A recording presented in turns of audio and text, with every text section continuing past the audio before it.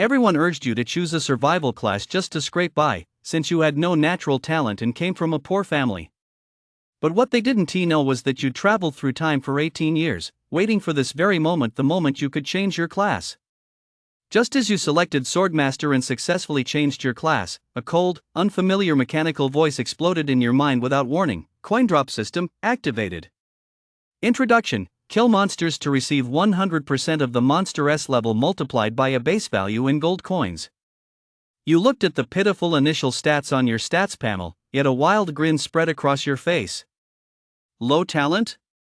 I'll buy god tier talents with gold coins. Poor gear? I'll buy out the entire server S shop. Swordmaster is a money pit? Great, you look up at the monsters deep within the mist. It seems as if a golden dollar symbol is floating above each of their heads. This battlefield is about to become your very own ATM. I was so broke I had only one yuan to my name, yet I didn't hesitate to buy the most pay-to-win class, the Swordmaster. My classmates all thought I was crazy, and even my homeroom teacher believed my life was ruined. That's because while the Swordmaster class has powerful attack stats, it's heavily reliant on gear, talents, and skills, all of which require massive amounts of gold to support. But what they didn't know was that I possessed the coin drop system, which would activate as soon as I successfully changed my class. Killing monsters would not only drop gold but also resurrection tokens. Never mind the Swordmaster class, even if I chose to become the weakest priest, I could still spend my way to invincibility. It has been 100 years since monsters first appeared in Sakura Kingdom, rampaging and slaughtering its people until the nation was destroyed. Today is the important day when you choose your class. Luyu, tell me, with all your stats failing the class simulation exam like this, what class should you choose? Luyu stood up and answered without hesitation, of course I'll choose the Swordmaster class. Not only is it incredibly cool, but the damage output is off the charts. As soon as he said this, the entire class burst into laughter. The teacher, however, snapped, "Stop laughing, everyone. What's so funny? Luyu, I know your family isn't well off. As a citizen of Great Xia, everyone dreams of becoming a sword immortal, but that's a profession only the very wealthy can afford to pursue. In your situation with a struggling family and low innate attributes, choosing the Swordmaster class is a dead-end path. I advise you to choose a more stable civilian profession instead. You can supply combat professionals on the battlefield with military provisions, earn a decent income, and improve your family's living conditions." "I understand, teacher." Luyu knew he couldn't persuade the teacher, so he had no choice but to agree for the time being. The teacher smiled with relief and motioned for Luyu to sit down. "Classmates, as you all know, 100 years ago, monsters descended upon us, and the human race nearly faced extinction. It was our ancestors who discovered the class transfer stone on the battlefield and risked their lives to bring it back. Only then did the era of universal class transfer begin, allowing the human race to survive to this day. But these monsters keep coming in endless waves, and our war against them has never ceased. The knowledge I teach you was earned by our ancestors with their blood and lives. Therefore, choosing a class is no trivial matter. I hope you'll take it seriously. Today, you've turned 18 and graduated. You're now free to choose your classes." Clap, clap, clap. Thunderous applause erupted. With tears welling in his eyes, the teacher turned and walked out of the classroom. Next, the entire class was led by a guidance teacher to the class selection plaza. They were exceptionally excited today because they could finally choose their classes. "With a face as handsome as mine, I have to choose the Swordmaster class today. Hey, get real. Are you trying to be Luyu? Or do you have a gold mine at home? Hey, Luyu, what life class are you planning to choose later?" Luyu smiled and said, "Didn't I just say? I'm choosing the Swordmaster class." Boos. Luyu's words immediately drew a wave of scorn. Luyu wasn't originally from this world. He had been reincarnated into this unfamiliar realm, born into a family living in harsh conditions. He had thought that, thanks to his status as a reincarnated soul, he'd be living the high life in this world in no time. As it turned out, Luyu discovered that his experience from his previous life was completely useless in this world, leaving him no choice but to live as an ordinary person. Moreover, hard work was nothing but a joke in the face of absolute talent and wealth. However, he discovered that he had brought a system with him after his reincarnation, though the system could only be activated after successfully changing his class. That's why Lu Yu had waited a full 18 years for this day. In fact, he was more excited now than any of his classmates. Once he completed his class change, his journey of turning the tables would officially begin. His parents would no longer have to risk their lives on the front lines producing war supplies. And his two younger sisters wouldn't have to eat bread and wild vegetable soup every day. The two girls, who were originally quite pretty, had become skinny and frail due to malnutrition.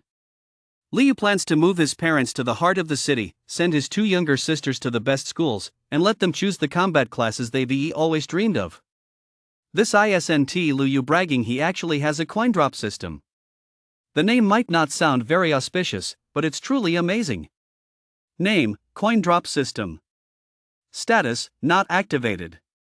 Unlock. Description: Once activated, monsters will always drop coins. Killing monsters guarantees a 100% drop of coins equal to the monster's level multiplied by the base value. Killing elite monsters or bosses will double the reward. The current base value for monster coin drops is 10. Tip: as the host advances, the corresponding star rating will automatically unlock. The higher the star rating, the higher the base value. Other currencies: Mist Coin, unlocked. Magic Crystal Coin, unlocked. Abyss Coin, unlocked. Gold Coins. These are gold coins, after all. They drop when you defeat monsters. And the amount of gold coins dropped is quite substantial. Gold coins play an enormous role in this world. As long as Lu Yu successfully changes his class, never mind becoming a swordmaster, even if he chooses a priest, he'll be able to spend so much in-game currency that he'll become invincible. In this world, there are three types of currency. One is paper money, the currency used in the real world. Another is in-game currency, namely gold coins. And the last type is special currency, which is only usable in specific areas and can be used to purchase special sets and the like. In reality, the drop rate for gold coins is extremely low. Yet their utility is immense. They can be used to draw skills, talents, and more, as well as to purchase treasure chests in the Outland shop. Treasure chests have a chance to yield top-tier gear, materials, items, and even top-tier mounts and pets. Once the coin drop system is activated, you unlock 1 star, guaranteeing a 10 gold drop from level 1 monsters, and there are still a whole host of rare coins yet to be unlocked. You can imagine just how mind-blowing this coin drop system is. Just as Lu Yu was filled with anticipation, a beautiful guide standing by the class transfer stone finally called out his name. Next up, Lu Yu. Here. Lu Yu replied excitedly. The pretty female guide glanced at Lu Yu's profile, then smiled and said, Lu Yu, which type of lifestyle profession would you like to choose? I suggest you choose Blacksmith. You can craft basic combat armor for low-level class changers. It's a bit tiring, but the pay is pretty good. But Lu Yu shook his head. The pretty female counselor thought for a moment and said, then I'd suggest you choose Alchemist. Alchemists can craft various healing potions for adventurers, and the pay is the highest among all lifestyle professions. However, your family's financial situation doesn't seem very good, so it might be a bit difficult for you to become a high-level alchemist. Lu Yu still shook his head and said, pretty lady, I've already made up my mind. Hearing this, the pretty female guide smiled slightly and said, all right, then please go ahead and choose your class. Lu Yu nodded and began interacting with the class transfer stone. A virtual class selection screen appeared before him. Lu Yu skipped past all the non-combat professions and paused at the combat profession Swordmaster. Holy crap, what is Lu Yu up to? He is not seriously thinking of choosing the Swordmaster class, is he? Is he crazy? Is he for real? Even the pretty female guide standing nearby was startled and hurriedly said, Lu Yu, don't give up on yourself. But Lu Yu just flashed an excited smile and clicked the confirm button without hesitation.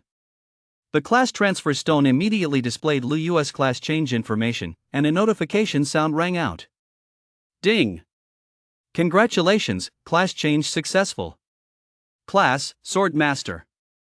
He is crazy. This guy is crazy. With his family background, choosing Swordmaster is just ruining his future. Exactly. The Swordmaster class is so dependent on gear, talents, and skills, every aspect requires massive amounts of gold to support. In everyone's view, without top-tier gear, high-level skills, and high-level talents, a Swordmaster wasn't even as good as a warrior. But once a Swordmaster possessed these conditions, they could tower above every other class. Perhaps someone might ask, what if other classes also had these conditions? To that, I can only say, at the same level, a Swordmaster can utterly dominate any other class. Seeing this, the beautiful female guide could only shake her head and sigh. Lu Yu, however, didn't seem to mind. Because his system had finally activated. Ding! Congratulations, host, on successfully changing your class. The coin drop system is now active. Monster kills guarantee a 100% gold drop rate. It's here. Lu Yu was overjoyed inside. But he didn't let it show. Instead, he waited quietly in a corner for his classmates to finish their class changes. While everyone was still changing classes, Lu Yu opened his class panel. Name, Lu Yu. Class, Swordmaster. Level, LV1 Tier 1. HP, 50. MP, 50. Physical attack, 21. Physical defense, 15. Magic defense, 15. Strength, 7 each point plus 3 physical attack. Stamina, 5 each point plus 10 HP, plus 3 physical defense. Intelligence, 7 each point plus 3 magic attack. Agility, 6 each point plus 10 movement speed and 0.01% attack speed. Spirit, 5 each point plus 10 mana, plus 3 magic defense. Free stat points, 0 plus 5 per level. Talents, none. Skills, none. Very low stats. Normal starting stats range from 5 to 20 points. Lu Yu's stats are low across the board. However, Lu Yu wasn't the least bit worried with the system at his disposal. Why worry about not being able to max out his stats later? 2 hours later, over 100 students had finally chosen their respective classes. The voice of the beautiful female guide rang out. Please get ready, everyone. You are about to head to the battlefield ruins for your trial. I'm sure your homeroom teachers have already gone over the precautions for the battlefield ruins many times, so I won't repeat them here. The next moment, mystical teleportation arrays appeared beneath the feet of over 100 students. Immediately afterward, over 100 students vanished simultaneously. Welcome to the battlefield ruins. Hint 1. You must reach level 10 within the battlefield ruins to teleport out. 2. Before teleporting back, you may draw 3 free rolls for class talents and class skills. 3. This is the site of a battlefield where humans once fought invading monsters. Many low-level monsters still roam here, so please fight within your limits. Lu Yu looked up. The battlefield stretched as far as the eye could see, shrouded in a hazy mist, and he could catch a whiff of decay. Across the battlefield, the corpses and bones of monsters and humans lay scattered everywhere, alongside battle flags still standing tall and the shattered weapons of both monsters and humans. Faced with this scene, over 100 students froze in their tracks. Some of the more timid ones were even trembling uncontrollably. This is the cruelty of the battlefield. Countless predecessors had sacrificed their lives here. And within the hazy mist, 3 massive statues gradually came into view. Look, that's the sword god of creation and the dragon blood war god. The one in the middle must be the legendary human celestial god. These 3 statues were all guardian heroes and war gods of the human race. They were the human race's faith. It was precisely because of them that the human race had a chance to catch its breath today. Lu Yu merely glanced at the 3 statues before quietly walking away on his own. Meanwhile, the other students began forming teams. I'm a top-tier healer. I can deal damage, tank, and most importantly, provide ample healing. Looking for a strong team. This was a simulated battlefield dungeon created by a master of formation arts, with scenes designed to replicate the regional environments of a real battlefield. The low-level monsters inside had all been captured by high-level human race class changers. Every student who completed their class change was required to enter this dungeon for training. However, these students were unaware that this was a simulation dungeon. They all treated it as their final practical exam before graduation. The purpose of this dungeon was twofold. First, it was to expose these students to a real battlefield environment and let them experience the cruelty of war. Second, it was actually a perk for these recent graduates. Since the dungeon only contained the lowest tier monsters, the students could easily level up to level 10. Most importantly, after reaching level 10 in this dungeon, they can draw skills and talents 3 times for free. If they want to continue drawing, they need to spend gold coins. Therefore, parents of well-off students have long since given them a large sum of gold coins, specifically so they can draw good skills and talents here, giving them a significant head start over others.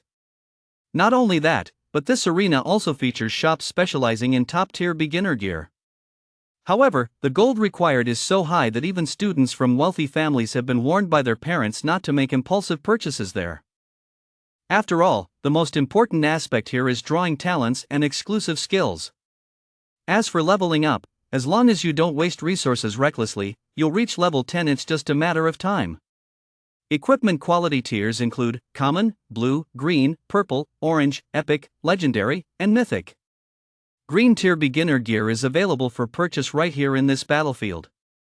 While the other students were still forming parties, Luyu had already arrived at the shop selling beginner gear. Name: Green Shadow Sword. Quality: Green. Suitable classes: Warrior, Swordmaster. Wear level: level 10 or below. Selling price: 100 gold coins. Wow! It costs 100 gold coins for this? That's equivalent to 100,000 yuan. Gold coins, alliance coins equals 1:1000. Keep in mind that even the wealthiest students usually only brought a little over 1,000 gold coins with them to spend on talent and skill draws. But Luyu didn't even bat an eye as he bought this green shadow sword. He just killed 10 level 1 mobs, looting 100 gold coins, enough to cover the cost. With this sword, he be more than capable of sweeping through the low-level monsters here. Luyu headed straight for the level 5 monster zone. One shot. Another one shot. Yet another one shot. He took them all down with a single strike. Ding! Congratulations on earning 510 is equal to 50 gold coins. Ding! Congratulations on earning 510 is equal to 50 gold coins. Luyu was incredibly excited, exclaiming that it was a real thrill. This was absolutely amazing. The large amounts of gold dropped by these monsters were automatically transferred to Luyu's backpack, so he didn't have to worry about anyone stealing them. In this world, there is no concept of priority when it comes to items dropped by monsters. Anyone can pick them up. By the time his classmates were excitedly leveling up to level 2, Luyu had already reached level 5 and returned once again to the beginner's equipment shop. This time, he bought up all the best equipment pieces in the shop, including clothes, shoes, a crown, a necklace, and 11 other items. Luyu was now decked out in green quality gear from head to toe, though that might not sound very flattering. But on this battlefield, Luyu was already invincible. Overjoyed, Luyu headed straight for the level 10 monster zone. These level 10 monsters had eyes glowing with a sinister red light and were hideously ugly, with the bodies of toads but heads like hippos, and they reeked of a foul stench that made people feel sick. Name: Evil Havi. Level: LV10. HP: 1000. Luyu stood right there in the midst of the level 10 monster horde, yet these monsters couldn't even scratch his defense. And in the very next second, ding! Congratulations on earning 1010 is equal to 100 gold coins. Ding! Congratulations on earning 1010 is equal to 100 gold coins. Ding! Congratulations on earning 1010 is equal to 100 gold coins. The battlefield ruins map was large enough, and there were plenty of monsters for everyone to reach level 10. Luyu fought his way alone along a path to the deepest part of the map, frantically hunting monsters to farm gold. He was determined to draw the most powerful talent. Time flew by. 3 days later. Most of the students had also reached level 10. Here, once you reach level 10, you can no longer gain experience, nor will monsters drop any items.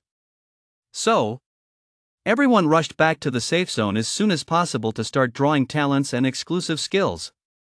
As for Lu Yu, the reason he returned to the safe zone now was that he had wiped out every monster left to kill in the depths of the battlefield. At that moment, in front of Lu Yu lay a talent divine stone and a skill divine stone similar to the class transfer stone, but with slightly different patterns engraved on them. Seeing Lu Yu arrive, the other students showed no reaction.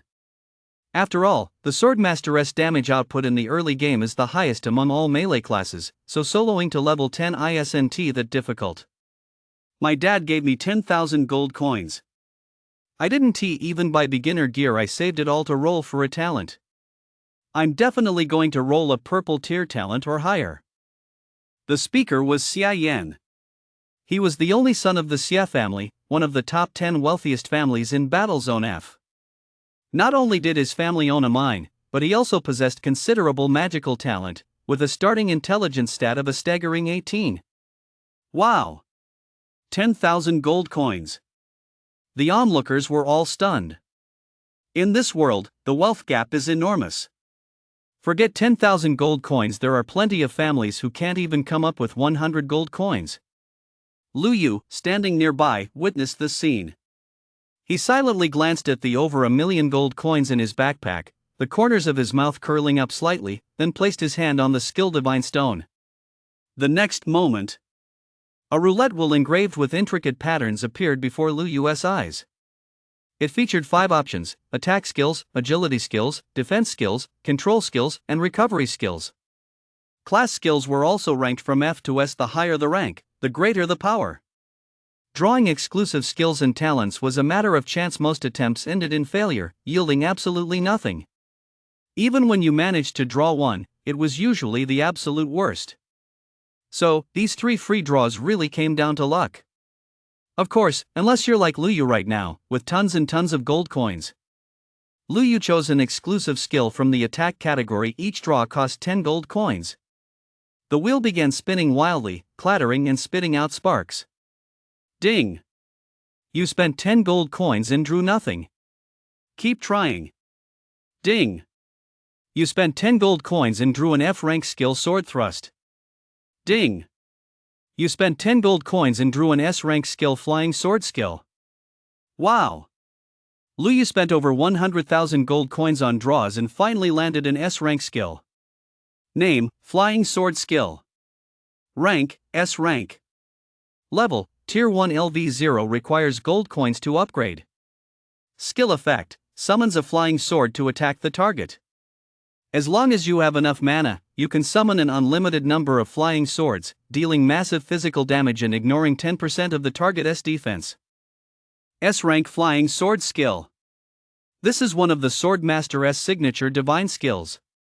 As a swordsman, there are 2 skills I've always dreamed of. One is flying on a sword, and the other is the flying sword skill. After drawing the skill, the main event is yet to come. Drawing talents. Talents determine your potential. This is where luck and spending really come into play. When Lu Yu placed his hand on the talent divine stone, a talent wheel appeared, with the button in the center still showing 3 free spins. The wheel featured 8 talent tiers: white, blue, green, purple, orange, epic, legendary, and mythic. Ding! You have activated the talent draw. Once you select a drawn talent, this feature will be permanently disabled. If you cancel the draw midway, the system will automatically select the talent from your last draw. You start with 3 free draws. After that, each draw costs 50 gold coins. After the prompt disappeared, Lu Yu tapped 3 times in quick succession. To his surprise, he actually drew another talent. His luck was exceptionally good. Ding! Congratulations on drawing a white talent archery specialization. Talent draws are random across all classes. Given how difficult it is to draw a talent that matches your own class, let alone a high-quality one, it's clear just how challenging this is. In most cases, players end up with nothing. Lu Yu couldn't help but marvel. No wonder, for the past century, the vast majority of class changers have had talents below the orange tier. Legendary talents like those of the three war god level powerhouses, the heaven-splitting sword god, the dragon blood war god, and the celestial god, are truly as rare as hen's teeth. Next, Lu Yu chose to spend his gold coins on a draw without hesitation. In this cutthroat world, only the very top-tier talents can ensure invincibility. Ding! You spent 50 gold coins and drew an orange talent force magic sword. It took nearly 1,000 draws and nearly 50,000 gold coins to finally draw a single orange talent. An orange talent. For the vast majority of people, that's the talent of their dreams. As long as it isn't completely mismatched with their class, the future looks bright and full of promise. Just orange? Keep going. Lu Yu didn't give it a second thought and kept rolling.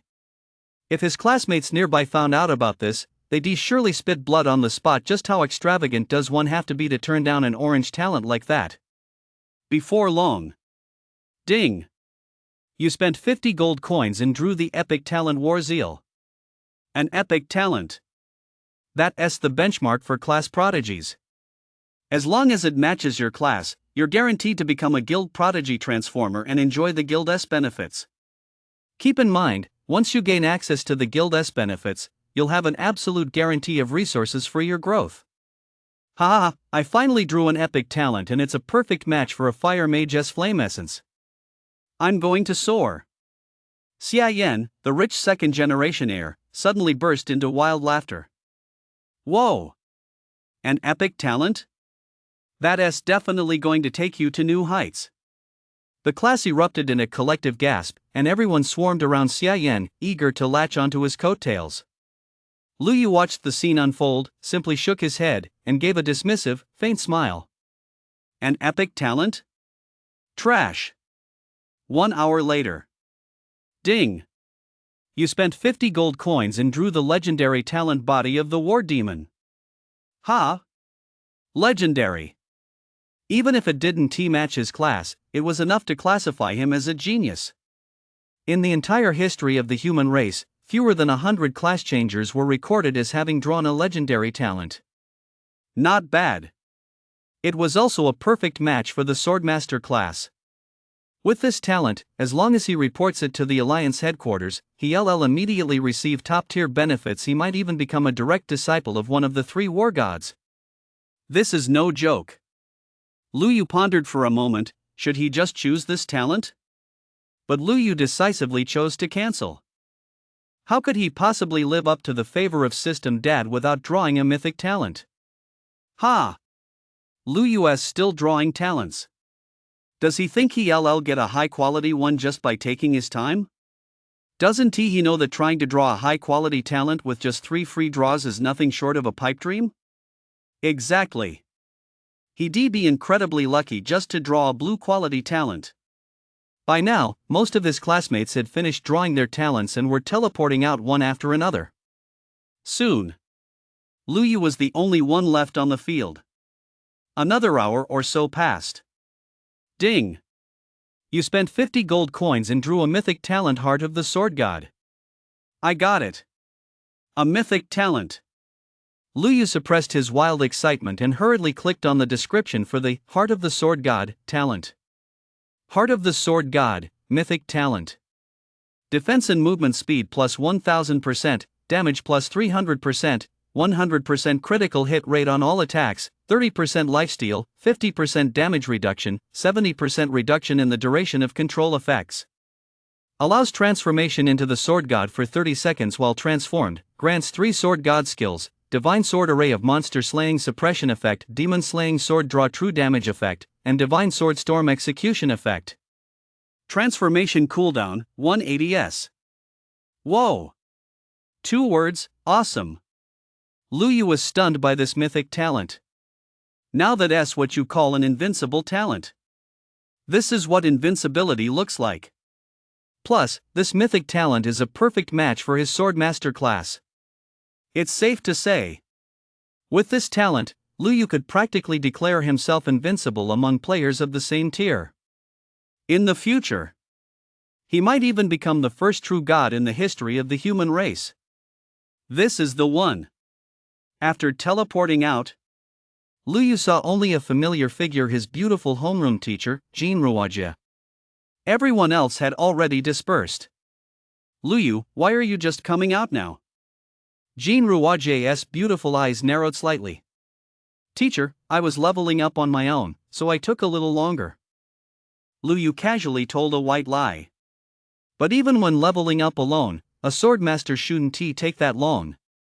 However, Teacher Jean didn't think much of it and said, Lu Yu, I understand your situation, but don't give up.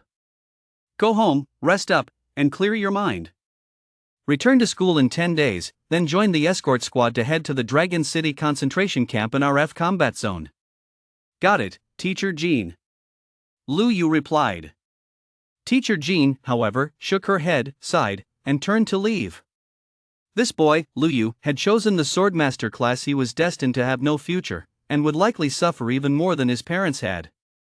But Lu Yu could feel his homeroom teacher's concern. These past 3 years. Although he'd often been scolded by Teacher Jean, called out in class, and made to stand as punishment, it was all because Teacher Jean was frustrated that he wasn't living up to his potential.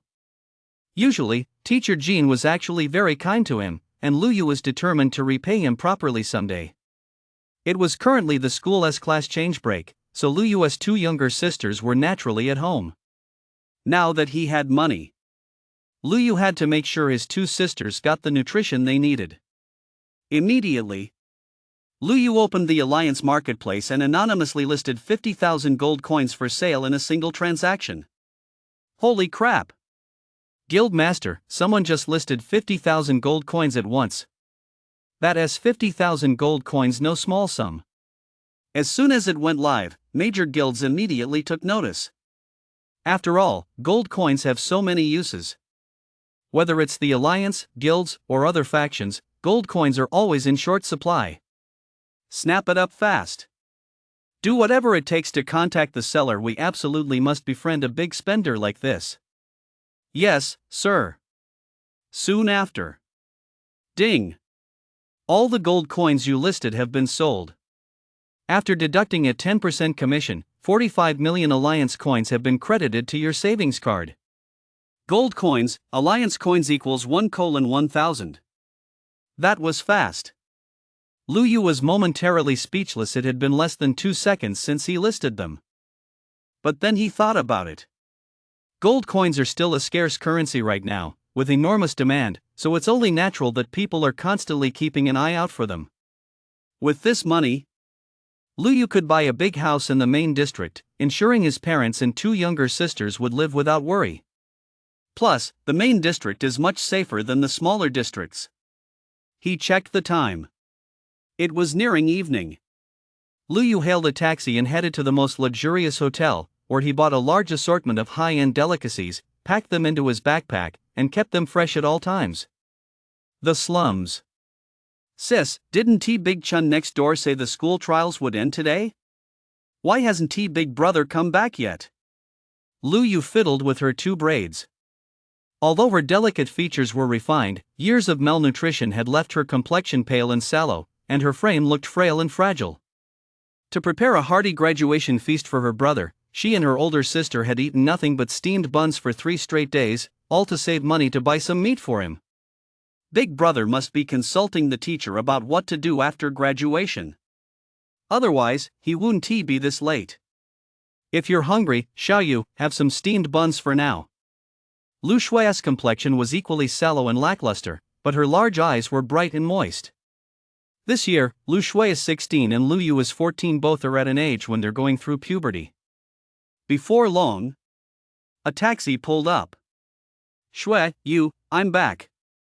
Lu Yu called out cheerfully. It's Big Brother. Lu Shui and Lu Yu's eyes lit up, and they hurriedly sprang into action. Big Brother, don't come in yet. Wait outside for a bit. Lu Shui called out mysteriously. Lu Yu had a hunch that his 2 younger sisters were planning a graduation surprise for him, so he obediently waited outside the door. A moment later, Lu Shui's voice rang out, Big Brother, you can come in now. Only then did Lu Yu open the door and walk in with a beaming smile.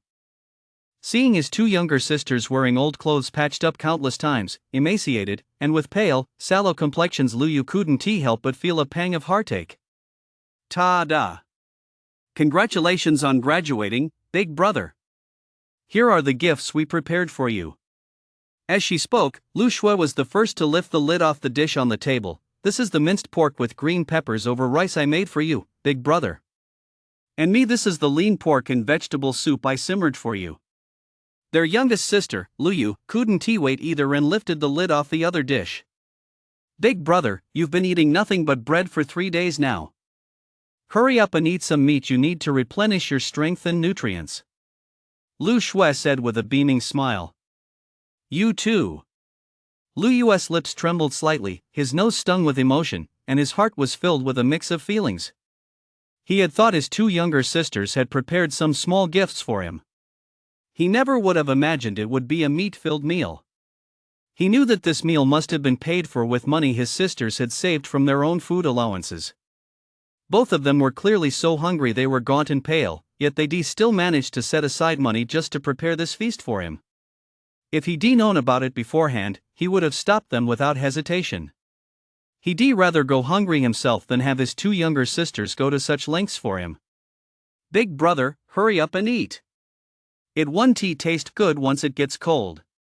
Although Lu Shui and Luyu were also craving meat, this was a graduation gift prepared for their older brother, so no matter how much they wanted to eat, they had to pretend they weren't hungry and didn't want any. You two little fools. Starting today, I promise you that every day you'll have meat to eat, a comfortable bed to sleep in, and beautiful new clothes to wear. Luyu hugged his two frail younger sisters tightly, his heart aching with concern. Lu Shui and Luyu? Big brother, are you mad at us? Exactly. Big brother, it's freezing out here, what kind of nonsense are you talking about? The sisters asked nervously. They thought their big brother had seen that they bought meat and was upset that they were eating even less than usual, so he was scolding them, which was why he momentarily lost his temper and started talking nonsense. How could that be? How could your big brother possibly be angry? I'm just worried about you two. You must be starving, come eat with me. Luyu said tenderly as he ruffled his two younger sisters' hair. Hearing that their big brother wasn't angry, the two girls immediately breathed a sigh of relief and hurriedly said, Big brother, we've already eaten. We're full. You go ahead and eat. Once you're done, please tell us all about the class change.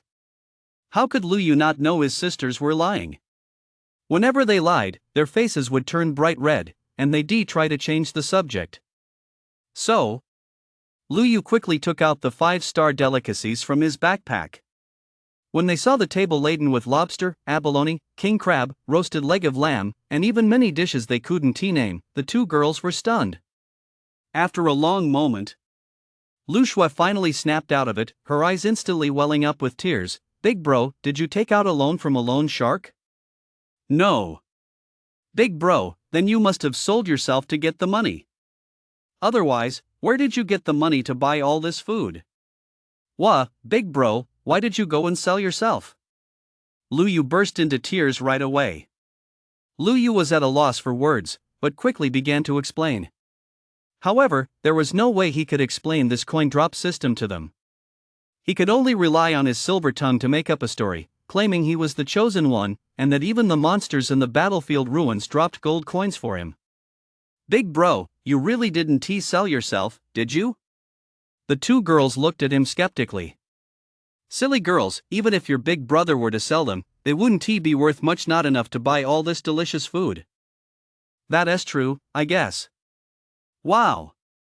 Big brother, doesn't that mean you have a lot of money now? You bet. But you two have to keep this a secret for your big brother. Okay, stop crying. Let us eat. Tomorrow, I'll take you to the big city to buy a big house.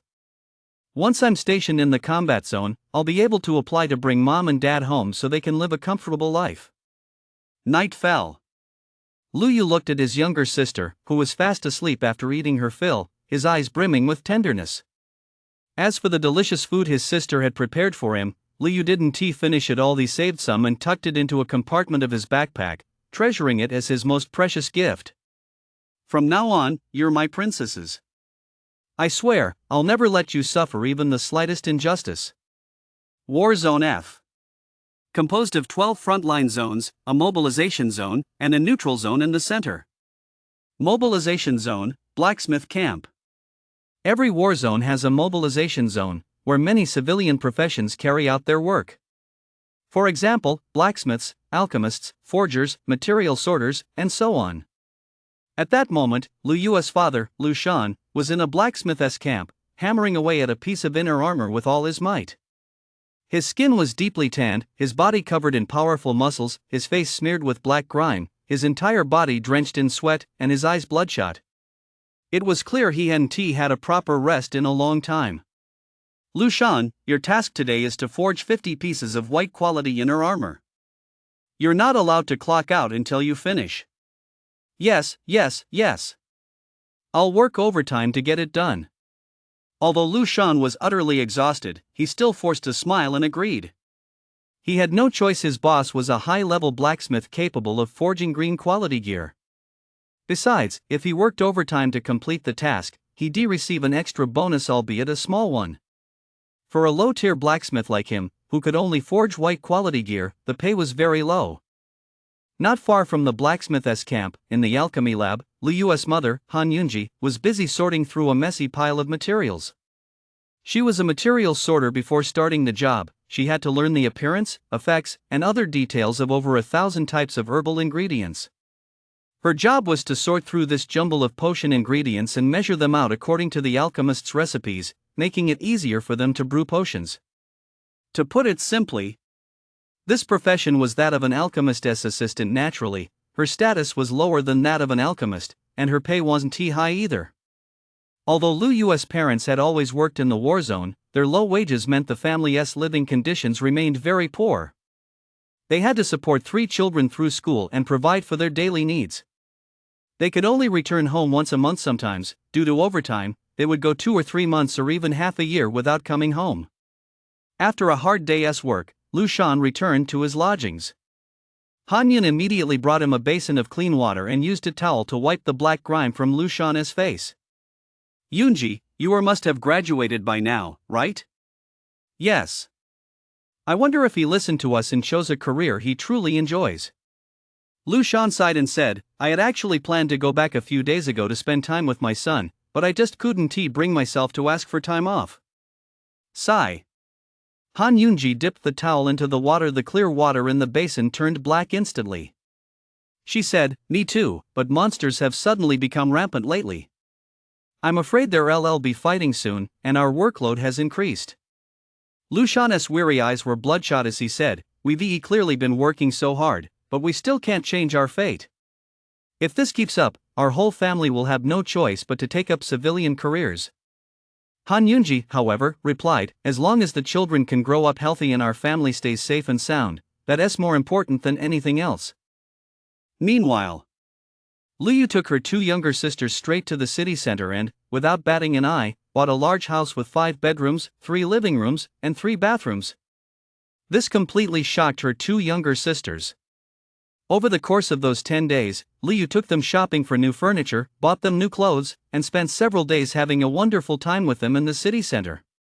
It made up for all the hardships and struggles they endured over the past decade or so. Even now, his 2 younger sisters still couldn't believe it. It all felt like a dream too surreal to be real. Once the 10 days were up, Lu Yu had to return to school. Before heading to the war zone, Lu Yu left them some money enough to cover their daily expenses and urged them not to hesitate to spend it. When Lu Yu returned to school, a group of high-level class changers riding massive battle pets was already waiting for him. The leader was even riding a flying battle pet. His golden battle armor shone brilliantly in the sunlight, exuding an imposing presence. Flamespear Warrior, 5th class, LV 125. Classes and levels were the only information visible above each class. Transformed player's head talents and attributes remained hidden. This sight sent Lu Yu's blood racing. A flying battle pet. Those were far more precious than ordinary battle pets. To obtain a pet, one must spend gold coins to purchase a pet chest. Only these chests offer a chance to unearth a pet egg. And the quality of the pet obtained from an egg depends entirely on luck. In other words, this escort team was an elite squad of the human race. When Liu saw Xia Yan standing beside the principal, he guessed that the war zone had dispatched an elite squad to provide escort, likely because of Xia Yan. Xia Yan must have voluntarily reported his epic talent, and the school passed this information on to Alliance headquarters. Only a genius recognized by the entire Alliance would be escorted by an elite squad. Sure enough, after the principal finished his speech, the escort captain personally escorted Xia Yan aboard his mount, while the others had to ride on the mounts of the other squad members. It wasn't that Liu hadn't considered reporting his own talent to receive training from Alliance headquarters. But when he thought about his coin drop system, he realized he didn't need to rely on anyone else at all. Moreover, a flower grown in a greenhouse can hardly become a great hero who stands tall and strong. Just look at the 3 great war gods, which one of them didn't fight their way to the top on their own. None of them ever relied on others. So, Liu decided to temper himself through self-discipline, grow as a lone wolf, and live freely and at ease. At that moment, the escort captain, Yang Zhang, spoke up. Listen up. Once we leave the safe zone, we could face monster attacks at any moment. Don't assume you're completely safe just because we're escorting you. Stay on high alert at all times. Hearing this, the students all sat up straight.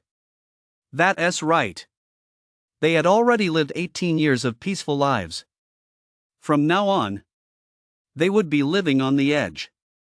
On the battlefield, even the slightest lapse in concentration could mean the difference between life and death. A sharp gleam flashed in Liu's eyes. He couldn't wait to experience the power of his mythic talent. One day later, the squad arrived safely in Dragon City. They had encountered several waves of monster attacks along the way, but none of the monsters were above level 100. Against the escort team as formidable combat power, these monsters were as fragile as paper. However, this also made everyone realize that these high-level monsters were unlike those in trial dungeons. They possessed intelligence, were well organized, had a strong sense of teamwork, and were utterly fearless in the face of death. You'd better not approach this with a game mentality, thinking monsters are meant to be farmed by S-class changers. Remember, monsters are far more powerful than we are.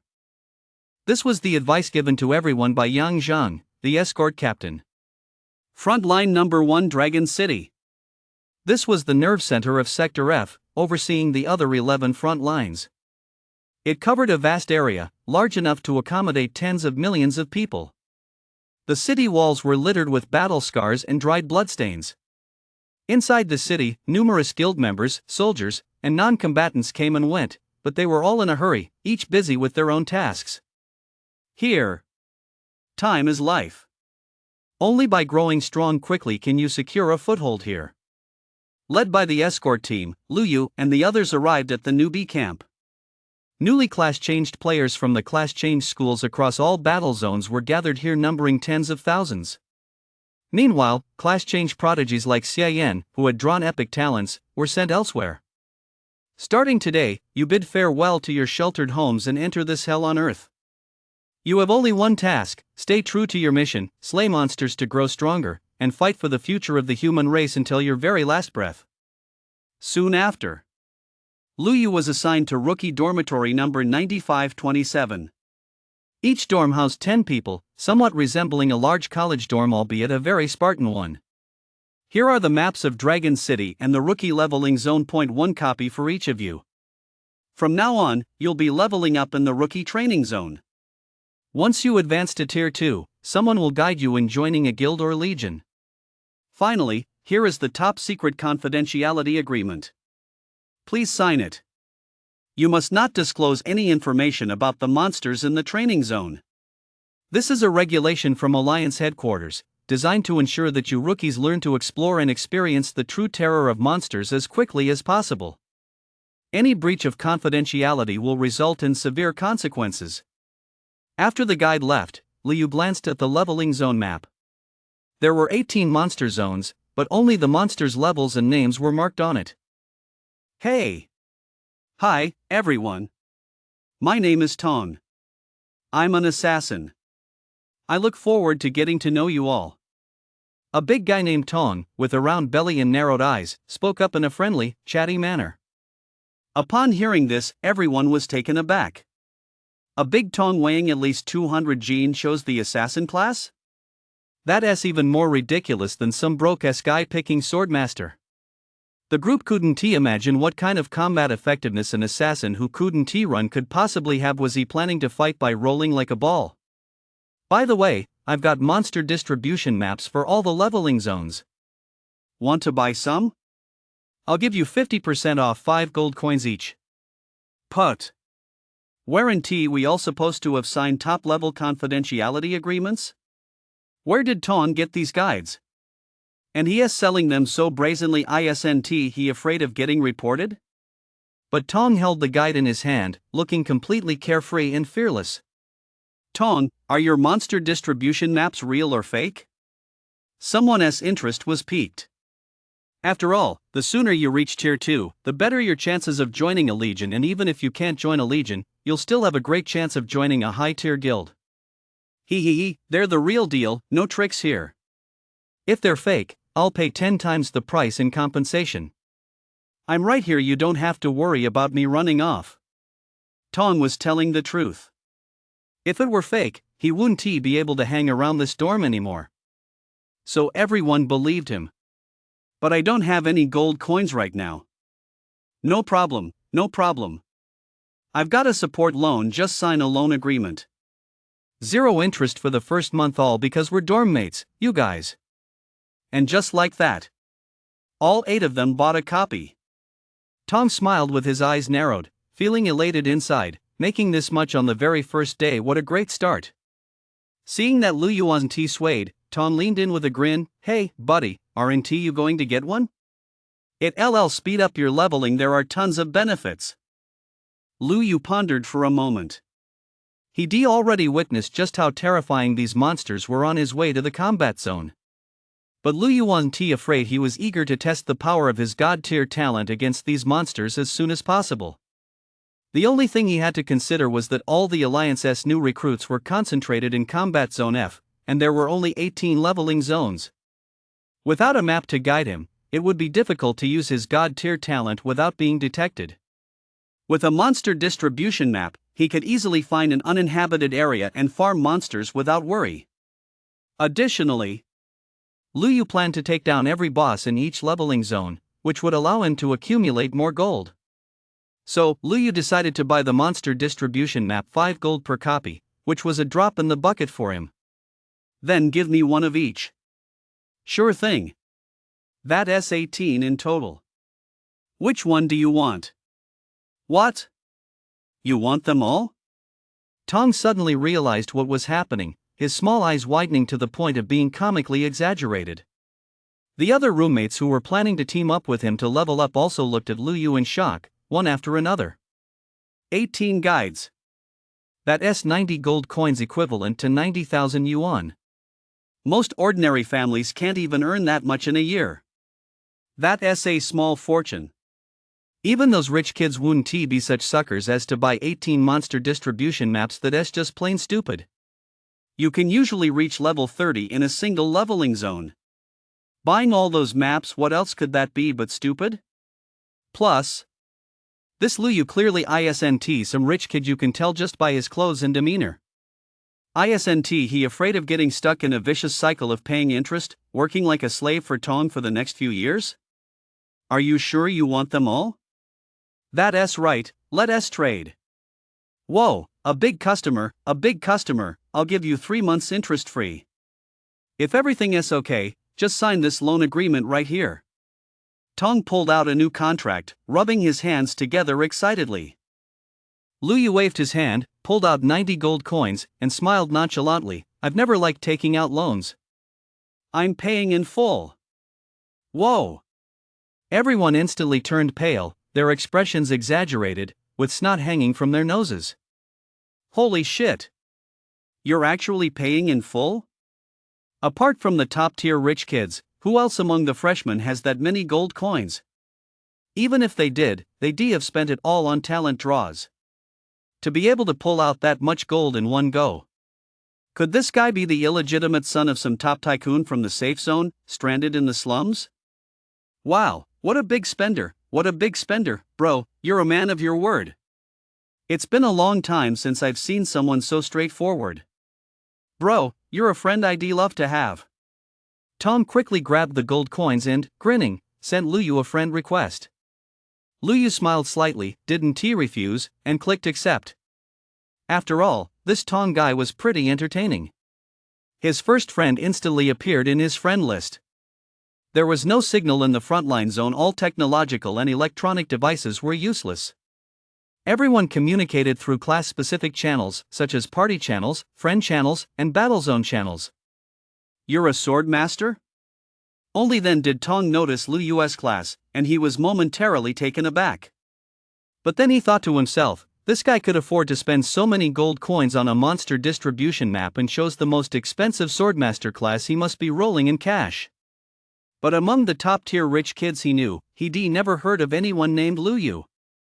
Could he be the illegitimate son of some tycoon? It was very possible. This made Tong even more interested in Luyu. Hey, buddy, why don't we team up and level up together?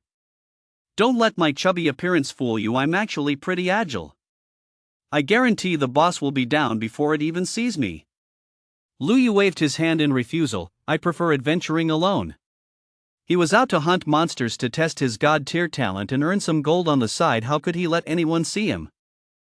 Otherwise, who knows, the other person might report him directly to the Alliance headquarters. If that happened, he'd be constantly under the watchful eyes of the bigwigs, with no privacy left. He hated nothing more than trouble. It was much more comfortable going it alone. If it weren't for the coin drop system, Luyu would definitely have to rely on the Alliance's resources to grow. But now, Luyu didn't need to depend on anyone at all. As a Swordmaster, what he wanted was freedom and unrestricted independence. So, unless there were special circumstances, Luyu wouldn't easily team up with others. Immediately, Luyu set off alone toward a leveling zone. Oh my, looks like this guy doesn't trust me. Saying this, Tong turned around with a smile and looked at his roommates. How about we team up? Ahem. No, we've got enough people already. With that, the 8 of them hurried off to level up. You've got to be kidding. A heavyweight assassin who want to team up with you. Can't pull mobs. Can't deal damage. Can't tank either. And you'd need a support player to look after you. You'd be a total deadweight. You bunch of jerks, how dare you underestimate me, Tong. Just wait until I'm the first to hit level 30. Then you'll be crying and begging me to let you join my party, trying to ride my coattails, and I won't agree. Humph. Tong muttered to himself as he headed off alone to the leveling zone to grind monsters. F-rank monster territory, the Dark Graveyard. Boss-level monsters can corrupt the real world, creating a monster territory. The more powerful the boss, the larger the territory. As long as the boss doesn't die, the monsters it spawns won't be completely wiped out. They respawn periodically. The lord of this dark graveyard forest had been captured by human warriors and imprisoned here in the newbie camp, serving as a leveling zone for new players. Of course, if a newbie were to slay the lord here, the human warriors would simply capture another level 30 lord-class monster to replace it. At that moment, Luyu arrived at the entrance to the dark graveyard forest. He looked up. A massive magical array, visible to the naked eye, enveloped this leveling zone, preventing the monsters inside from escaping. Quite a few new players summoned parties, others going solo had already entered the Dark Tomb Forest. After Luyu presented his ID card, the guard at the taxi stand verified his credentials and let Luyu in, kindly adding, if you're hunting alone, you'd better be careful. The monsters in there won't just fight you one-on-one. Once inside the monster territory, Luyu headed straight down a path, passing through a hidden cave until he reached a new graveyard. Luyu's arrival immediately alarmed the undead monsters guarding the area. Crack! Crack! Crack! Numerous zombie-like monsters immediately crawled out of the graveyard. They had the heads of dogs and the bodies of humans, their crimson claws gleaming with a metallic sheen. Name, Shadow Biter. Level, LV15. Hiss. Those damned human new class changers are here again. This time, we'll wipe them all out. The elite monster leading the pack launched the first attack. It's on you lot. Lu Yu's gaze sharpened. Gripping the Azure Shadow Sword, he gave a light shout, "Talent, unleash!" ZZZZT. A dazzling, multicolored beam suddenly surged from beneath Lu Yu's feet, sending a shockwave surging upward toward his head. What is that? Upon witnessing this scene, the Dark Biter's pupils widened with deep terror. They could sense an overwhelming sense of oppression emanating from the light. In an instant, Lu Yu's aura underwent a dramatic transformation, as if a peerless divine sword had descended from the heavens, about to reveal its invincible edge. Lu Yu's short hair had transformed into flowing locks, and his clothes had become simple white battle armor. With star-like brows and sword-like eyes, he was peerless in the world. Under the effect of the sword goddess avatar, the Qingying sword also resembled a peerless divine blade, emitting an emerald glow of the purest green. Lu Yu was confident. Now, even when facing a lord-level boss, he could stand invincible. With a sword in hand, the world is mine. This was the invincible aura of the sword god. I'll use you to test the power of my sword god technique. As soon as the words left his mouth, Lu Yu assumed a sword drawing stance.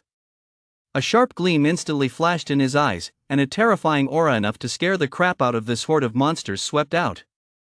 At that moment, the Dark Biter monsters finally snapped out of their daze, each of them shrieking in terror, "Run for your lives, this kid is cheating." But it was too late. The very next second, Lu Yu's figure appeared right behind the monsters. Demon-slaying sword drawl. Whoosh. 1,500. 1,500. 2,000. Almost simultaneously, the heads of over 100 Dark Biter monsters flew into the air, their health bars vanishing instantly. Even the elite-level Dark Biter monsters were instantly wiped out. So this is the Sword God skill? It's truly powerful. Sword God skill description: this skill's damage is tied to both strength and agility. The higher your strength and agility, the greater the damage bonus. It deals true damage with 100% penetration and also has a demon ceiling effect. Of course, the actual damage from this skill is far greater than 2000. It's just that these elite monsters only have 2000 HP, so the damage is capped at 2000. Ding! Congratulations on earning 1510 is equal to 150 gold coins. Ding! Congratulations on earning 1510 is equal to 150 gold coins. Ding! Congratulations on earning 1510-2 is equal to 300 gold coins. Killing an elite monster doubles the gold drop. Not bad. Lu Yu was overjoyed. I wonder how many times the gold drops are multiplied when killing a boss. He glanced at his level. He de-leveled up 3 times. Killing monsters below his level grants extra experience. At this rate, he should be able to reach level 30 before sunset, provided he takes down the Lord boss. So, Lu Yu sprinted straight toward the final boss. The passive bonuses in Mythic have no time limit, only the transformation has a cooldown. So, even wearing nothing but a full set of level 10 green gear, Lu Yu could easily one-shot the monsters here. And these monsters couldn't inflict any significant damage on Lu Yu. After all, with a 10x movement speed boost, defense bonuses, a 50% damage reduction effect, and a 30% lifesteal effect, he could farm monsters without taking a single hit. Before long, Lu Yu had made his way alone deep into the shadowed graveyard. Not a single monster could stand in his way. Even a powerful boss-level mini-boss was no match for a single sword god technique. At that moment, the sun was about to set. Once night fell, the monsters would gain a dark power bonus, boosting their stats. Lu Yu opened the map. No doubt about it, that's the stronghold of the final boss, the Dark Lord, Skeleton Castle. A small defensive magic array enveloped the castle. It must have been cast by a powerful human to prevent the boss from leaving to attack new players, thus confining it to its stronghold. Otherwise, With the combat power of a level 30 Lord Boss, it would be more than enough to slaughter level 10 newbies, and this wouldn't be a leveling zone for beginners, but a death trap. It seems the Alliance headquarters has thought things through quite thoroughly, greatly reducing the risks for new players while leveling up. With that in mind, Liu transformed into the Sword God once more. Alone with his sword, he charged straight into Skeleton Castle. Ha, you actually dare to barge in here all by yourself. Should I say your courage is admirable, or that you're just plain stupid? Kid, I'm going to turn you into a soul beneath my giant club and wash away the shame of my imprisonment with your blood.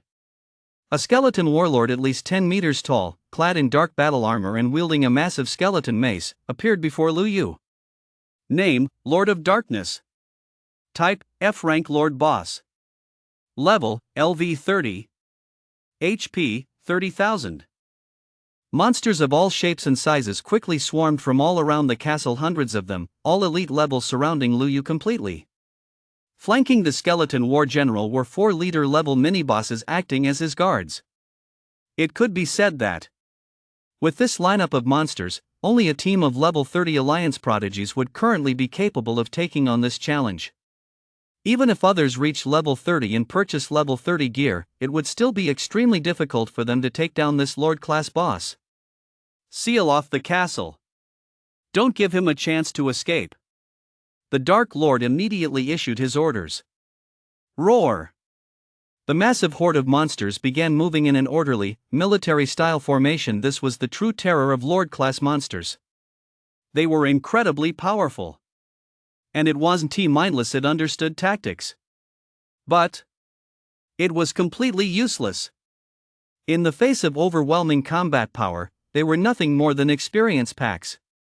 Divine Sword Storm. Liu Yu swung his sword, unleashing his most powerful sword god skill. In an instant, centered on Liu Yu, a terrifying blade tornado formed, with 10,000 swords dancing through the air. And this blade tornado spread out at an incredible speed. All monsters caught in its path were shredded to dust before they even had time to scream. This can't be. How could a newly transformed human possess such a terrifying skill? The Dark Lord was so shocked his jaw dropped. It couldn't wrap its head around it. Why could a human brat, not even level 30, unleash such a wide-ranging sword technique, and one so powerful at that? As far as it knew, Tier 1 class changers, regardless of their profession, weren't supposed to possess such terrifying skills. Could this be a talent skill that surpasses even legendary tier? The Divine Sword Storm quickly engulfed the entire skeleton castle, forcing the Dark Lord to stop pondering and focus all its strength on defending itself. But the damage from the Divine Sword Storm was too high, and it was continuous, uninterrupted damage, so its health wouldn't hold out for long. Sure enough, the Dark Lord could only withstand a few hits before being shredded into bone pulp by countless blades, dead as a doornail. Ding! Congratulations on earning 30-10-10 is equal to 3,000 gold coins. Ding! Congratulations on defeating the Dark Lord. Level +1. Ding! You have reached level 30. You can only continue earning experience for leveling up after advancing. Please go to the Divine Stone of Advancement to accept the advancement quest. I just one-shot a Lord level boss? Liu Yu marveled at the power of his God tier talent. And this wasn't even the true might of the God tier talent, because as his level increased, the damage of the Sword God technique would increase as well. Perhaps once he advanced to the 10th tier, he might even be able to single-handedly sweep through the entire Outland battlefield. Also, killing a Lord-level boss yielded 10 times the usual amount of gold. What a thrill! Outside, 2 gate guards were chatting. Hey, I heard there are more talented new recruits this year than ever before. There are even 3 supernovas who drew legendary talents that match their classes. Yeah, apparently those 3 superstars have each formed a party to challenge themselves to reach level 30 in a single day and take down a Lord boss. I wonder if they succeed. A day? How is that even possible? Even the weakest F-rank Lord isn't something they can easily handle this early in the game.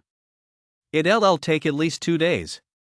As they spoke, a dazzling beam of light suddenly burst from a magical array deep within the dark tomb forest.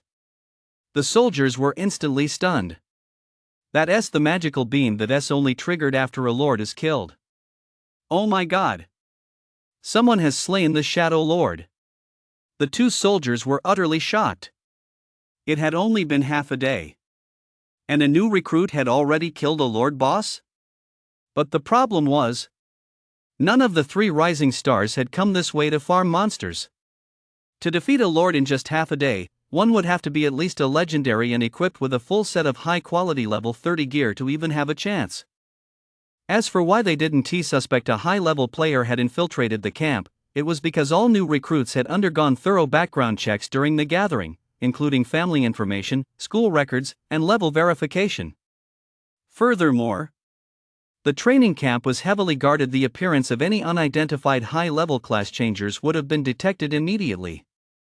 As soon as the two soldiers realized what was happening, they immediately reported the emergency. An F-rank Shadow Lord was defeated in half a day? Send me the records of all new recruits entering the Shadow Grove to level up. Zhao Liang, the camp's commander, received the list and began reviewing it. He quickly spotted a name Tong and his profile. Apart from his name and photo, which were genuine, all other information was fabricated. So it's that noble's grandson.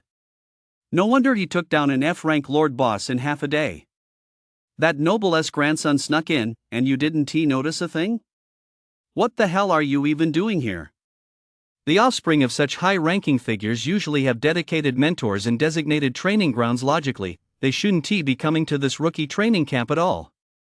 Deep within the dark tomb forest. At that moment, Tong stared blankly ahead.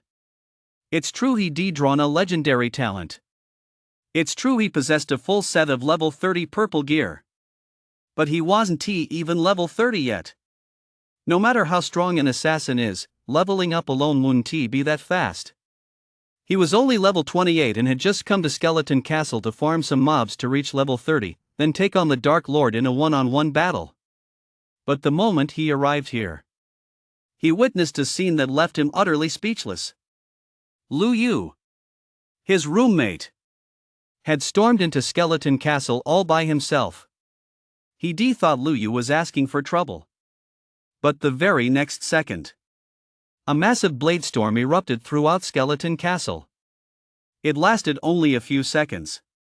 Every monster inside Skeleton Castle was instantly wiped out. Even the Dark Lord was obliterated. What kind of monster is this?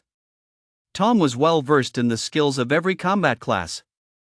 He was certain that none of the skills available to a Swordmaster below level 30 could be this absurdly powerful. There was only one explanation. His roommate must have drawn an incredibly game-breaking talent, one that guarantees at least a legendary tier talent. At this thought, Tong narrowed his small eyes, and a flash of sharp insight lit up his gaze. Anyone who dared to choose the Swordmaster class and drew such high-quality talents, such a person had a bright future ahead. He had to find a way to befriend this guy. Meanwhile, Lu Yu had already exited Skeleton Castle. As the saying goes, gold always shines with someone as amazing as Lu Yu. It was only a matter of time before he was discovered. The reason he'd been so brazenly wiping out the bosses here was that he'd naturally already thought of a plan. By now, Lu Yu had reached level 30, allowing him to purchase a full set of level 30 Swordmaster gear and upgrade his skills to tier 1, level 30. With that, even without transforming into the Sword God, he could easily one-shot monsters in the newbie leveling zone. Ding! You spent 360 gold coins to upgrade the Flying Sword skill to tier 1, level 30. Hint: skill levels cannot exceed your own level. You must level up before you can continue upgrading your skills. Lu Yu smiled slightly. It really is great to have money. He could finally understand the thrill that big spenders felt when playing games. Next, Lu Yu opened the Beyond Realm store. For all class changers, the Beyond Realm store feature automatically unlocks upon reaching the frontline region.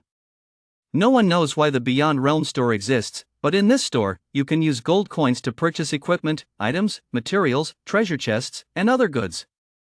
Of course, that's assuming you have enough gold coins. Lu Yu clicked on the equipment page for the Swordmaster class, which displayed 12 equipment slot options. Lu Yu clicked on the weapon slot. There were swords of various levels, but the highest quality available was only orange. To purchase equipment higher than orange, one could only buy equipment chests with good luck. One might unbox epic or legendary gear. As for whether mythic gear can be obtained this way, that remains unknown, because throughout all of human history, no one has ever possessed mythic gear.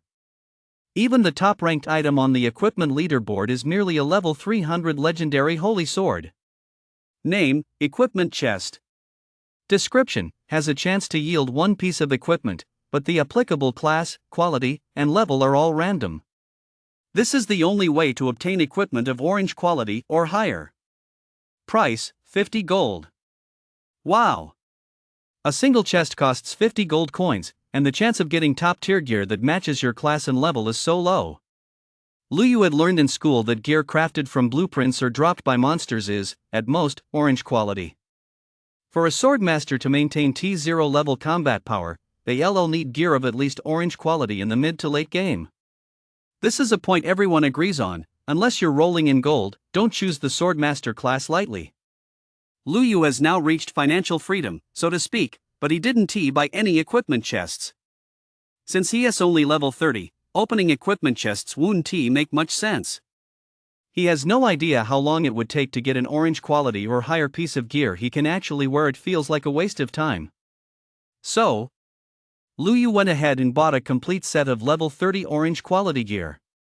A single level 30 orange tier piece of gear costs 900 gold coins. Even if they were rolling in gold, most players wouldn't be willing to spend that much at level 30, let alone buy an entire set.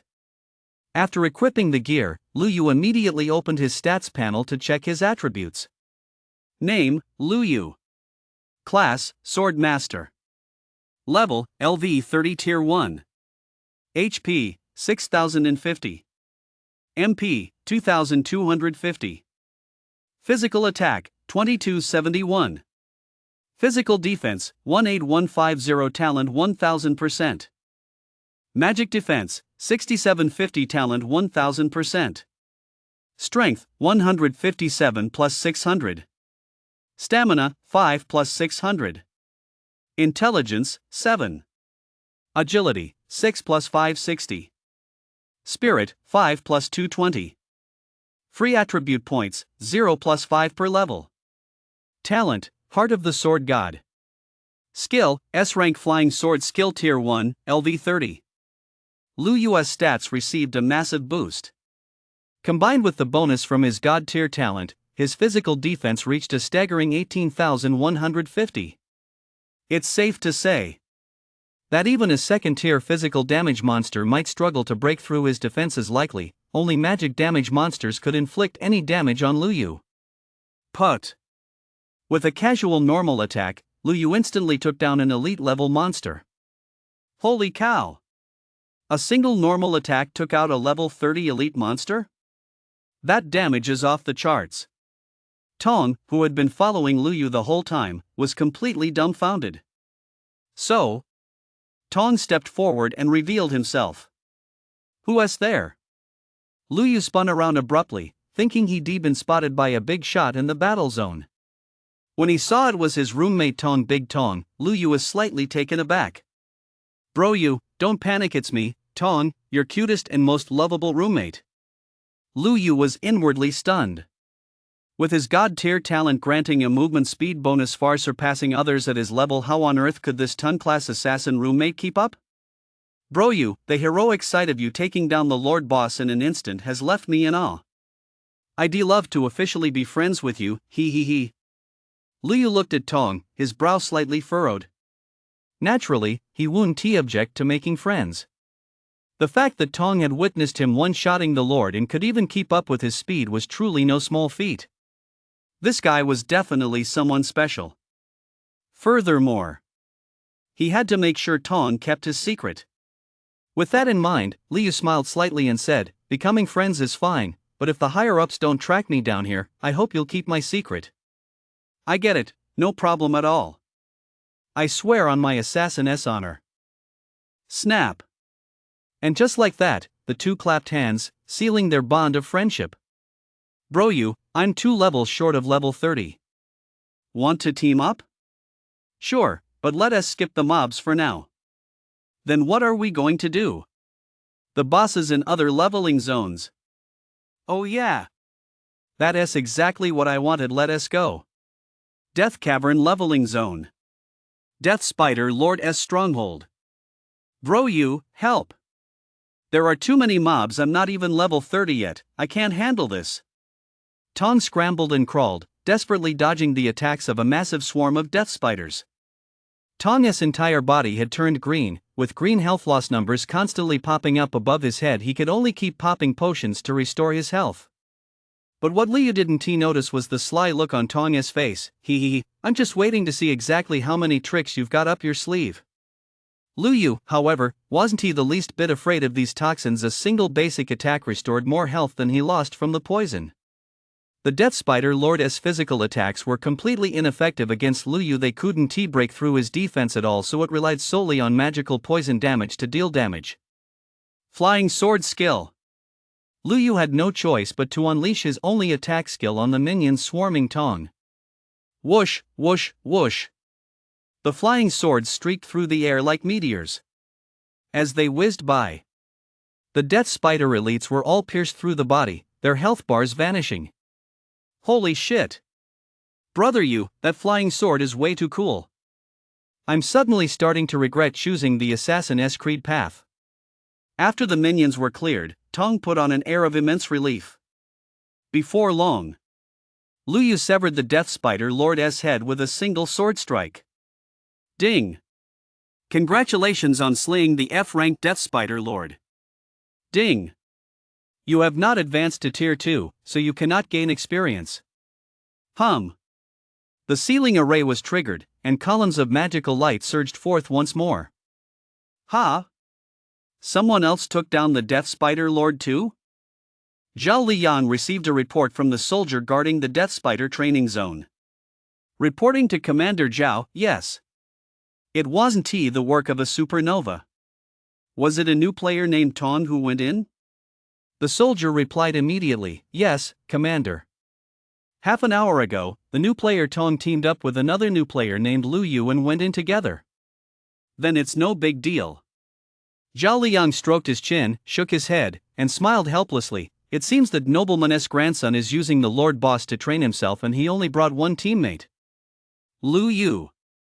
Zhao Liang pulled up the records and saw that Liu was a swordmaster, born into a commoner family.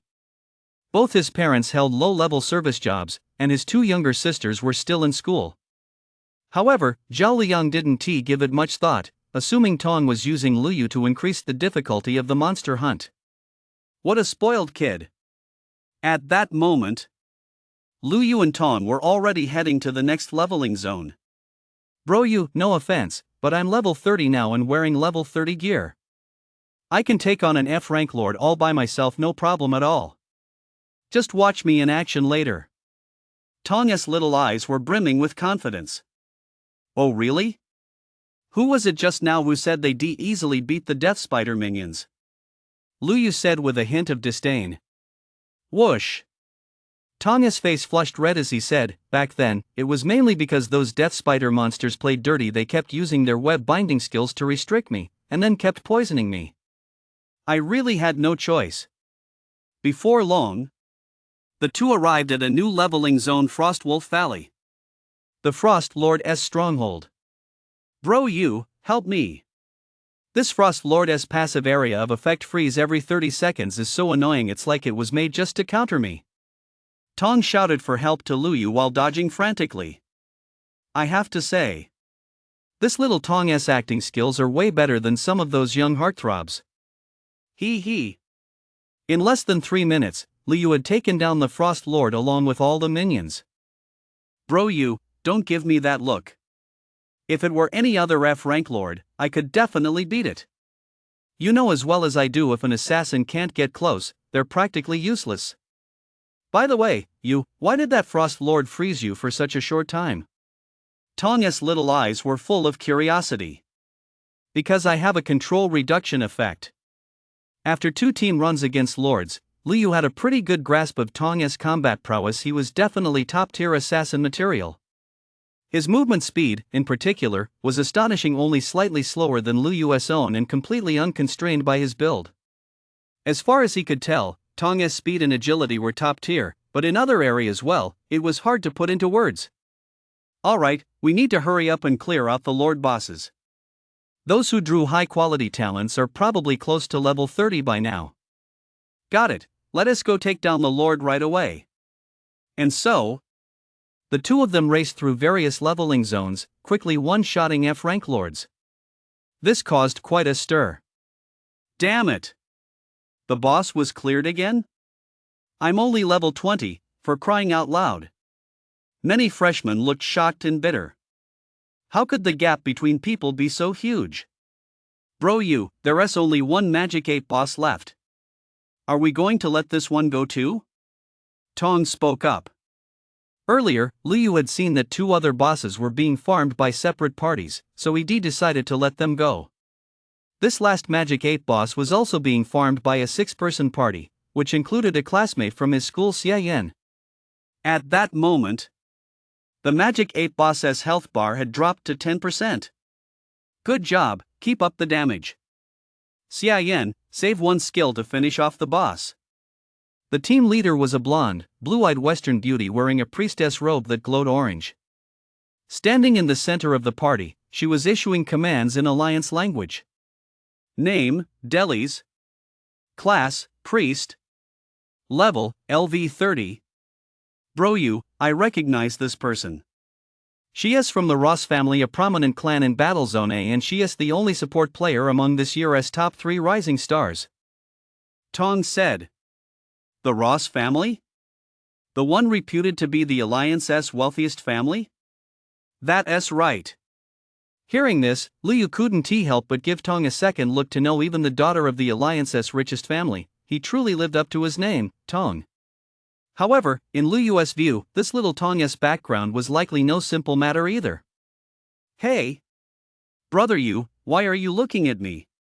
Shouldn't you be checking out the gorgeous delis? Women only slow me down when I draw my sword. Just as Liu was about to let the Demon Ape Lord go, planning to spend the next 2 days farming mobs to accumulate gold before heading back, something unexpected happened. When the Demon Ape Lord's health dropped to 5%, it suddenly erupted with a massive surge of aura, its eyes turning blood red and its fur standing on end. Roar! Just a single roar. The powerful sound wave alone was enough to knock the 6-person party back. Oh my god! This Demon Ape Lord has mutated, it's evolved into an E-rank Lord. Deli's angelic face instantly contorted, her eyes filled with fear. An E-rank Lord. Even with only 5% health remaining, it was absolutely not a foe they could easily handle in their current state. Not to mention, when a Lord advances, the monsters around it also advance by 1 tier. The remaining 2 Demon Ape leaders had also advanced to F-rank Lords, while over a dozen elite Demon Apes had advanced to leader rank. Faced with such a terrifying lineup, never mind that Delis was a priest, even a high-burst mage would have no choice but to run for their lives. How could this happen? Xia Yan's face also turned pale. As the party's main damage dealer, he hoped to seize this opportunity to impress the beauty, but he never expected such bad luck. It looked like this was going to be the end for him. Hurry up and deal damage. Only by taking down the Demon Ape Lord instantly do we have a sliver of hope. Delis acted decisively. But the Demon Ape Lord was incredibly cunning, he didn't give them a chance at all. He ordered his minions to block their attacks while he quickly retreated, waiting to regain his health before slaughtering these 6. We're done for. Delis and her 5 companions looked utterly hopeless. At that moment, the big shots from the concentration camp simply didn't have time to come to their rescue. Bro, they're in a desperate situation, this is the perfect chance to snatch the boss. What are we waiting for? Let us go. The Demon Ape Lord stood atop a boulder, gazing bloodthirstily at Delis and his 6 companions. Suddenly, backstab. Flying sword skill. Thud. 500. 3,000. The Demon Ape Lord, already on its last legs, never imagined that two low-level players would ambush it and deal such massive damage, instantly taking it down. Ding! Congratulations on earning 30-10-20 is equal to 6,000 gold coins. Ha! A 20x multiplier for killing an E-rank lord? Lu Yu was thrilled. An E-rank demon ape lord was insta-killed? The 6 members of Delhi's S party were all stunned into silence. After the E-rank demon ape lord was insta-killed, its minions immediately fled one by one, screeching in panic. Ha! Brother Yu, this lord actually dropped a skill book. Tong handed the skill book to Lu Yu. Name, block. Type, active defensive skill. Rank, E rank. Suitable classes, all melee classes. Lu Yu's eyes lit up. This was a defensive skill perfectly suited for him. Although the rank wasn't high, it didn't matter at all. The Beyond Realm Mall sold skill-related treasure chests. In addition to skill books, there was also a chance to obtain scrolls that could upgrade skill ranks. If he got an S rank scroll, he could instantly upgrade any skill to S rank, though the drop rate was extremely low. But for Lu Yu right now, as long as he was willing to spend money, nothing was a problem. So, Lu Yu decisively learned block and, while he was at it, spent over 300 gold coins to upgrade it to Tier 1, level 30. When Xia Yan got a clear look at the figure, his face was filled with disbelief. Is that Lu Yu? Impossible. Lu Yu is a Swordmaster and a broke ass at that. There is no way he could VE one-shot an E-rank lord. It must be that big guy named Tong standing next to him. It's definitely Tong who one-shot the E-rank lord. But who is this Tong guy? How could he deal that much damage? Xia Yan, do you know them? Delis noticed Xia Yan's expression and asked curiously. I know one of them, Lu Yu. He is a classmate of mine. But he chose the Swordmaster class even though his family is really poor. He has basically given up on himself. The boss was probably taken down by that Tong assassin he has been sucking up to. Xia Yan replied. Although Delis hadn't seen clearly who had one-shot the boss, she didn't think Lu Yu was just an ordinary guy. As a member of the Ross family who had been exposed to the world since childhood, she could tell at a glance that Lu Yu possessed an extraordinary aura. Delis didn't chase after the fleeing monsters. Instead, she walked up to Lu Yu and Tong. Thank you both so much for coming to my rescue. My name is Delis. As a token of my gratitude, I owe you both a favor. If you ever need help in the future, feel free to contact me. After saying that, Delis sent friend requests to both of them. This made Xia Yan green with envy. He'd been dreaming of becoming Delis' friend, but she said she'd only accept him if he helped her farm the demon ape lord. How the hell did that broke-ass Lu Yu manage to get a friend slot from the Rose family's pride and joy? He only managed to snag an assist on the demon ape lord kill by tagging along with Tong the assassin. Tong, accept. Lu Yu, reject. Holy shit. What did I just see? Miss Delis' friend request which she sent herself was rejected? Everyone was stunned. Lu Yu, at least you know your place. Xia Yan sneered inwardly. It was just a small favor. With that, Lu Yu logged off. Rather than wasting time on social niceties, he'd be better off grinding monsters to earn gold. Beautiful Miss Delis, I'm signing off too. Tong turned and followed Lu Yu. Delis was left standing there, flustered, muttering to herself, this is the first time anyone has ever rejected me. This Lu Yu guy is quite the character. Bro Yu, be honest with me, are you playing hard to get? You're making Delis interested in you first, then planning to sweep her off her feet step by step? We just changed classes not long ago. Right now, our priority is leveling up and getting stronger. Without strength, everything is just a pipe dream. It wasn't that Lu Yu didn't like beautiful women, it was just that now wasn't the right time. Once he was strong enough to ignore any monster, why would he worry about finding someone he liked? Just then, Lu Yu suddenly thought of something and looked at Tong. Tong, do you know of a mysterious organization called Soul Hide? Soul Hide? Tong was startled and exclaimed, damn, brother Yu, who are you planning to assassinate? It's definitely not you, so just tell me if you know about it or not. Right now, Liu was worried not only about his parents in the combat zone but also about his two younger sisters left without anyone to look after them. After all, there was no such thing as an absolutely safe place in this world. Even in the peace zone, monsters could still invade. Most importantly, sometimes, human hearts were far more terrifying than monsters. Tong gave an awkward smile and said, I know. The Soul Hide organization is mysterious and powerful. It's no exaggeration to say that even the alliance forces led by the three great war gods have to treat them with caution. Liu Yu had only heard vague rumors about this legendary, mysterious organization. As long as you can pay enough gold coins, this organization can help you assassinate anyone you want. Of course, you can also hire them to protect anyone you wish to safeguard. So do you know how to find someone from the Soul Hide organization? Tong narrowed his small eyes until they were just slits. He looked at Liu Yu, gave a mischievous grin, and said, if you have gold coins, you can find them. Liu Yu also gave a mischievous grin and said, money isn't a problem. 2 days later, Liu Yu and Tong appeared on 7th Street in Dragon City and entered a dimly lit little bar. It was a privately owned little bar. Quite a few class changers who returned to Dragon City would occasionally stop by for a few drinks. Gentlemen, what can I get you? The female bartender, dressed as a bunny girl, greeted them warmly. Brother Yu, give her 500 gold coins and tell her you're looking for the boss's wife. Tong whispered a reminder. Although Liu Yu was now financially secure, he was still slightly surprised a 500 gold coin referral fee. It truly lived up to its reputation as an organization that values money over people. Liu Yu took out 500 gold coins and said with a smile, I'd like to see the landlady. Please follow me. The beautiful rabbit-eared waitress remained completely unfazed by the 500 gold coins. It seemed she was used to this sort of thing.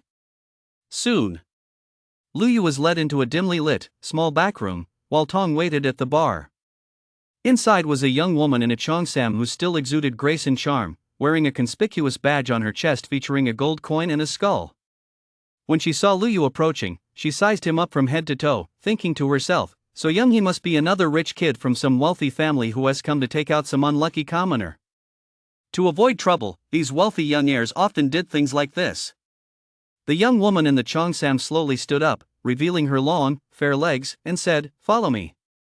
Liu Yu nodded and followed the young woman in the cheongsam into another small, dimly lit room. To his surprise, this small, dimly lit room actually concealed a teleportation array.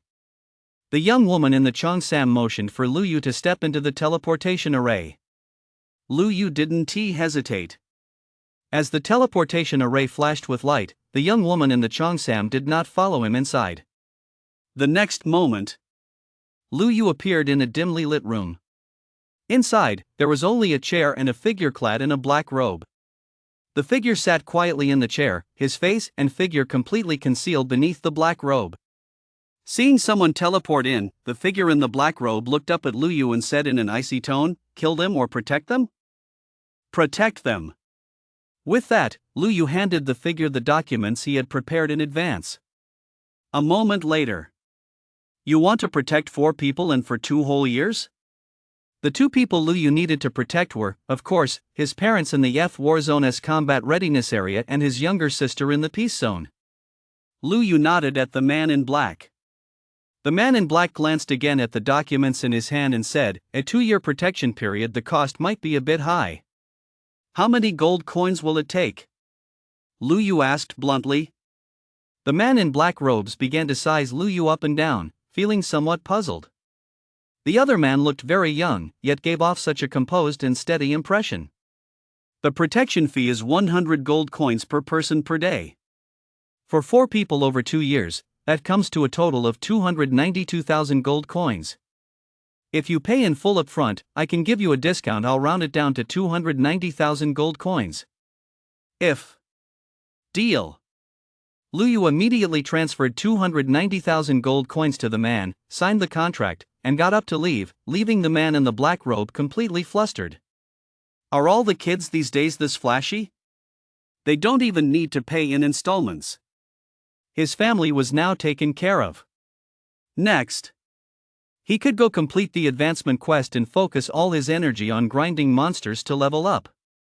Concentration Camp. Advancement Hall. This is where you can accept second stage advancement quests. By now, quite a few new players had already reached level 30 and were lining up here to accept their advancement quests. Bro, after you advance, are you planning to take the Alliance Legion assessment, or join another guild faction? Tong wore a smile, his eyes darting about. The Legion. Lu Yu had his own plans.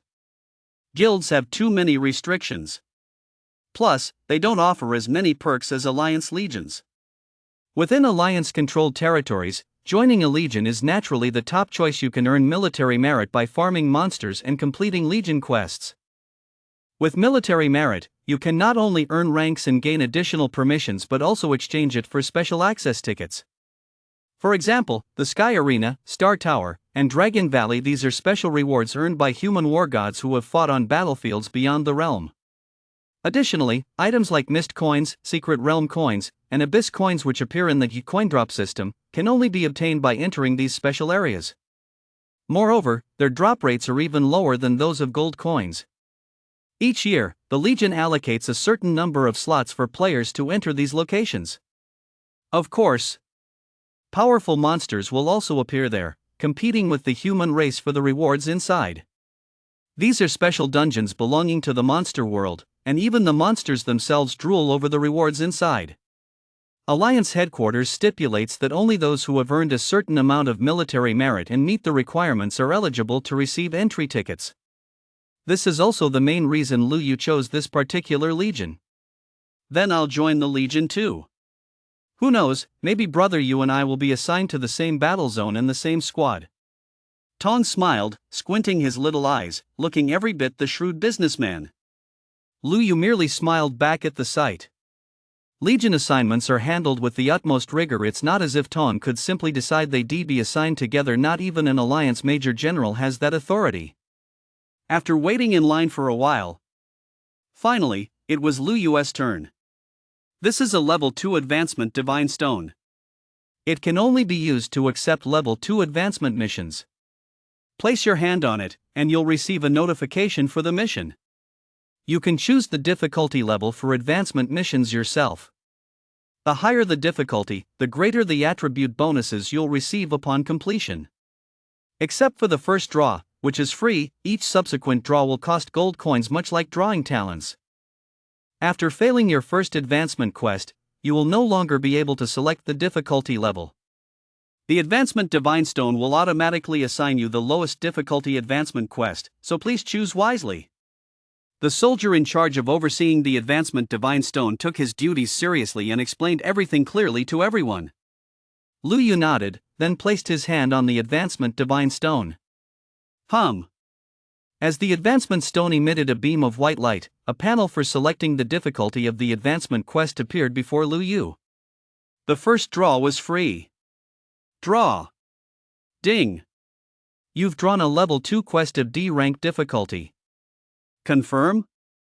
Lu Yu, of course, chose no. With his current combat power, he was more than capable of easily completing even the highest difficulty S rank level 2 quest. D rank?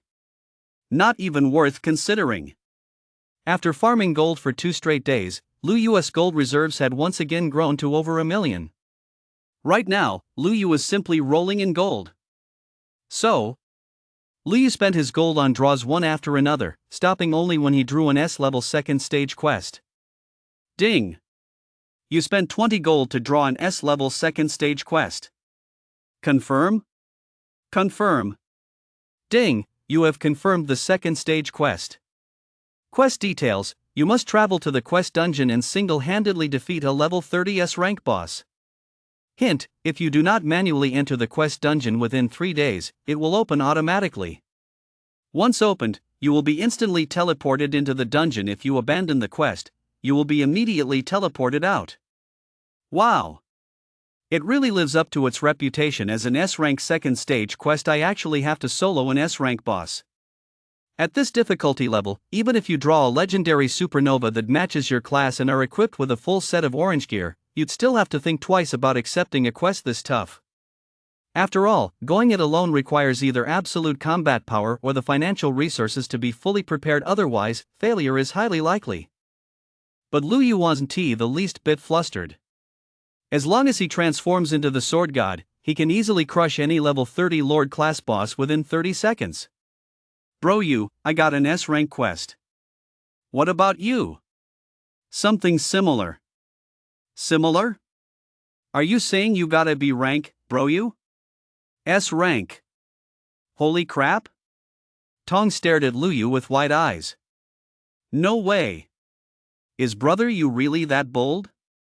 He actually dares to take on an S rank advancement quest? Even if I drew one, I'd have to think it over carefully. That's not a quest a normal person could clear. Sure, the mission bosses are a bit weaker than real life bosses, and you're fighting them one-on-one without any minions to distract you. But no matter how weak an S rank Lord class boss might be, it's still not something an ordinary person can handle. Most importantly, this is only a second tier mission. The stat bonuses for completing an S rank mission aren't that much different from an A rank one, and you can make up for the difference later with gear and other means. So, the safest bet is still to take on an A rank advanced mission. A gleam suddenly flashed in Tong's eyes. After spending 2 days with him, Tong knew Lu Yu wasn't the reckless type. If Lu Yu dared to take on an S rank mission, it meant he was absolutely confident he could handle it. Brother you, you're awesome. You're a role model for our generation. I'm going to head out on my mission now, and we'll take the Legion assessment together later. With that, Tong opened the portal to the quest dungeon. Just then, a few people walked into the hall. Lu Yu's other roommates, who had come to team up for leveling. Seeing Tong teleport into the quest dungeon left them completely baffled. So Tong is already level 30? He is actually faster than us? They never expected that Tong, whom they had previously looked down on, was already level 30. How was that even possible? Lu Yu also activated his quest. Holy crap! Lu Yu is already level 30? How did they level up so fast? They were completely baffled. They just couldn't figure out Sister Chi. Inside the quest dungeon, it was a place resembling an ancient Roman Colosseum. A disgusting monster with a smooth, slimy body was staring intently at Lu Yu. It stood a full 10 meters tall, moving in a crawling manner, with 8 bizarre eyes on its back that had hallucinogenic effects. Its single evil eye contained strange runes, making it terrifying to look at, and its entire body radiated a visible black mist of malevolent energy. Name: Evil Eye Lord. Class: S rank Lord Boss. Level: LV 30. HP: 100,000. Description: a projection of the S rank Evil Eye Lord from the monster world, possessing the combat skills and behavior of the original entity. 100,000 HP. That is probably the maximum HP for a tier 1 monster.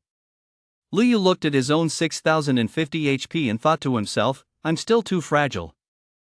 I'll have to boost my health in the future. Clack! Lu Yu materialized. The Evil Eye Lord began its attack. Roar! I am the Supreme Evil Eye Lord. Where I stand is the swamp of hell. You human scum will meet only a fate of wailing and death. Talent: activate Sword God form. Within seconds, Lu Yu stood sword in hand atop the Evil Eye Lord's forehead. By now, the Evil Eye Lord's body was covered in sword scars, its evil eye had been severed, and its health bar was down to just 1%. Facing Lu Yu at full power, the Evil Eye Lord had no choice but to wait for death, nothing but death. Supreme Evil Eye Lord, who was wailing in death now. Flying sword skill. Lu Yu pressed his 2 fingers together, and in an instant, over 100 flying swords darted toward the Evil Eye Lord. Ding! Congratulations on successfully defeating the Evil Eye Lord and completing your advancement. Unfortunately, since this quest boss wasn't a real monster, it didn't drop any gold coins. Otherwise, we'd have seen just how many times the S rank Lord's rewards were multiplied. The next moment, an advancement array appeared beneath Lu Yu's feet, radiating dazzling light. Lu Yu could clearly feel his 5 attributes rapidly increasing. The baptism lasted only about 10 seconds. He opened his stats panel. Name, Lu Yu. Class, Swordmaster. Level, LV 30 Tier 2. HP, 7,250. Mana, 3,450. Physical attack, 2,631. Physical defense, 21,750. Magic defense, 10,350. Strength, 157 plus 120 plus 600. Stamina, 5 plus 120 plus 600. Intelligence, 7 plus 120. Agility, 6 plus 120 plus 560. Spirit, 5 plus 120 plus 220. Free stat points, 0 plus 5 per level. All stats plus 120. That's a pretty nice stat boost. Now that his damage output is sufficient, Liu decided to allocate all future stat points to stamina to boost his HP first. If he ever encounters a powerful monster that ignores percentage-based defense, having low HP would be very dangerous. Just then, a panel popped up for drawing a Tier 2 exclusive skill. It was the same as before. The first 3 draws were free. However, the highest tier skill you could draw was an E-rank Tier 2 skill. Skills are still very important. Drawing a good skill can significantly boost your combat power. Ding! You spent 100 gold coins and drew, keep up the good work. Ding! You spent 100 gold coins and drew a B-rank skill, Sky-Splitting Slash. Ding! You spent 100 gold coins and drew an S-rank skill, 7-star Sword Array. After over 1,000 draws and spending more than 100,000 gold coins, Liu successfully drew an S-rank skill. Pay to win is just so satisfying. Name, 7-star Sword Array. Rank, S rank. Level, Tier 2, LV0 requires gold coins to upgrade. Skill effect, once the sword formation is activated, within its range, your base HP, attack, defense, and movement speed will increase. The cast time of other skills will be reduced and damage dealt to targets will inflict a critical wound effect. Tip: upgrading this skill increases the sword formation S range and bonuses. What a well-rounded support skill! Lu Yu's eyes sparkled with delight. He decisively chose this support skill. Such a well-rounded skill, not only does it increase HP, but it also reduces skill cast times. For a Swordmaster, this is incredibly practical. If he could achieve 0 cast time and cast skills instantly, that would be so satisfying and mind-blowing. Ding! You have advanced to Tier 2. The equipment rankings, wealth rankings, pet rankings, level rankings, and other leaderboards are now available. Tip: once you make the list, rankings are reset weekly. The top 10 receive an additional combat power bonus. Ha! There's a combat power bonus too? Lu Yu opened the wealth rankings and discovered that the current head of the Ross family, Child Ross, held the top spot with a staggering 2 billion gold coins. That is equivalent to 2 trillion yuan, truly the richest person in the alliance. Of course, this wealth rankings list is based solely on the amount of gold coins an individual possesses, so it isn't entirely accurate. Take major organizations like the Alliance and Soul Hide, for example. The amount of gold coins in their vaults far exceeds that of the world's richest person, but it isn't counted as personal wealth. The Ross family simply consolidates the gold coins accumulated by the entire family over nearly a century into the hands of the current head of the family, but even that is astonishing enough. After advancing to Tier 2, the coin drop system was also unlocked to 2 stars. This was what Lu Yu had been looking forward to the most. System name, Coin Drop. Current status, enabled. Unlocked star level. Description: once enabled, monsters will always drop gold coins. Killing monsters guarantees a 100% drop of gold equal to the monster's level multiplied by the base value. Killing elite monsters or bosses will double the reward. The current base value for monster gold drops is 20. Mist coin, unlocked. Magic crystal coin, unlocked. Abyss coin, unlocked. The base value for gold coin drops has doubled. It seems this coin drop system is purely about dropping coins. The higher the unlock level, the higher the base value. Lu Yu recalled that upon advancing to Tier 2, he would have 4 skill slots. He planned to purchase a skill from the Outer Realm shop once he went outside. With the advancement complete, Lu Yu was teleported back to the advancement hall. Congratulations on completing your advancement, student. Here is a map of the assessment locations for organizations such as legions and guilds. You may choose where to go for your assessment. If you're taking the Legion assessment, I advise you to head over as soon as possible. Unless you're exceptionally strong, they won't accept any more applicants once the quota is filled because we only recruit the elite. The sergeant in charge of the advancement hall handed Lu Yu a map. Seeing that Tong hadn't returned from his quest yet, Lu Yu opened the transdimensional store and clicked on the skills page. Here, he could only purchase skill chests. Unlike the equipment page, he couldn't buy gear directly. It wasn't that Lu Yu hadn't considered buying one from the Alliance store, but the grade of the skill books available there was definitely low. It would be better to open a skill chest. Maybe he'd even get a scroll that could upgrade the skill S grade. Name, skill chest. Description, has a chance to yield skill books and mysterious scrolls, but the applicable class and grade are random. Price, 50. This skill chest was actually quite similar to an equipment chest. Lu Yu went ahead and bought 100 of them at once. Ding! Congratulations on obtaining the F-rank Tier 1 Water Mage skill, Water Ball. Ha! He got a skill book on the very first try. Could it be that Lady Luck has kissed him today? Ding! Congratulations on obtaining a B rank Mysterious Scroll, which can upgrade any skill to B rank. That's awesome. After opening all 100 treasure chests, Lu Yu had obtained 28 skill books and 1 B rank scroll, a drop rate of nearly 30%, much higher than most others. However, there were no skill books suitable for the Swordmaster class. The only real gem was that B rank Mystic Scroll. You could say those 5,000 gold coins were a total waste. No wonder most wealthy players prefer to buy skill books rather than roll for them. It's just too gold intensive. Afterward, Lu Yu bought another 100 treasure chests and finally rolled an A-rank Swordmaster skill, Blue Lotus Sword Dance. Name, Blue Lotus Sword Dance. Rank, A rank.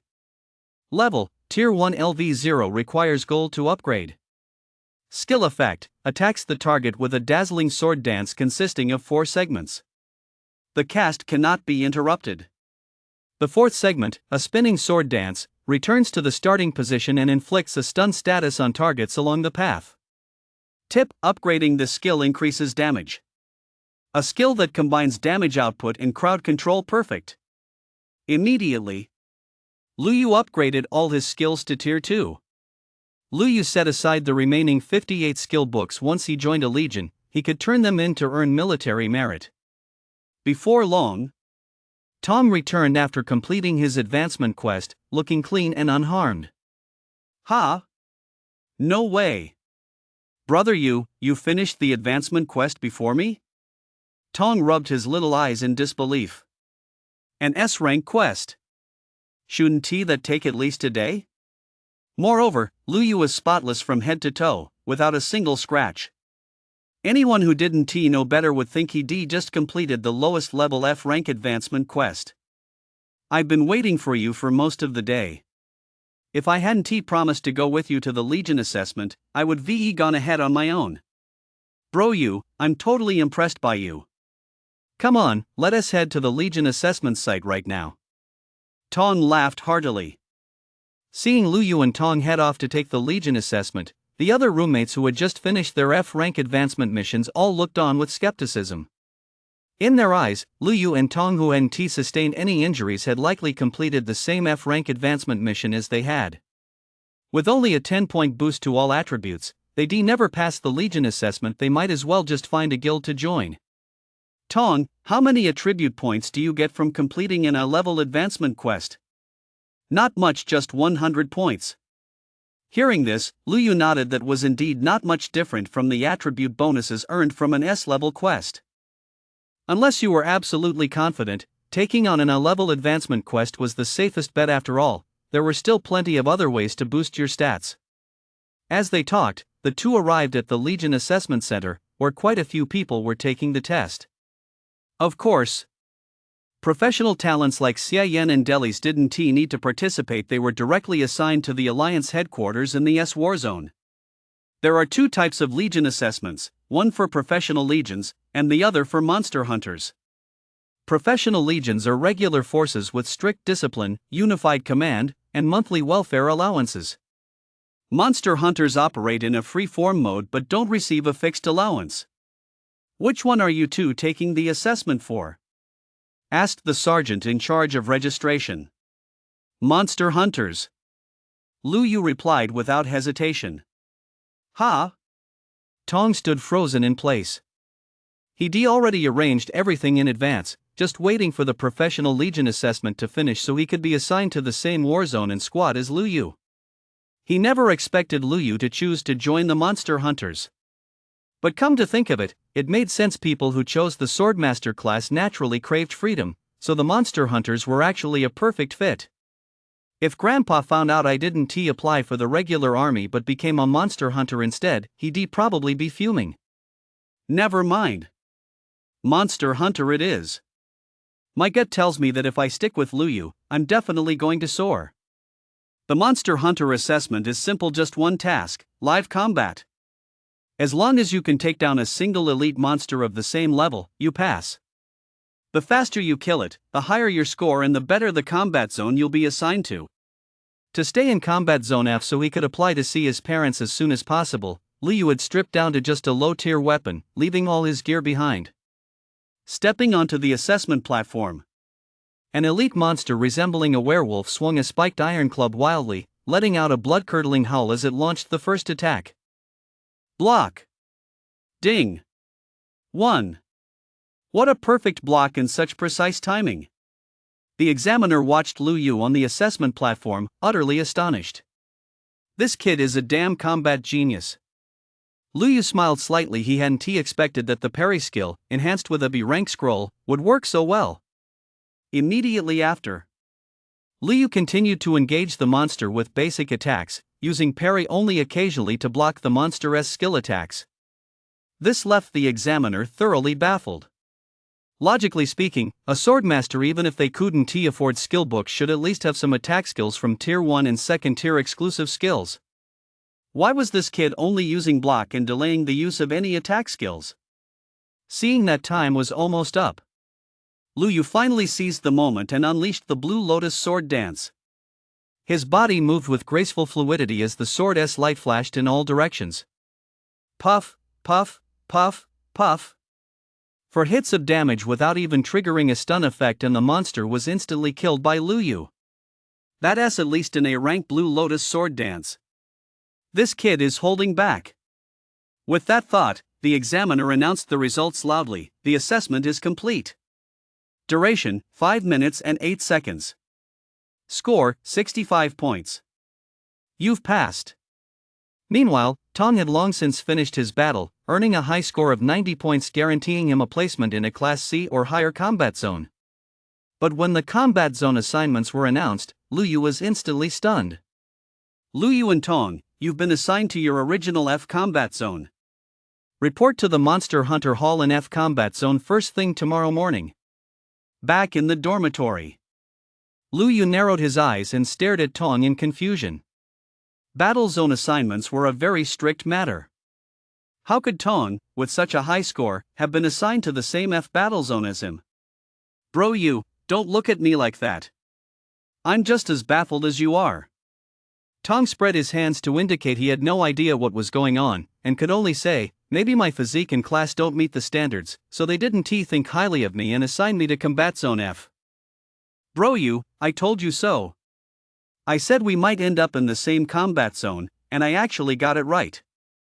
I really hope we'll be assigned to the same hunter squad after we report tomorrow.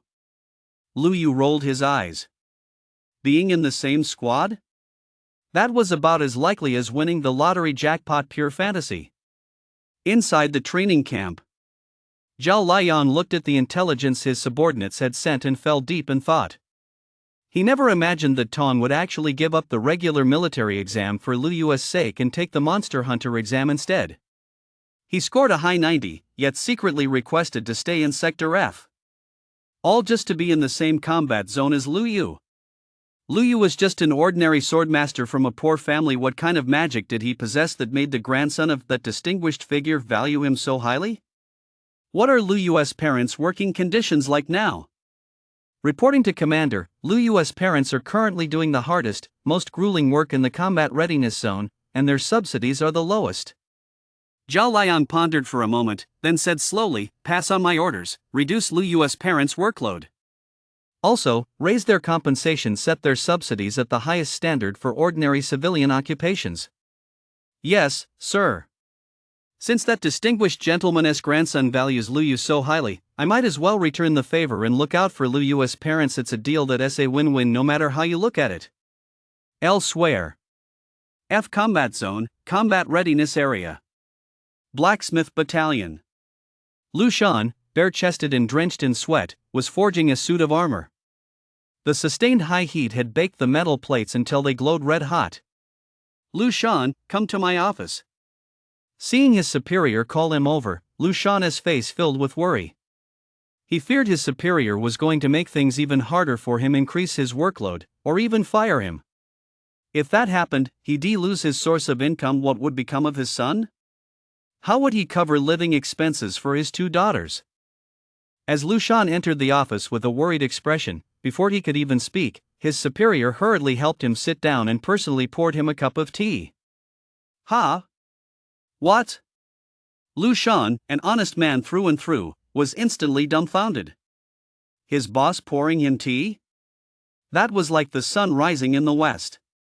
No. Something must be wrong. Could it be that he's really going to fire me?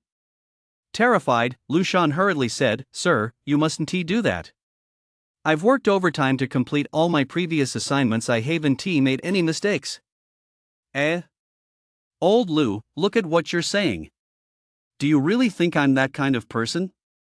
His boss's expression took on a slightly fawning tone.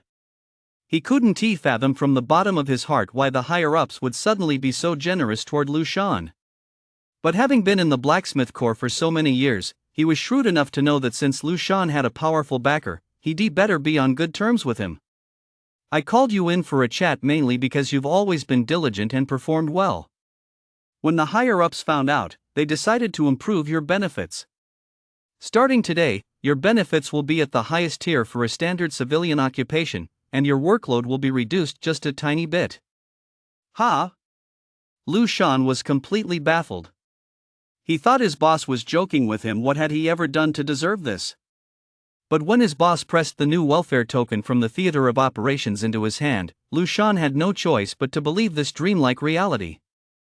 "Old Lu, I had to be strict with you before to make sure we finished the tasks assigned by the theater commander on time.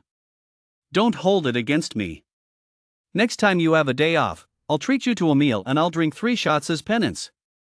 Even after he got home from work, Lu Shan's head was still buzzing. In the Blacksmith Battalion, wasn't everyone working diligently every day, risking their lives on the job? So why on earth did this good fortune fall on him of all people? But no matter how you looked at it, this was a great thing, a huge blessing.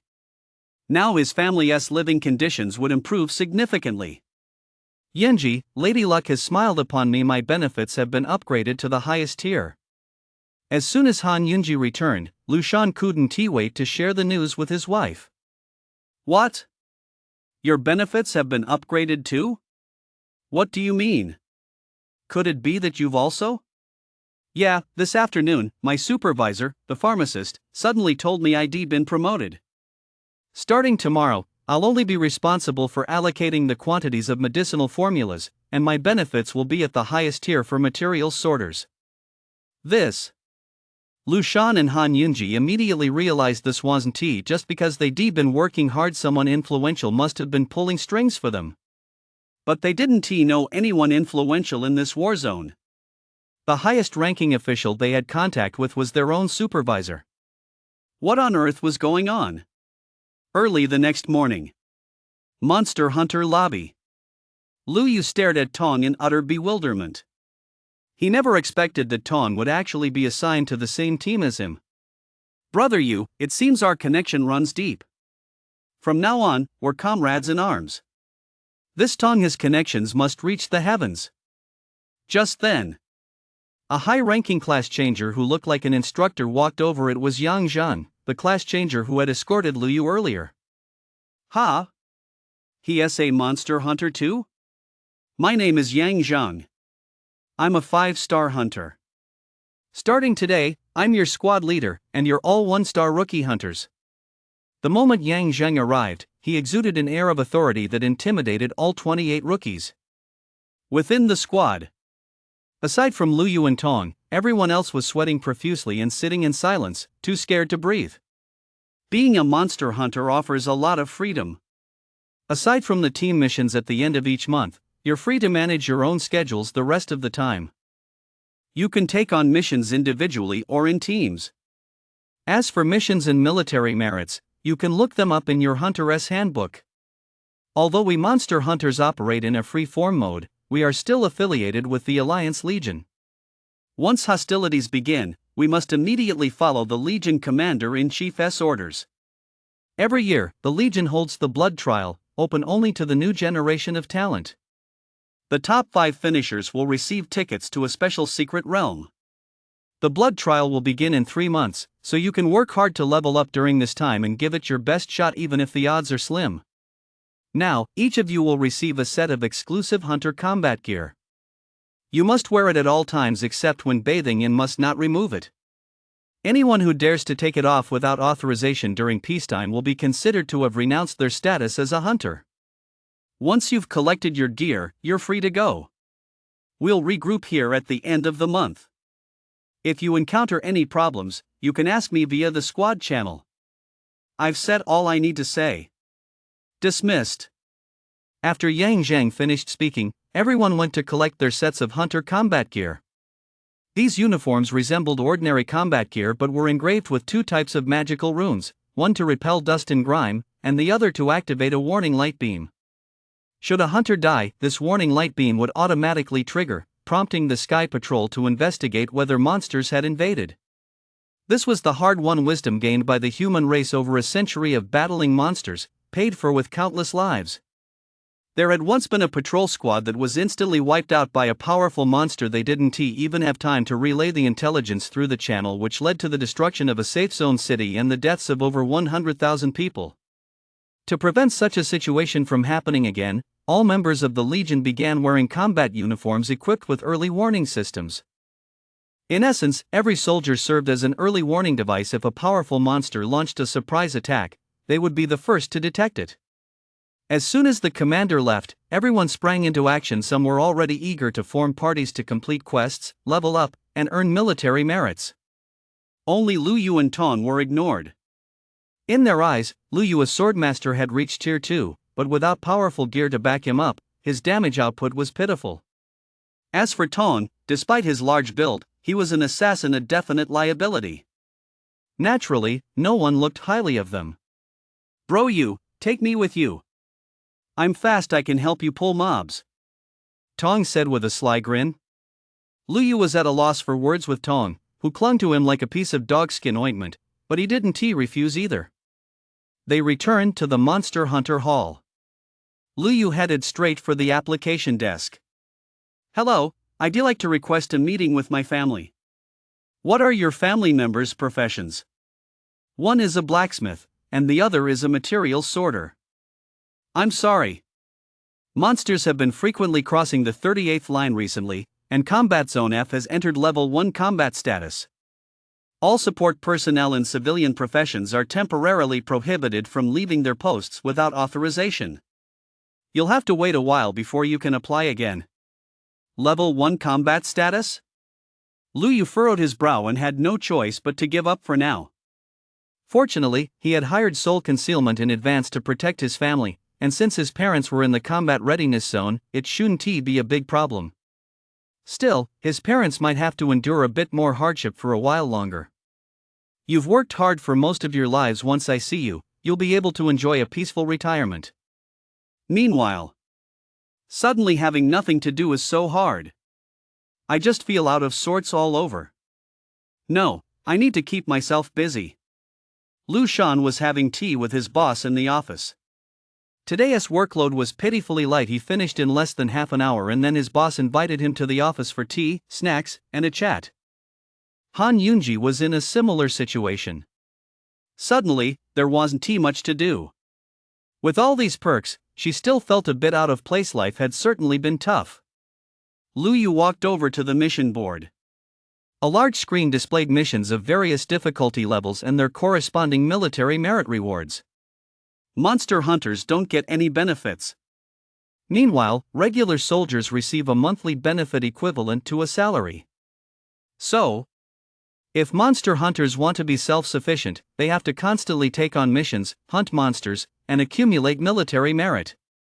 Military merit is incredibly useful. You can exchange them for gear, promote your rank, or even redeem pet eggs, among other things. To be promoted to a 2-star hunter, you need to exchange 200 military merits, but a 1-star mission only rewards 10 points. That means you have to complete at least 21 star missions to qualify for promotion. Once you're eligible, you get 3 chances to take the 2-star hunter exam. Passing it promotes you to 2-star hunter. You can only accept 2-star missions after being promoted to a 2-star hunter, and so on. This system is designed to prevent wealthy heirs from relying on their family's money to purchase skill books through in-game purchases and then exchange them for military merit to secure promotions. To be promoted, you must demonstrate your own strength. Only those with both wealth and skill can advance quickly. Brother Yu, the clear out the underground lair mission looks good. Tong suddenly said. Lu Yu glanced at the mission description. 1-star mission, clear out the blood lizard lair. Mission description: a new lair has recently appeared not far outside Dragon City, housing low-level monsters. Clear out these monsters and bring back the Monster Lord's head. Recommended party size, 6. Quest reward, 10 military merit points plus 10 gold coins. Most 1-star quests only offer military merit points as a reward. Quests like this one that also offer gold coins are relatively rare, but the difficulty is usually significantly higher. Dungeons are common monster territories. They usually contain a large number of monsters, so you can accumulate quite a bit of gold. So, Lu Yu decisively accepted it. Just the 2 of you are taking on this quest? Yes. As newcomers, I suggest you play it safe and start with some easier quests first. The Demoness Lair has complex terrain. It's easy to get cut off by monsters. No thanks, we'll take this one. We both love a challenge. Seeing that Lu Yu had made up his mind, the beautiful quest receptionist had no choice but to register their information. This quest lasts 3 days. If you haven't submitted it by then, it will be considered a failure.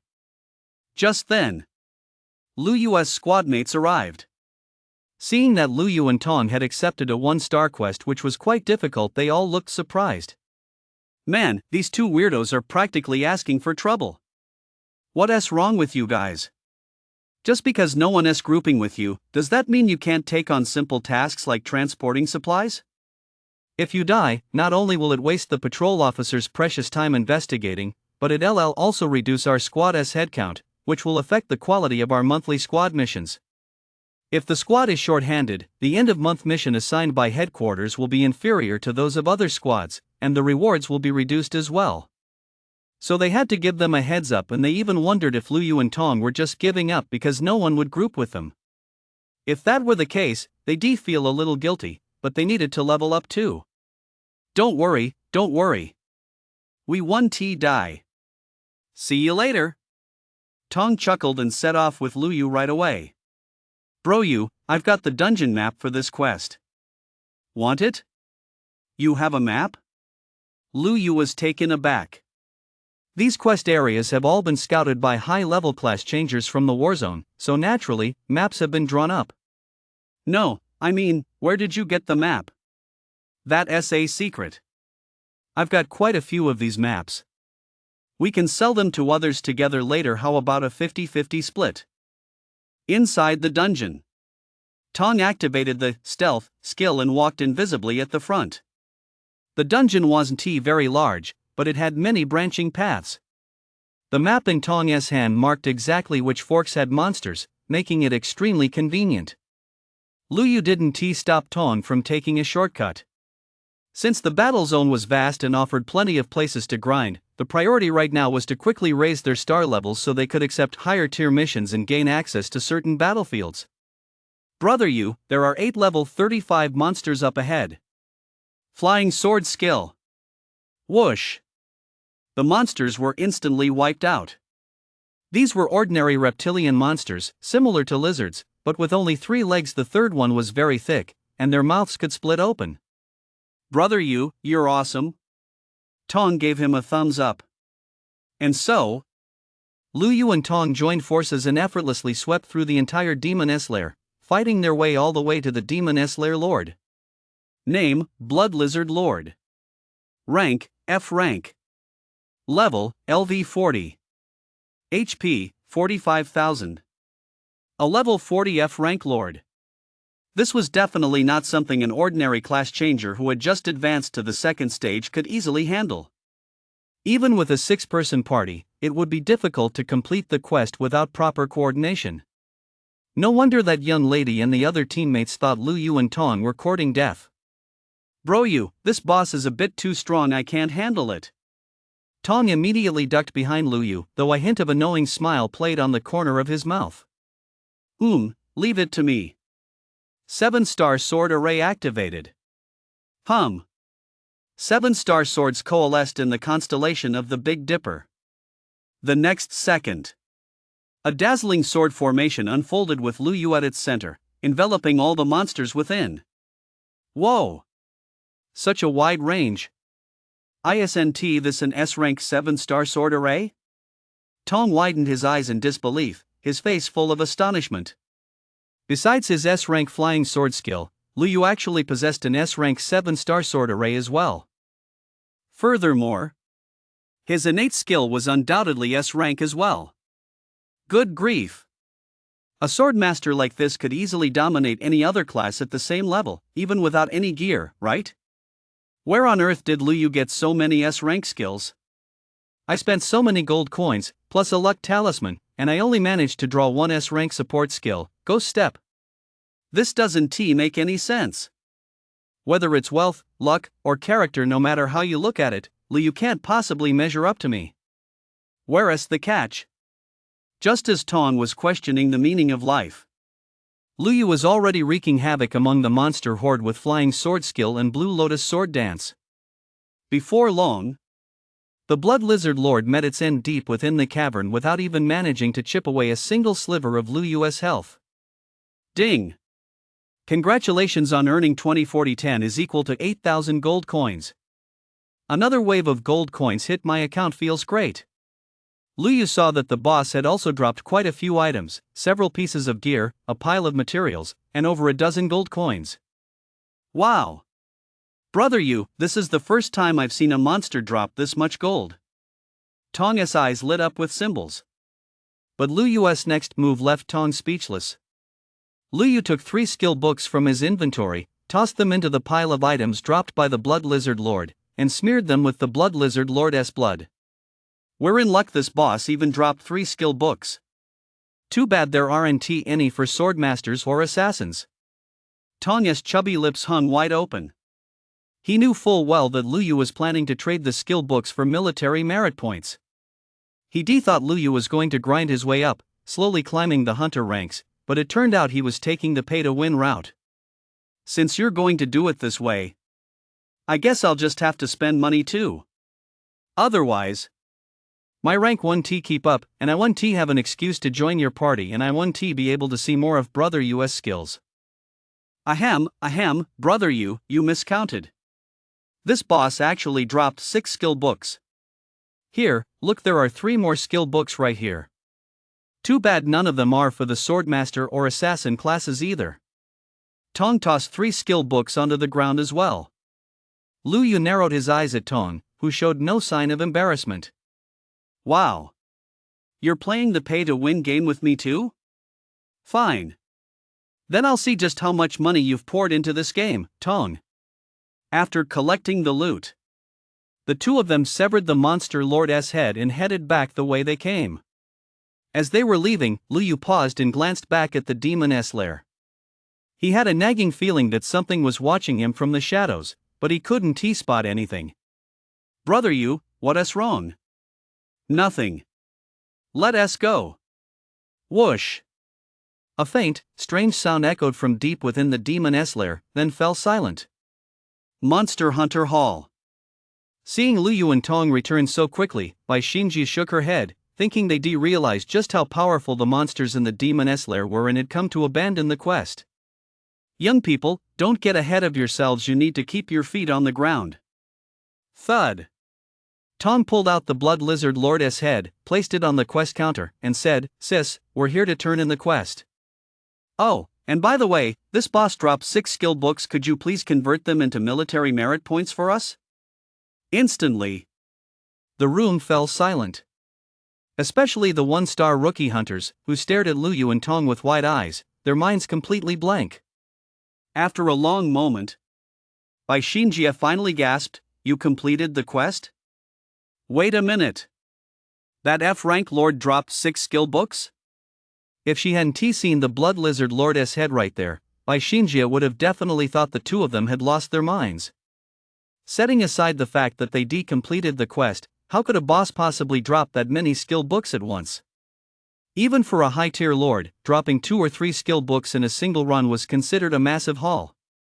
"It's no lie here, take a look." Lu Yuantong, with a knowing glance, pulled out the tier 1 skill books. With her head still spinning, Bai Xinjie had no choice but to settle the quest for the two of them, converting the skill books into military merit points, 20 points per tier 1 skill. As a result, Lu Yu's 1-star hunter medal had 70 military merits credited to it. With just 2 more quests, he'd likely qualify for the 2-star hunter assessment today. What the hell? How did they do that? And their luck is just too good, isn't it? Bai Xinjie looked at their identity information, completely baffled. Lu Yu was listed as poor, and Tong as orphan. Moreover, neither of them looked like the children of wealthy families in the slightest. If they wanted to spend real money to farm military merits, they wouldn't have gone through all this trouble. They could just turned in skill books to exchange for them. She couldn't figure it out. She really couldn't figure it out. How did those two kill the Blood Lizard Lord?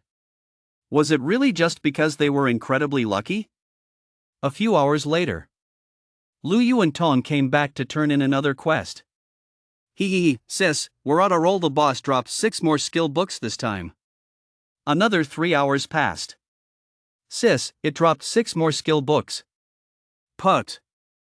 Are you too sure you're not messing with me? Damn it. No one is that lucky every single time. Do you think the bosses are your pets or something, just dropping skill books whenever you want? If you're going to mess with me, at least don't do it like this." Out of professional courtesy, Bai Xinjie could only smile and play along, then rubbed her temples hard. "This is way too weird. Sis, look, our military merit points have reached 210. Where do we go to take the 2-star exam?" "Over there." The 2-star hunter exam wasn't complicated, it just involved taking on a tier 2, level 60 elite monster in a one-on-one fight.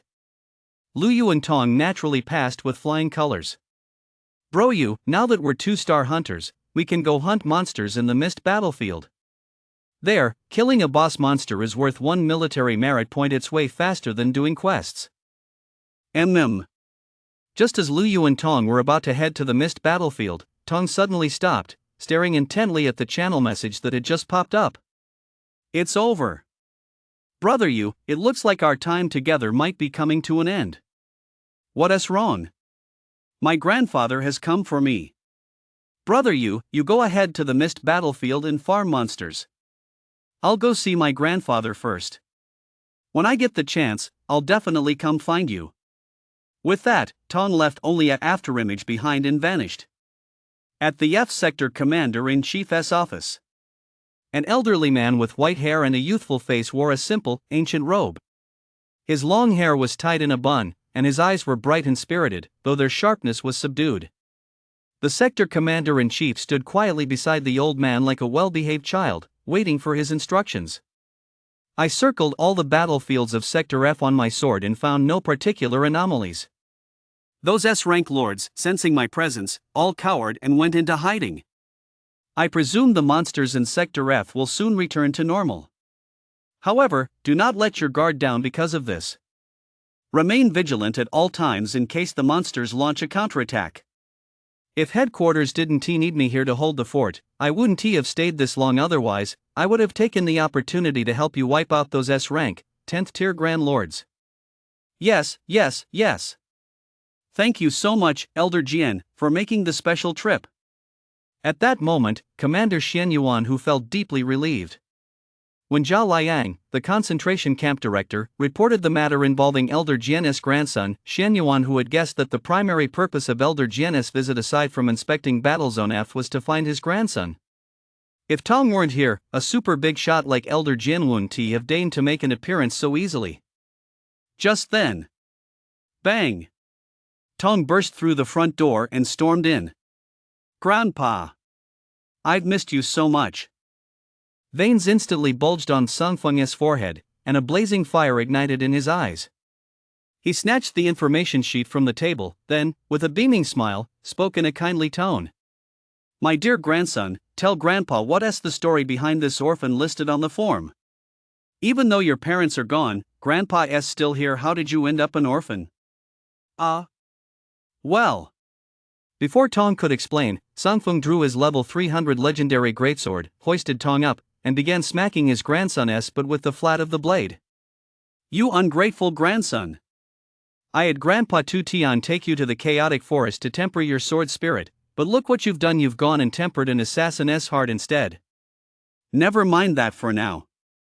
You didn't even say hello. You snuck into F war zone, infiltrated the concentration camp, and had the nerve to claim you're an orphan.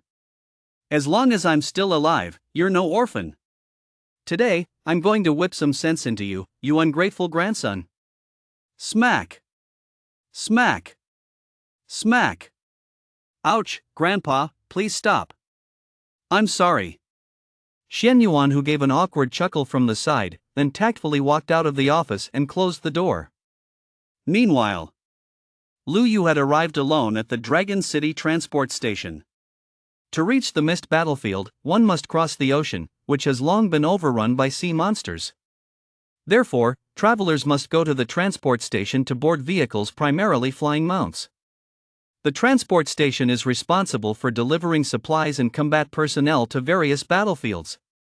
Of course, while transportation is free for the Alliance's regular troops, everyone else must purchase a ticket. The fare isn't particularly expensive, 10 gold for a standing ticket and 20 gold for a seated ticket. Lu Yu handed over his 2-star hunter badge. Hello, I'd like to buy a seat ticket to the mist battlefield. 2-star hunter? The ticket agent's gaze sharpened slightly. Young man, the situation is tense across all battlefields in our F sector right now, with monsters on the move frequently. Going to the mist battlefield right now isn't the best choice. Why don't you reconsider and stay here in Dragon City to complete quests and level up first? No thanks. Since I chose to be a monster hunter, I've long been prepared to face danger at any moment. Seeing that Lu Yu had made up his mind, the ticket agent could only shake his head disapprovingly and hand Lu Yu a seat ticket. Time to depart. All personnel heading to the mist battlefield, assemble. At the shout of a burly man, Lu Yu climbed onto a large flying mount similar to a griffin, but much larger than an airplane. The mount's back was equipped with modern technology resembling an airplane's passenger cabin. Although the monster invasion had rendered all electronic technology in the warzone inoperable, it hadn't dampened the humans' ingenuity. They had combined technology with their mounts to maximize their effectiveness. Attention, everyone, we may encounter sea monsters at any moment while crossing the ocean. Please fasten your seatbelts to avoid being thrown off. After the high-level class changer piloting the transport mount finished speaking, he took control of the mount and took off. The sight of so many large flying transport mounts taking flight at once was truly awe-inspiring. Pets fall into two categories: mount pets, which lack combat capabilities and cannot level up after being contracted. They are used for transportation and feature high HP and defense, and combat pets, which absorb experience from their owners' monster hunts to level up and grow after being contracted. Mount pets are relatively easier to obtain. Therefore, class changers who own large mount pets are generally assigned supply transport duties by Alliance headquarters. Although these large mounts are slower than smaller ones, they are extremely practical. Through the window, Luyu saw the sea below, where numerous class-transformed players were teaming up to hunt sea monsters. The ocean. It is a massive battlefield connecting all the war zones. Fortunately, sea monsters cannot remain on land for long, they can only roam near the coast at most. Otherwise, faced with such vast numbers of sea monsters, the human race would have been wiped out long ago.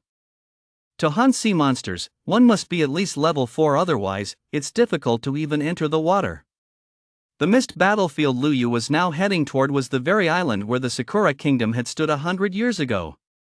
The first wave of monster invasions struck the Sakura Kingdom, destroying the entire nation in a matter of moments. Not a single Sakura citizen escaped, they were all mercilessly slaughtered by the monsters.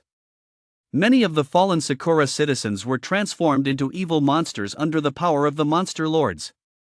Luyu opened the map of the mist battlefield, which marked the approximate monster levels in each area, then selected an outlying region teeming with level 2 to level 3 monsters. Tong, this is my gift to brother you. It was a long journey ahead. At the speed of his pet transport, it would take at least half a day to arrive. Luyu began pre-learning tier 3 skills while thinking of his 2 younger sisters far away, wondering if they had listened to him and were eating and drinking well. Safe zone in Sector F, downtown. The sisters Lu Shui and Luyu were browsing in a shopping mall, but it seemed they were just window shopping without buying anything. Sis, our brother left us so much money. I know, but it's not easy to earn money, so we can't just spend our brother's money recklessly. Perhaps because they'd been through hard times, the 2 sisters couldn't bring themselves to buy anything they liked. Let us go buy some meat. Our brother said we need to get some nutrients so we can become pretty and beautiful. Then let us just buy some meat and go home. By the time our brother comes back, we'll definitely be pretty and beautiful. But sister, our shoes are all worn out, and besides. Lu Shui looked at her younger sister, then at herself. After a moment's hesitation, she said, "All right, let us go buy a new pair of shoes, but nothing too expensive." Yay! Luyu immediately began jumping up and down with excitement. After all, what girl doesn't love to look her best? A short while later. On their way home. Big brother, I've been keeping an eye on them for a few days now. Those 2 sisters dressed in rags actually live in a first-class mansion. That mansion is worth at least 30 million. I guess the girl's family made their money on the front lines and bought it, but they haven't come back yet. Big brother, if we can just snatch the money from those 2 sisters, we'll be living it up for a long time. They're out right now, but they'll probably be back soon. This is the only route they take home, and there's usually no one around. A green-haired kid who looked like a street thug grinned wickedly. They were all failed combat class players who hadn't passed the Legion or Guild assessments. Becoming lone wolves made it easy to perish in the frontline zone, and since they weren't in a lifestyle class, they had no choice but to return to the safe zone to kill time. Those with connections could join the safe zone patrol to maintain order, those without were forced to become security guards or street thugs. Excellent! We've picked a great target this time. Big brother Scar said fiercely. On a daily basis, the 2 sisters were clearly children from a poor family, yet they lived in a high-end building like the first-class mansion, so naturally, they were quickly noticed by those with ulterior motives. Before long, Lu Shui and Luyu really did walk back down this street. The 5 street thugs hiding nearby lit up the moment they saw the sisters. But just as the 5 were about to make their move, a dark shadow flashed by. Without warning, the 5 street thugs felt a chill on their necks, then fell to the ground in unison. Dead on the spot. They never knew what had happened. Meanwhile, Lu Shui and Luyu were completely unaware that they had narrowly escaped a crisis. Over here. Although Luyu hadn't drawn a Swordmaster class skill book, he had drawn a precious S-rank scroll. With this scroll, Luyu could upgrade any skill to S rank. Its value was incalculable. If listed for sale on the Alliance marketplace, it would likely spark a fierce bidding war among countless top players. At high levels, possessing an S-rank skill was no less than having a life-saving trump card.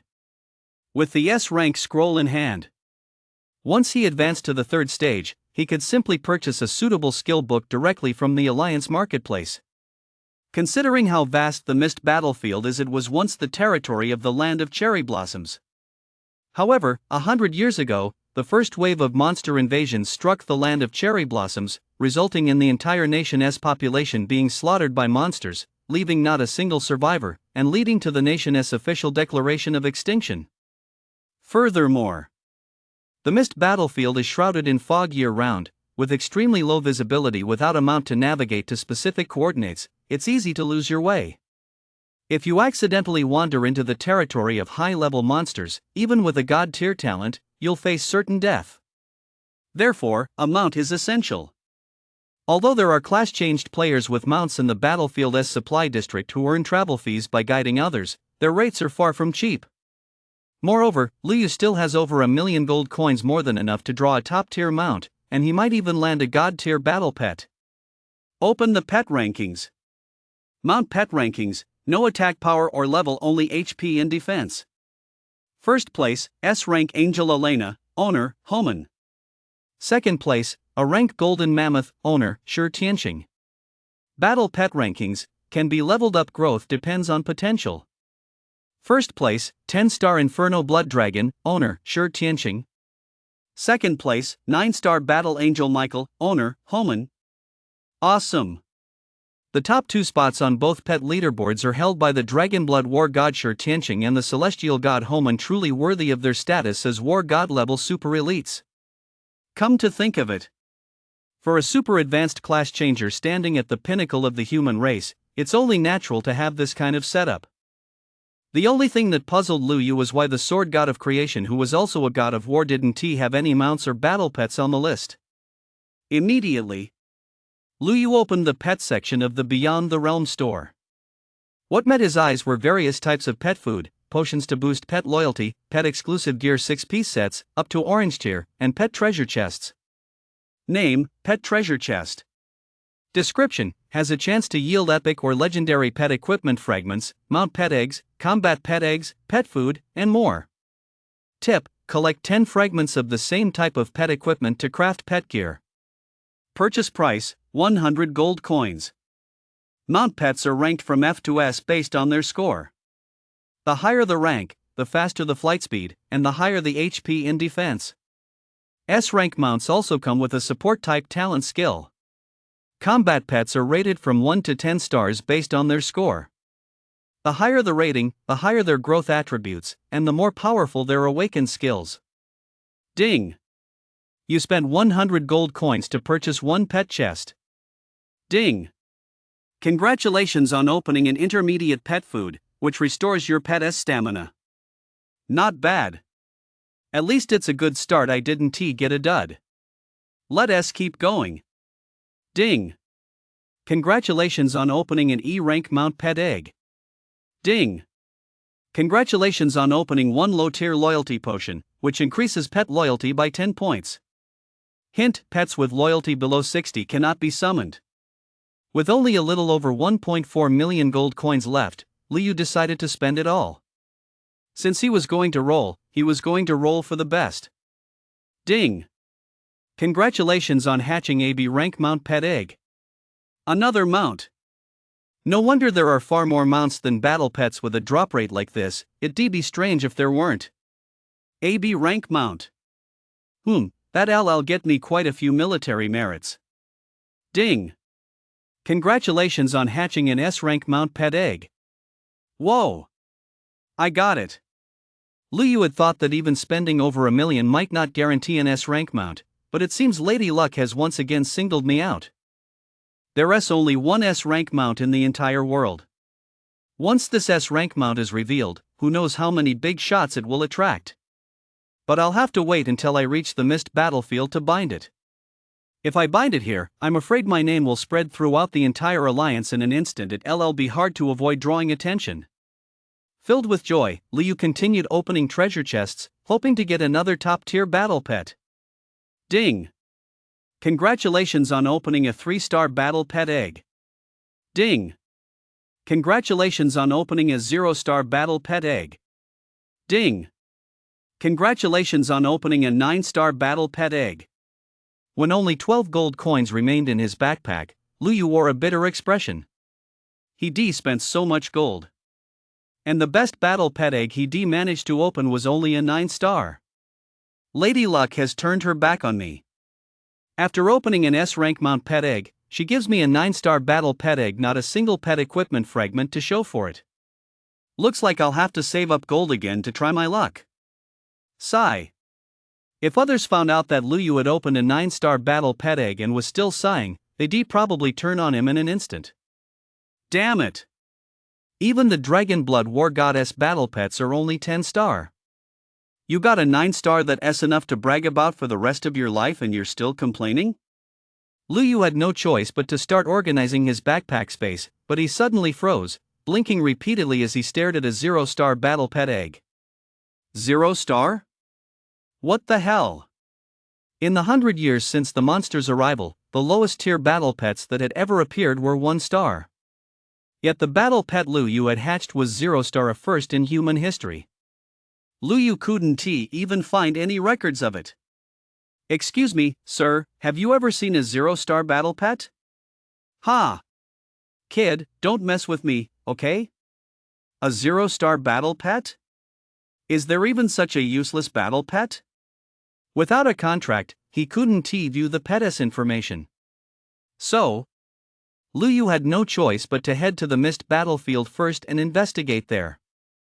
Shortly thereafter, the transport squadron successfully arrived above the supply district of the Mist battlefield. Looking down from high above, the battlefield was shrouded in thick mist, with extremely low visibility.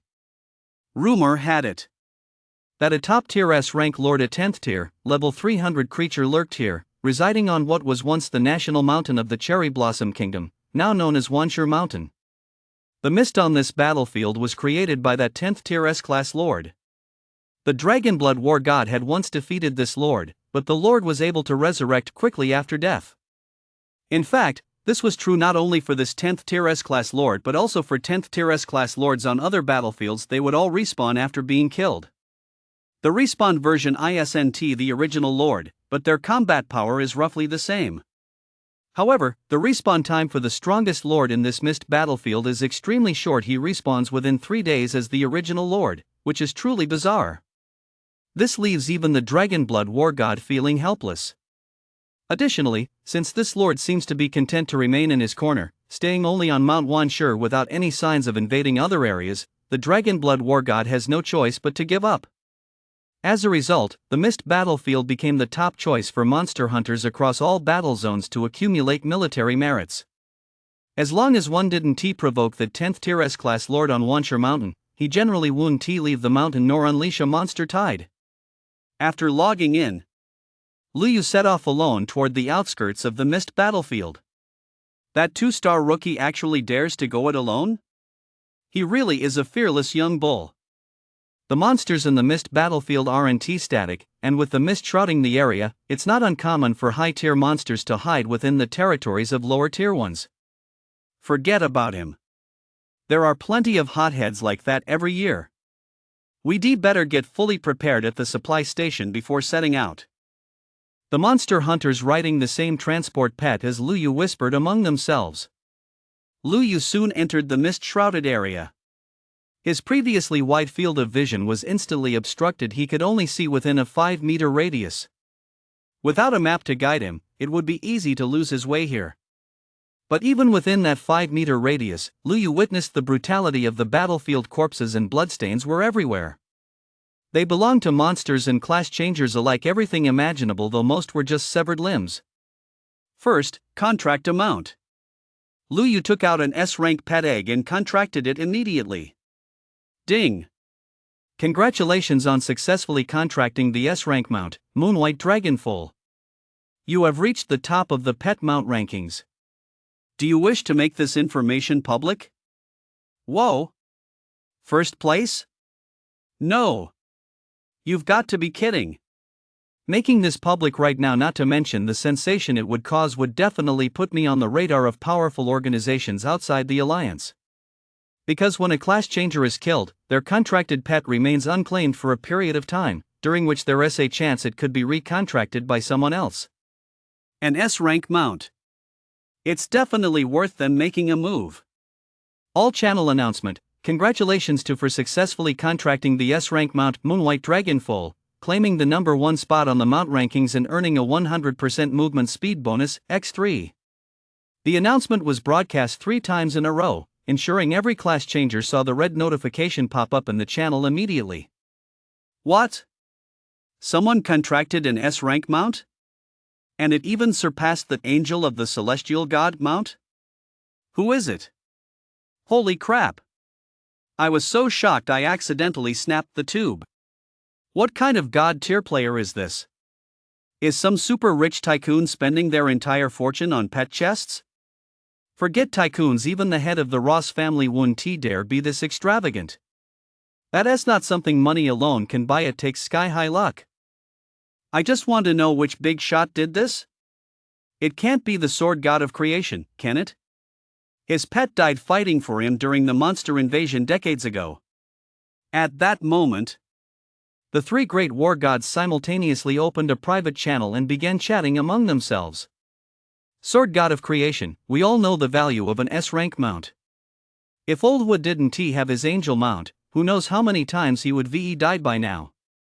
God of heaven, we must find this person and find a way to buy the S-rank mount from them or trade for it. Dragonblood War God, if I had an S-rank mount, we could try attacking that place. After deliberating, the 3 war gods immediately channeled their energy to search the entire alliance for the class changer who had contracted the Moonwhite Dragonfall. On the outskirts of the mist battlefield, Luyu stared in utter amazement at the incredibly cool and mind-blowing Moonwhite Dragonfall. This was an ultra-rare mount capable of traversing land, sea, and air, and so stunning it would drive any class changer wild, appealing to everyone regardless of age or gender. The Moonwhite Dragonfall was covered in scales, had divine horns on its head, and shimmering wings that radiated a mesmerizing lunar glow. It also seemed to possess a mysterious fog-dispelling effect. As it stood there, the moonlight radiating from its body miraculously illuminated the surrounding mist, greatly increasing visibility. Visibility expanded from a 5-meter radius at the start to a 10-meter radius, of full doubling. On this perilous, mist-shrouded battlefield, higher visibility meant greater safety. The Moonwhite Dragonfall's innate skills were also highly practical. Innate skill shapeshifting possesses 3 forms: White Horse, Dragonfall, and White Dragon. White Horse form can transform into an ordinary white steed with no time limit. Dragonfall form can transform into the Moonwhite Dragonfall form, which is also the default form, with no time limit. White Dragon form can transform into a giant white dragon for 1 hour, capable of flying through the skies, burrowing underground, and roaming the ocean's cooldown is 15 minutes. After transforming into a giant dragon, although it cannot deal any damage to targets, its health and defense are greatly increased, and it possesses the Dragon S-Might intimidation effect. Once Dragon S-Might is unleashed, ordinary monsters dare not approach easily. At this moment, Luyu was overjoyed. He spent over 1 million gold coins, equivalent to over 1 billion yuan, and it was money well spent. This in-game spending is so damn satisfying. Before he even learns the 3rd-tier sword riding skill, having this mount to get around is beyond cool. It's safe to say, from now on, no matter which battlefield he wants to go to, he won't need to ride on someone else's mount. He can get there on his own, and his travel time will definitely be much faster than anyone else's. Now that he has a mount. But he still hadn't secured a battle pet. Thinking of that 0-star battle pet, Luyu took it out. The egg was bright red, resembling burning flames, quite peculiar and very different from ordinary pet eggs. Combat class transfigured players can contract up to 6 mounts and 6 battle pets, for a total of 12 pets, but they can only summon 1 of each at a time. So binding this 0-star battle pet wouldn't hurt. As the saying goes, fortune favors the bold. Since a 0-star battle pet had appeared, it might be a special one that humans hadn't discovered yet. Besides, with the coin drop system, even if this battle pet turned out to be underwhelming later on, he could still turn it into a top-tier battle pet through pet equipment. That's what happens when your combat power isn't enough, you just have to pay to make up for it. With that in mind, Luyu decided to contract this 0-star battle pet first. Ding! You have contracted the battle pet Sun Cat. Crack! The eggshell cracked open, and a dazzling red light shone forth. A red cat with fur as fiery as flames, walking upright and bearing a sun-shaped mark on its forehead, strode out with the air of a big shot. Name, Sun Cat. Category, Battle Pet. Rank, 0 star. Master, please take good care of me from now on. A heavily sounding female voice came from the battle pet's mouth. A female cat? Holy crap! It can speak human language? How amazing is that? Lu Yu was stunned. Usually, don't battle pets have to be above tier 5 before they can speak human language? He opened the Sun Cat's stats panel. Wow! Except for HP, everything else was 0. It really is a 0-star battle pet. I'll take it along to level up for now. Who knows, there might be a pleasant surprise after all. It can already speak at level 0. From now on, you're Xiaohong, and it's snow. The petite and dainty Xiaohong leaped onto Lu Yu's shoulder, wagging her tail as her big eyes curiously scanned her surroundings. She seemed so spirited. Snow, keep a low profile. Shift into a white horse form. Let us go. Lu Yu climbed onto the back of the moon-white dragon foal and gave it the coordinates for their destination. The moon-white dragon foal transformed into a white stallion, still as majestic as ever. It reared up on its front legs, let out a whinny, spread its pure white wings, and turned into a streak of light, vanishing in an instant. Holy crap! What was that? A party of monster hunters on the move got a huge scare, thinking a high-tier monster was hunting them down. No idea. It looked like a horse. I saw a handsome guy riding it. Are you kidding me? What kind of horse moves that fast? That speed is at least on par with a Class B mount. Bullshit. With that kind of speed, that mount must be at least Class A. It's probably some top-tier hunter 8 stars or higher heading to the mist battlefield to hunt a high-tier lord. In less than 10 minutes, Lu Yu reached his destination. That was fast. Lu Yu was also amazed by Snow's speed. It was incomparably faster than any transport pet. Suddenly, from within the mist 10 meters away, a snarling, zombie-like monster burst forth, moving on all fours with its head crouched as it charged toward him. Name, Glutton Higurashi Saburo. Type, Elite. Tier 2, LV 38. Skills, Gluttony, Cleaving Claws. Description: after death, the people of the land of cherry blossoms are influenced by the power of the Lord of 10,000 corrosions, causing their skeletal remains to evolve into glutton monsters that retain some of their perverse nature from their living days. Thud. 1. The ferocious glutton monster's crimson claws slashed viciously at the moon-white dragon foal, yet failed to leave even a scratch. Lu Yu grinned. Although his level was too low to see the moon-white dragon foal's health and defense stats, they were undoubtedly top-tier, far beyond what a mere minor monster could damage. In that case, he could use the moon-white dragon foal to draw the monster's aggro and pull it over while he was at it. With that in mind, Lu Yu instantly killed the elite glutton with a single sword strike, then sent the moon-white dragon foal off to circle the area and return. Within a certain range, the master can allow the mount to move freely. The mist doesn't affect the mount's vision. No matter where the master is, it can accurately locate him. Before long, the moon-white dragon foal returned with hundreds of glutton monsters, all tangled together. Flying sword skill. Ding! You have obtained 3822 is equal to 1,520 gold coins. Ding! Your level has increased to 34. Awesome! At this monster farming pace, I should be able to reach level 60 by the end of the month. Using a mount to pull monsters, I bet I'm the only one doing this. Ding! Your battle pet, Little Red, has reached level 10 and awakened the level less skill, Sunfire Lotus. Holy crap! A level less skill? Am I seeing things? Lu Yu rubbed his eyes hard and checked again and again before finally confirming that Xiaohong's first awakened skill was indeed unranked. Is this really that unusual? Not even an F rank? That's a bit too bizarre. But the name is pretty badass. Name, Solar Fire Lotus. Type, active attack skill. Rank, unranked. Level, battle pet skill level equals host level. Description, condenses a fire lotus when released toward a target, it explodes and deals sustained burn damage.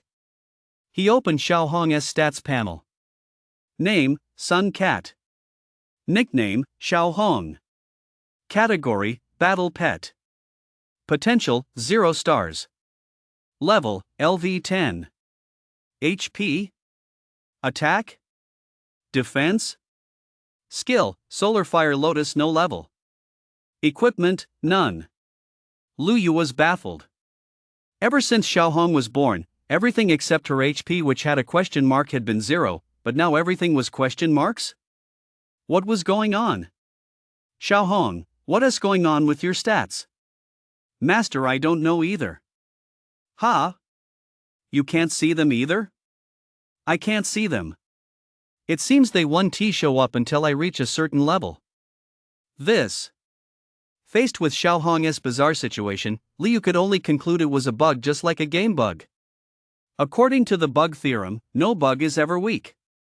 With that in mind, Liu looked into Xiao Hong's eyes, his gaze instantly filled with affection. Xiao Hong, it's really foggy here. Come on, Master has bought you a full set of gear.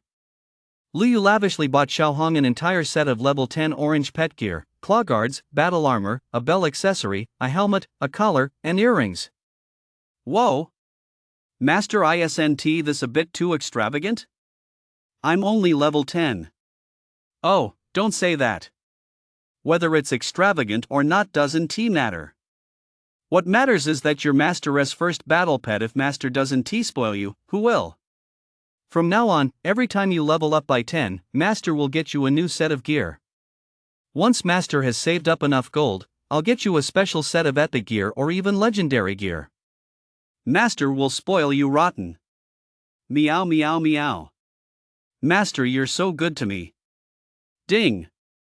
Your battle pet Xiao Hong's affection for you has risen to 100%. Her loyalty has surpassed the 100% limit, reaching the level of never betray. Holy crap! Is that even possible? Come on, Xiao Hong, Master's gonna level you up. And so, this odd trio, 1 person, 1 horse, and 1 cat, went on a rampage, mowing down monsters across the region. Ding! You've defeated the glutton leader. Ding! You've defeated the conjoined leader. Ding! You've defeated the splitter lord. Levels are skyrocketing. Gold is skyrocketing. Military merit is exploding. The 2-star medal automatically accumulates military merit, plus 5 points for killing a tier 2 boss, plus 10 points for an F rank lord. The only regret was that the System's Mist coin feature hadn't been unlocked on the Mist battlefield. This confirmed to Liu that it could only be unlocked by entering a special dungeon. Ding! Your battle pet Xiao Hong has reached level 30 and awakened the unranked skill Sky-Splitting Burning Claw. Unbelievable! Another unranked skill has awakened. Liu's jaw nearly hit the floor. The number of skills a pet can have is similar to that of a class changer. 2 skills can be awakened per tier, provided the awakening is successful. If a skill fails to awaken, the pet might reach tier 10 without a single skill. Generally, the higher a battle pet's innate potential, the higher the chance of awakening skills. But Xiao Hong had shattered that conventional wisdom. She was a 0-star pet, yet she successfully awakened 2 skills by level 30, and both were unseen, tierless skills. If he hadn't seen it with his own eyes, who would believe it? However, Xiao Hong wasn't even aware of her own skills. In her own words, since she hadn't reached the required level, she hadn't unlocked the corresponding legacy memories. Oh well.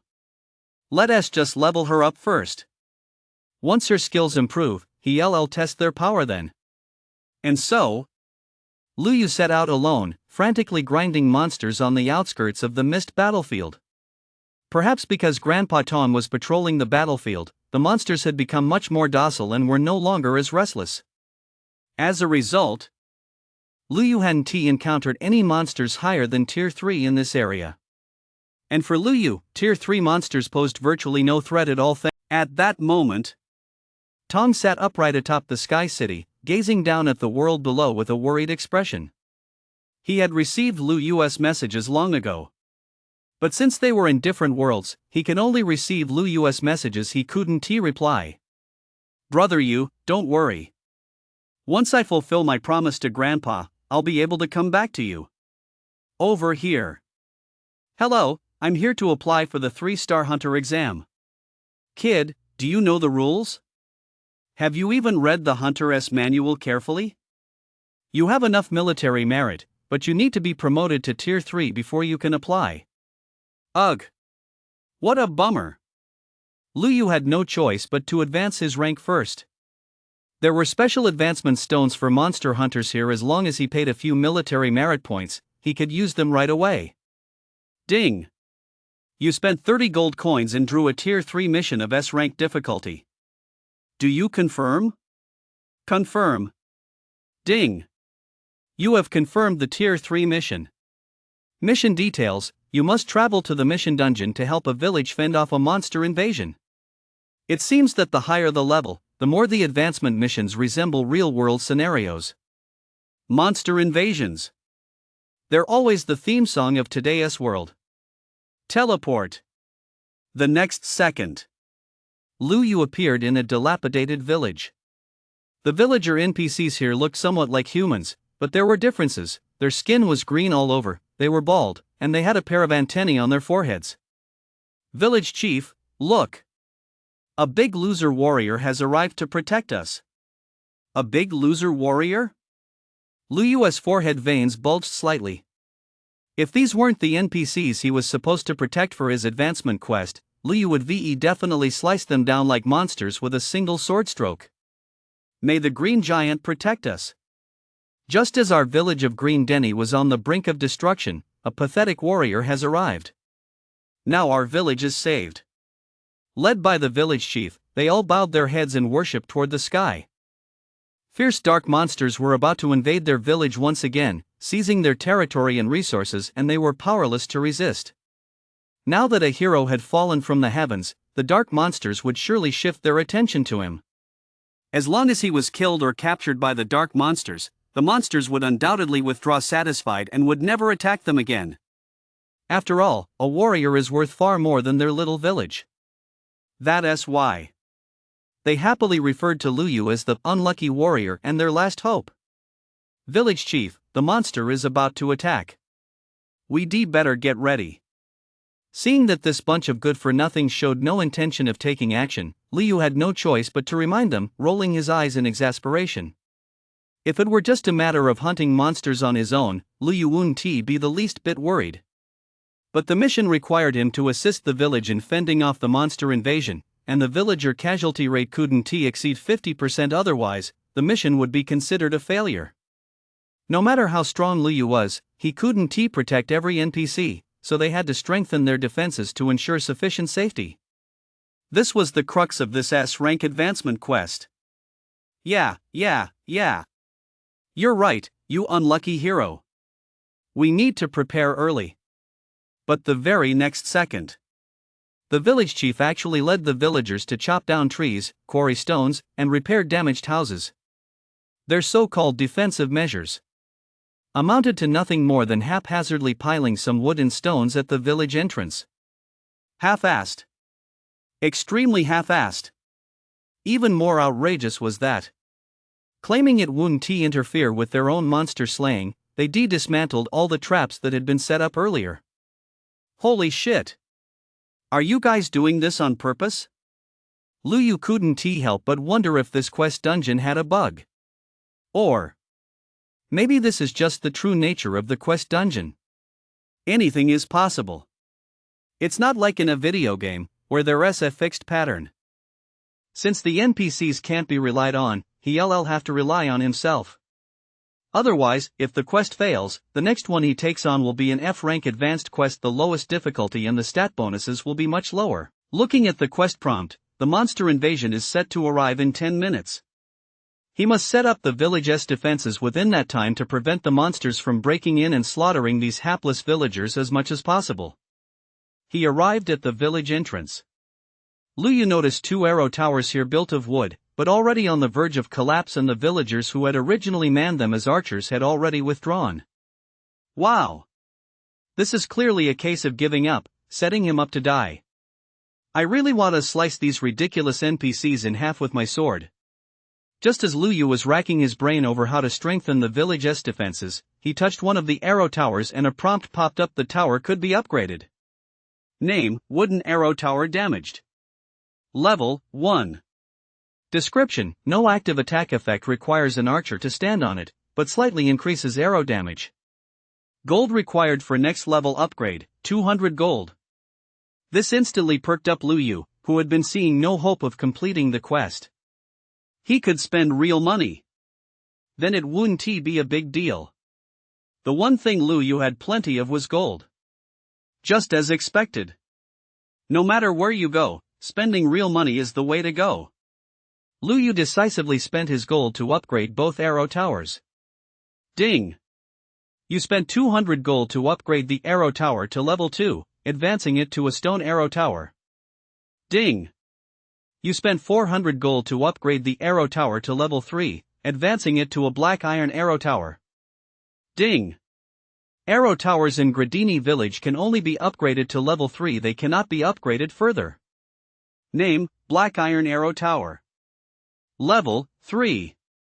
Description: possesses an active attack effect, no archer is required. The black iron crossbow on the arrow tower will automatically attack approaching hostile targets. Lu Yu glanced at the damage stats for the black iron crossbow. It was more than enough to instantly kill ordinary level 3 monsters, and even elite monsters wouldn't last more than a few hits. Plus, the attack range was decent.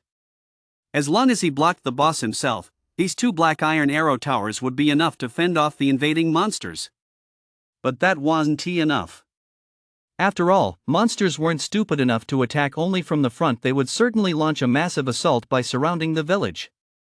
So, he needed to strengthen the defenses in other parts of the village as well. Got it. Since the arrow towers can be upgraded, can the village's defensive earthen walls be upgraded too? Sure enough. Lu Yu touched the dilapidated earthen wall, and a prompt popped up. Name: Substandard Earthen Wall. Level 0. Description: an earthen wall that can only block the wind. It offers absolutely no defense against monster invasions. Gold required for next level upgrade, 1 gold. The upgrade cost isn't too high. But to upgrade all the earthen walls surrounding the entire village would require tens of thousands of gold coins. For most people, that would be a fortune. Very few would spend that much gold just to complete a 3rd-tier advancement quest. Lu Yu, however, didn't bat an eye as he upgraded all the earthen walls to level 3 black iron walls and, while he was at it, upgraded the remaining arrow towers as well.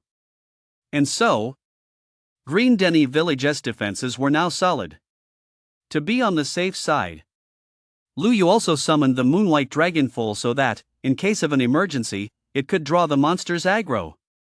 Meanwhile, the village chief and other NPCs who had been slacking off stared in utter disbelief as they watched Lu Yu upgrade the village's defenses to level 3 across the board. They couldn't believe it.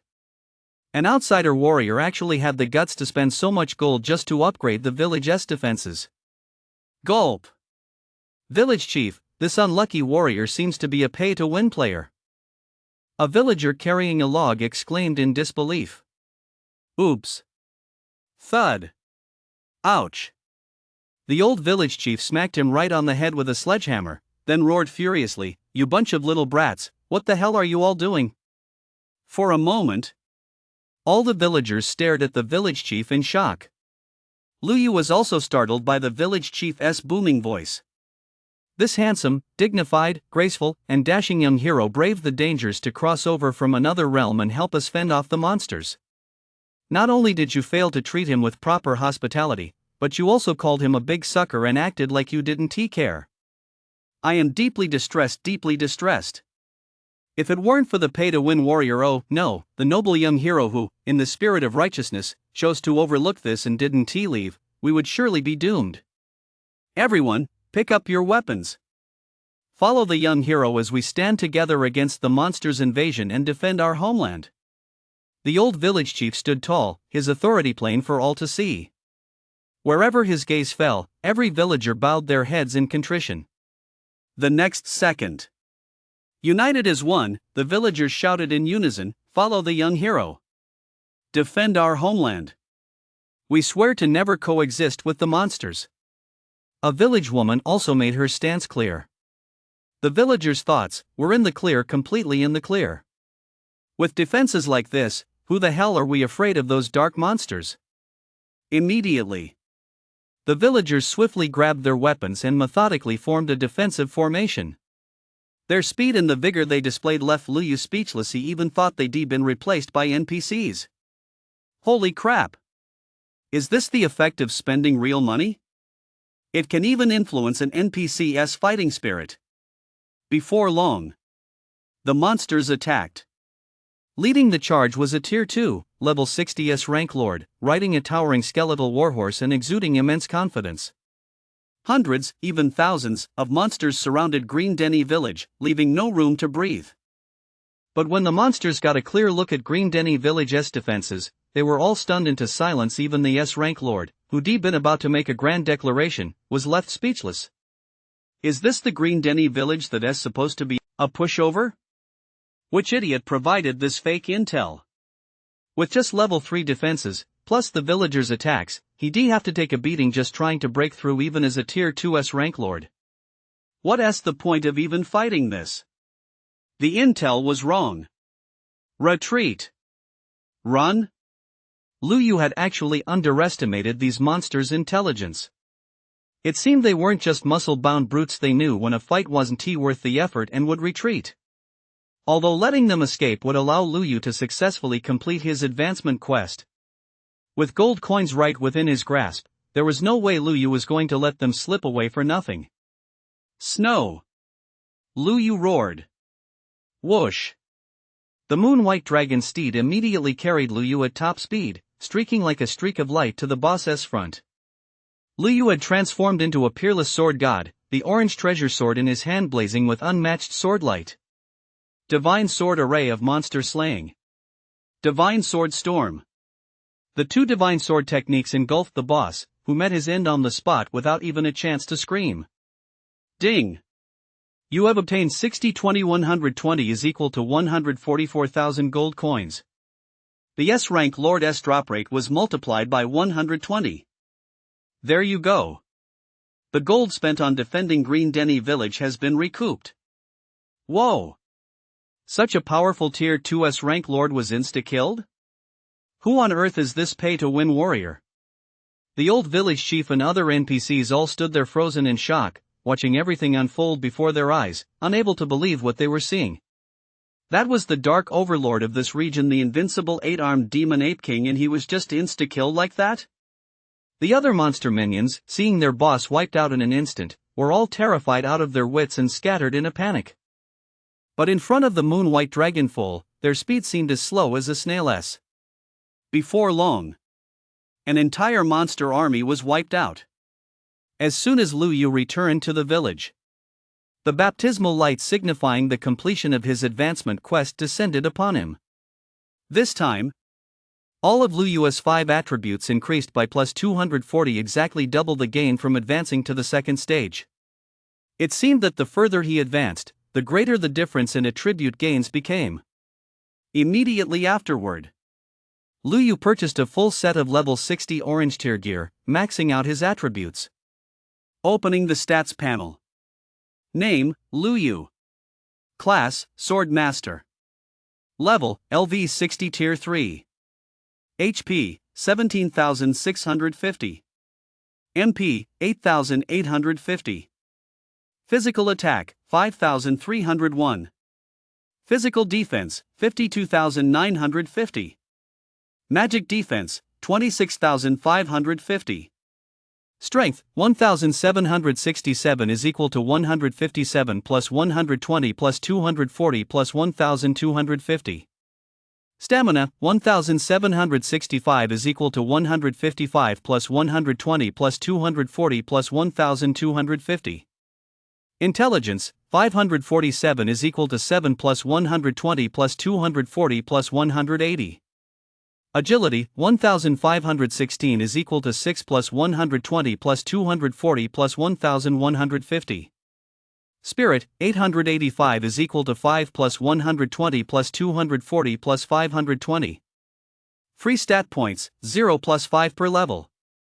Equipment, Purple Thunder Sword LV is 60 orange, Moonlight, level, Tier 3, LV 0 requires gold coins to upgrade.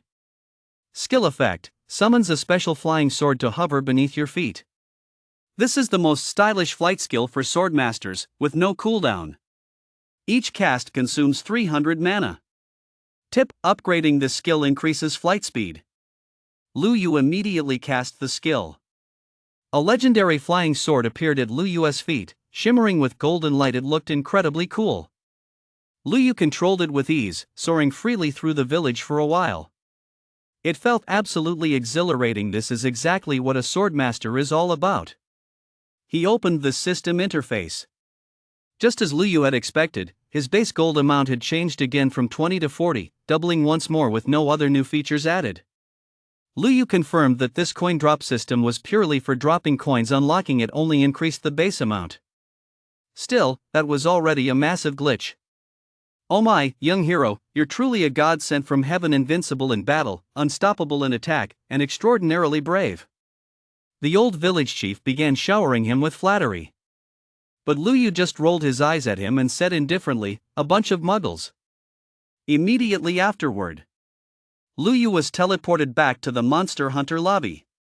What does the young hero mean by muggles? The villagers looked at one another in confusion. I've got it. Legend has it that the sword god is closely connected to the green giant god we worship. That young hero must be the reincarnation of the sword god, sent specifically to help us. The term muggles must be a title bestowed upon us by the sword god. From today onward, we will no longer be called Green Denny Village, will be known as Muggle Village, and will call ourselves the Muggle Clan. Now that the 8-armed demon ape king is dead, and we possess 8 black iron arrow towers upgraded by the sword god. Issue my decree, leave 4 black iron arrow towers to guard the village. The rest of you will follow the village chief, carrying the remaining 4 black iron arrow towers, to conquer this region. The era of Muggle Village has arrived. And so, led by the old village chief, the villagers of Muggle Village set out, carrying 4 black iron arrow towers, to conquer a vast territory. After completing his advancement, Lu Yu also effortlessly passed the 3-star hunter assessment and was promoted to 3-star hunter. This left the veteran hunter in charge of the assessment completely stunned. Can you believe it? A newcomer who just arrived in less than a month jumped 2 ranks in a row as if he were on a sugar high. While such situations do occur, they're usually reserved for professional prodigies in the S battle zone. This is the F battle zone. After all, those who stay here are generally those with limited potential. Damn it, this Lu Yu guy has no background, no connections, and he is a swordmaster. How the hell is he so good? Lu Yu walked over to the application desk. Hello, may I apply to meet my family now? Level 1 alert has been lifted, so you can apply. Once you submit your request, we'll notify your family. If they agree to the meeting, we'll arrange it as soon as possible. Okay, thank you for your help.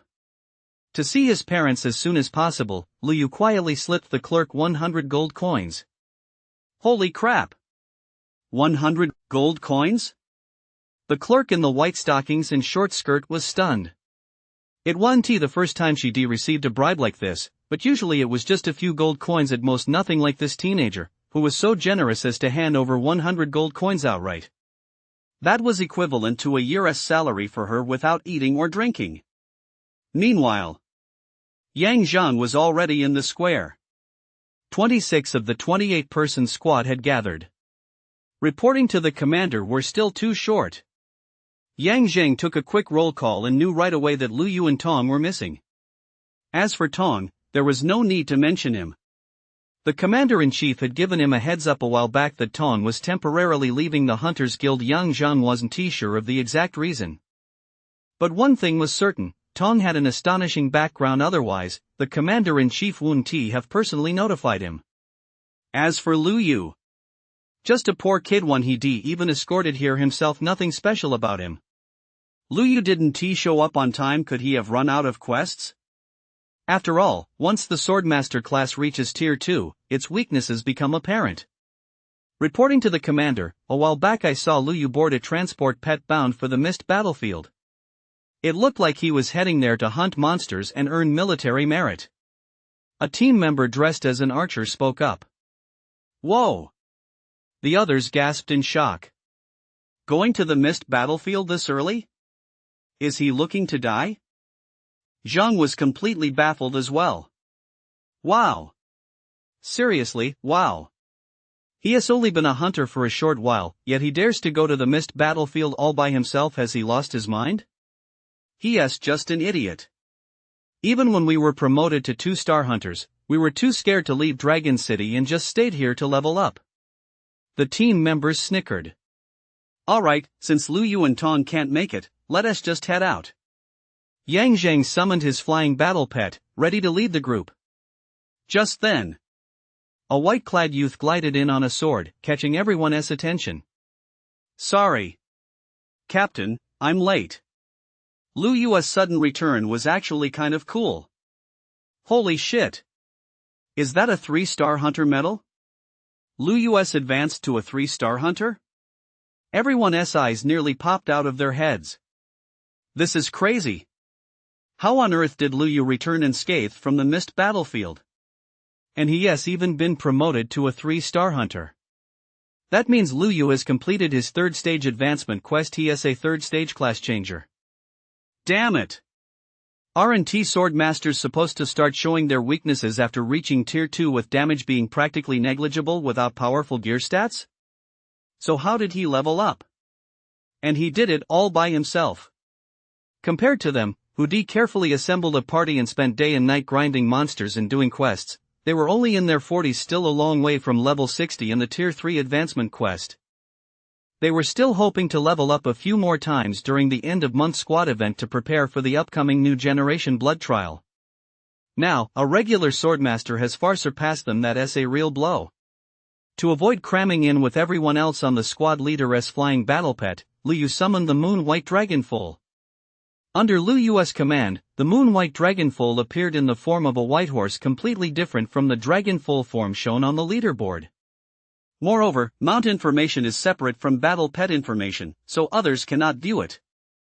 Therefore, Lu Yu wasn't worried about being recognized. Besides, horse-type mounts are the most common. Oh my god! Lu Yu has a mount? One team member blurted out in surprise. In an instant, everyone was captivated by such a majestic white horse. That mount looks like it's pretty high level, too. Jealous. Totally jealous. Never mind the level gap that could be explained by Lu Yu getting incredibly lucky and being carried by a kind-hearted high-level player in the Mist battlefield. But now Lu Yu even had a rare mount. Opening a pet chest costs 100 gold coins, and there's no guarantee you'll even get a pet.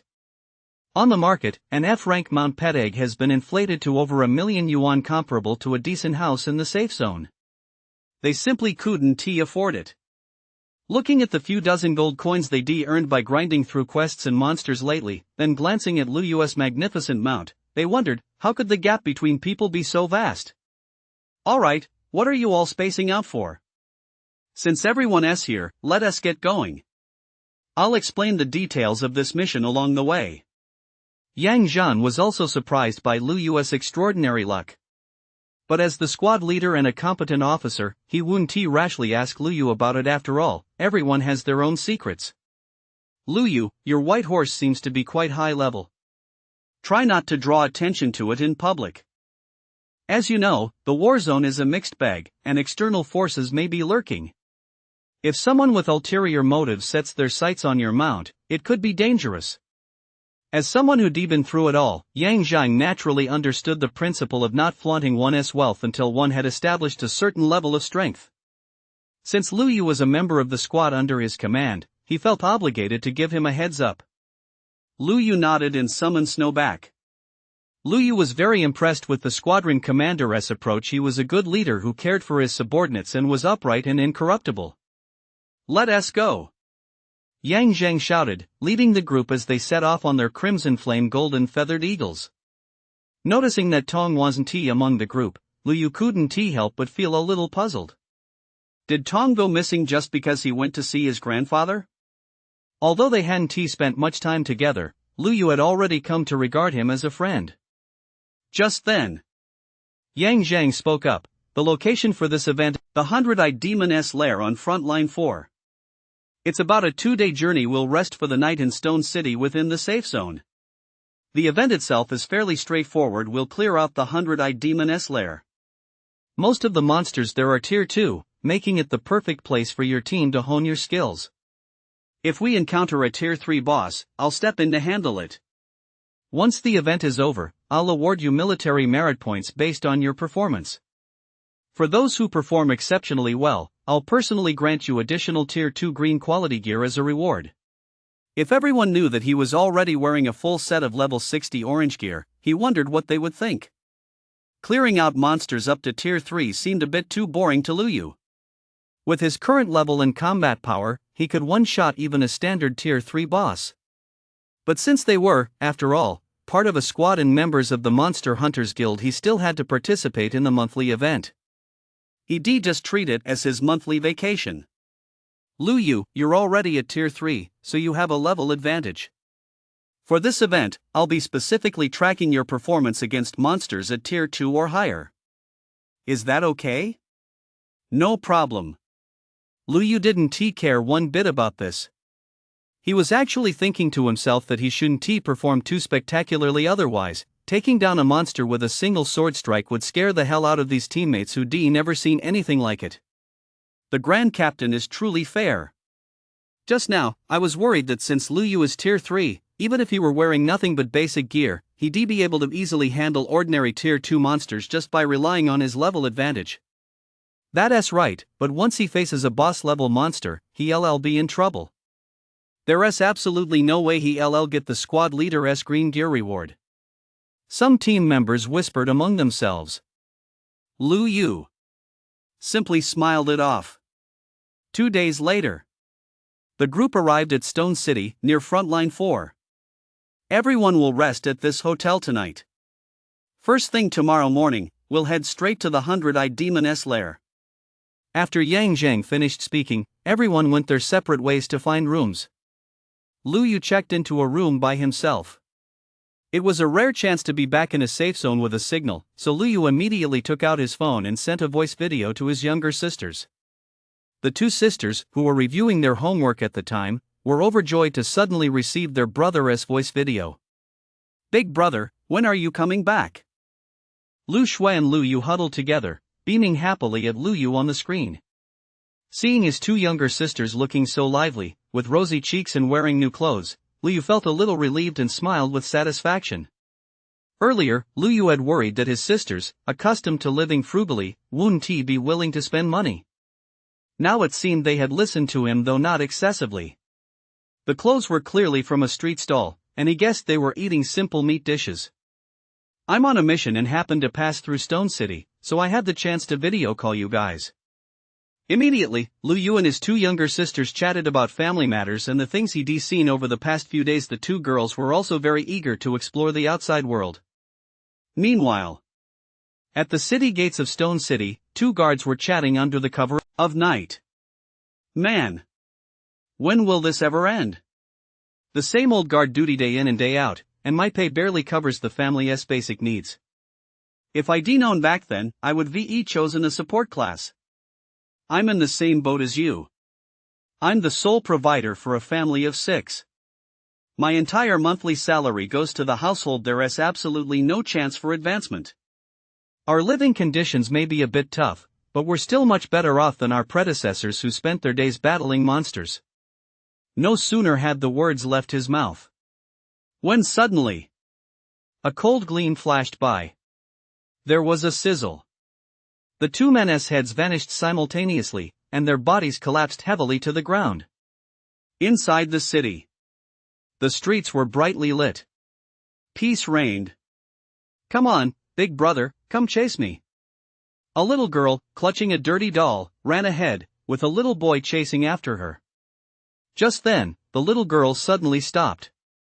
The little boy nearly lost control and crashed into her. "Little sister, what's wrong?" "Big brother, look, there are so many red stars in the sky." "Red stars?" The little boy looked up, his eyes widening instantly as terror spread across his face. "Those are..." Wah! The highest level emergency alert in Stone City rang out across the entire city. Everyone sleeping was jolted awake. Since the establishment of Combat Zone F, a highest level alert had not been sounded for decades. It was reserved only for matters of life and death. Once this alert sounded, it meant the city was likely to fall and its people perish. Damn it! How could monsters have invaded the safe zone without us noticing a thing? Are all the guards at the city gates dead? Shurchi, the Lord of Stone City, was furious. At that moment, the guards at Stone City's gates had all been turned into headless corpses. One by one, dark monsters covered in blades revealed themselves, licking the blood from their blades before leaping down from the city walls, opening the gates, and allowing a massive horde of monsters to pour in instantly. Report! Lord, the city gates have been breached by monsters, and the defensive magic array cannot be fully activated. Hearing this, Shurchi sprang to his feet. He knew this was a matter of life and death for Stone City. He had to make immediate arrangements to hold out until reinforcements arrived. But even the nearest reinforcements from Frontline 4 would take half a day to reach Stone City. Even at full speed, it would take at least several hours. Right now, the flying monsters appearing in the night sky alone were enough to wipe out the entire city of Stone, not to mention the unknown number of monsters still lurking outside the city walls. Hurry! Rally all available combat forces within the city. Follow me to reinforce the city gates at top speed. Even if it costs us our lives, we must retake the gates and fully activate the defensive magic array. This is our only chance. Yes, sir. The city of Stone's defensive forces sprang into action. From the city guards to school teachers, principals, and security personnel, anyone with a combat class responded to the call and rushed toward the city gates at top speed. At the same time, all 12 front lines in Combat Zone F simultaneously received reports of the monsters' attack on the Stone City. What the hell are you all doing? Didn't you notice monsters bypassing the front lines and appearing in the safe zone? Hurry the hell up and send reinforcements to Stone City to save the civilians. If the city falls, we'll be branded as traitors for all eternity. Xian Yuanhu, Commander-in-Chief of Sector F, was seething with rage. He immediately ordered the legions on Frontline 4 to save Stone City at all costs, racing against the clock. Wah! Mommy! A little girl had fallen amid the chaos, separated from her family, and was crying loudly on the filthy, cluttered street. The streets and alleys of Stone City were teeming with people, mostly children and the elderly, since the young adults had largely gone to the front lines to fight and defend their homeland. It's over. It's completely over. With so many monsters, Stone City's defenses won't hold out for long. We'll end up as food for the monsters. Many people looked utterly despairing, collapsing to the ground, too exhausted even to flee. Bunch of cowards. What good is despair? We're going to die anyway, so why not rise up and fight back? Let us buy as much time as possible so more children can survive. A retired veteran shouted at them. He decided he wouldn't hide anymore. He was going to kill monsters. Even if it meant dying alongside the monsters, he would devote his very last ounce of strength. Over on this side, Lu Yu and the others also heard the highest level alarm the moment it sounded and rushed out to assess the situation. When Yang Zhang saw countless flying monsters in the sky attacking the defensive shields surrounding Stone City, his pupils contracted instantly. He knew something was terribly wrong. Monsters had launched a surprise attack on Stone City. Yang Zhang immediately assembled his squad and said urgently, "This is an emergency. Monsters have launched a surprise attack on Stone City. As members of the Monster Hunters Guild, our true mission has arrived." Everyone's expressions grew somber. Many trembled instinctively, yet their eyes remained unwaveringly resolute. They were still children, but they knew that despite their fear, they had to fulfill the mission they bore.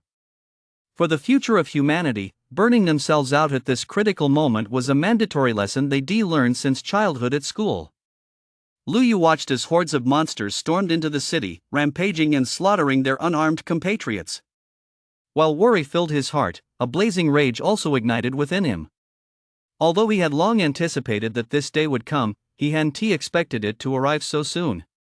He hadn't fully matured, yet he wasn't strong enough. Everyone, listen up. You have only one task: head to the shelter and do your utmost to protect the elderly and children. Do you all understand? Yes, sir. Immediately, the group sprang into action, rushing toward the nearest shelter. Yang Zhang, meanwhile, summoned the Crimson Flame Golden Feathered Eagle and raced to reinforce the city gates. I am Yang Zhang, a 5-star monster hunter. City guard, keep up with me, follow me as we retake the city gates. It's a 5-star hunter. We have a chance to retake the gates. Lord Shur saw a glimmer of hope. Most of these monsters that had suddenly appeared were below 5th tier. A single 5-star hunter had a chance to turn the tide. Lord Shur immediately ordered a large contingent of guards to follow Yang Zhang as they charged toward the city gates. True to his reputation as a 5-star hunter, Yang Zhang effortlessly cut a path through the enemy ranks. These low-tier monsters were no match for him. As Yang Zhang and his team neared the city gates, it seemed that if they could just close the gates and fully activate the defensive magic array, they might hold out until reinforcements arrived. We're saved. Quick, close the city gates. The captain of the guard squad shouted excitedly. But just as they were about to shut the gates, a demonic aura of death swept over them. The next second, thwack! All the guards preparing to close the gates were sliced in half at the waist. Even the 4th-tier squad captain couldn't escape the onslaught. Their upper bodies were gone. What? Yang Zhang, who had been desperately fending off other monsters, was taken aback. He turned to look and saw a blade monster, a colossal creature standing a full 5 meters tall, bursting into the city and revealing its form. Name: Blade Lord. Class: a Class Lord Boss. Level: LV 155th tier. HP: 1 million. Description: one of the most ferocious races in the world of dark monsters. Covered in blades from head to toe, they possess a natural ability to become invisible in the dark. As the assassins of the dark monsters, their combat prowess is astonishing under the cover of night. What? A Tier 5, Class A Lord? Yang Zhang's eyes bulged with fury and resentment. He knew that with such a terrifying boss invading the city, there was no hope of victory left. Never mind a Tier 5, Class A Lord, even a lower tier Tier 5 Lord was beyond his capabilities. He was only level 125. The level gap was too vast, and their combat power was worlds apart. Crunch! The Blade Lord gnawed on the guard's severed limb in his hand, then threw his head back and let out a bloodthirsty cackle. Ha ha ha! Wreak havoc to your heart's content. Slaughter away. Exterminate every last one of these human ants here, and take all the resources with you. Everyone. We must stop this boss at all costs, or more people will die. At that moment, Yang Zhang made his decision. He would use the advantage of his flying battle pet to hold him off for as long as possible. Sweep the 1,000 armies. Yang Zhang immediately cast the skill on the Blade Lord. Boom! 100. Damn it! It didn't break my defense. Yang Zhang's heart sank, and he hurriedly controlled his battle pet to take to the skies. Ants. Provoked, the Blade Lord's blades on its back formed wings, and it took flight. Its altitude and speed instantly surpassing those of the Scarlet Flame Golden Feathered Eagle. What? Despair flashed in Yang Zhang's eyes. This boss can fly. Die. With just a single skill, the Scarlet Flame Golden Feathered Eagle's blood spattered across the night sky, and Yang Zhang was also knocked flying by a single blow, his fate unknown.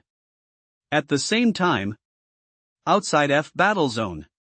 Inside a dark dungeon.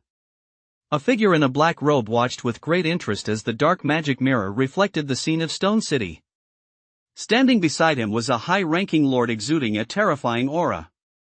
According to our agreement, since I'm helping you invade the Alliance's Stone City this time, you must provide me with 10 vials of monster factors, at least grade A. If my men can successfully wipe out Stone City, that won't be a problem. The only refuge in Stone City. Lu Yu and his group had already formed a defensive formation here. Children continued to stream into the refuge, each one pale with fear. Alarms, screams, and the roars of monsters echoed ceaselessly from within the city. Just then, Lu Yu sensed another powerful monster aura similar to the one that had appeared earlier. These two monsters were far more powerful than any boss he had ever encountered before. Roar! In the night sky, a colossal three-headed dragon monster appeared. It possessed 3 heads, one spewing flames, one emitting poisonous mist, and one spewing frost. Its massive demonic wings, spanning dozens of meters when spread, violently shook off its minions before slamming into Stone City's protective shield with tremendous force. Name: Three-Headed Dragon Lord. Class: a Class Lord Boss. Level: LV 155th tier. HP: 1 million. Description: a powerful flying monster from the dark monster world. It has 3 heads, each possessing a unique ability. It has a brutal temperament and delights in destroying everything. Stone City's protective shield. Under the 3-headed Dragon Lord's assault, it began to crack all over, as if it might shatter at any moment.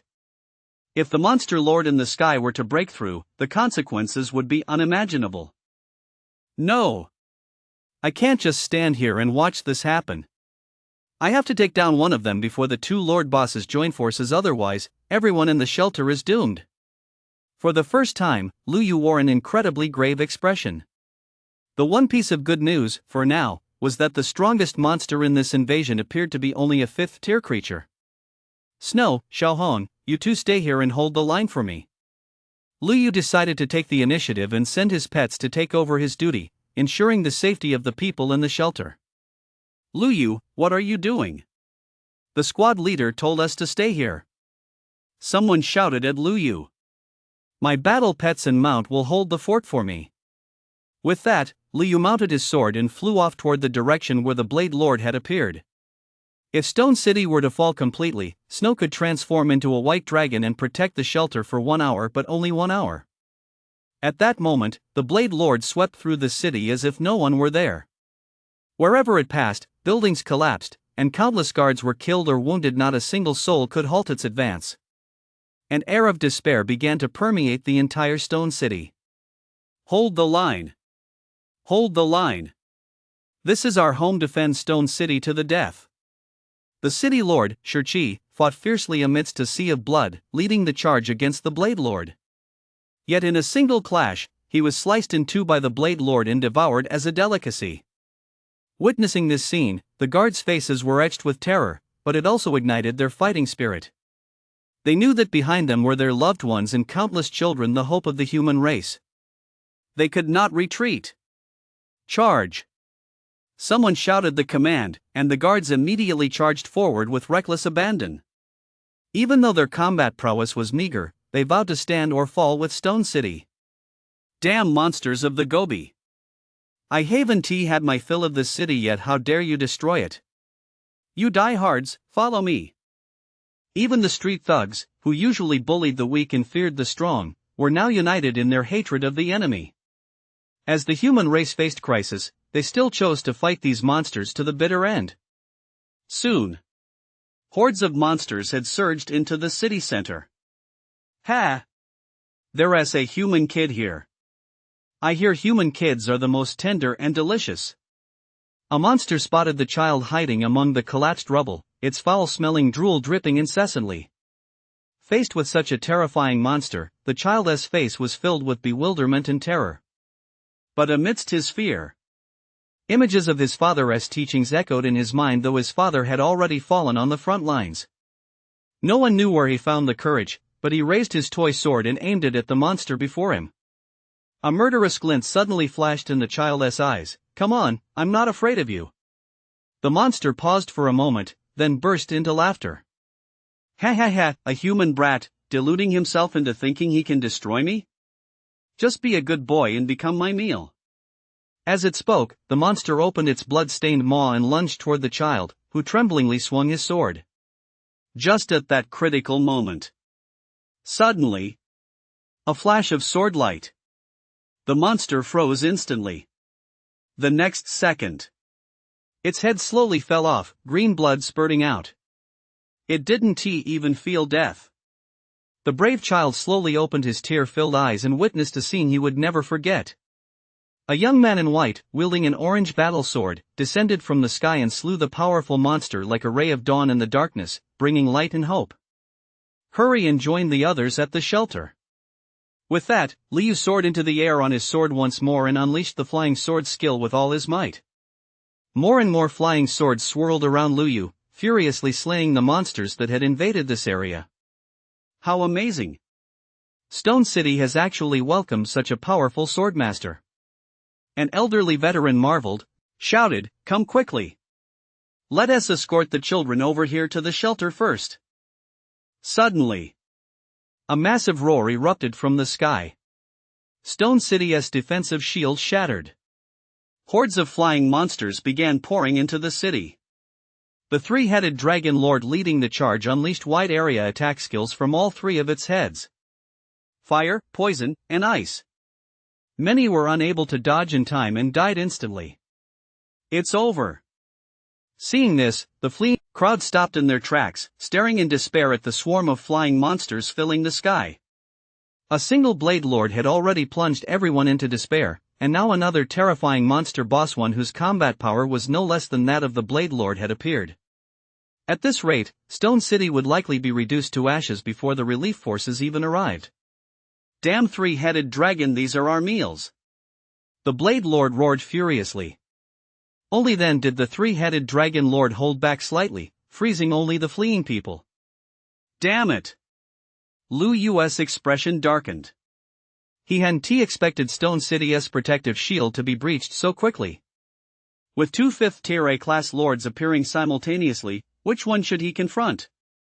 Given the combat power of these two lords, either one could wipe out Stone City, not to mention the vast hordes of other monsters. This was truly adding insult to injury. Just then, whoosh!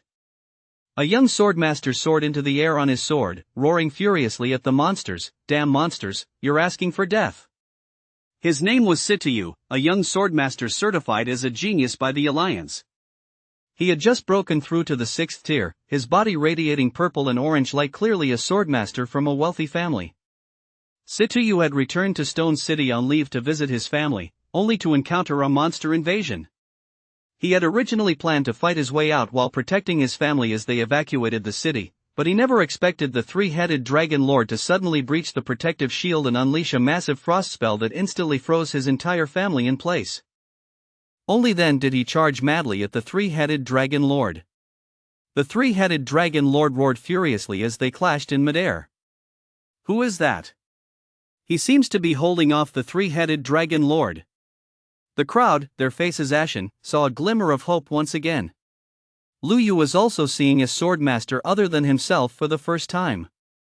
The man seemed to have decent combat prowess, but defeating a grade A, 5th-tier three-headed dragon lord in single combat was clearly impossible.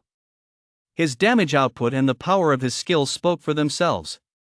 Just then, a figure covered in blood appeared, riding a flying mount, and charged toward the three-headed dragon lord as well. Is that the squad leader?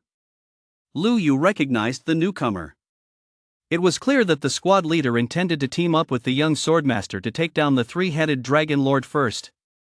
With the squad leader assisting that swordmaster, I should be able to buy myself enough time. Liu muttered under his breath, then turned his gaze to the Blade Lord not far away. Demon-slaying sword technique. An instant-cast sword god skill, a powerful sword technique capable of single target or area of effect attacks. It possesses 100% penetration and inflicts a brief seal of the demon effect on struck targets, blocking all spellcasting. If targeting a single target, it deals double true damage. The more targets hit, the lower the additional true damage. The Blade Lord's face betrayed a look of terror. Within this tiny stone city, someone had actually managed to forcibly interrupt its spellcasting.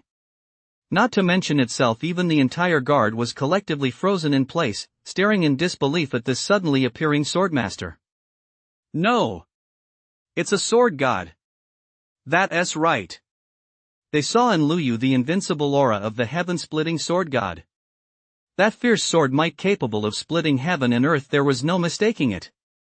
This was the absolute sword might unique to the invincible sword god.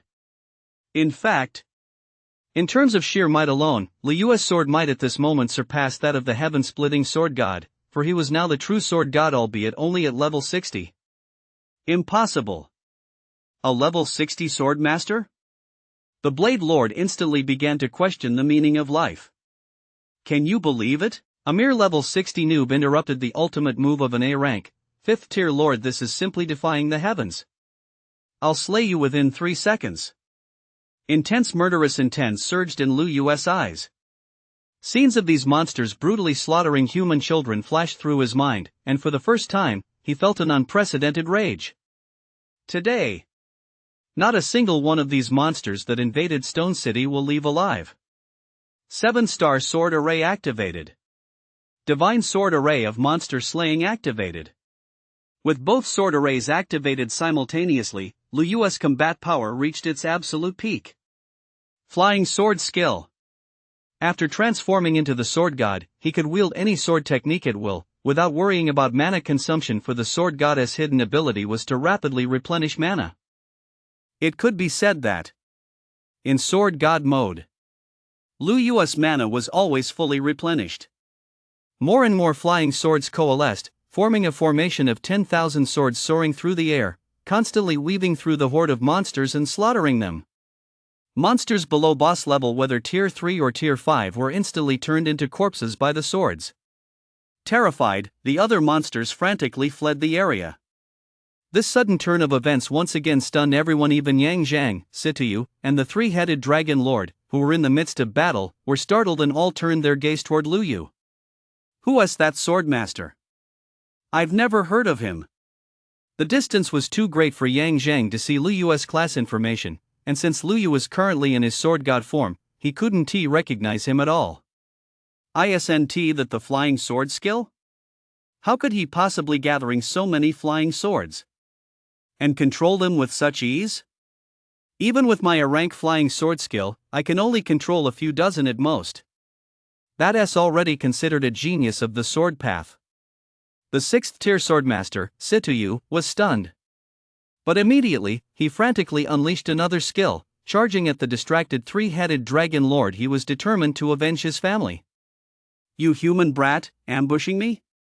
The 3-headed dragon lord let out a pained cry as he took the hit, and all 3 of its heads instantly cast wide area skills. The battle raged once more. At that moment, the Blade Lord also snapped out of it. It knew that unless it eliminated this mysterious human swordmaster, it would be unable to complete the mission assigned by the Grand Lord. Damn you! Whoever you are, I won't let you survive tonight. The Blade Lord braced itself against the damage, vanished into the darkness, and disappeared without a trace. You guys, hurry to the shelter. Leave this to me. With that, Liu's gaze sharpened. Possessing the heart of the sword god, he was able to quickly sense the Blade Lord hiding in the darkness. The wounded guards hurriedly helped each other away from the battlefield. Die! The Blade Lord used its invisibility to sneak behind Liu, preparing for a surprise attack. But before it could cast its skill, Liu unleashed his long-prepared ultimate move, Divine Swordstorm, with full force. FCK. The Blade Lord racked his brain but couldn't figure out how this 3rd-tier Swordmaster had spotted him. After all, the Blade Monster clan's innate night stealth ability was completely silent. Even beings of higher levels would struggle to detect them. What was most outrageous was that this bizarre Swordmaster was also controlling over 10,000 flying swords, had deployed 2 sword formations, and was even flying on swords. Damn it! How could he even cast a super sword technique under these conditions? Cast 5 skills at the same time? And execute them with such ease? Even a 10th tier Grand Swordmaster couldn't do that, could they? It wouldn't be an to say you're the reincarnation of the sword god, would it? 33,000. 33,000. 33,000. Although the damage from Divine Swordstorm isn't high, it's a sustained attack, so the total damage far exceeds that of Demon Slaying Sword technique. The key is that its attack range is enormous. After this barrage, the Blade Lord's health bar plummeted rapidly. In less than 3 seconds, he was down to just a sliver of health. If this keeps up, it won't even take 3 seconds for this cheater to finish him off. The Blade Lord activated Berserk mode. Lu Yu's attacks all had a wide range, there was no way to dodge them, and invisibility was useless against him, so the Blade Lord chose to fight head-on. Since his opponent was a Tier 3 Swordmaster, no matter how overpowered he was, his health couldn't be that high, 30,000 at most. It simply refused to believe that with the damage from its 5th tier skills, it couldn't one-shot a 3rd tier Swordmaster. Let us see who dies first. Dance of the Blade Knight Strangle.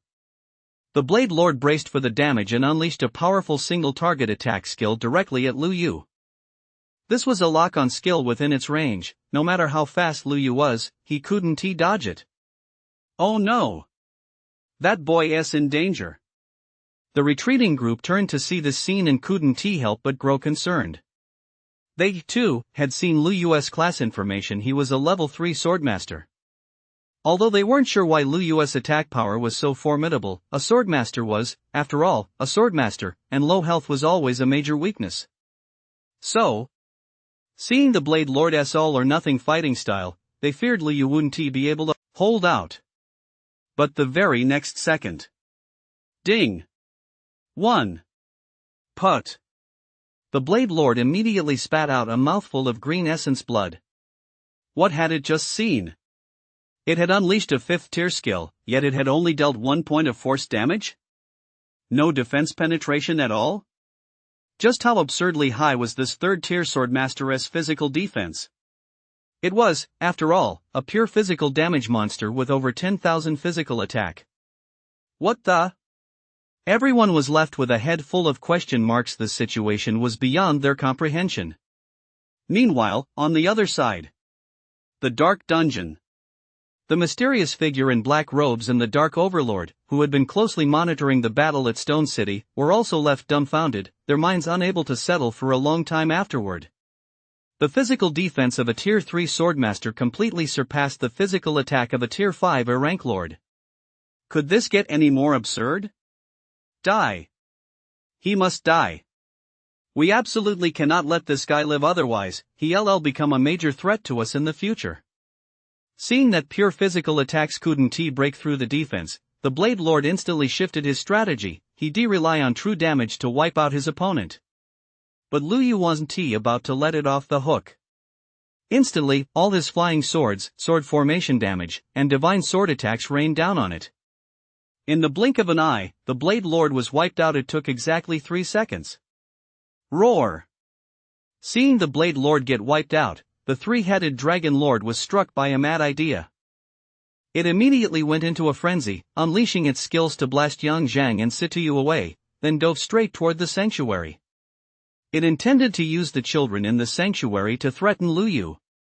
In its eyes, that 3rd tier Swordmaster was so overpowered he must be relying on a special talent effect. Once that effect wore off, it could easily crush him. Trouble.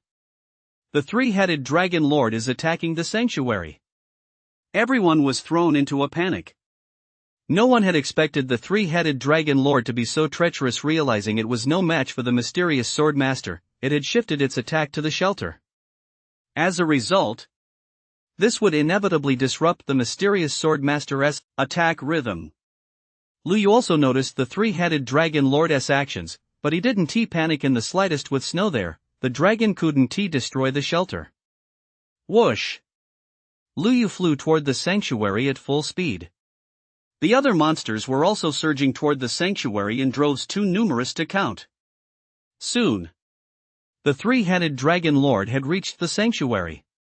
The members of the hunter squad guarding the sanctuary turned pale with fear, and the class changers left behind to hold the line were filled with despair. With their strength, they stood no chance against such a powerful Lord-class monster. No one noticed, however. Xiaohong, who had been dozing on Snow's back, stretched, opened her eyes, and cast a glance at the 3-headed Dragon Lord. The 3-headed Dragon Lord's movement froze instantly and invisible terrifying aura of pressure left it unable to muster even a shred of resistance. So, it remained suspended in midair, its eyes filled with terror, not daring to move a muscle. The other flying monsters that had followed it plummeted straight down, crashing heavily onto the ground. Everyone was baffled. What's going on? How did that three-headed dragon lord freeze in place like that? The dark monster Grand Lord was once again dumbfounded. What the hell? Why had the three-headed dragon suddenly stopped moving? Damn good for nothing. What is it doing? Is that three-headed dragon defying my orders? But that was clearly impossible.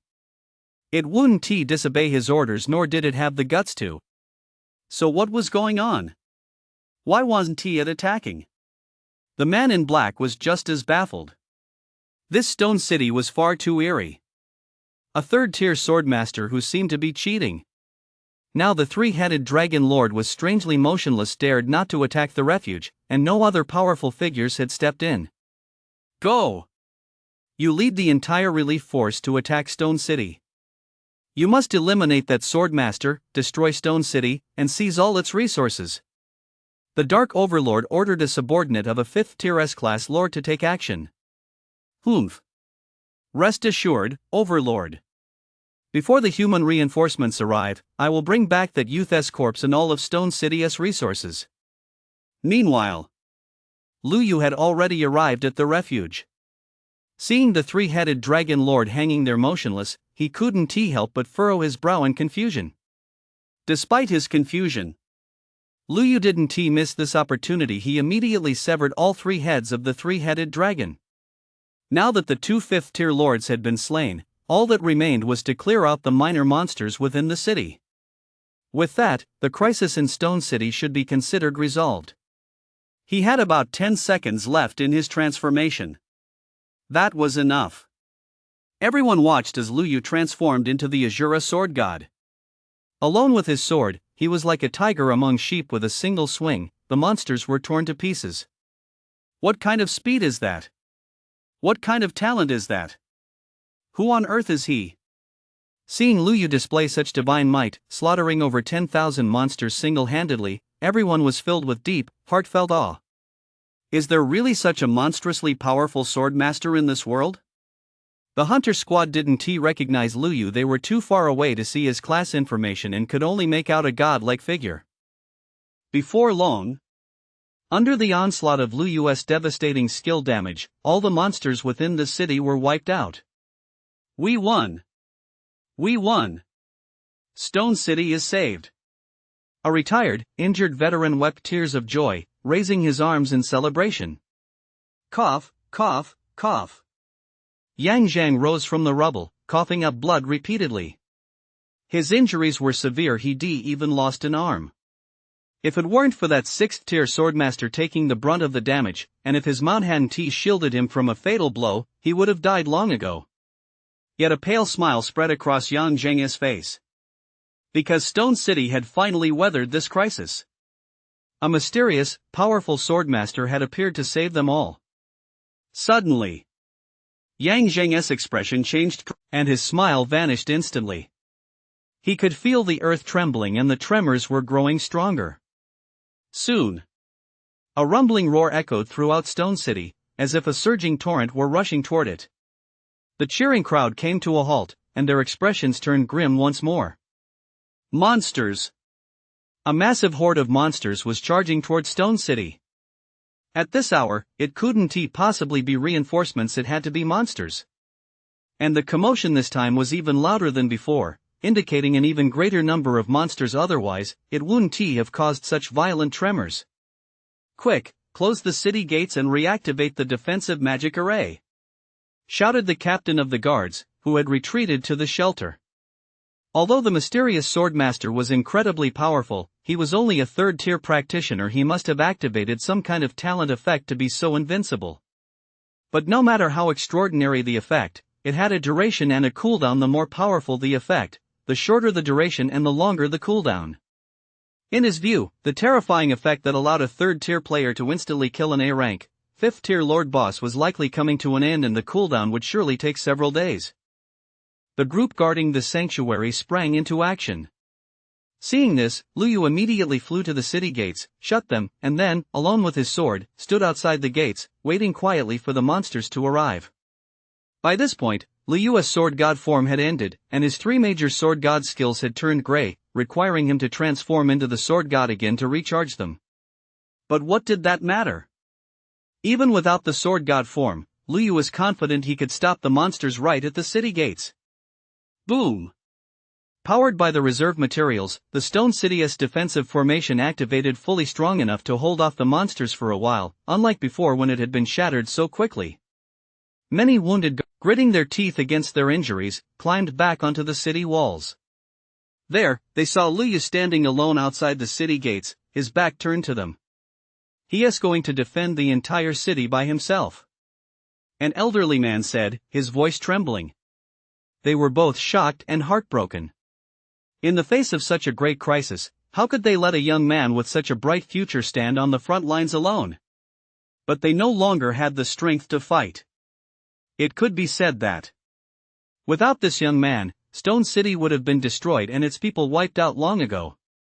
Rumble, rumble. Countless monsters charged toward them. There were blade monsters, three-headed dragon monsters, and many other unidentified monsters. Their numbers were at least several times greater than those of the invaders from earlier. That number must be close to 100,000, at least. With so many monsters charging all at once, the destructive power was unimaginable. And leading the pack was a terrifying monster they had never seen before, one that didn't appear as powerful as the Blade Lord they defaced earlier. But it had four slender, agile, and sharp tentacles on its back and clutched a demonic blade that glowed red. Name, Flesh-Eating Demon Lord. Class, S-Rank Lord Boss. Level, LV 155th Tier. HP, 1,600,000. Description: a savage lord from the dark monster realm who enjoys devouring all kinds of living beings. Raw. His tentacles have a particular fondness for beautiful human women. Oh my god. 1.6 million HP? And an S-rank lord wielding an epic tier weapon? The crowd was horrified. A lord equipped with epic gear is undoubtedly one of the elite among monsters. Each one is incredibly powerful. They had thought the Blade Lord and the three-headed Dragon Lord from earlier were already the strongest among this wave of invading monsters, but they never expected something even more terrifying. How could the young man below the city walls possibly hold out without his talent effect? A wave of despair once again engulfed the entire Stone City. Faced with such a powerful boss and so many monsters, Stone City was now completely doomed. Young hero, don't worry about us. You have limitless potential. Run. There's no need to sacrifice yourself here for nothing. Just avenge us by slaying more monsters in the future. The crowd shouted at Liu Yu. But Liu Yu stood his ground, his white robe fluttering in the wind, the sword in his hand emitting a brilliant glow so dazzling and sacred against the night sky. So what if he has epic gear? So what if it's an S-rank lord? Dare to take a single step forward, and I'll cut you down with a single stroke. The flesh-devouring demon lord didn't even glance at Liu Yu. It had only one target, the mysterious Swordmaster who possessed the bearing of a sword god. By now, Liu Yu had returned to his normal appearance, so naturally, the demon lord didn't recognize him. Kill that ant and destroy the defensive formation. Roar! The horde of monsters obeyed the command and charged with all their might. Flying sword skill. This skill had no cooldown. As long as he had enough mana, he could continuously summon flying swords to attack. In an instant, hundreds of flying swords materialized before Liu Yu. But that was far from enough. Ding! You consumed one instant mana potion, restoring 8,850 mana. To prepare for emergencies, Liu Yu had long stocked up on a large quantity of precious instant mana potions, each capable of instantly restoring 10,000 mana. These potions weren't cheap. Each bottle cost 100 gold coins and could only be purchased at the Outer Realm Mall. As he continued summoning flying swords, Liu Yu summoned over 10,000 flying swords at once, a dense swarm that indiscriminately rained down on the charging monsters. Thud, thud, thud. Hordes of monsters fell as the flying swords pierced through them. Not a single below tier 4 could withstand the flying swords' damage. They were all instantly killed. Only a few boss-level monsters managed to break through the barrage and reach Lu Yu. Die. Boom. 1. Damn it. It didn't break my defense? These boss monsters wore expressions of utter disbelief. 7-star sword array. Blue Lotus sword dance. Lu Yu frantically slashed at the monsters closing in on him. Bosses below level 5 couldn't even withstand a few hits. Let me handle this. A massive level 5 boss monster snarled at Lu Yu and spat out a thick cloud of yellow mist. Corrosive toxic gas. 100. His magic defense isn't as high as his physical defense. Quick, let us all attack him with magic skills. The monster roared. But Lu Yu wasn't about to stand there as a sitting duck. He immediately summoned his sword and flew into the air, doing his best to avoid the group attacks from these magical monsters. A single magic skill isn't scary. What's scary is a barrage of them. If one skill deals 100 points of damage, 200 of them would amount to 20,000 points, enough to instantly kill him. Damn it! You flyers, go block him. Don't let him fly around freely. Unless we take him out instantly, we'll have a hard time breaking through the defensive formation. A 4th-tier lord roared. In an instant, over 100,000 monsters were held back by Lu Yu alone. Faced with tens of thousands of flying swords, the vast horde of low-tier minions dared not take a single step forward. This, the flesh-eating demon lord realized. This brat's defense and the skills he is casting aren't they exactly the same as those of the mysterious Swordmaster from before? You're that Swordmaster. The flesh-eating demon lord immediately unleashed his full power. Such a monstrous talent absolutely must not be spared. But no matter how hard the flesh-devouring demon lord slashed, Lu Yu's health bar remained full, while his minions were already suffering heavy casualties. With the city not even conquered yet, how could he account for such heavy losses to the Grand Lord? Just then, Lu Yu suddenly stopped. Ha! He stopped? Perfect opportunity. The flesh-devouring demon lord soared into the air once more, its 4 tentacles transforming into ropes that bound Lu Yu tightly. Ha ha ha, let us see how you escape this time. You 3-headed dragon clan, what are you waiting for? Cast your most powerful spells all at once. The flesh-devouring demon lord saw the dawn of victory. All the magical monsters had long since entered a frenzied state the moment they saw Lu Yu being subdued by the flesh-devouring demon lord. Immediately, they began chanting their most powerful spells, preparing to obliterate this human monster in one fell swoop. Oh no! It's over. Why isn't he dodging? Has he run out of mana? The crowd on the city walls wore expressions of anxiety and despair. As soon as this Swordmaster fell, Stone City would be breached once more. By then, it would surely be reduced to ashes, leaving not a single chance of survival. Did you enjoy that swing just now? Lu Yu's voice rang out calmly. What? The flesh-eating demon lord paused in surprise. The 3 minutes are up. Now, it's my turn. The next second. As a burst of sword light erupted, Lu Yu once again transformed into his sword god form, and supreme sword might enveloped the battlefield. Thwack! The flesh-devouring demon lord hadn't even seen how Lu Yu had swung his sword when its tentacle was severed, and excruciating pain followed. Lu Yu paid no attention to the flesh-devouring demon lord, instead turning his gaze toward the group of magical monsters casting spells. Demon-slaying sword technique. With a single stroke of his sword, Lu Yu appeared eerily behind the group of magical monsters. All of them were struck, their spells interrupted, and over 10,000 damage points appeared above each monster's head. But that wasn't enough to instantly kill them all. Amid your wails, go to purgatory to atone for your sins. This is your only fate. In an instant, a terrifying storm of blades and a hail of flying swords swirled across the battlefield. As the sword light flashed, the monster's blood spurted out, staining the ground green and forming a river of green. Before the flesh-devouring demon lord could flee in terror, Lu Yu reappeared before it, reducing it to a fraction of its health, and then, under the horrified gazes of the crowd, using nothing but a basic attack, He sliced this once invincible flesh-devouring demon lord to pieces, inch by inch, and killed it outright with his basic attacks. Ding! Congratulations! You have obtained 4150-120 is equal to 720,000 gold coins. Lu Yu, drenched in the monster's green blood, showed no emotion, neither joy nor sorrow. Having slain so many monsters, Lu Yu had long since amassed a vast fortune. In fact, the notification that he had reached the top of the wealth rankings had appeared long ago. It was just that Lu Yu hadn't had time to click on it. The remaining monsters tried to flee, but Lu Yu wasn't about to let them escape. He chased them down and instantly wiped them out. Is that it? We already won? How long is the cooldown on his god-defying transformation? The crowd stood dumbfounded. Did he fail? Inside the dungeon, the Dark Overlord, unable to believe his eyes, radiated a murderous aura as he glared intently at the sword god Lu Yu reflected in the mirror. Overlord, regardless of anything else, my half-beast association provided precious items and the method to bridge the demon's lair.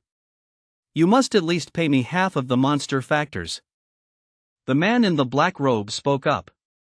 You damned, ain't you dare ask me for monster factors? Do you think I won't wipe you out right now? The Dark Overlord raged. Wipe me out?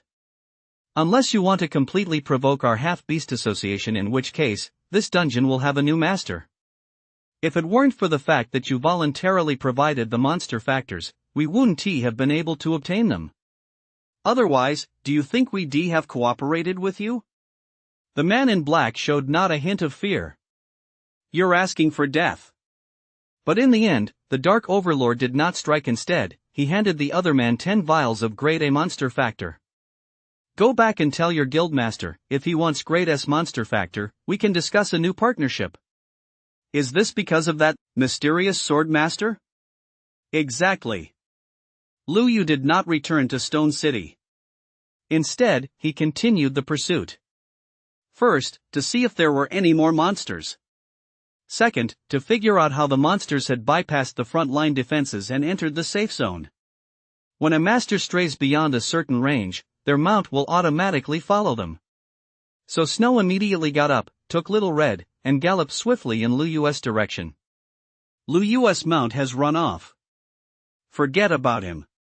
He'd better die at the monster's hands, otherwise, I'll definitely report to the squad leader that Lu Yu left his post without permission.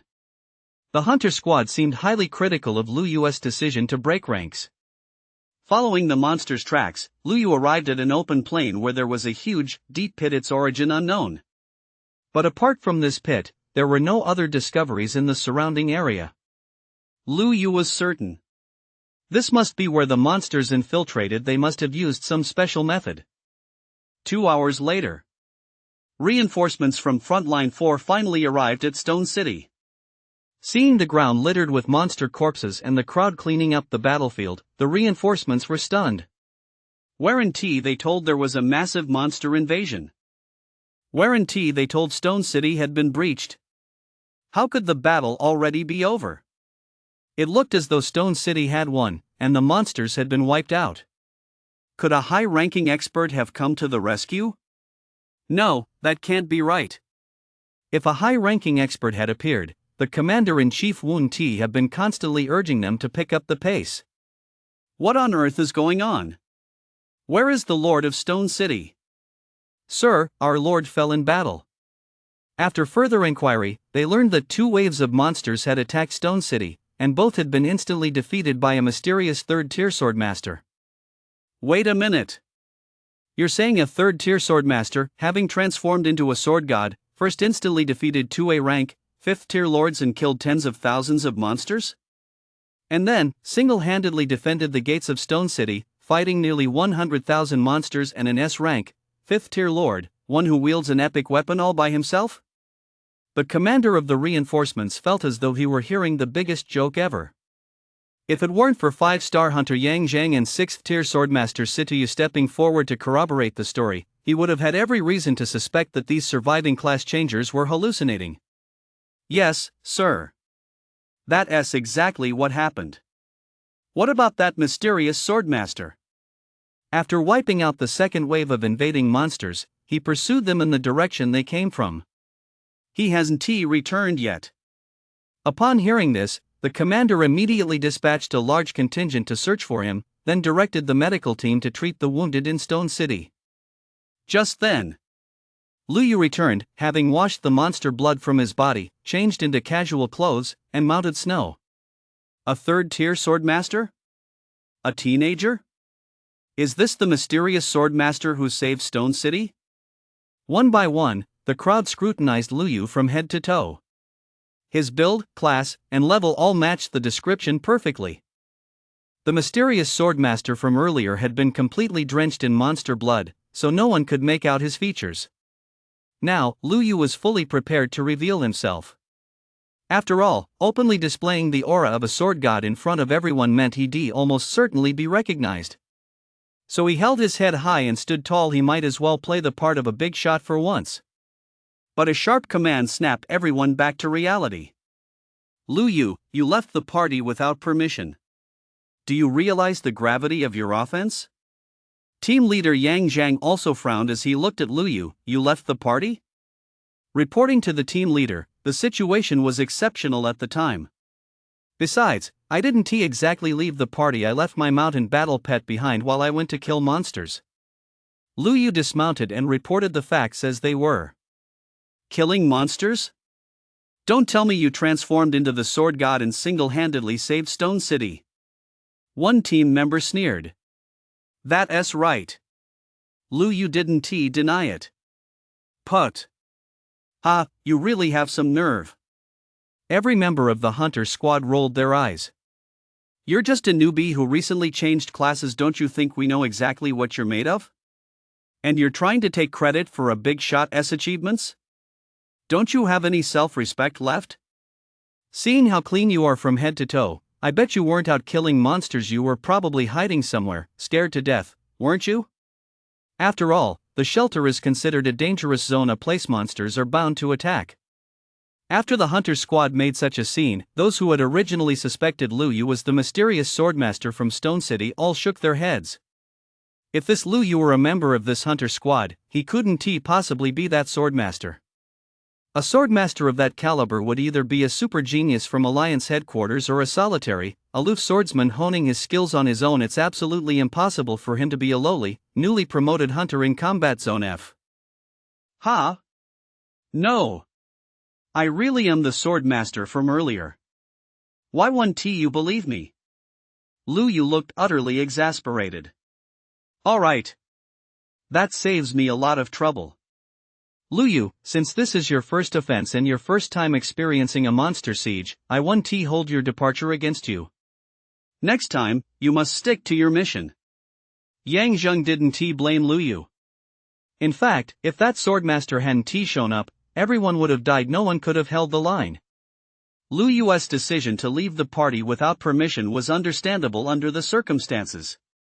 Since this was an unexpected incident, Alliance headquarters will send someone over to investigate. Squad activities are temporarily suspended. Everyone except Lu Yu will receive their regular military merit points for this month's activities. Lu Yu, do you have any objections? Yang Zhang kept it strictly by the book. Reporting to the squad leader, I have no objections. Lu Yu didn't really care about this minor military merit after all. From the commander's perspective, he had failed to follow orders and had essentially made a mistake. The fact that he wasn't punished was already a sign of the commander's leniency. Immediately afterward, Lu Yu followed the troops back to Dragon City along the same route. War Zone. Alliance headquarters. The three war gods convened an emergency meeting. All war zone commanders connected with headquarters immediately. Preliminary investigation results are in. The monsters, through some unknown means, directly connected to the safe zone in Warzone F, opening a teleportation channel, which is what led to the monsters' surprise attack on Stone City. According to accounts from Stone City survivors, the highest level invading monster was level 150. Therefore, preliminary analysis suggests that the channel opened by the monsters allows monsters of up to Tier 5 to pass through. Additionally, a mysterious young swordmaster appeared, one capable of transforming into a sword god who single-handedly slew all the monsters and saved Stone City. However, that mysterious swordmaster vanished after pursuing the monsters. Xian Yuanhu, Commander-in-Chief of Warzone F, reported. This incident teaches us one crucial lesson: monsters can use special methods to bypass our front lines directly and invade the safe zone. Therefore, we must adjust our defensive deployments. We must station a legion in every district of the safe zone to prevent a repeat of the Stone City incident. Furthermore, we must deploy additional personnel and expand the investigation area to thoroughly investigate the circumstances of the monster's teleportation. As for that mysterious swordmaster, since he was willing to intervene to save Stone City, it means that even if he isn't a member of our alliance, he isn't hostile to it either. Otherwise, he wouldn't have intervened. Do everything possible to find him, confirm his identity, and ask if he is willing to serve at Alliance. On the road. Lu Yu opened the wealth rankings. Ding! Your gold total is 5.6 billion, placing you first on the wealth rankings. Do you wish to be listed? No.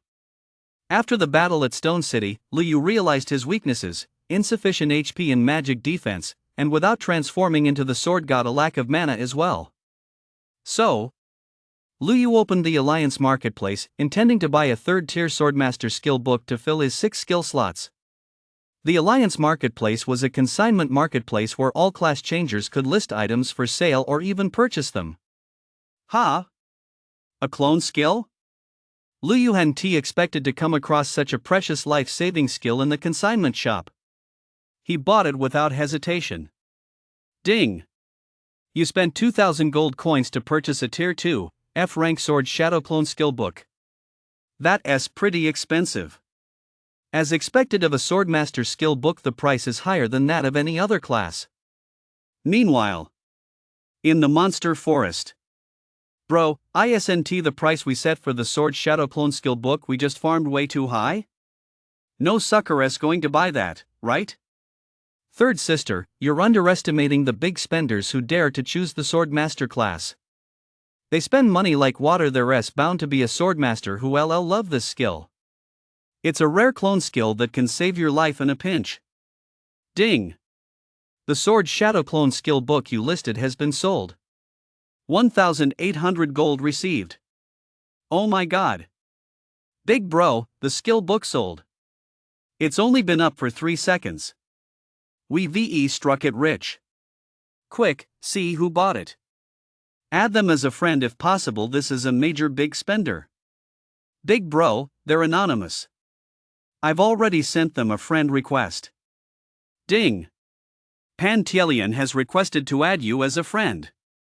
Accept? Over here, Lu Yu immediately saw a friend request pop up. Pantielian? No way. Reject. After learning the skill, Lu Yu used the S-rank scroll he opened earlier to upgrade this skill directly to S-rank. Name, Sword Shadow Clone. Rank, S-rank. Level, Tier 3, LV0 requires gold coins to upgrade. Skill effect, creates a clone identical to the main body to confuse the target. The clone's movements can be controlled within a certain range. The clone possesses only 30% of the main body's attack and defense power and cannot cast skills. The clone disappears when the skill ends. At S rank, up to 7 clones can be created. Cooldown, 15 seconds. Tip: upgrading this skill increases the clone's attack and defense.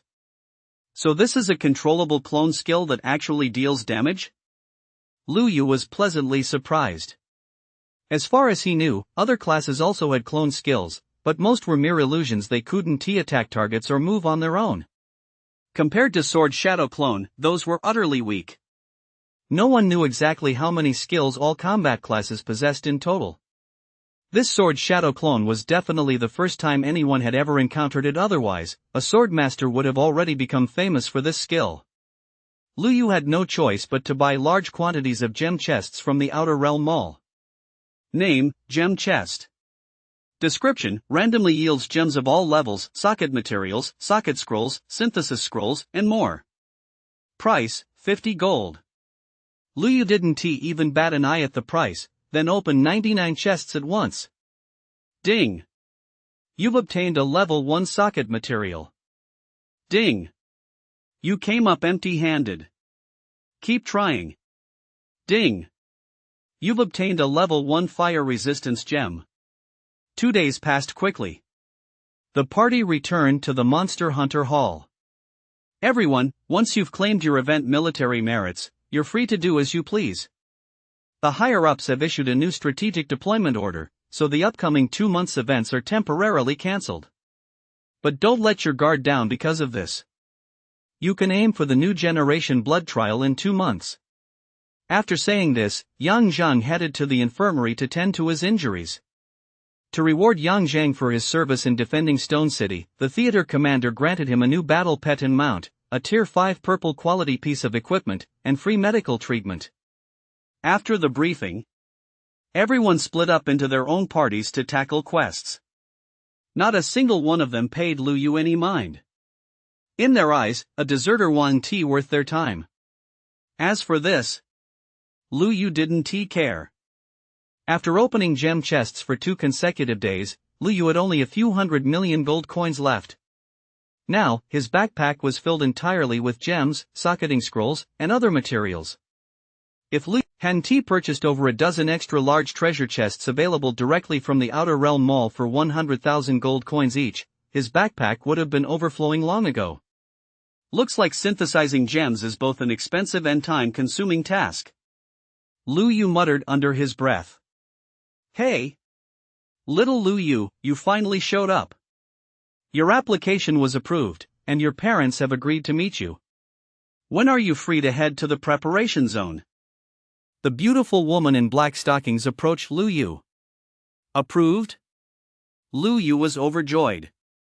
He hadn't seen his parents in a long time and had no idea what kind of life they'd been leading in the war zone. That's because his parents were never like other parents. They never went around complaining about how hard they worked, how difficult it was to make a living, or telling their child to be more understanding. Now, as long as he could see them, he could make sure his parents lived a life of comfort. I'm free right now. How do I get there? Just take this application approval form and ride the Monster Hunter Bureau's mount to the combat zone. Luyu happily shoved 1,000 gold coins into the other person's hand. Looking at the gleaming 1,000 gold coins, the beautiful woman in black stockings covered her gaping mouth, her face a picture of disbelief. Luyu knew that paying for things was the fastest way to get things done, a universal truth in any world. A little while later, Luyu arrived at the mobilization zone. Please wait here in the meeting room for now. A staff member took Luyu's application form and went to notify his parents. Lu Shan, Xin Yunji, your son Luyu is here. He is in meeting room 666. Lu Shan and Han Yunji, who were spending their day off in their dorm, were overjoyed to hear their son Luyu had arrived and rushed straight to the meeting room. Son. As soon as they saw him, Han Yunji rushed over excitedly and embraced Luyu. Lu Shan also stepped forward and hugged Luyu tightly. Even though he was a grown man, his eyes were now red with emotion. The last time they'd seen each other, Luyu was still at school. In the blink of an eye, half a year had passed. Dad, Mom. You've worked so hard. Tears welled up in Luyu's eyes as well. Although he was a time traveler, having been reincarnated from the womb, he had long since come to regard them as his true parents and family. Did the living expenses Mom and Dad set aside for you cover everything? Are your older and younger sisters doing well now? Once Han Yunji had calmed down from her excitement, she hurriedly asked about everything. We haven't spent it all. My older and younger sisters are well fed, well dressed, and living comfortably. Mom and Dad, look, this is the new house I bought for you. Luyu opened his phone's photo album and tapped on a group photo of himself and his 2 sisters taken earlier at the new house. This. Lu Shan and Han Yunji's eyes widened in disbelief. No matter how they looked at it, this huge house seemed to cost tens of millions. Where did their son get the money? Wait a minute. Could the sudden favor they received from higher-ups earlier have been because of their son? Tell Dad, did you draw a super talent? Ha? Dad, why do you ask? A while back, your mom and I both received special attention from the bigwigs up there. Our workload was drastically reduced, and our benefits were upgraded by several tiers. If it weren't for you drawing a high-tier talent, why would they suddenly be looking out for us like this? Is that so? Lu Yu was surprised. He really hadn't known about this. He'd always thought his parents were working hard. Could it be the Soul Hide organization? Impossible. The Soul Hide organization wouldn't do anything unnecessary. Then who could it be? Could it be Tong? 9 times out of 10, it must be because of Tong. After all, since arriving at the Dragon City concentration camp, he'd only made one friend, Tong. Plus, Tong had a ton of maps and even dared to sell them openly, yet no one came to investigate. That in itself was highly unusual. It can only mean one thing. That little Tong, his background is terrifying. Otherwise, given my parents' honest and unassuming nature, there is no way they could have received such support from the higher-ups. Zhao Liang at the camp, boss, I'm the one who helped them, not Tong. Dad, Mom, to be honest, I really did draw a top-tier talent, and it's a perfect match for the Swordmaster class. Really? The parents were overjoyed, as if they were dreaming. They couldn't quite believe it at first. Wonderful. The gears of fate for our Lu family are finally starting to turn. So you passed the Alliance headquarters genius certification, received the Alliance benefits, and that's how you bought the house, right? That's why the higher-ups are backing us, isn't it? Han Yunji said, tears of joy streaming down her face. Mom, actually, I didn't go to the Alliance headquarters for the genius certification. What? You didn't? Then what happened? Lu Shan and Han Yunji were both puzzled. Dad, Mom, it's a long story. Long story short, not only did I draw a god-tier talent, but I also gained a mysterious ability. Whenever I kill monsters, I get a 100% drop rate for gold coins. That's why I didn't go to the Alliance headquarters. Whoa! A god-tier talent? And a 100% gold drop rate? How is that even possible? The parents felt as if the world were spinning. This was simply mind-blowing. A god-tier talent. Unparalleled in the world. Is that something you can actually draw? And that 100% gold drop ability was even more mind-blowing. In this world, while talent determines potential, gold is even more important. As long as you have a massive amount of gold, even without a good talent, you can become a top-tier class changer just by spending money.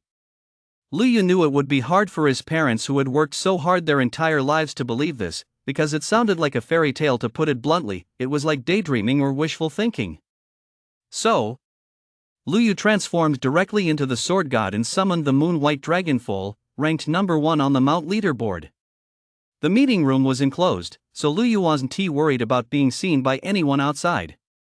My goodness! Isn't this the S-rank mount, the Moon White Dragon Foal, that everyone has been buzzing about lately? Is this our son S mount? At that moment, no matter how skeptical Lu Shan and Han Yunji might have been, they had no choice but to believe what they were seeing. After all, this was their son. Why would he lie to them? Quick!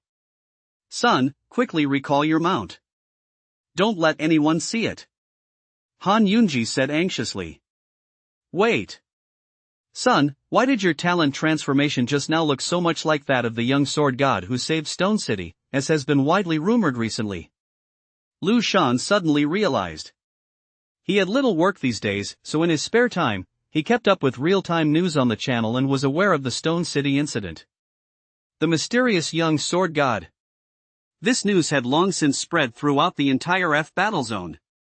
Some retired veterans from Stone City had even filmed the young sword god displaying his incredible prowess as he slashed down the boss with his sword and posted the footage on the Battlezone channel. He replayed the video and compared it to his son, who was now transformed into the sword god. The appearance was indeed identical. Dad, that's right, the young sword god in the video was me. At the time, I was heading to the end-of-month event with the Hunter Squad's commander. We stopped to rest in Stone City and happened to encounter a monster attack on the city. Fortunately, the monsters were only up to level 150, so I transformed into the sword god and cut them all down. Lu Yu spoke as if it were no big deal. But Han Yunji listened with tears streaming down her face, hugging her son tightly once more. She knew just how dangerous a monster siege on a city could be. In a situation like that, with her son fighting so many monsters all by himself, how could she, as his mother, not be heartbroken? She dared not even imagine what would happen if something were to happen to him.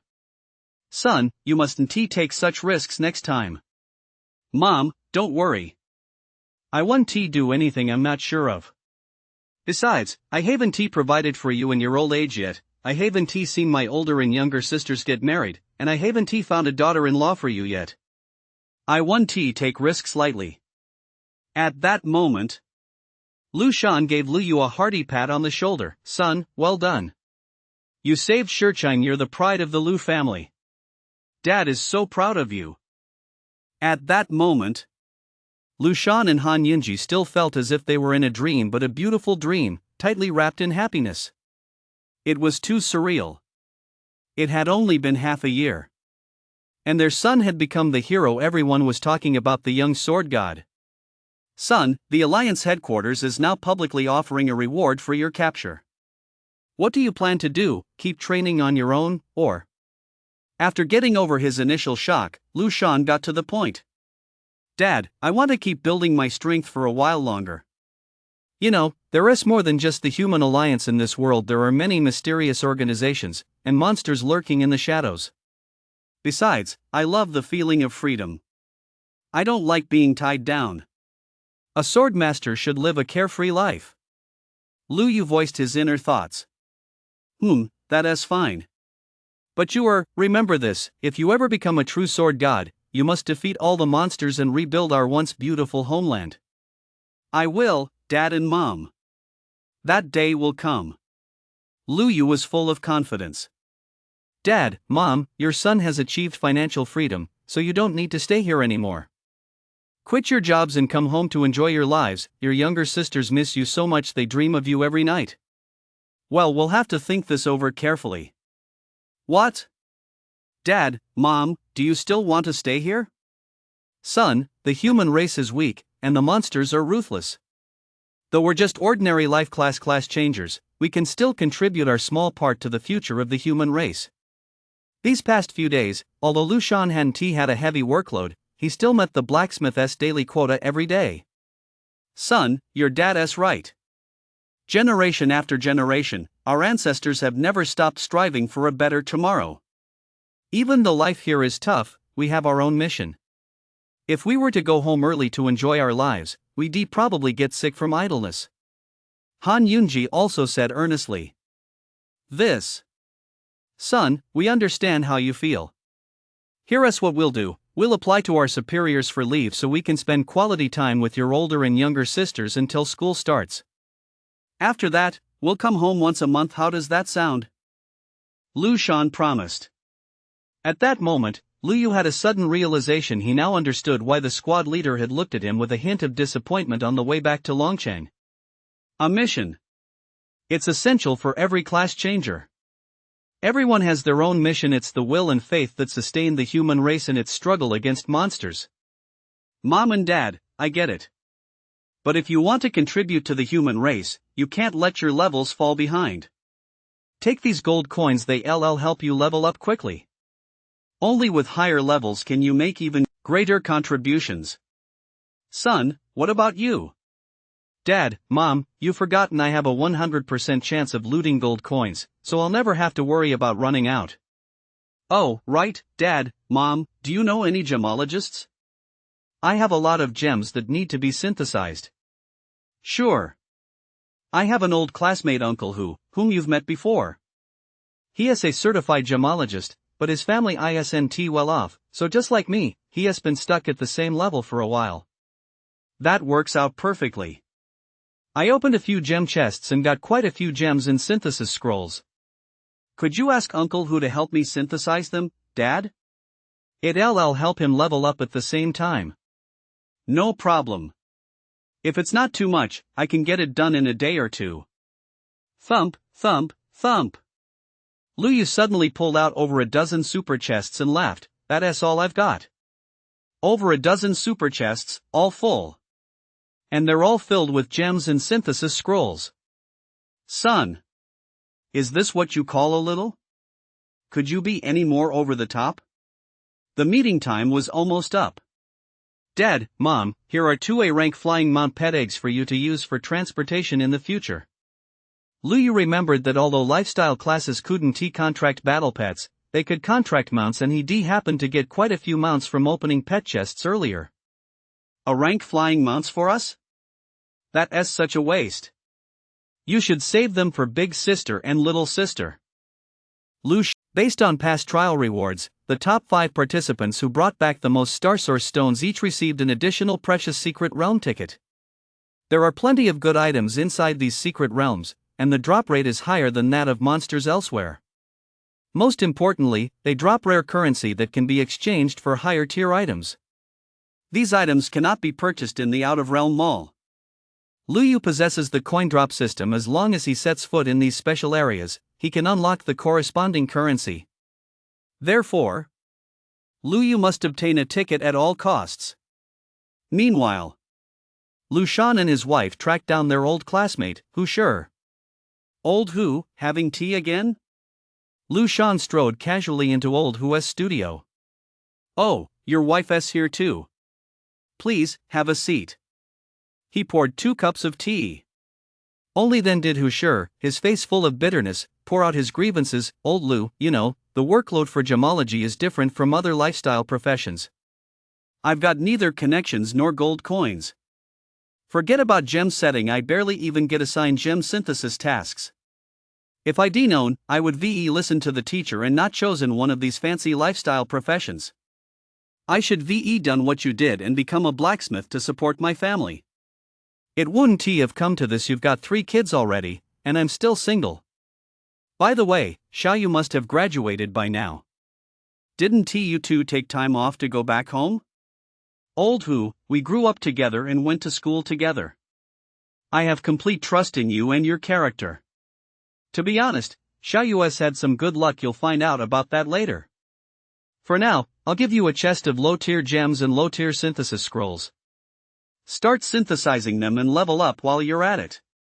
With that, Lu Shan pulled a treasure chest out of his backpack. Oh my god. That's a treasure chest, right? They cost 100,000 gold coins each. Lao Hu's eyes widened. Suddenly, Lao Hu snapped back to his senses. Old Lu, don't tell me this whole chest is full of gems and synthesis scrolls? That's right. This is just one of them. Once you're done synthesizing, I'll come back and give you another one. Whoa!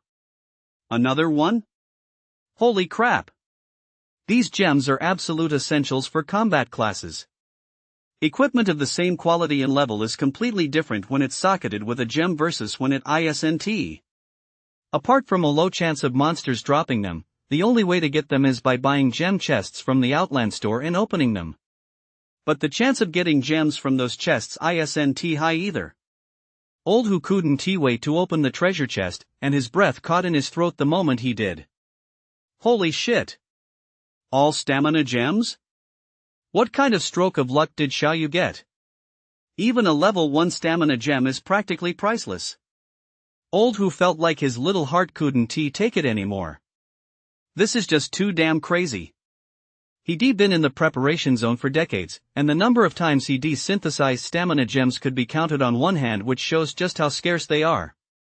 Many big spenders had spent tens of thousands of gold coins and still hadn't managed to get a single stamina gem. And here you are with a whole treasure chest full of them. Is this even possible? What kind of mind-blowing opportunity did Xiaoyu get? How could he have such incredible luck? Old Lu, thank you. With a whole chest of gems like this, my level is sure to rise rapidly. I'll synthesize them for Xiaoyu for free. Ha! That one do. Synthesizing gems is hard work that takes a lot of energy.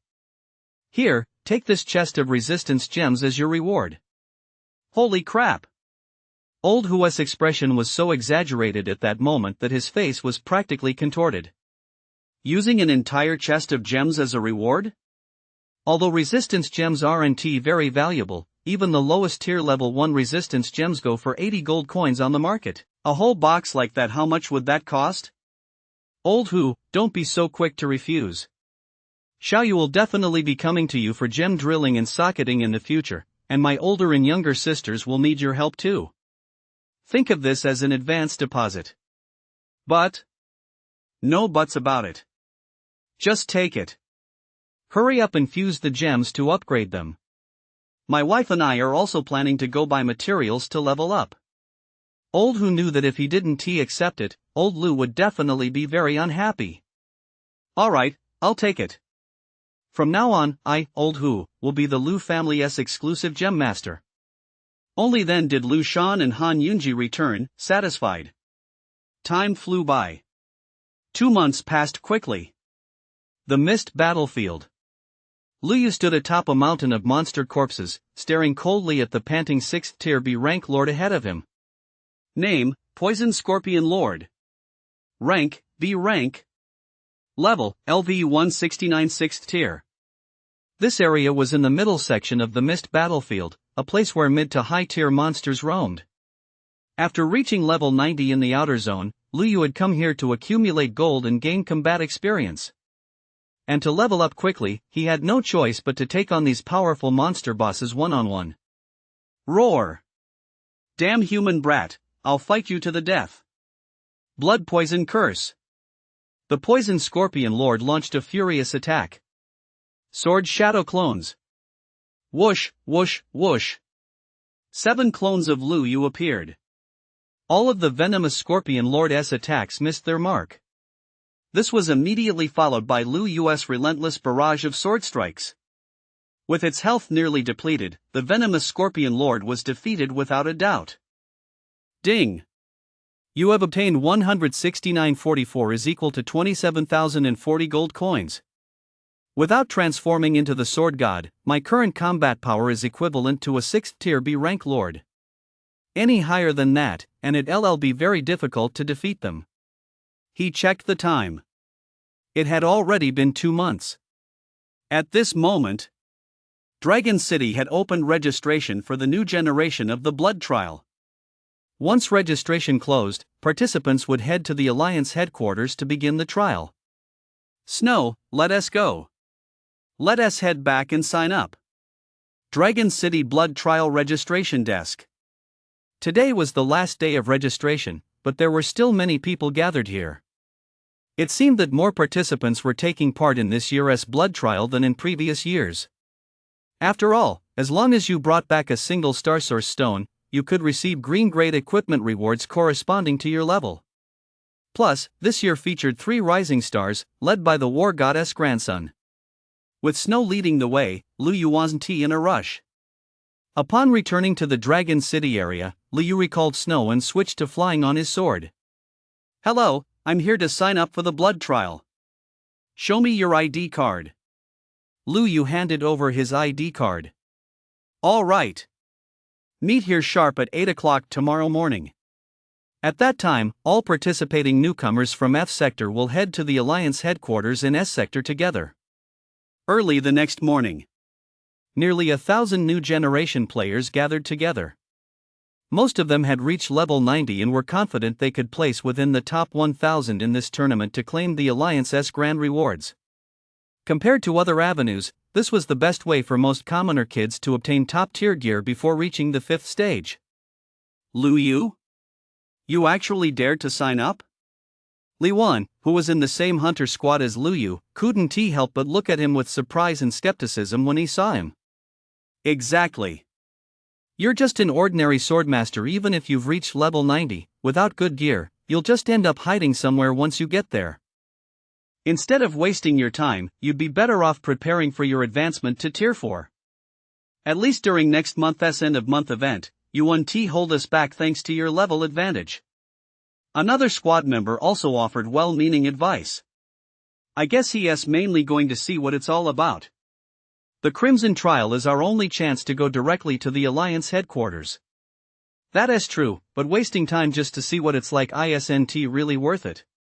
Everyone chimed in with their own opinions. Lu Yu simply smiled and said nothing. True masters never argue, they let their results speak for themselves. All right, quiet everyone, it's time. All participants, follow me. A burly berserker led the group to the F Battle Zone headquarters. The group was puzzled. Weren't they supposed to go to the Alliance headquarters in S Battle Zone? What were they doing here? Suddenly, a dazzling magical glow illuminated the ground. Only then did the group realize, to their shock, that they were standing inside a massive magical array, surrounded by high-level array masters who were activating it. Isn't this the teleportation array unique to battle zones? A well-traveled rich kid exclaimed in surprise.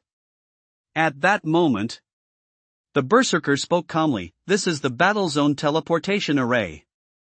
S battle zone is different from other battle zones, you can't reach it by mount, you can only get here through the teleportation array." Ha! Everyone was dumbfounded. Is that even a thing?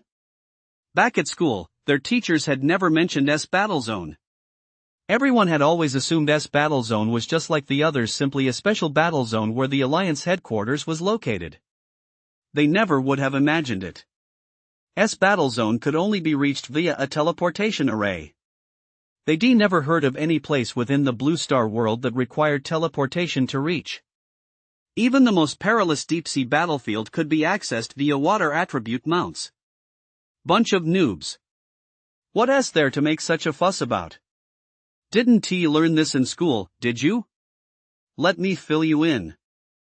The S battle zone isn't in the Blue Star world, it's up in the sky. The berserker pointed toward the sky. What? Up in the sky? Everyone was speechless. Lu Yu was also deeply surprised inside. The Alliance headquarters is in the sky? Could it be that sky cities really exist in this world? Actually, in the sky isn't quite accurate. To be precise, it's on the outer realm battlefield. The berserker added. Wait, senior, isn't the outer realm battlefield just the battlefields outside each war zone? Someone asked. Who told you that battlefields outside the war zones are the outer realm battlefield? The battlefields outside our war zone are nothing more than parts of Blue Star that have been overrun by monsters. The true battlefield beyond the realm is the passage connecting the Blue Star world to the monster world. That vast, boundless passage is the real battlefield beyond the realm. The berserker's words left everyone reeling. Holy shit! Is that even a thing? Then why hasn't the school taught us about this? That's because the vast majority of people never come into contact with the battlefield beyond the realm. If you hadn't participated in the new generation blood trial, you'd never have encountered it either. The berserker grinned widely. Senior, I have a question. Since the outer realm battlefield isn't within the Blue Star world, why didn't our human ancestors first wipe out the monsters in the Blue Star world before devoting all their efforts to fighting the monsters in the outer realm battlefield? Lu Yu voiced the doubt in his heart. The berserker gave Lu Yu an approving look and said, actually, it's not that our ancestors didn't want to wipe out the monsters in the Blue Star world, it's that they couldn't. Why? The reason is simple, they're endless. Everyone was even more puzzled. Lu Yu, however, said thoughtfully, are you saying, senior, that the monsters invading Blue Star actually stem from a terrifying lord, and since that lord is in the outer realm battlefield, the monsters within Blue Star can't be eradicated? Ha ha ha, clever. It's been a long time since I've met such a bright junior. The younger generation is truly formidable. Truly formidable. Young man, what is your name? Senior, this junior's name is Lu Yu. Young man, I have high hopes for you. I hope you'll shine brightly in the blood trial. The berserker praised Lu Yu without reservation. This made the others envious. Immediately afterward, the berserker gave everyone a detailed explanation. As everyone knows, as long as a lord-level monster remains alive, the monsters spawned within that lord's domain will. After all, no one knew for certain whether that monster lord ranked beyond the 10th tier was truly unable to enter the outer realm battlefield. What if it could? What if it simply looked down on entering it? As for the so-called savior, the hope of the human race at the thought of this, Liu merely smiled. He hoped he could grow strong enough to possess the power of a savior. As soon as the blood trial ended, he'd have to speed up his leveling. Better safe than sorry. It never hurts to be prepared for the worst. Just then, the formation master finally activated the teleportation array. Everyone, close your eyes. We're about to teleport. At the Berserker's warning, everyone closed their eyes. A teleportation glow instantly flared up. A magical pillar of light shot straight up to the heavens. The next second, the group vanished into the teleportation array and arrived at S Warzone. What met their eyes was a steel castle. The castle was predominantly black and red. It wasn't that the materials used to build it were black and red, but rather that it had been stained that way by the blood of countless predecessors. The castle's defenses were the strongest Liu had ever seen, yet countless cracks and patches were still visible everywhere. From this alone, one could imagine the kind of brutal battles the S Warzone had endured over the years. This warzone was home only to regular troops, monster hunters, and high-level life-class transfigured professionals from the reserve zone. There were no members of any other organizations. Because this was the Human Alliance's first and most crucial line of defense, only the elite of the Human Alliance legions were stationed here. Looking up above, aside from the flying cavalry units patrolling back and forth, a vast number of flying monsters lurked above the clouds, eyeing Sector S with predatory intent. Yet they dared not come any closer. This was because a massive, floating fortress loomed in the Sky City, hailed as the hope of humanity, the Alliance headquarters. Just then, several friend notifications popped up, sent by Tong. Wow! So Tong wasn't in Battlezone F after all. He was here in Battlezone S on the Outer Realm battlefield. No wonder he hadn't replied to my messages before. Bro, I knew you'd definitely come to participate in the blood trial. My grandpa brought me back to Battlezone S earlier. This isn't the Blue Star World, so I couldn't reply to you. Now that you're here, I can finally reply. I've missed you so much. Bro, you've gotta help me out. My grandpa promised me that if I take first place in this trial, he'll stop meddling in my life, and then we can have fun together again. Liu was a bit speechless. But after all, Tong had helped his parents out, so there was no harm in giving him a hand. Liu replied to Tong, no problem. My goal is just to get a ticket anyway. I knew Brother Yu was the best to me. With Brother Yu and me joining forces, we're definitely set. Contestants from all other districts, please line up in an orderly fashion and prepare to head to Sky City. Just then, a squadron of flying mounts arrived, carrying everyone up into the sky one after another, just like an elevator. Upon arriving at the Alliance headquarters, Liu was also stunned by the scene before him. This place was enormous. So large it rivaled a small city in the safe zone. The entire Alliance headquarters was structured around a large pentagonal building guarded by 4 smaller pentagonal buildings. The large pentagonal building served as the highest seat of power for the Human Alliance and the seat of the human race's 3 great war gods. The new generation was led to a plaza in one of the small pentagonal buildings. Don't be fooled by its appearance. It was large enough to accommodate tens of thousands of people. The new generation from S Battlezone had already gathered here. Upon seeing the trial participants from other battle zones arrive, they all struck defiant poses. Although this annoyed the new generation from other battle zones, the S Battle Zone members had every reason to be proud. After all, they were the elite and rising stars of the new generation. Among them were 3 supernovas geniuses certified by the Alliance headquarters. Of course, the younger generations of the super elite were also coming to participate. Rumor had it that the grandson of a celestial god had publicly confirmed his participation in this trial. Tap, tap, tap. All trial participants had assembled. There were a full 10,000 participants, and all slots to enter the trial grounds were filled. This was the first time in the history of the Human Alliance that the event had reached full capacity. This came as no surprise. After all, this year's cohort featured 3 supernovas, not to mention the descendants of the super elite, and there were more epic geniuses than in previous years. This year could truly be called the golden generation in the history of the Human Alliance. Naturally. Aside from those who were particularly timid, lacking in confidence, or fearful, virtually everyone else was present. A young woman with a commanding presence strode energetically onto the high platform. With her short hair and clad in a 5-star military uniform, she was a native of Great Xia. Her name was Shi Zhanwu, 25 years old, and she was the granddaughter of Shi Tianqing, the dragon blood war god. She was in charge of this year's blood trial.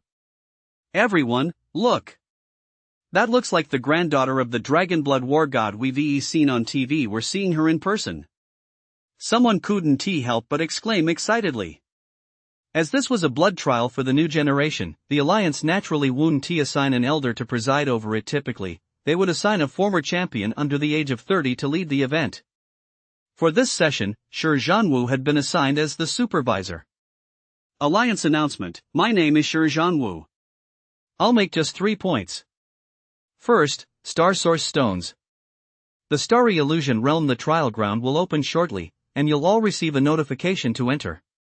Inside lies a strategic resource. We must all vie for Star Source Stones. This resource can only be obtained within the Starry Illusion Realm. Once the Starry Illusion Realm opens at this time each year, it remains active for 1 month. We'll rank you based on the number of Star Source Stones you bring back. Even if you bring back just 1, you'll receive a Tier 3 green gear reward. Second point, Star Source Stones. It's worth noting that, aside from our alliance, members of other factions on the Outer Realm battlefield as well as monsters will all enter Tozai Star Source Stones. Additionally, there are special monsters called Star Beasts inside. Although their levels 1t exceed 90, they're extremely difficult to take down alone. Third point, Star Source Stones again.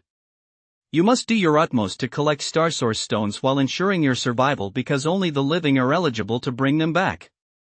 I've finished speaking. You now have 1 round of questions. After Shi Zhanwu finished speaking, many began murmuring among themselves. So, how do we obtain Star Source Stones? This was the question most people wanted to ask. Star Beasts have a chance to drop them, and you might find them along mountain streams.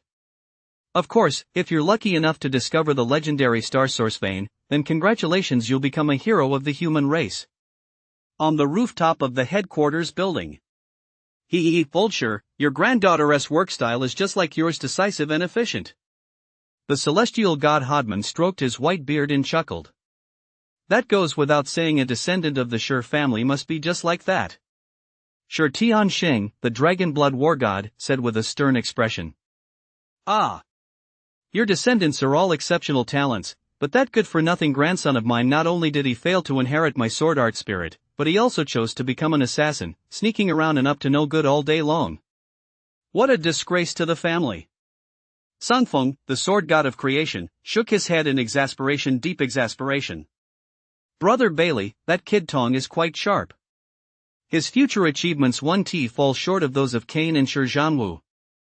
That's right, absolutely not. Being an assassin suits him perfectly. Hodman and Shi Tianqing rarely got a chance to tease their old comrade Songfeng, so naturally they weren't going to pass it up. Are you guys looking for a sparring partner? Songfeng's eyes blazed with fury. No way would dare spar with you? But speaking of which, this new generation is dubbed the Golden Generation. I'm afraid those guys might target us and pull some underhanded tricks behind the scenes. Hodman said with concern. Old buddy, we have a saying in Great Xia, no rain, no rainbow. Besides, if anyone dares to lay a hand on us, new generation, don't blame us for not sparing you out of old friendship. Songfeng's calm tone carried a solemn, murderous intent. Not long after. When the Starry Illusion Realm materialized above the Outer Realm battlefield, all factions present received a notification. Ding! The Starry Illusion Realm has opened.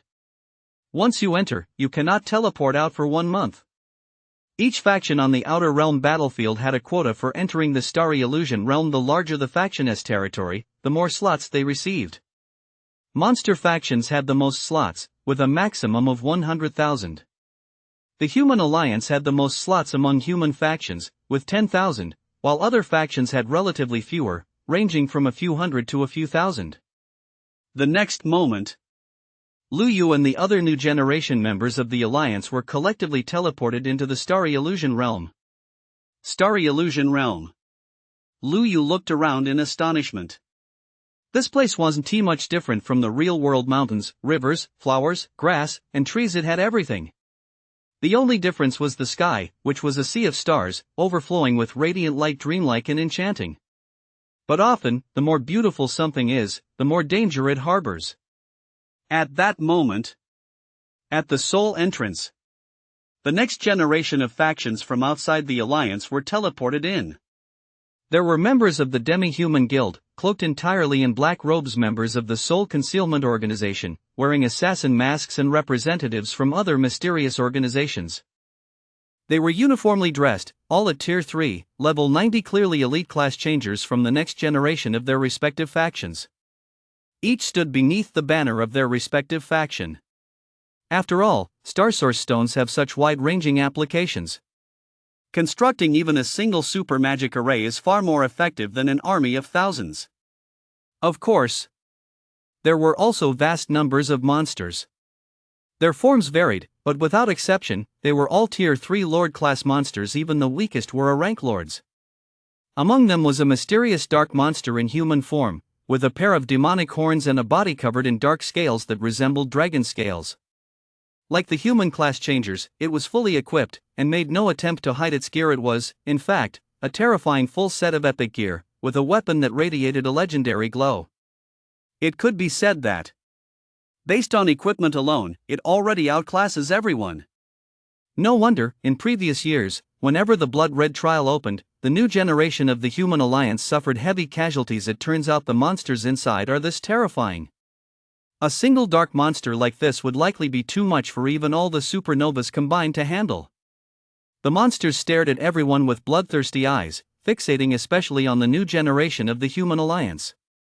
It seems the intelligence was accurate. This generation of the Alliance's new recruits is indeed a golden generation. But with so many entering, very few of them will make it out alive. Inside the Demi-Human Guild, the leader's voice rang out in a deep, muffled tone.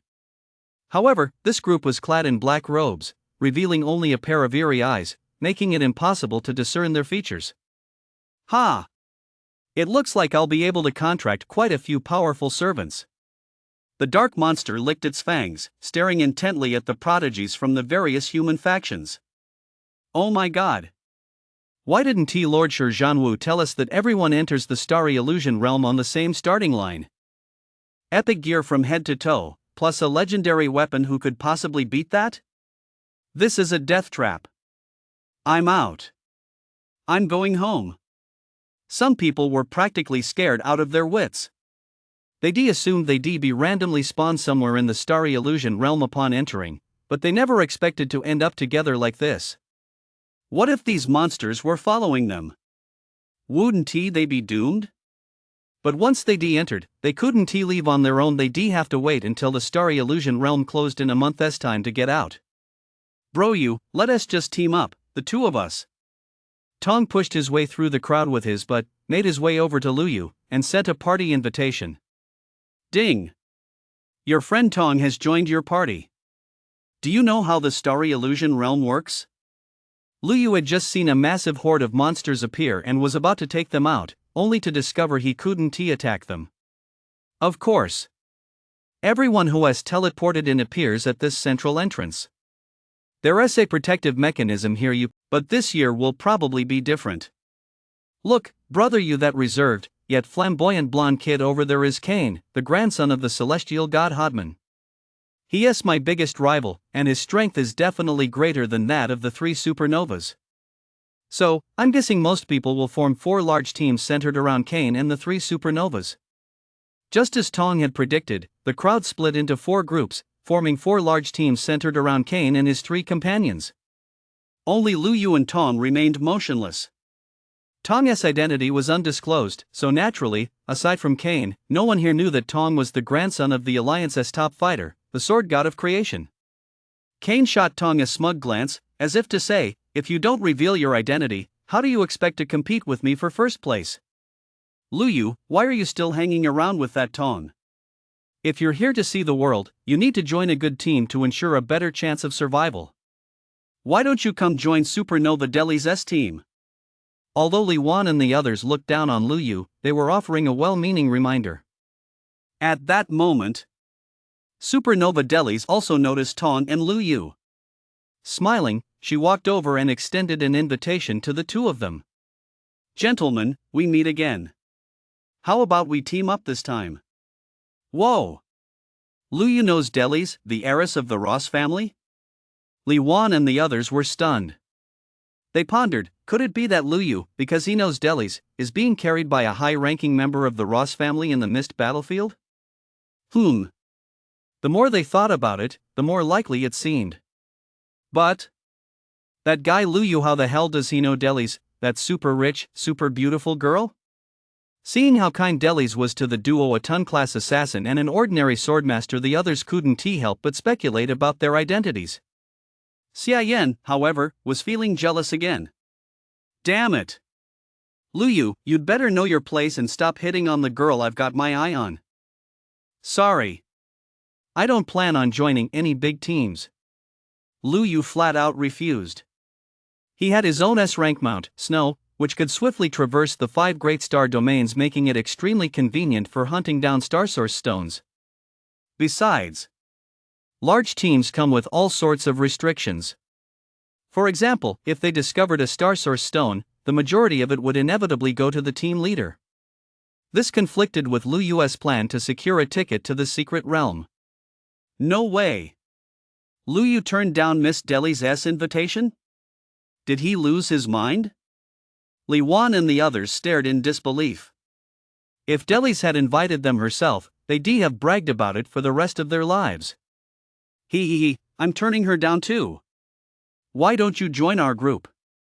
Tong grinned with his chubby cheeks. Sticking with Brother Yu is the safest and most reliable option. Brother Yu's coattails. I'm clinging to them. So satisfying. Delis was a little tempted. But the thought of just the 3 of them was too risky. If monsters tracked them down, they'd likely be hunted down until they died. It's safer to stick with a big group. Besides, with a big group, she could ensure her own safety and secure a ticket. So, Delis also politely declined. What a bunch of clowns, a top-tier assassin and a civilian swordmaster, and they actually have the nerve to invite Miss Delis. Exactly. If they don't join a large party, they probably 1 tea last a day. A day? You're overestimating them, half a day at most. Lu Yu and Tong paid no attention to this. After all, those who follow different paths cannot walk together. 10 minutes passed. Ding! The Stellar Illusion Realm is now officially open. Special rule: when a person or monster is killed, 100% of the star source stones in their inventory will drop. Lu Yu's gaze sharpened. It seemed this mysterious Stellar Illusion Realm was also a world governed by the laws of darkness. Slaughter and plunder. That was the theme here. No wonder the Alliance named it the Blood Red Trial. The next moment, a dazzling light screen enveloped both the player. The young sword god is only teamed up with one Tong. He is probably trying to secretly accumulate star source stones while looking for opportunities to wipe out monster factions. Exactly. The young sword god displayed incredible might in Stone City, yet the Alliance hasn't released a single word about him. It's definitely a deliberate move by the 3 great war gods. What the young sword god doesn't know right now is that his peerless might was recorded in its entirety by our Grand Elder, and we recognized him instantly. The other key combatants also chimed in. Remember this: on this mission into the Starry Illusion Realm, obtaining star source stones is only secondary. Our primary objective is to acquire the young sword goddess genetic material. For now, let us locate the young sword goddess' exact whereabouts, but be careful not to let him spot us and under no circumstances take his life. Since he has entered the Starry Illusion Realm, he'll likely head to that secret realm to level up. We need to keep him alive.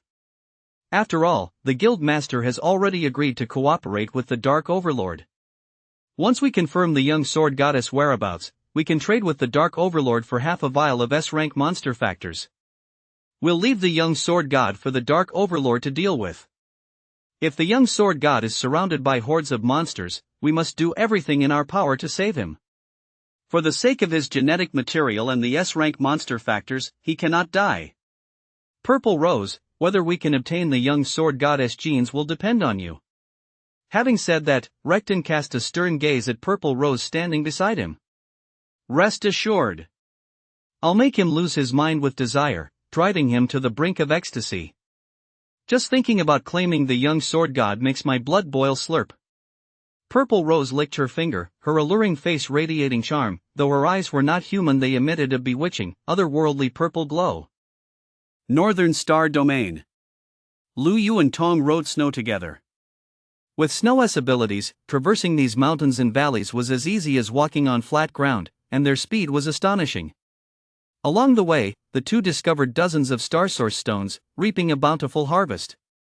However, they hadn't encountered a single soul along the way, not even a star beast, which showed just how vast the map of the starry illusion realm truly was.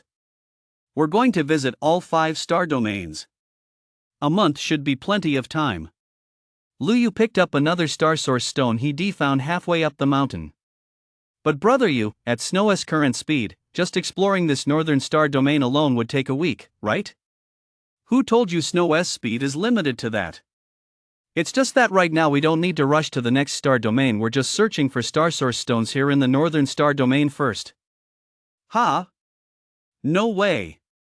Snow can actually go faster? If it speeds up any further, wouldn't that make it S-Class? An S-Class white horse. Holy crap! Brother Yu, Snow isn't the moon white dragonfoal the number 1 mount on the rankings, is it? Tong's mouth dropped open wide as he stared at Lu Yu in disbelief. Yeah, but you've got to keep this a secret. Lu Yu smiled faintly. Holy crap! He admitted it. He actually admitted it. Brother Yu, my admiration for you is like the surging waters of the Yangtze, or the Yellow River in flood, it's unstoppable. They passed through another mountain range. The two arrived at a secluded valley shrouded in mist, utterly tranquil, evoking the poetic atmosphere of white clouds drifting aimlessly through the ages. Just then, both Lu Yu and Tong noticed a mysterious, massive figure appearing ahead in the valley. It was towering, and seemed to radiate a glow, as starlight flickered across its form from time to time. A pair of eyes, bright as gems, shone with a mysterious radiance through the mist. Immediately afterward came a strange, beast-like cry. The cry was deep and melodious, as if echoing from the depths of the universe.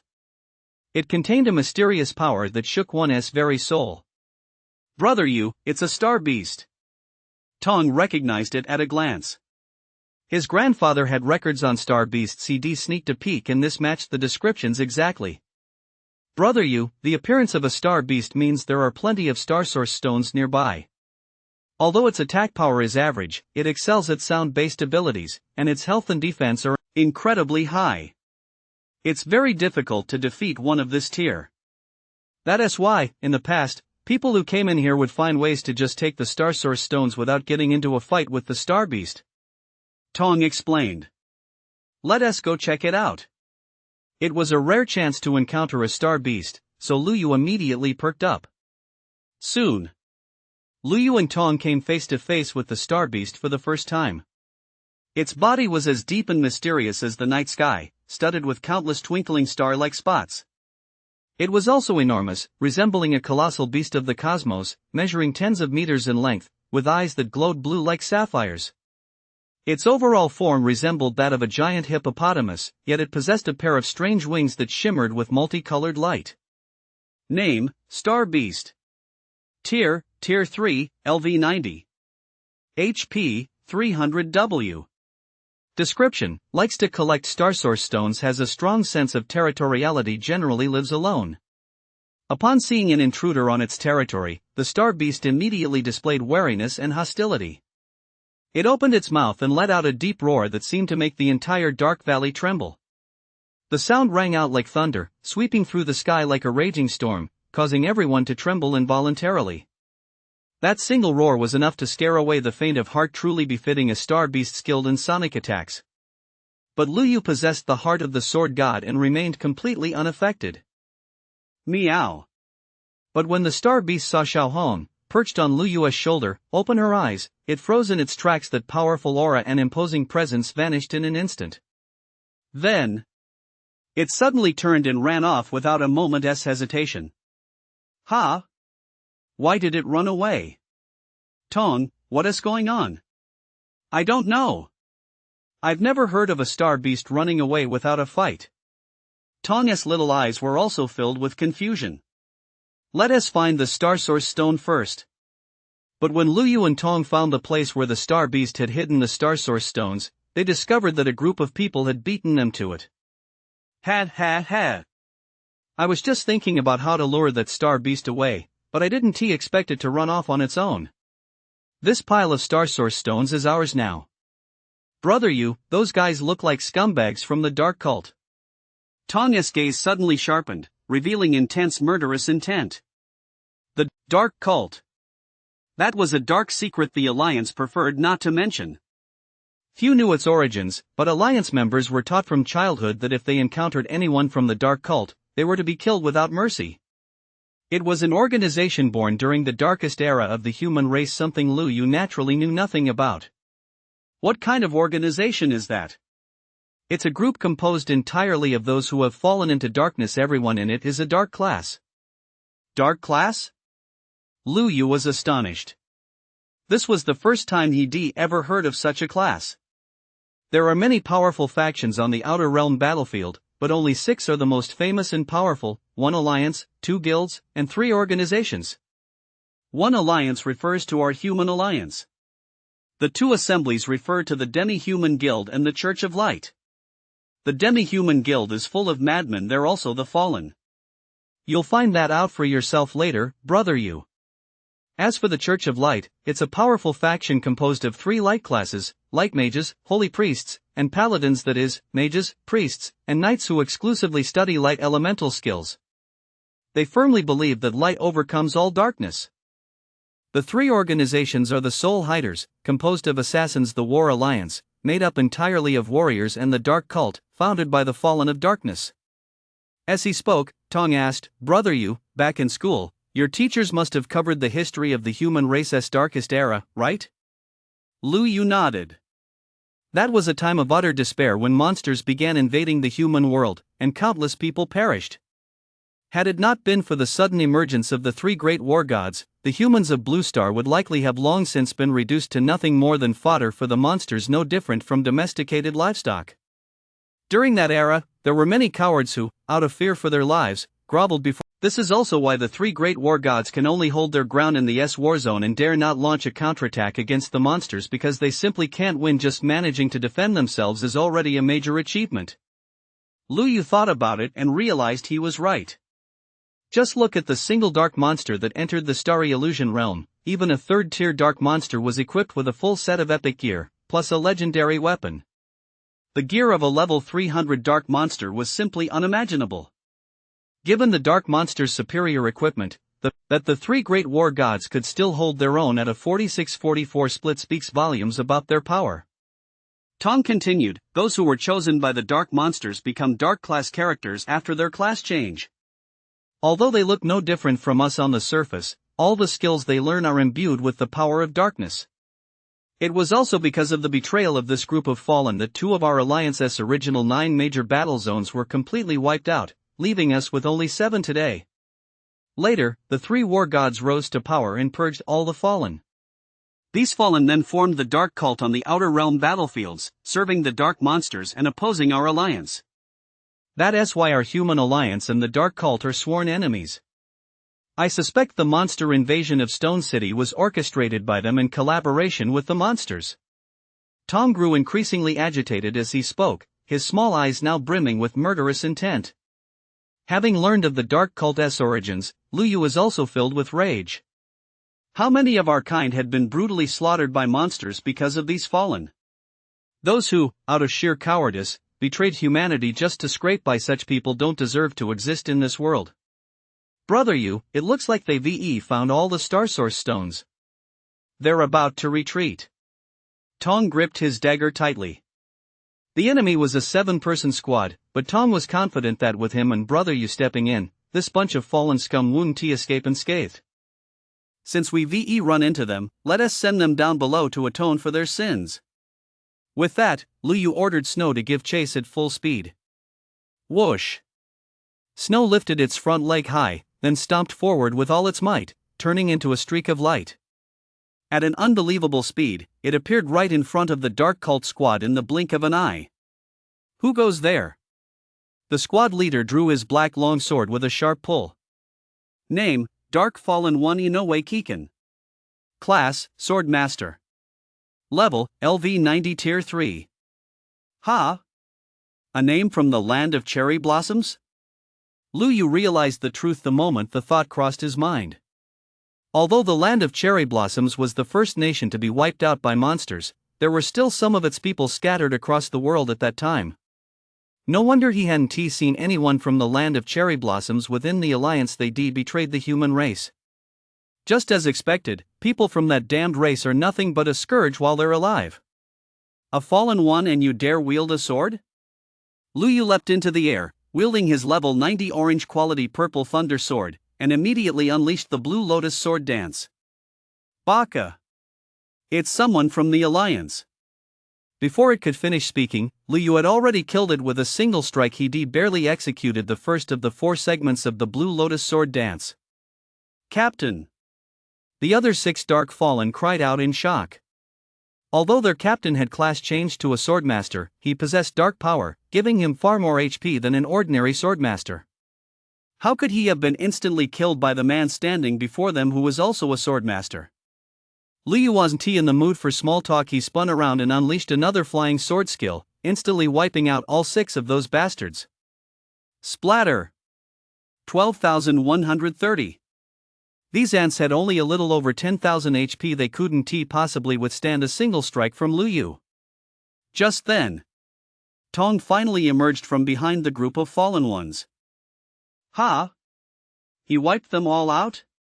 He'd been planning to use stealth for a surprise attack, making these losers feel the sting of a backstab, but he never expected Brother Yu to be this fierce. 1 sword, 1 kill. He didn't even get a chance to strike. But Tong knew it wasn't that this group of fallen was too weak. It was that Brother Yu was too strong, so strong that even the fallen couldn't withstand a single strike from him. That's what it means to be unbeatable at his level. That's exactly what Brother Yu is. He is insanely strong.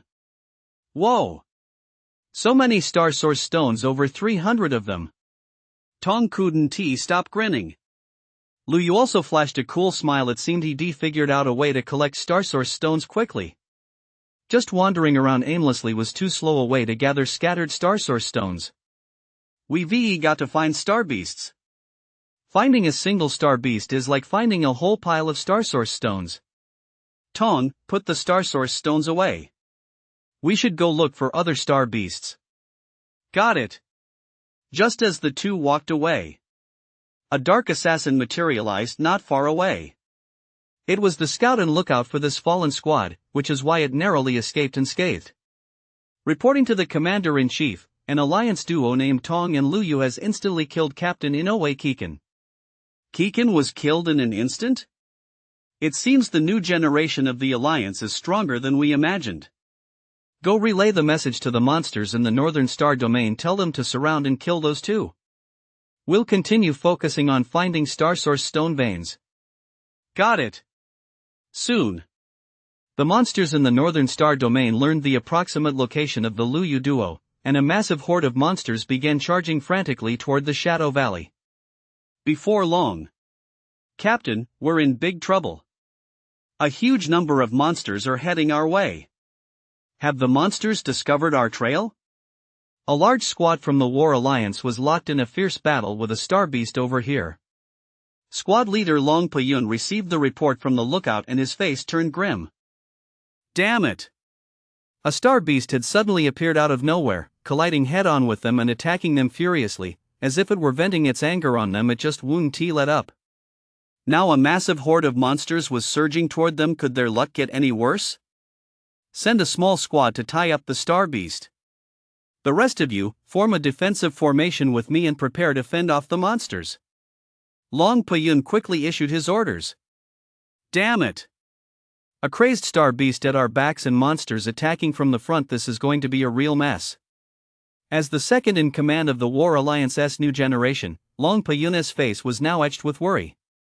It was only their first day in the starry illusion realm, and they'd already run into such a dire situation. If they suffered heavy casualties, this year's Star Source Stone mission would likely be impossible to complete. These weren't ordinary monsters. Even the weakest were level 90, Grade A lords, and there were so many of them. We're here to gather Star Source Stone resources, not to fight to the death. Unless absolutely necessary, we must not engage in a desperate battle. Instead, we'll wait for an opportunity to break through and escape. For the sake of the greater good, Long Payun had no choice but to steer his comrades away from their fight to the death mindset. No fighting to the death? That's such a... Maintain a defensive formation charge. Long Payun led the attack. To break through the encirclement, they had to seize the initiative. They absolutely could not let the monsters wear them down with a swarm tactic. A bloody battle erupted instantly in the gloomy valley. While slaying monsters, Long Payun kept a constant watch on the entire battlefield and noticed that the dark monster was nowhere to be seen, a good sign for their main force. As long as that powerful dark monster wasn't here, they still had a chance to break through. With such a massive commotion going on over here, Lu Yu and Tong, who were searching for star beasts, naturally sensed it immediately. Brother Yu, someone's engaged in a fierce battle with monsters. There are no distress signals on the channel, so it must be members of another faction who run into the monsters. Tong glanced at the channel screen and said, with such a huge commotion, it looks like there are quite a few monsters. Let us go check it out. Whether it was to slay monsters or loot Star Source stones, this was an opportunity Lu Yu couldn't pass up. So, the two quickly made their way to the battlefield. Ha! Brother Yu, it's that group of muscle-bound guys from the War Alliance. They didn't have any assassins scouting ahead, so it's no surprise they were spotted by the monsters. I guess that's just the nature of their class. Tong narrowed his eyes and began to analyze the situation with great conviction. But the fact that the War Alliance can hold its own on the Outer Realm battlefield relying solely on warriors speaks to its own strengths. Look! With the shield warriors absorbing damage and the other warriors charging in to deal damage, they're inflicting massive damage on the monsters. Meanwhile, the monsters can't land a fatal blow on this group of warriors right away. While warriors may not seem to have any particularly outstanding strengths, they're the most well-rounded class. Lu Yu held the warrior class in high regard. If it weren't for the Swordmaster being the coolest in dealing the most brutal physical damage, Lu Yu would chosen the warrior class himself. It's the ultimate man-s class. Just then, another massive wave of monsters appeared in the distance. It seemed the monsters were determined to wipe out the War Alliance's main force. If no one came to their rescue, this War Alliance force would undoubtedly be annihilated.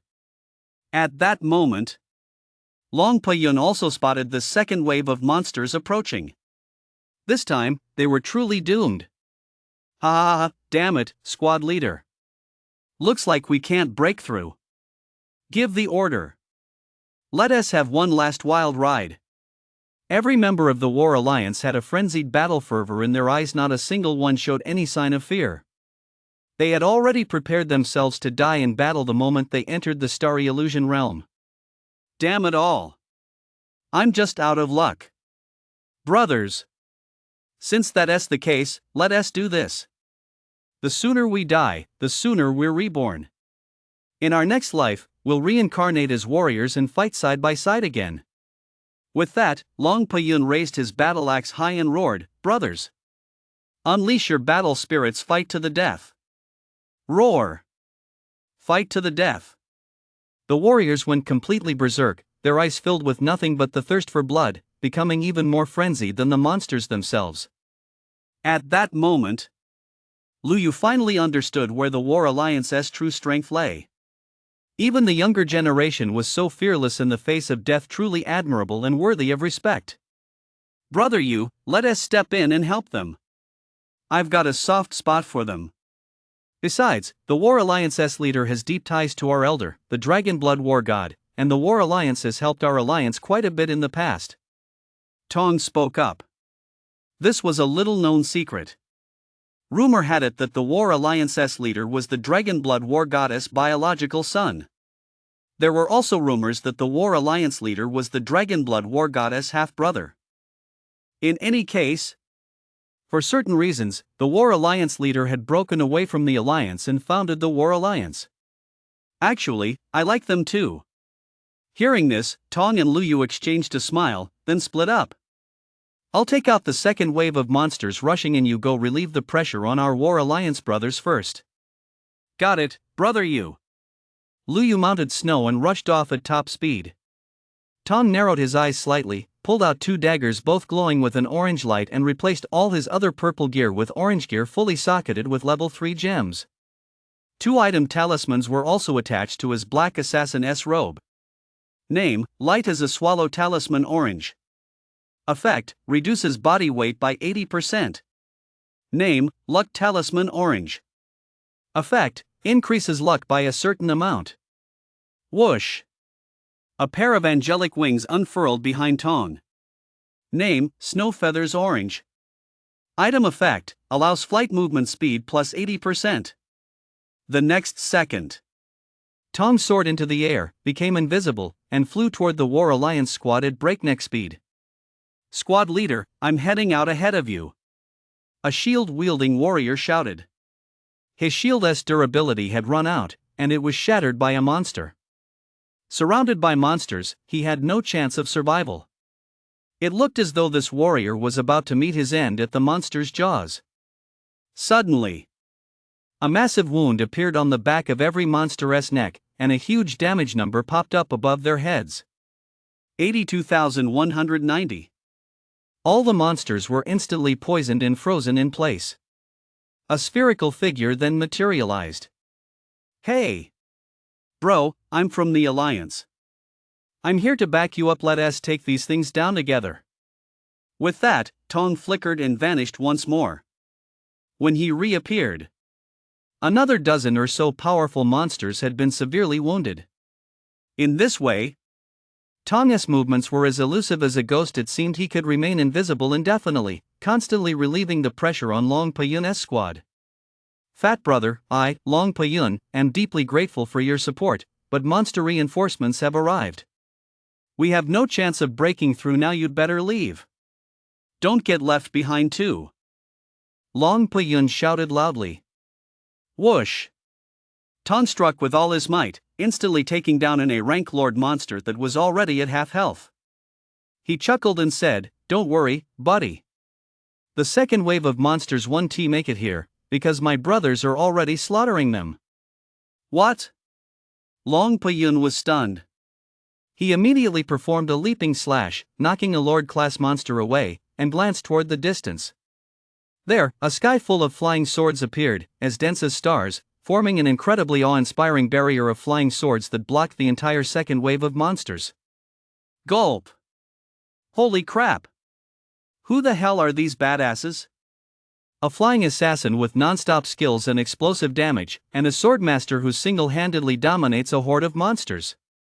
Is this really the Alliance's new generation? How can they be this powerful? To quickly wipe out these monsters, Luyu transformed into the Sword God. After all, no other faction's new generation dared to come near this area. Divine Sword Storm. A terrifying blade tornado shot straight up into the sky, sweeping up and shredding countless monsters. Retreat! Retreat quickly! That guy is a young sword god. The monster lords were terrified. They never would have imagined that this bizarre duo from the Human Alliance was actually the most formidable. One of them, Tong, could stay invisible indefinitely and dealt explosive damage that was bad enough. But this teenager was actually a sword god. Even a single skill dealt such god-tier damage, and it was a wide-area sword technique at that. If that wasn't a sword god, what was? They were all elite among the new generation lords, yet they were still being slaughtered as easily as cutting through vegetables. A teenager this terrifying could probably only be handled by royalty. In an instant, the monsters besieging Long Payun's squad fled in all directions, scattering completely. They're retreating already? The younger generation of the War Alliance was stunned. A situation that had seemed hopeless was now crumbling simply because of the arrival of 2 reinforcements? When everyone came to their senses, their eyes were instantly filled with awe. What did they see?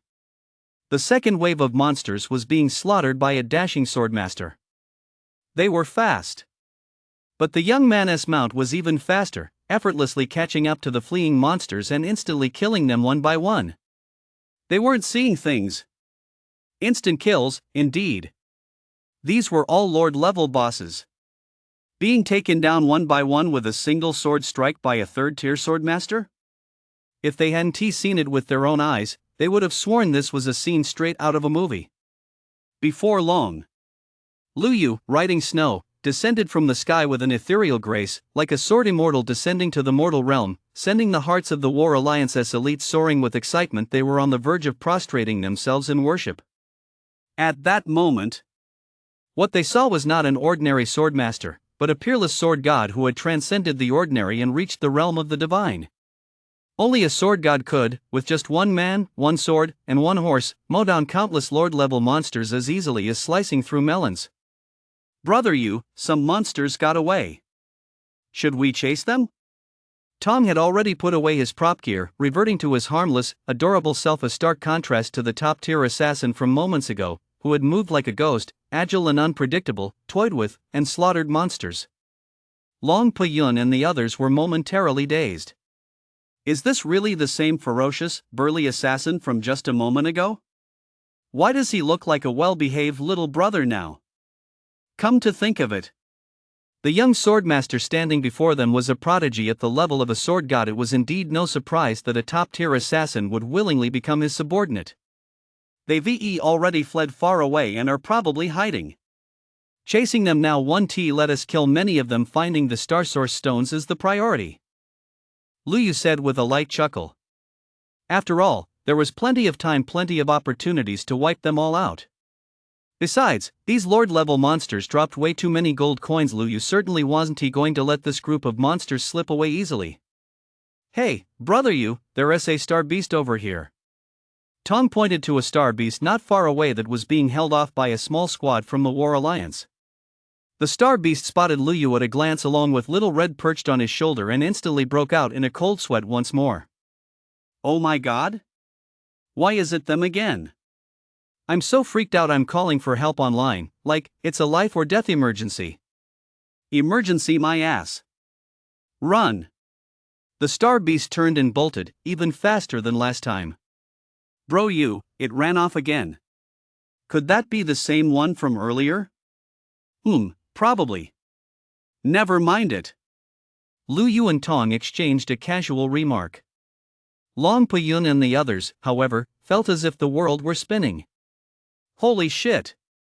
Was that star beast just now scared all the way over here by those 2 teenage big shots right in front of us? I knew it. How could a star beast just randomly leave its territory and run off like that? Turns out it was scared. No wonder it went so berserk when it ran into us. It was taking out its frustration on us. My name is Long Payun. I'm part of the War Alliance's new generation. I'd like to express my deepest gratitude to both of you for saving us. As he spoke, Long Payun took out all the Star Source stones he'd collected and said gratefully, if it weren't for your rescue, we would have certainly perished. We have no other way to thank you, so please accept these Star Source stones. I, Long Payun, will never forget your life-saving grace. Ha! Brother Long, what are you saying? The Alliance and the War Alliance have always helped each other. It's only natural for us to help you. No need for further thanks. We'll take the Star Source stones. Tong, however, was quick to pocket the 100 or so Star Source stones. Lu Yu shook his head and smiled, but he approved of Tong's actions. Since the other party had voluntarily offered the Star Source stones as a token of gratitude, and since the 2 of them were primarily there for the Star Source stones anyway, it was only natural to accept them. Seeing this, Long Payun and the others were left both amused and exasperated. Was Tong really this straightforward? But they loved people who were this straightforward. What they hated most was those who were coy and spoke in vague, ambiguous terms. Gentlemen, could you add me as a friend? That way, if there's ever anything I can do to help in the future, it'll be easier for me to repay you for today's kindness. Being able to add two such powerful prodigies as friends, Long Puyun considered this a once-in-a-lifetime opportunity, though he wasn't sure if he'd actually be accepted. It would probably be pretty tough. After all, he was just a supernova-level class changer. They probably wouldn't even give him a second glance. Ding! Lu Yu has sent you a friend request. Ding! Tong has sent you a friend request. By the time Long Puyun snapped back to reality, Lu Yu and Tong had already ridden off into the sky together on their flying white horses. Squad leader, did you accept those two young big shots as friends? I did. Quickly clean up the battlefield, then let us get out of here. As they retreated, Long Puyun reported the detailed situation to Commander Shiryu. At that moment, far away in the central star domain, Shiryu was fighting a star beast all by himself, while the rest of the team was scattered about searching for star source stones. You mean a flying, fat thorn with infinite invisibility and a swordmaster who has swept through countless bosses saved you all without breaking a sweat? Yes, I've given them the star source stones I collected as a token of gratitude and added them as friends. You did the right thing. No wonder those two are such mavericks. They didn't join the big supernova teams like Kane's. Turns out they're the Alliance's true ace cards. Since they're in the northern star domain, it'll be hard for you to collect more star source stones there anyway. Plus, you've been targeted by monsters. Head to the central star domain first. Got it. Taking down thousands of bosses single-handedly, that's unimaginably powerful. I can't wait to see it for myself. With that, Shiryu's eyes blazed with fiery, frenzied battle intent. He gave a sharp flick with his epic dark gold dragon pattern staff, sending the massive star beast soaring into the air. Meanwhile, the dark monsters that had already arrived in the central star domain were devouring the corpse of an unknown newcomer. Upon learning that their minions had encountered the War Alliance's main force while ambushing the Alliance duo in the Shadow Valley of the Northern Star Domain and expecting a windfall, they had planned to wipe out the War Alliance's main force first before resuming their hunt for the duo. Unexpectedly, the duo had charged out on their own and unleashed terrifying combat power, leaving them utterly helpless and suffering heavy casualties. Hiss! A wisp of red breath spewed from the dark monster's mouth, causing the surrounding Lord-level monsters to tremble in fear, not daring to breathe a sigh. But immediately afterward, the dark monster grinned widely and issued an order to its minions: summon the dog slaves of the dark cult. First, capture the remaining members of the Human Alliance and force those two to come before me. I shall conquer them with my own hands. The monster's target shifted. The dark cult, a bunch of cowardly, self-preserving dark degenerates, had heard of Lu Yu and Tong's invincible prowess and dared not provoke them in the slightest.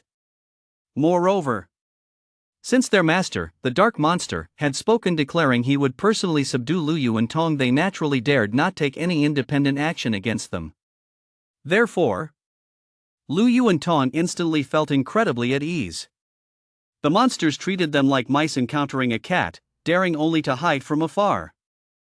The star beasts were surprisingly just like the monsters. The moment they saw Lu Yu, their four legs spun so fast they were practically smoking. They were practically running away on a fifth leg.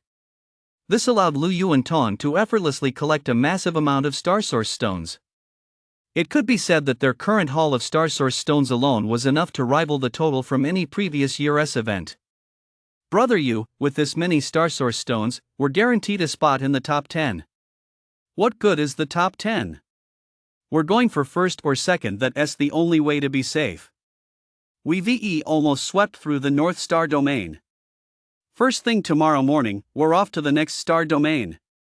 Over the past few days, Lu Yu, riding snow, looked like a tourist in the starry illusion realm. Wherever they went, peace reigned. Members of other factions who encountered the pair didn't make a move. And for good reason. Just seeing the star beasts turn tail and run the moment they spotted this odd duo was proof enough that these two were no ordinary pair. Not even their own team leaders possessed such a terrifying aura of intimidation. Naturally, they knew this duo was, without a doubt, the Human Alliance's secret trump card. In the starry illusion realm, the duo's reputation had already spread among all the factions. Only the Alliance's own four major teams remained unaware. And at this very moment, all four of those major teams had been targeted by monsters. Xiayan, your fire magic damage is getting higher and higher, and it's extremely effective against star beasts. This makes it much easier for us to obtain star source stones. When it comes time to distribute them, I'll give you a little extra. Delis, dressed in a gold-threaded priestess's robe and wielding a golden magic wand, with her golden hair, looked like a princess straight out of a western fairy tale, stunningly beautiful. Xia Yan was overjoyed inside. As long as he maintained his powerful firepower and kept Delis's attention on him at all times, his dream of winning her heart and marrying this stunning, wealthy beauty would soon come true. But just as Xia Yan was about to say something to show off and boost his cool factor, a massive horde of monsters suddenly emerged from all around, along with numerous fallen ones from the Dark Cult. Trouble! The Dark Cult and the monsters have joined forces for a surprise attack. Everyone's faces turned pale. How could so many monsters have crept up silently without anyone noticing? What about the assassins on lookout duty? What the hell were they doing? At that moment, those assassins were already being hoisted onto the monsters' shoulders, their faces etched with despair. Delis turned pale with fear and quickly sent a distress call over the Alliance channel. We're under attack by a massive horde of monsters requesting backup. But Lei Fakai, we've been ambushed by monsters too. Supernova Archer Situi, we urgently need backup as well. There are too many monsters, and they're too strong, we can't hold them off. Supernova Frost Knight Shen Yuan Qi, you've all run into monsters? It seems our alliance was the first to be targeted by those dark monsters. Upon learning that everyone had been attacked by monsters and couldn't provide support, Delis instantly felt despair. Facing monsters far outnumbering their large party, including quite a few S-rank lords, the group led by Delis was swept aside without any chance to fight back. Just as everyone thought they were about to die a gruesome death right there, a bizarre scene unfolded. Aside from those too weak to be instantly killed, the monsters merely beat them into immobility before grabbing them and retreating. Xia Yan, now battered and bruised, was being carried by a werewolf-like monster. His eyes rolled back in his head, and he hung limp like a dead fish, a far cry from his earlier spirited self. The other two supernovas didn't put up much of a fight either. They were quickly overwhelmed by the monsters and the Dark Cult's powerful new generation. Only Kane, relying on his endless array of tactics and the protection of his high-tier battle pets and mount, managed to break through the encirclement alone, while all his other teammates were carried off by the monsters. Shit! Kane cursed angrily, filled with frustration. He'd been too confident. He'd assumed this generation of the Alliance was the strongest golden generation yet, and that the monsters wouldn't target them easily. Instead, they'd go after the rising stars of other factions first. He never would have imagined it. The monsters would actually go all out against them. And this time, the monsters were the strongest they'd ever been. There were far more S-rank lords than in previous years. The reason Kane was so frustrated was that he had severely underestimated the monster's strength. Aside from that dark monster, there were quite a few S-rank lords whose combat power was in no way inferior to that of a supernova. This was not a good sign. The new generation of monsters had suddenly grown so much stronger. In the near future, the situation on the Outer Realm battlefield was likely to change dramatically. And that group of ruthless Dark Cult monster minions has also grown much stronger. This is highly unusual. It seems some kind of force is influencing the Blue Star world. It's causing a surge of prodigies. And the monsters have also grown significantly stronger. Although it's unclear why those monsters didn't kill them outright but merely captured them. Kane knew one thing for certain. On his own, he had absolutely no way of rescuing them. According to the Supernova report, the monsters seem to be retreating toward the Central Star Domain, where I am.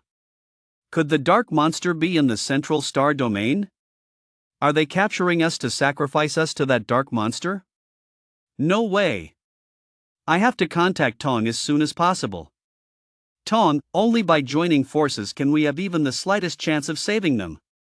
So, Kane immediately sent Tong a private message. Tong, are you dead?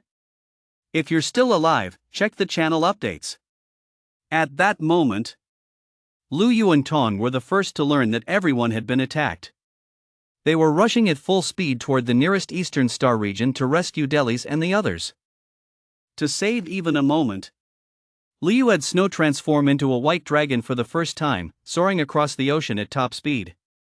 This time, Tong didn't overreact. Instead, his face was serious and focused, and he was extremely anxious. As a member of the Alliance, upon learning that all 4 major teams had been attacked by monsters, Tong was literally beside himself with worry.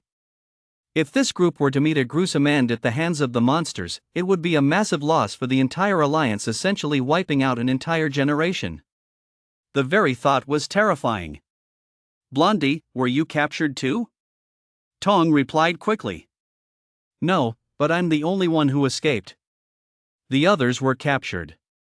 Those monsters seem to be taking them toward the central star domain. Their purpose is unclear for now. Right now, we need to join forces. Hurry to the central star domain and come with me to rescue them." Upon hearing the situation, Tong quickly spoke up, "Brother Yu, hold on. It seems we won't make it to the eastern star domain in time now." Liu Yu patted Snow on the head. Snow came to a halt in the ocean, radiating a surging dragon aura that kept the star beasts in the water from daring to approach. "Brother Yu, except for golden-haired Kane, everyone else has been captured and taken to the central star domain," Tong said. Liu Yu glanced at the channel feed. Many people were already posting messages of despair, while others were reporting the latest intelligence to Kane.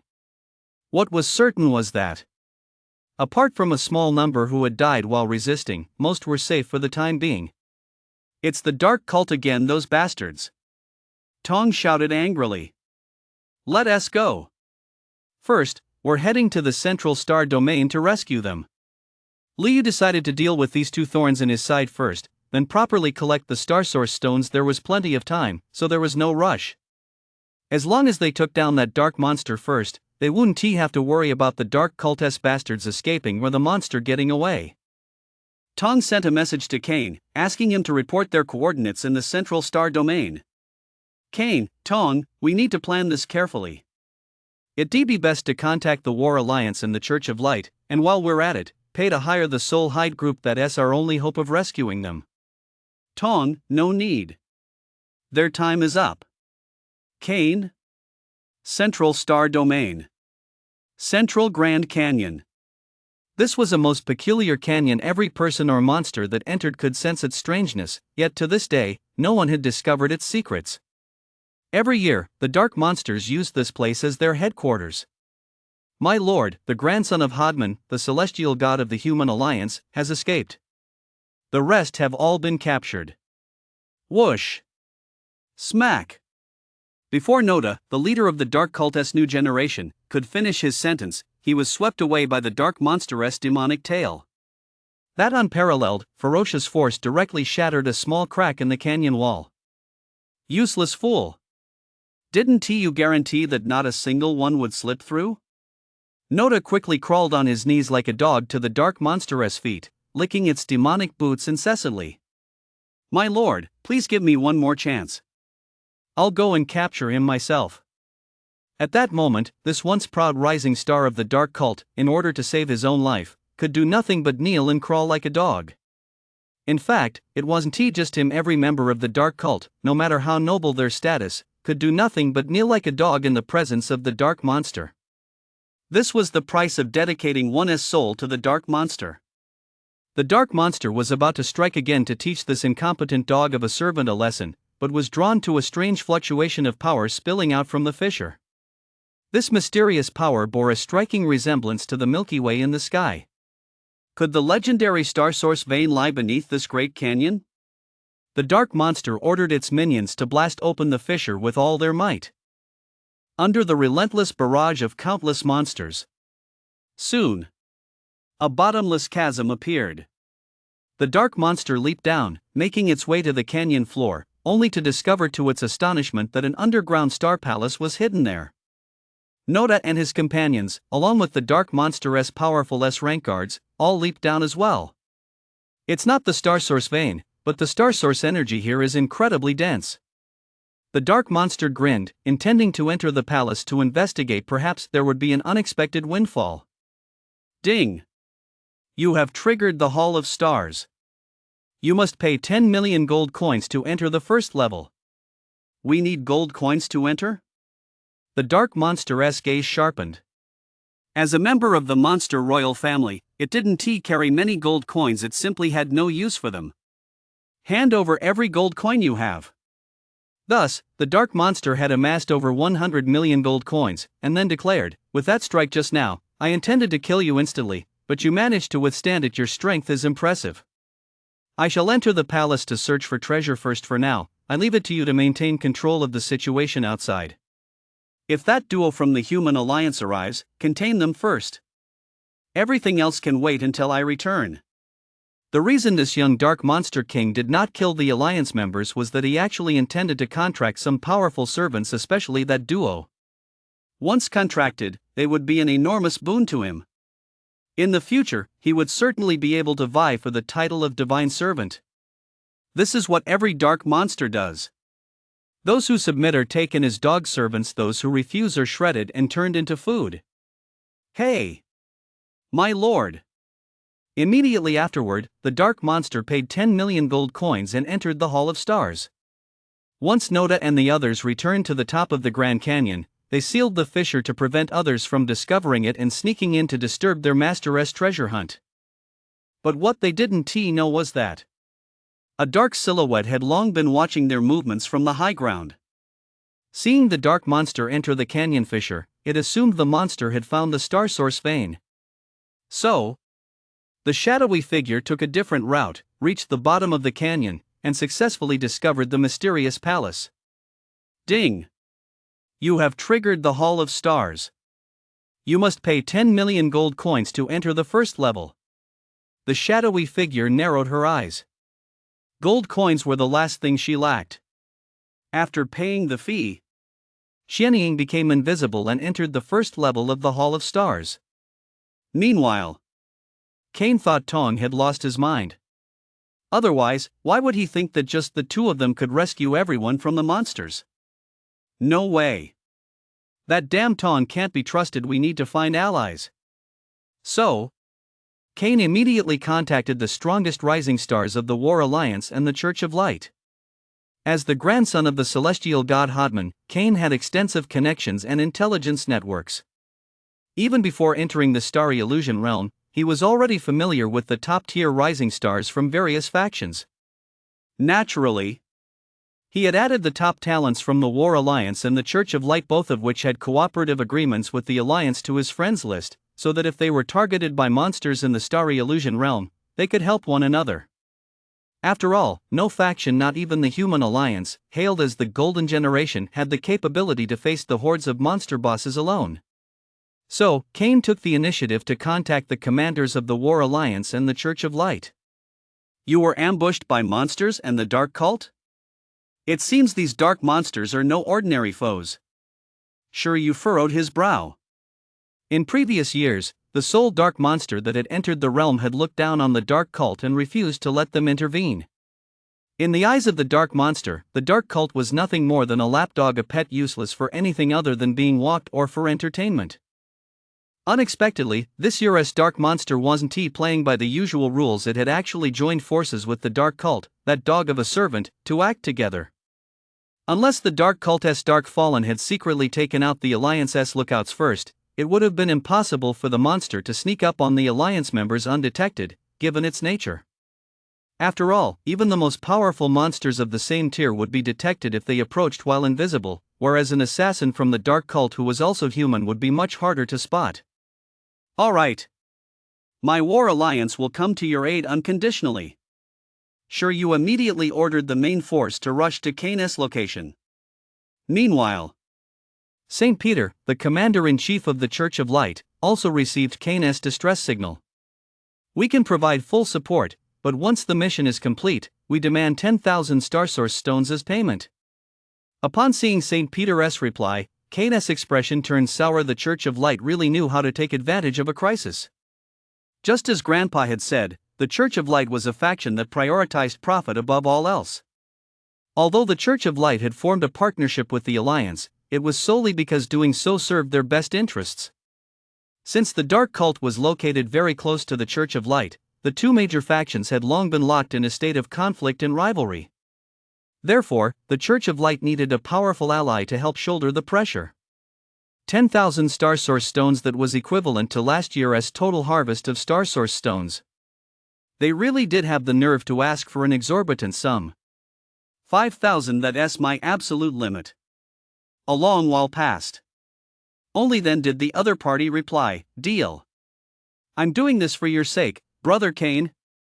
Cain suppressed the rage boiling inside him, then contacted the Soul Hide faction, which proactively reached out to various factions every year in advance. If help was needed in the Starry Illusion realm, one could hire them for a fee. They had truly maximized their profit-making channels. After confirming the transaction amount, the Soul Hide leader ordered his personnel in the Central Star domain to come and meet up with Cain. Shortly thereafter, when Lu Yu and Tong arrived at the location Cain had specified, Cain had already gathered most of his forces. Shiryu, St. Peter, and the Soul Hide leader, Bayron, were all present. Damn it! Didn't I tell that blonde kid not to call for reinforcements? Damn it, how's brother you supposed to show off now? Tong was instantly livid and spoke without holding back. With this crowd around, brother, you wouldn't be able to transform into the sword god unless he wasn't afraid of being exposed. It's fine, he was just eager to save people. Lu Yu didn't seem to mind if they got exposed, so be it. They already accumulated more than enough gold coins anyway. Aside from the members of the War Alliance, everyone else immediately took offense. What did he mean by saying that calling us would hinder the Swordmaster's performance? Ha, you're quite the big talker, sir. The speaker was St. Peter, the rising star of the Church of Light. Of Western descent, he was tall and slender, just like Cain. However, his hair was silvery white. Clad in a robe of light and clutching a staff of light encased in gold and jade, he had drawn a legendary talent that perfectly matched his light mage class. Naturally, he had every reason to be arrogant. He considered himself superior to ordinary supernovas. Only prodigies like Cain and Shiryu could be mentioned in the same breath as him. Who the hell are you? Tong recognized the man, but given his hostile tone, he certainly wasn't going to give him any leeway. In Tong's words, "I don't like the look of this jerk. Cain, I'm here to back you up as a favor to you, but if just any Tom, Dick, or Harry can come and provoke me, don't blame me for not taking it lying down." In front of everyone, as the Holy Son of the Church of Light, St. Peter naturally had to maintain his grace and composure, but that didn't mean he didn't have a temper. St. Peter's meaning was crystal clear. Make this Tong disappear immediately, or he'd lead his team away. At that moment, Cain felt nothing but utter contempt for this shameless guy. He clearly agreed to come help only after getting something in return. What the hell did giving me face have to do with it? Still, he had to go through the motions. The immediate priority was to join forces with everyone and rescue their teammates first. Brother Peter, don't worry. Actually, this guy is. Before Cain could finish his sentence, Shiryu from the War Alliance strided boldly up to Lu Yu and Tong. He grabbed both of their hands, lowered his posture, and said, "I am Shiryu, leader of the War Alliance. I am deeply grateful to both of you for coming to the rescue of Dragon Break Cloud's squad. Without you, our War Alliance would have suffered heavy losses. Once the Starry Illusion realm closes, the War Alliance will surely reward you generously." Ha! This left Cain and St. Peter completely baffled. What is going on? Even Bayron, the usually silent leader of the Soul Concealment Alliance, whose eyes were usually as lifeless as a dead fish, suddenly perked up, sizing up Lu Yu and Tong from head to toe. But no matter how he looked at them, these two just looked like total losers. Take Tong, for instance. He is clearly as fat as a ball, yet he chose an assassin? Wouldn't he a shield warrior or something like that be a much better choice? Then there was the Swordmaster dressed like a commoner, who didn't have a shred of the aura of a second-generation superclass character, and had even contracted a cat battle pet that looked weak at first glance. With two such oddballs, how could they possibly save a large squad of the War Alliance? He didn't even have that kind of ability himself. Brother Long has already expressed his gratitude. There is no need for such a generous reward. The thought is what counts. After all, they were old brothers in the alliance. Lu Yu naturally had to treat him with friendliness. Just as everyone was still reeling from that, Shiryu blurted out another shocking statement. Brother Lu Yu, you can slay countless boss-level monsters with your sword. Might I witness your invincible prowess? Holy crap! Is this for real? A swordmaster who has slain countless bosses of the same tier? Are you sure you're not just bragging to defend the alliance? Based on their understanding of the War Alliance, its members were all fearless, brave warriors who wouldn't stoop to lying. Besides, the one saying this was Shiryu, the War Alliance's strongest rising star. So it was entirely possible that this swordmaster who, aside from being handsome, was otherwise unremarkable truly possessed the invincible combat prowess of a sword god against opponents of his own tier. Judging by Kane's expression, he is just as baffled, which means he is completely unaware of this. If the young swordmaster before him were a secret ace cultivated by the Alliance, Kane as the grandson of a celestial god wouldn't he be wearing such a dumbfounded look? But how could that be possible? How could such a glitch like Swordmaster even exist in this world? This is so confusing. Brother Shiryu, saving people is the priority right now. We'll kill monsters later. You get to see for yourself then? Lu Yu smiled calmly, not taking it to heart. For a natural-born warrior like Shiryu, the ones he admires most are peers who are even stronger than him. When he encounters such a person, he can't help but want to spar with them. Right. I was being presumptuous. Saving people is the priority right now. Shiryu felt deeply apologetic. At that moment, Kane, upon hearing about rescuing people, snapped back to his senses.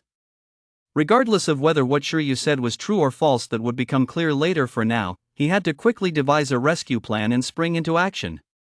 Brother Peter, Brother Shiryu, everyone, let me reintroduce you all.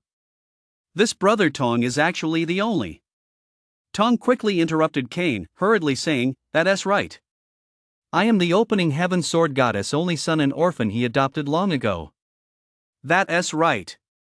Which means I'm the opening heaven sword goddess adopted grandson. Tong silently breathed a sigh of relief. He'd come so close to having Brother Yu discover his true identity. Otherwise, if Brother Yu thought I was getting close to him for ulterior motives, our friendship would be over. No way. I'll have to find the right moment to tell Brother Yu who I really am. So, Tong sent Kane a private message, threatening him not to reveal his identity or else he'd be in big trouble. Whoa! Everyone was stunned once again. The sword god of creation's god grandson? Never heard of that. It must have been something the sword god of creation's son did on his own when he was alive. The sword god of creation probably wouldn't acknowledge such a chubby, shifty-eyed grandson. But how could this shifty-eyed, chubby Tong have been adopted by the sword god of creation's only son? What gives him the right? Upon learning that Tong was the sword god of creation's godson, St. Peter, no matter how much he disliked Tong before, had to set aside his reservations. He put on a friendly smile to show goodwill. Tong, is your godfather the son of the sword god of creation? Lu Yu had suspected that Tong's background wasn't ordinary, but he never imagined it would be this extraordinary. He'd assumed Tong was the descendant of some big shot in the War Zone, but he never would have guessed he was adopted by the son of the sword god of creation. No wonder the commander of the War Zone had been so considerate toward his parents. No wonder Tong had so many battlefield maps and could openly sell them without anyone stopping him. With such an incredibly powerful godfather. If it were anyone else, they'd probably have been bragging about it to the whole world by now, strutting like Brother Ming, flashing a yellow monkey-style grin, and telling everyone, "Be my son." Yeah, I was planning to tell Brother Yu after the Starry Illusion realm closed, but I didn't expect that big-mouthed blondie to blab it out ahead of time. As he spoke, Tong shot Kane a glare. Beiren, who had been sitting on the sidelines the whole time, learned that Tong was the godson of the sword god of creation and immediately stepped forward. "Esteemed Lord Tong, may I add you as a friend? If the opportunity arises in the future, we could collaborate." "No way, I'm broke." Tong refused on the spot. "Are you kidding me? I probably earn more gold in a single day than I'd make from collaborating with you even once." No way. I'd rather die than add someone from Soul Hide. Besides, I've got brother you to lean on. Why would I need to team up with anyone else? Ren could only give an awkward smile and step back. Alright, now that we've all gotten to know each other, let us talk about the rescue plan. What's there to talk about? Let us just go do it. Before Kane could even begin explaining the plan, Lu Yu and Tong had already charged ahead, leaving the rest of the group in a state of confusion. Damn, that's actually a bit like the Sky Sword Goddess style. Just go for it. Ha, looks like we're going our separate ways then. Brothers, let us go. Sure, you let out a hearty laugh, hoisted his massive iron club, and led the way. Whoosh! Ren had no choice but to lead the Soul Concealment members in stealth, following closely behind. Brother Kane, the Church of Light will handle long-range support and healing. With that, St. Peter, harboring his own thoughts, led his team forward. Kane paused for a moment, glanced down at the detailed battle plan he'd prepared, then crumpled it into a ball and tossed it aside. Shit!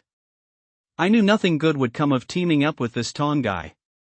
No wonder Grandpa always said, no matter who you team up with, just don't team up with those lunatics from the Bailey family. They're nothing but a bunch of hotheads.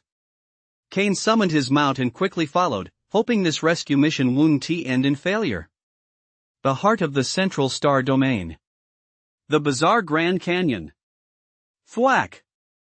Yes, Mukai-kun, I've already chopped off 105 heads. How about you? Noda, I've got one more 106. Looks like this flock of lambs has finally quieted down. The two demons of the Dark Cult, Noda and Toshiaki Mukai, were actually using the captured Alliance rookies as targets for their decapitation game. Anyone defeated in a one-on-one duel would have their head brutally severed by them. Alliance members, already injured, stood no chance against these two devils. Of course, they only targeted the ordinary, terrified Alliance rookies. As for prodigies like Delis, they didn't dare kill them lightly. This was because their master was capturing these individuals for two reasons: first, to lure the Alliance duo here, and second, to subdue the Alliance prodigies and bind them to contracts for their master's use. In previous years, the sole dark monsters to enter the starry illusion realm had all acted this way. It was just that very few managed to scrape by with their lives. Thus, while the two demons used others for their amusement, they also sought to intimidate these prodigies. Sure enough, once the beheading contest began, Shen Yuanqi, Delis, and Situi, who had originally vowed to die rather than yield, were gradually forced to fall silent. If they continued to resist, the beheading contest would go on, and it would be their trusted teammates who would die. These ordinary class changers, selected by the demons as sacrificial victims, displayed a full spectrum of human reactions. Some were so terrified they wet themselves, others wailed in agony, still others prayed, and some even regretted ever entering the starry illusion realm. Yet when faced with death, they were able to fight back with fierce courage. In Lu Yu's hunter squad, Li Wan and the others were also pale with fear, their lips trembling uncontrollably, because their turn was coming up next. Fortunately, after the three supernovas stopped resisting, the two demons halted the competition, and they had temporarily escaped disaster. At that moment, the three supernovas still clung to a sliver of hope. If Kane hadn't been captured, he would surely be seeking allies to come to their rescue. Therefore, now was not the time to resist. They needed to conserve their strength, recover slowly, and wait for the right opportunity to fight back with everything they had. Tisk, TSK. I hear you're the apple of the Ross family SI. What incredible talent, and your looks are top-notch, too. When my master returns, if you refuse to submit, I'll play with you until you're dead right in front of everyone. Ha. Noda cupped Delis' chin in one hand. The crowd could only stare at this devil in fury. Pa! Delis spat right in his face. But Noda, in a twisted way, licked Delis' spit clean. That tastes so good. This filled Delis with shame and indignation. Suddenly, a loud neigh rang out from above the canyon. Everyone looked up. There stood a white steed, bathed in starlight, radiating a dazzling glow as if refracting divine light. Brothers and sisters of the Alliance, hold on a little longer, we're here to save you. Tong stood atop the horse, arms crossed over his chest, striking a boss-like pose. But no matter how they looked at him, everyone thought he was a total clown. Just imagine, a massive assassin dressed in black assassin gear. The image was as ridiculous as it gets. In contrast, Lu Yu, riding the steed with a long sword slung over his back and clad in simple white robes, actually exuded a hint of the aura of a true swordmaster. Are those Lu Yu and Tong? Everyone recognized them at a glance. But they felt not a shred of joy, only utter speechlessness.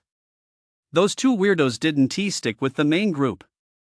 They just got lucky and avoided being captured by monsters, but instead of staying put to gather star source stones, they come here to rescue everyone? Aren't they just here to die? Don't they think enough people have been captured already? Do they really have to come and get the whole group wiped out? Tens of thousands of Lord-class monsters, plus the Dark Cult's army of Dark-class practitioners. Even the three great war gods in their prime would stand no chance against them. Only Deli saw a glimmer of hope in her emerald eyes. She didn't believe Lu Yu and Tong were reckless fools. Perhaps they had a plan. She just couldn't figure out what their advantage was yet, because the gap in combat power between the two sides was simply too vast. At that moment, Kane and his group were still racing frantically. Damn it, what level is that white horse? How can it be so incredibly fast? I'm riding a Class B mount here. Class B. And I can't even see its tail. Noda spotted Lu Yu and Tong appear and recognized them at a glance. They were the super talented prodigies his master had ordered him to capture. He hadn't expected them to actually dare to show up. Did they really think they were invincible? Well, that is fine. As long as he successfully captured the two of them, he would have exceeded his master's expectations, and a generous reward would surely follow. Block all escape routes. Take them down at all costs. Remember, cripple them, but don't kill them. They are servants chosen by our master.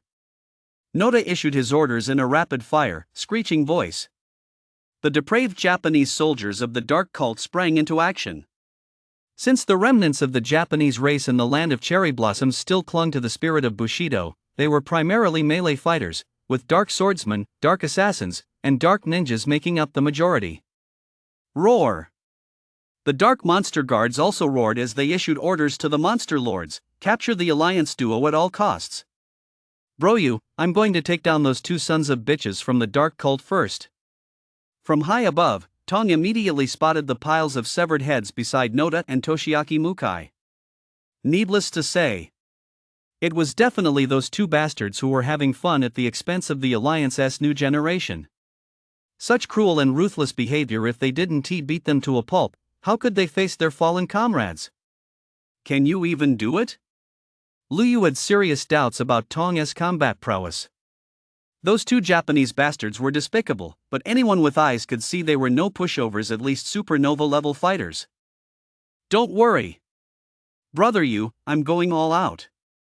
I won't say much else, but taking down these two bastards won't be a problem. Just sit back and enjoy my assassination artistry. With that, Tong made no further pretense. He switched into his orange gear, activated the snow feather item, and immediately took flight, vanishing into the air. Ha! Looks like Tong was holding back all along. Very few people can pull off that aerial invisibility trick. He truly lives up to being the adopted son of the sword god of creation. It seems he has inherited quite a bit of his adoptive father's legacy. With that thought, Lu Yu unleashed the 7-star sword array without holding back. Swords swirled through the sky, coalescing into a single force as they swept through the canyon with the might of 10,000 swords converging on a single point. Holy crap! This can't be possible. The Alliance members were collectively stunned. The odd couple they'd written off actually possessed such overwhelming power. Li Wan and the others, in particular, felt their scalps prickle. No matter how hard they racked their brains, they couldn't fathom how Lu Yu could be this powerful. Never mind that Tong was decked out in orange gear, could fly and turn invisible, and had vanished without a trace. Lu Yu's 7-star sword array alone, with its sky-filling swarm of flying swords, was enough to leave them speechless. Most of them naturally recognized that Lu Yu was using the Swordmaster skill 7-star sword array and the flying sword skill, relatively common sword techniques. But wasn't the range of Lu Yu's 7-star sword array a bit too vast? Especially that flying sword skill, damn it, is there really a tier 3 swordmaster who can summon that many flying swords? And control them with such ease? Unless it's that young sword god who once appeared in Stone City, but this Lu Yu clearly isn't that sword god. His appearance and demeanor are completely different. How is this possible? Lu Yu must have unleashed an S-rank 7-star sword array and an S-rank flying sword skill, both upgraded to tier 3, level 90 to achieve this effect. My brother, Situyu, is a swordmaster, a tier 6 swordmaster, at that. I've seen his 7-star sword array and flying sword skill in action, so I know exactly what these skills are capable of. Situyu exclaimed in shock. Whoa! Everyone sucked in a sharp breath. 2S rank skills? Is Lu Yu really that terrifying? Deli's eyes sparkled with admiration. He is so powerful, so handsome. A man like this is exactly the Prince Charming I've always dreamed of. Kill! Lu Yu roared, and a storm of flying swords, like wild horses breaking free from their reins, charged madly toward the monsters and the dark cult thugs. A massive battle. On the verge of erupting. In an instant, the heavens and earth were drenched in a mix of red and green blood. The monsters' blood. The dark cult thugs' blood. Spurted out ceaselessly as the flying swords whizzed through the air. In the blink of an eye, the scenic Grand Canyon had turned into a hellish realm of death. Baka! Magic monsters, attack him from a distance. Though terrified, Noda didn't forget to issue new orders. He guessed his opponent would be strong, but he hadn't expected this level of power, facing nearly 1,000,000 bosses as if they were nothing. This is the real world, not a virtual game. As long as the target is outside the skill's casting range, even a locked-on skill cannot hit it. With his S-rank mount, Lu Yu was no longer significantly threatened by the magical monsters group spells. As long as he kept a close eye on the monsters' restrictive skills or locked-on skills, he could farm monsters without taking a single hit. Bastard! His mount is so fast we've got to take him down first. Let us go! Toshiaki Mukai was shrewd enough to realize that if they didn't subdue Lu Yu, he'd just kite them to death. The two strongest Japanese players were about to take action themselves. Just then, a chubby figure appeared behind them. You sons of bitches, I'm the one you're up against. Backstab. Thud. 10,200. My 1 centimeter long giant dick has been sliced off. Masaki Mukai, a dark swordmaster, let out a blood-curdling scream. If Tong hadn't been determined to make these two bastards truly taste despair, that single strike alone would instantly killed one of them. S-rank ghost step. A rank stealth. A successful strike. Tong swiftly vanished, once again concealing his presence until he was nowhere to be seen. Bastards! Let us catch this Tong first.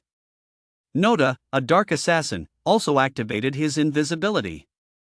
1 versus 2. Tong engaged in a fierce battle with the two Japanese bastards. The sky battlefield.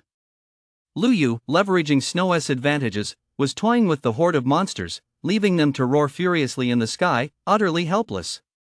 The 8 personal guards of the dark monster, seeing that Noda the dog slave tasked by their king to control the situation was being held in check by a fat assassin, had no choice but to act independently. They launched a joint attack, aiming straight for Lu Yu. In their eyes, Lu Yu posed the greatest threat. Good grief! I'm blown away. With just 2 people, they managed to tie down an entire army of monsters, not to mention the entire new generation of the Dark Church. How can Lu Yu and Tong be so incredibly formidable? At that moment, they all hung their heads in shame. They recalled just a few days ago, when they first arrived, how they had all mocked the two for overestimating their abilities, predicting they wouldn't last half a day. Now, they all been thoroughly proven wrong. Stop just standing there in shock. While the monsters have let their guard down, hurry up and heal your wounds. Later, we'll seize an opportunity to break out of this prison all at once and team up with Lu Yu and Tong to take down the monsters and the Japanese invaders. Xian Yuan Chi hurriedly said. Hearing this, everyone nodded in unison and immediately used potions or priestly healing to recover quickly. The battle soon reached a stalemate. Lu Yu knew that no matter how powerful he was, without transforming into the sword god, he stood absolutely no chance in a head-on battle against hundreds or even thousands of S-rank lords, not to mention the numerous other bosses. For now, he could only rely on Snow to tie them down while using his flying sword skill to instantly kill as many low-level monster bosses as possible. Once Cain and the others arrived, the fight would become much easier. In between battles, Lu Yu glanced over at Tong's side and saw that he was indeed holding his own against two supernova-level fallen ghosts, steadily gaining the upper hand. To be honest, based on that level of strength and track record, he was the most impressive person of his generation that Lu Yu had ever seen. It seems there's a reason why Tong caught the eye of the son of the sword god of creation. Before long, Cain and the others finally arrived at the battlefield. When they saw Lu Yu single-handedly battling nearly 1,000,000 monsters and a horde of dark cult demons, while Tong held the upper hand against two dark cult leaders, they were all left speechless. Ha ha ha, strong. So strong. Strong enough to be cheating. That's the aura of invincibility. This is what true peerless dominance looks like. Lu Yu, I've seen it for myself. You're the first peer of mine whom I, sure you, consider to be far superior. From now on, you'll be my sole goal. Brothers, let us get this battle started. With that, Shiryu burst into the horde of monsters with a maniacal laugh, unleashing ferocious combat techniques. The targets of the Soul Hide assassins were also crystal clear, the magical monsters. As for the Church of Light, St. Peter's eyes were now filled with disbelief and deep jealousy. A single Swordmaster, relying solely on a mount, was toying with tens of thousands of Lord-class monsters as if they were playthings. Such terrifying control over the battlefield was something even many of the older generation could not hope to match. Not to mention, he was merely a third-tier newcomer, just like himself. If this youth were to grow stronger, the Alliance would one day see the rise of an invincible figure surpassing even the God of War, and the human forces on the Outer Realm battlefield would completely look up to him as their leader.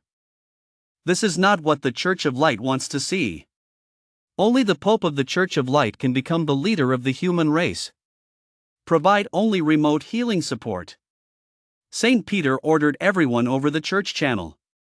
As for Cain, though he was also stunned by Lu Yu's extraordinary performance, now was not the time to dwell on it. He'd think about it after rescuing everyone.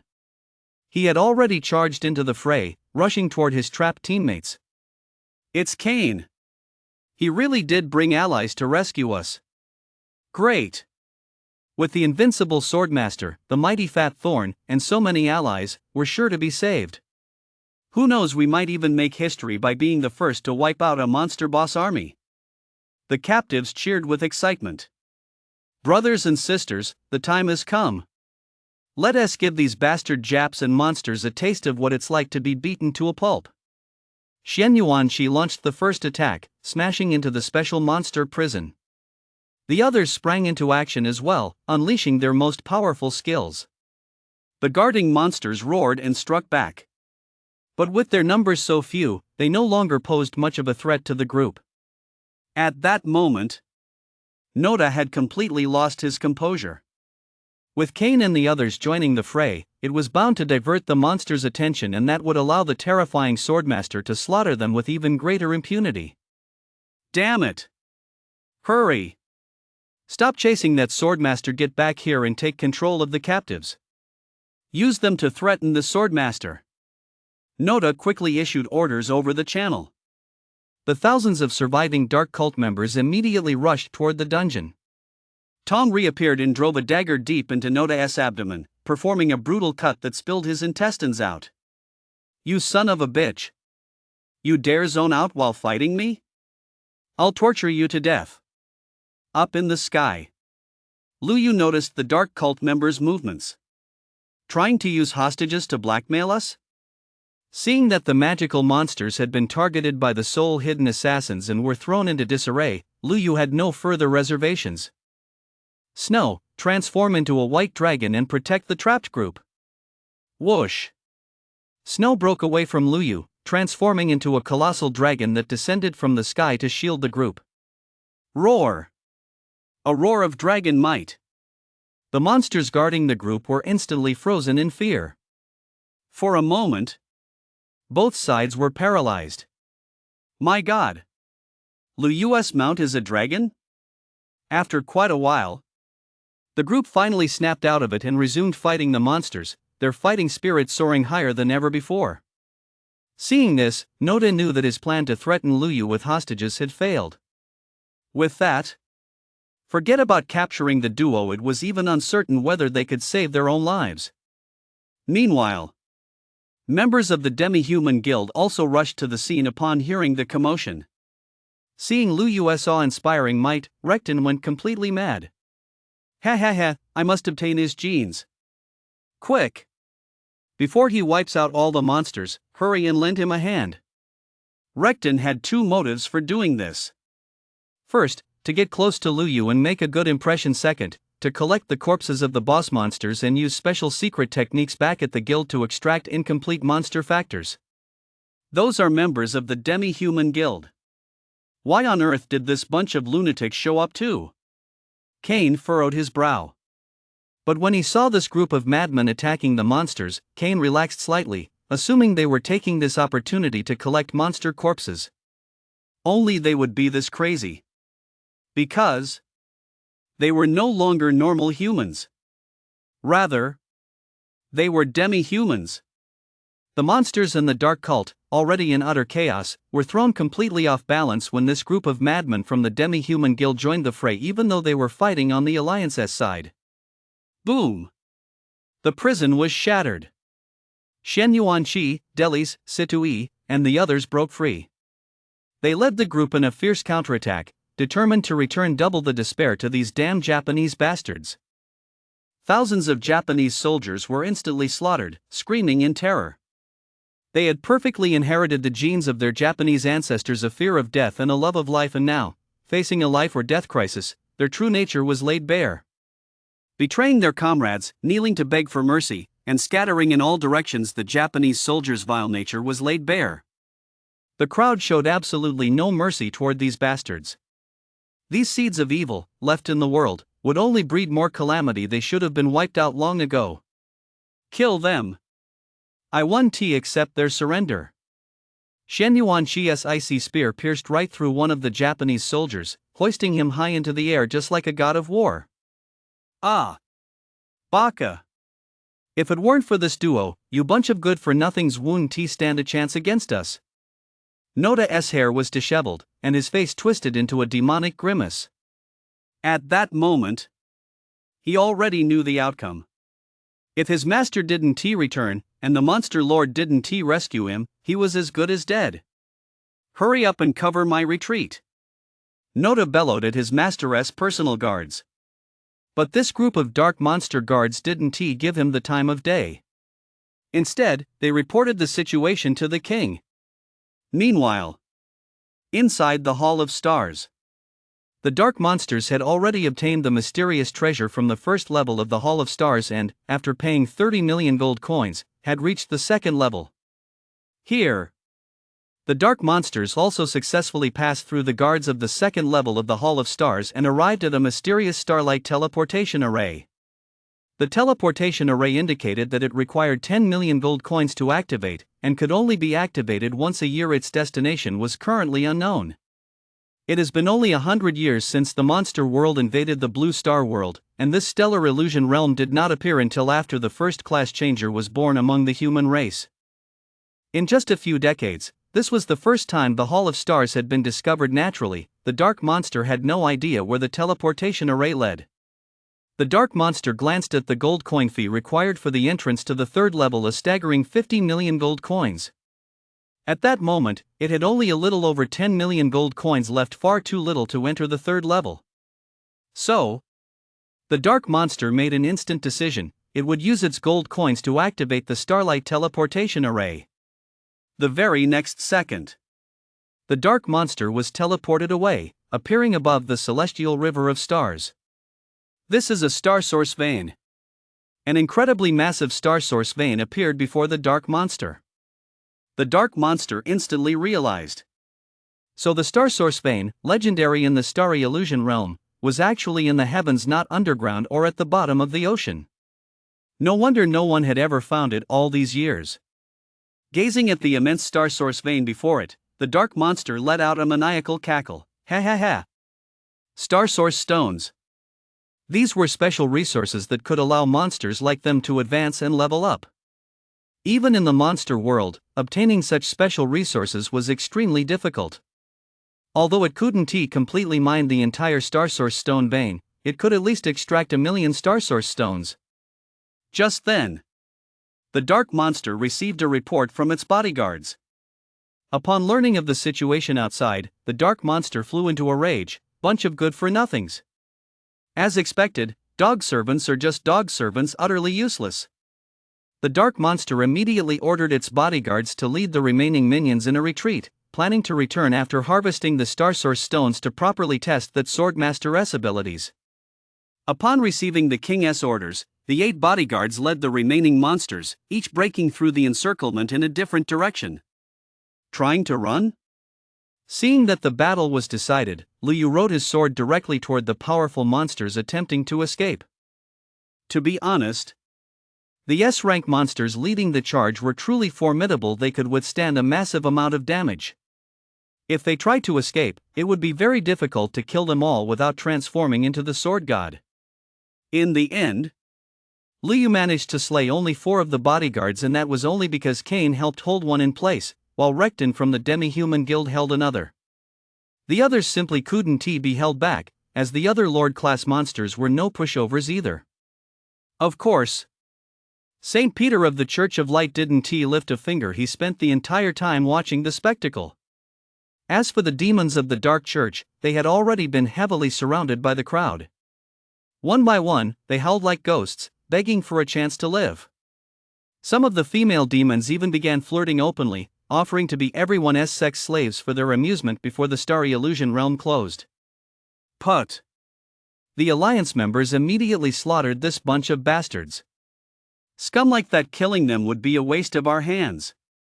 Meanwhile, Tong had already thoroughly beaten Noda and Toshiaki Mukai to a pulp. Brother Yu, what should we do with these 2 assholes? Although Tong had sustained serious injuries, his life was not in danger. 2 healing spells from Delis had restored him to nearly full health. At that moment, Rekton from the Demi-Human Guild spoke up. Brother, why not hand them over to us? We have special punishments that will let them die in the most excruciating pain. Everyone was stunned. Had the Demi-Human Guild lost their minds today? Brother Yu, these perverts from the Demi-Human Guild are also considered the Fallen, but they're different from the Dark Fallen. They straddle the line between good and evil. I've heard the big shots say their philosophy is to save the world by indirect means, using the power of monsters to strengthen themselves and ultimately transcend them, but it seems they've failed. Only a small number can suppress and control the side effects of the monster factor. For most, it becomes nearly impossible to control once they reach a certain level. Once they lose control, they become mutant-like monsters, very powerful, but completely devoid of reason, knowing only slaughter and destruction. Tong explained to Liu in the friends' chat. Liu carefully examined these half-human, half-monster demi-humans, inwardly marveling at the cruelty of that darkest era in the history of the Blue Star human race. To save the world, their ancestors had actually taken such a path of no return. This made Liu feel a certain admiration for the forebears of the Demi-Human Guild. Although they failed, their intentions were good. No wonder the Human Alliance had allowed this faction to exist and grow into one of the 6 major powers on the outer battlefields, presumably out of respect for past ties. As long as they didn't go too far, the Human Alliance wouldn't crack down on them. Liu motioned for Tong to hand over the 2 ghosts, then addressed the group. Everyone, don't rush to celebrate just yet. Haven T, we've forgotten something. The dark monster never showed up at all. Upon hearing this, the group instantly set aside their joy over the great victory and grew wary. That's right. Where was that dark monster? Logically speaking, it should be here, otherwise, why would it have gone to the trouble of capturing Alliance members and gathering all its minions here?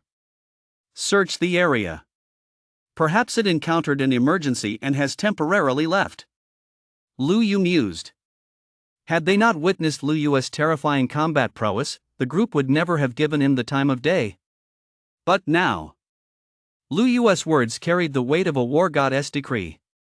It wasn't just Lu Yu who had held off most of the Lord monsters. Even if their major factions had joined forces, they would never have stood a chance against them.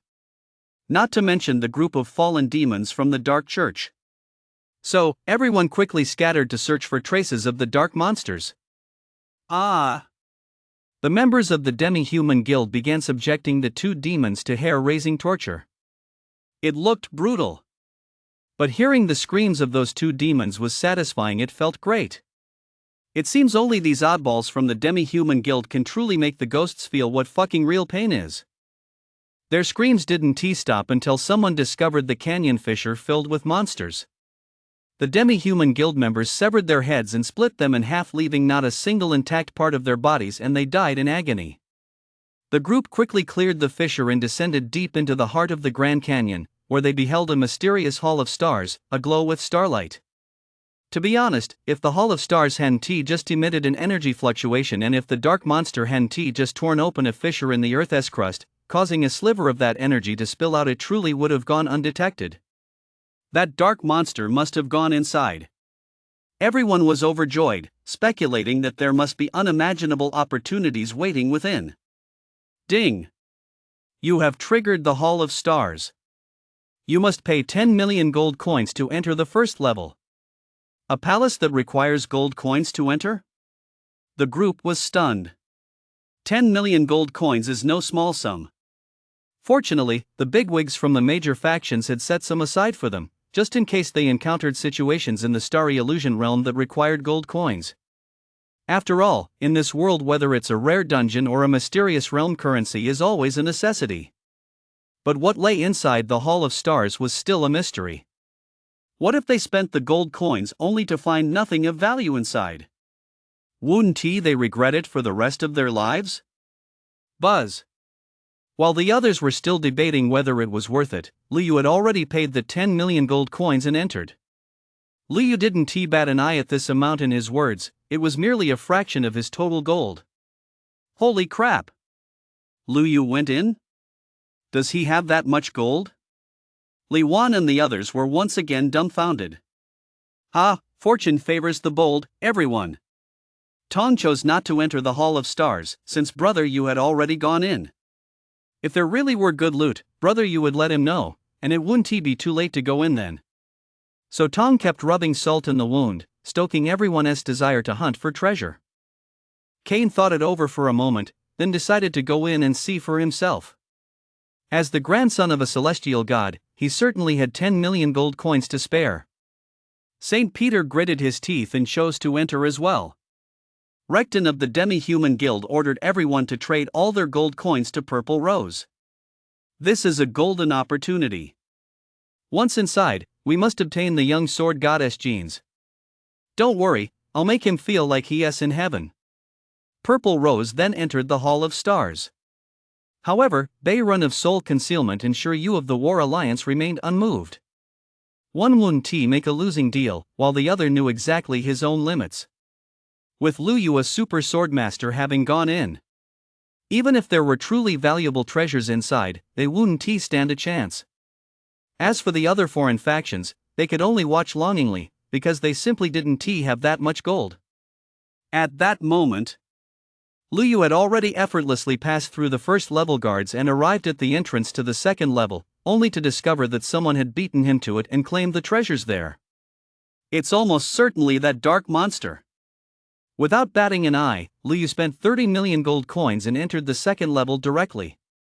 Cain and the others who just entered were all completely baffled. The first level was completely empty. Apart from the guards at the entrance, there were no treasures to be found. No. Actually, there had been treasures, they just been taken by someone else. So, the 10 million gold coins they spent had all gone down the drain. Purple Rose didn't care about the treasures here. Seizing Lu Yu's genes was the most important thing. Fortunately, the squad leader and the others had given her plenty of gold coins, so she could still enter the second level. So, Purple Rose didn't hesitate to spend more gold coins and charged into the second level. Cain hesitated for a moment, but decided against it. Fuck. It's all that damn Tong's fault. Fortune favors the bold my ass. He made me waste 10 million gold coins for nothing. St. Peter's face had turned the color of a pig's liver. He'd been taken for a ride, too. He'd spent 10 million gold coins just to say he'd been to the first level of the Hall of Stars. Inside the second level, Lu Yu fought past the guards, quickly made his way to the deepest part, and saw the starlight teleportation array that had already been activated. Ha! It can only be activated once a year? Where does this teleportation array lead? But the array displayed only an activation prompt and nothing else, so Lu Yu had no way of knowing.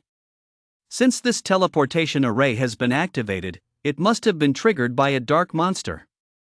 It probably didn't have enough gold coins to reach the third level. I wonder what treasures lie in that third level. Entering the third level requires 60 million gold coins, that's a massive fortune. However, for Lu Yu right now, it's still a piece of cake. Over there.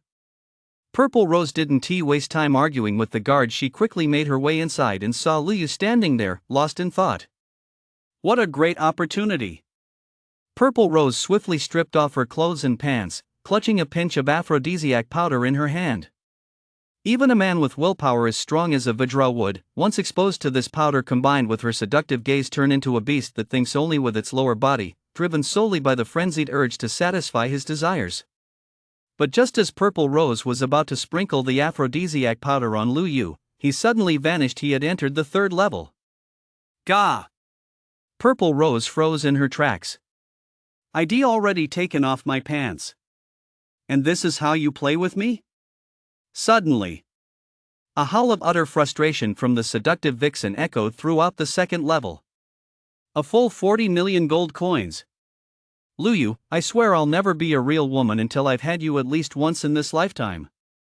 Lu Yu was completely unaware of Purple Rose's situation. After entering the third level, Lu Yu sensed an indescribable, intangible aura of pressure. This pressure transcended his understanding. It's no exaggeration to say that this was the kind of pressure only a deity could possess. Faced with this, Lu Yu instantly became alert and remained on high alert. He had intended to summon Snow, but received a notification stating that on this third level, he could not summon any pets. There were no guards on this third level. But Lu Yu dared not let his guard down, and proceeded slowly.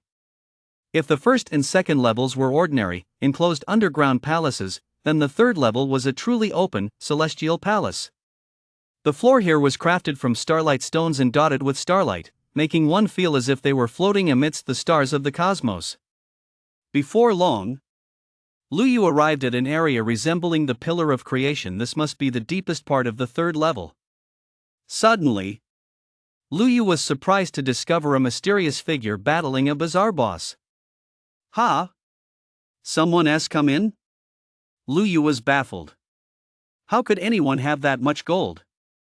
To enter the third level, one would need a full 100 million gold coins, enough to make it onto the wealth rankings.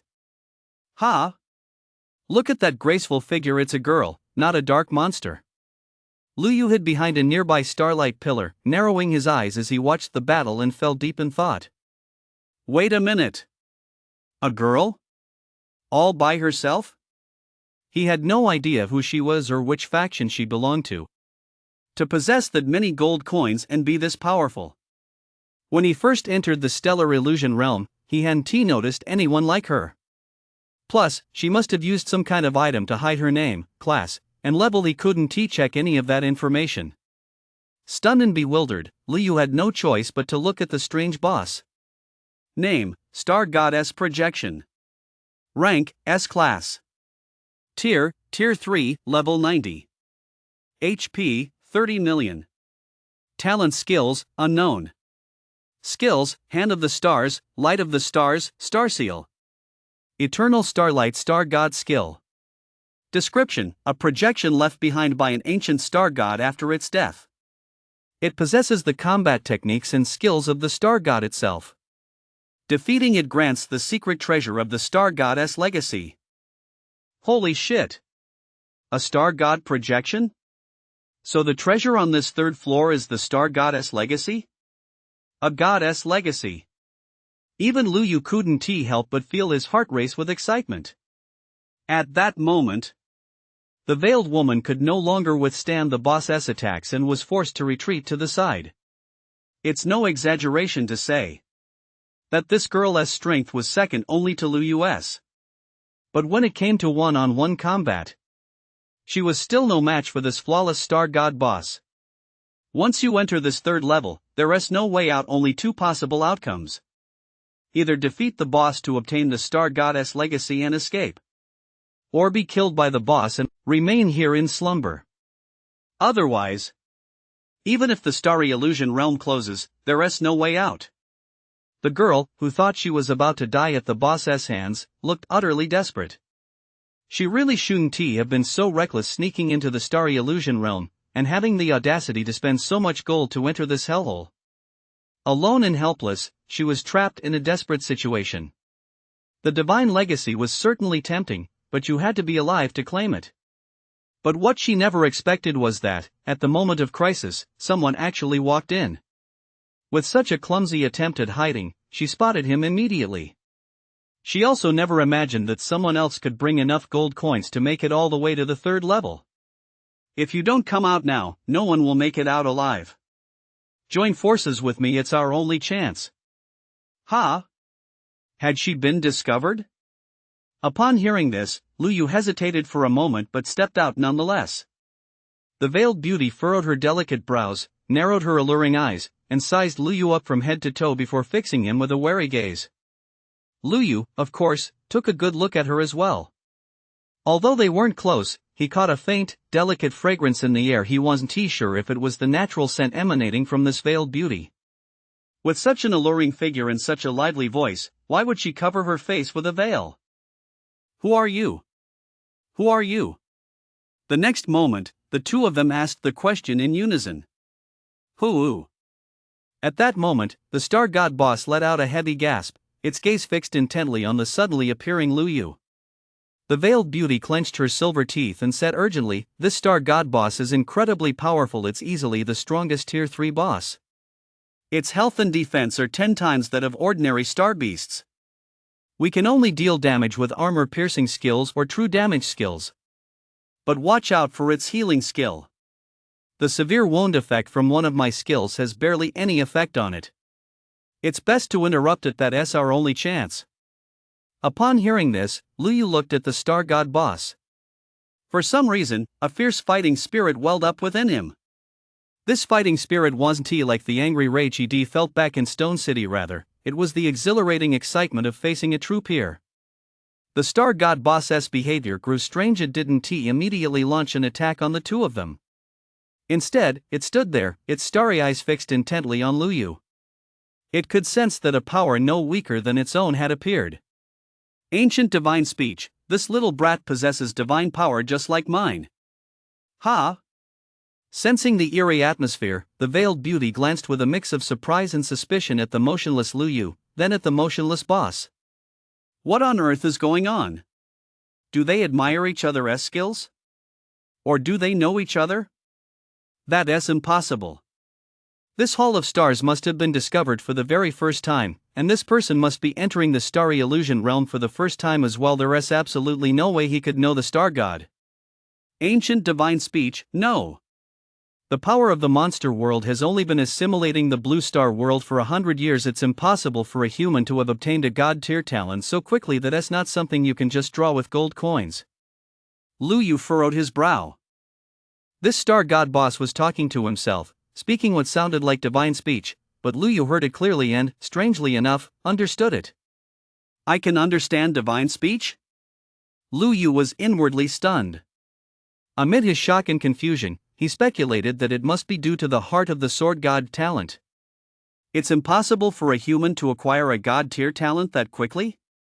Then how did he end up drawing the heart of the sword god? Could it be that the coin drop system has a hidden feature that allows him to draw a god tier talent ahead of schedule? That is right. It's been so many years since the era of class changes began.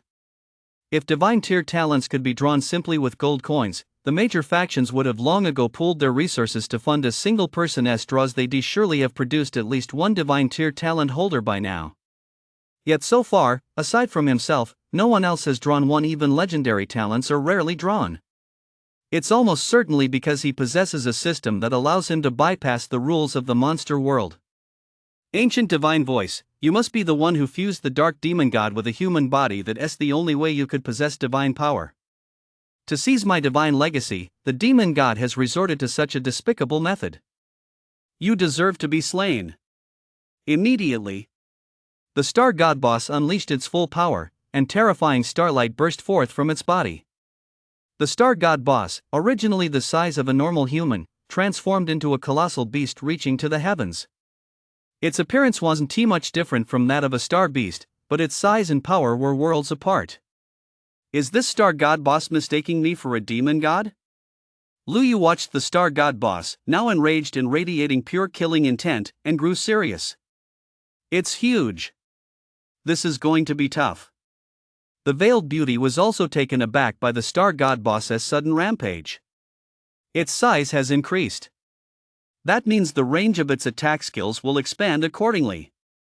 This is one of the reasons monsters in the monster world are so powerful. Moreover, it seems the star god boss has also tapped into divine power. Eternal Starlight, Star God Skill, Support Skill. Envelopes the user in starlight condensed from the power of the star god, imbuing all skills with the power of the star god to increase their potency. Hand of the Stars. A colossal hand, studded with stars and large enough to block out the sky, slammed toward Lu Yu and the veiled beauty. There was no doubt about it. If struck by the hand of the stars imbued with the power of the star god, given their current health, they would be instantly killed. Fortunately, the space here was large enough, and the two used their agility to dodge it. Boom! The entire ground shook, unleashing a powerful shockwave. Put! Just from being hit by the skillless aftershock, Lu Yu lost more than half his health, and the veiled beauty's health bar was completely wiped out. That's terrifying. This is practically an invincible boss. Although this boss can't keep using the power of the star god indefinitely, while it's active, it's more than enough to instantly kill both of them. The veiled beauty was once again plunged into despair. She'd only just glimpsed a glimmer of hope, and now death loomed over her again so quickly. This guy is dragging me down. I thought this young Swordmaster was so strong, but it turns out he's just here to die with me? Also, why did this boss go so berserk the moment it saw this Swordmaster? Just then, Lu Yu's entire body burst into an unparalleled swordlight. His previously unremarkable demeanor underwent a dramatic transformation in an instant, as if a sword immortal had descended to earth. Simply standing there, he resembled a divine sword capable of cleaving the heavens, splitting the earth, and slaying gods. Its brilliance unmatched in the world. He. The veiled beauty's beautiful eyes widened, as if she were witnessing the most unbelievable sight imaginable. A Swordmaster had suddenly transformed into a sword god, possessing power equal to that of the star god boss. Whoa! Is he the reincarnation of the sword god? The veiled beauty's mind went completely blank. Kill! The star god boss had completely lost control, its reason gone. It would not rest until it had slain this demon god in its eyes. Meanwhile, Lu Yu launched a dashing attack. A divine sword array to slay monsters heavily suppressed the star god boss. Sword light pierced through the monster, and the combined effects of suppression and severe injury were enough to hinder the star god boss's mobility. Whoosh! The star god boss's speed slowed. Lu Yu's speed, however, had reached the peak of Tier 3, allowing him to effortlessly dodge the star god boss's non-targeted skills. Divine Sword Storm. 33,000. The Divine Sword Storm, equipped with a critical strike effect, was guaranteed to deal massive damage. All the Divine Swords possessed built-in penetration, blanketing the star god boss and continuously dealing damage. Plus 9,900. The talent's 30% lifesteal instantly restored Lu Yu's health to full. But the star god boss wasn't one to be pushed around either. With 30 million health, it had more than enough to withstand the damage from Divine Sword Storm and launch a counterattack. Star Seal. A shower of starlight seals rained down from the sky. These seals suppress healing, deal damage over time, and restrict the target's movement. They make the target move as if carrying a mountain on their back, slowing them to a crawl, a very powerful support skill.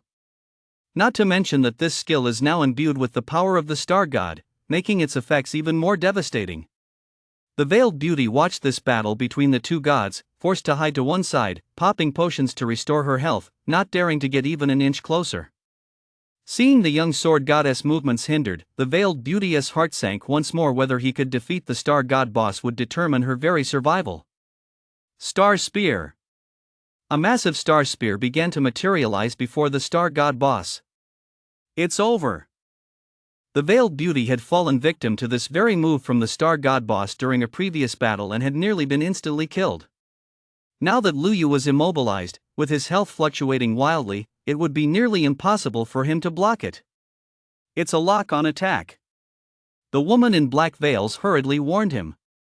Lu Yu sensed the threat of death emanating from that star spear.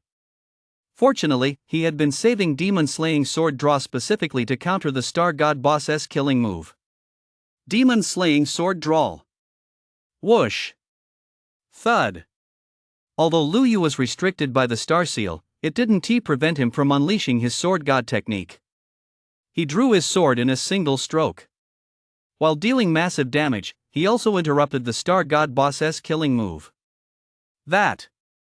The Veiled Beauty gasped in astonishment. That incredibly cool sword strike had already been deeply etched into her mind, impossible to forget. Soon, the Star God boss's Star God skill, Eternal Starlight, expired, and it reverted to its normal, human-sized humanoid form. Lu Yu's sword god form also dissipated. However, now that everyone had shed their divine forms, Lu Yu feared the Star God boss even less, and the battle raged on. At that moment, the Veiled Beauty had fully recovered her health and joined the fray. Whenever the Star God boss transformed back into a gigantic star god, she would withdraw from the fray, leaving Lu Yu, who had once again assumed his sword god form, to hold the line. Through this relentless attrition, the Star God boss's health bar was slowly whittled away. Roar! Demon God, don't even think about claiming my legacy. At the moment of death, the Star God boss unleashed one final burst of power. It activated a talent skill it had never used before. The Star God boss's body swelled at an incredible speed, and starlight surged to its peak. Trouble! The Star God boss is about to self-destruct. Boom! A sound like an exploding star echoed throughout the third level of the Hall of Stars, shattering the starlight pillars into pieces. Crunch! Lu Yu and the Veiled Beauty were both knocked unconscious by the blast's force, and their equipment and clothing were instantly reduced to dust. Logically speaking, with such a terrifying explosion, there was absolutely no way the two could have survived. Yet they simply lay naked on the ground, passed out in an embarrassingly intimate embrace. They hadn't been killed by the blast. Inside Lu Yu's pet space, Xiaohong was munching on delicious cat food when, at some point, the sun-shaped mark on her forehead began to glow. That was a close call. My master almost got blown to bits, she murmured. Xiaohong narrowed her eyes and continued to enjoy her meal.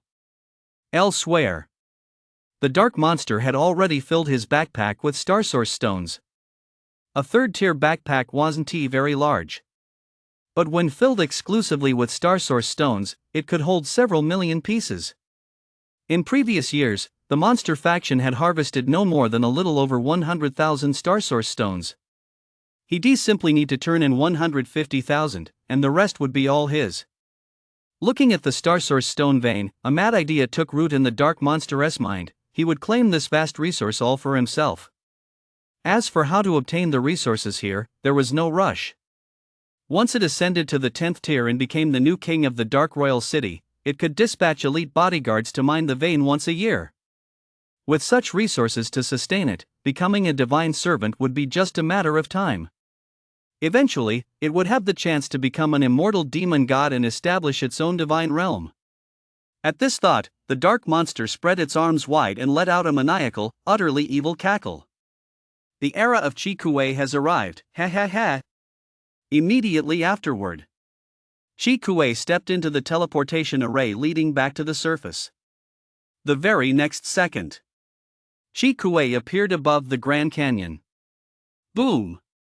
With a single stomp, Chi Kuei crushed a valley, causing a massive commotion.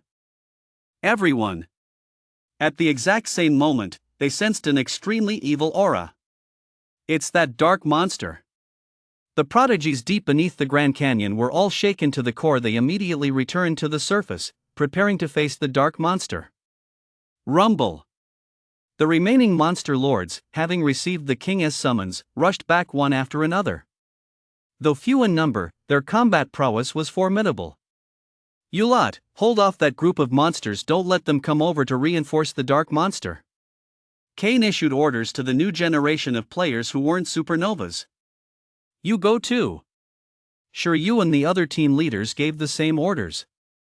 As the elite at the pinnacle of the new generation, they each possessed their own pride and were eager to test the dark monster's strength. Of course, they also knew that in a one-on-one fight, they would be no match for the dark monster. After all, it was decked out in epic gear and wielded a legendary magic sword. So, Kane Thunder Mage, St. Peter Light Mage, Shiryu Frenzy Warrior, Bayron Assassin, Deli's Priest, Xianyuan Chi Frost Knight, Situi Archer, and Rectin Fist Warrior, these 8 supernovas temporarily formed a party to challenge the dark monster. The advantage of teaming up is that you can avoid hitting your allies with your skills. Ha! Where's that damn Tong?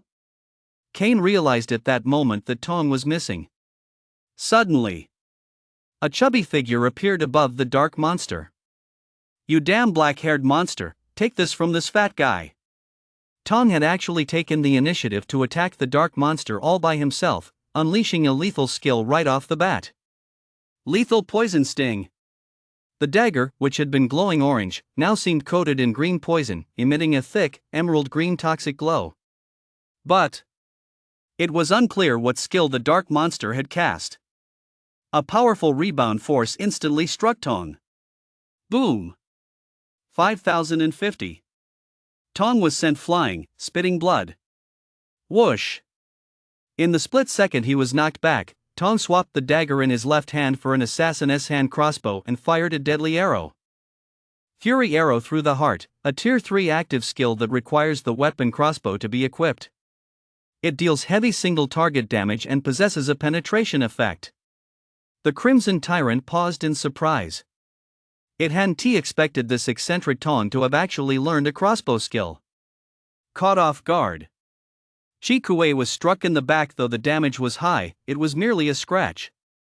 This was simply because its defense and health were both extremely high.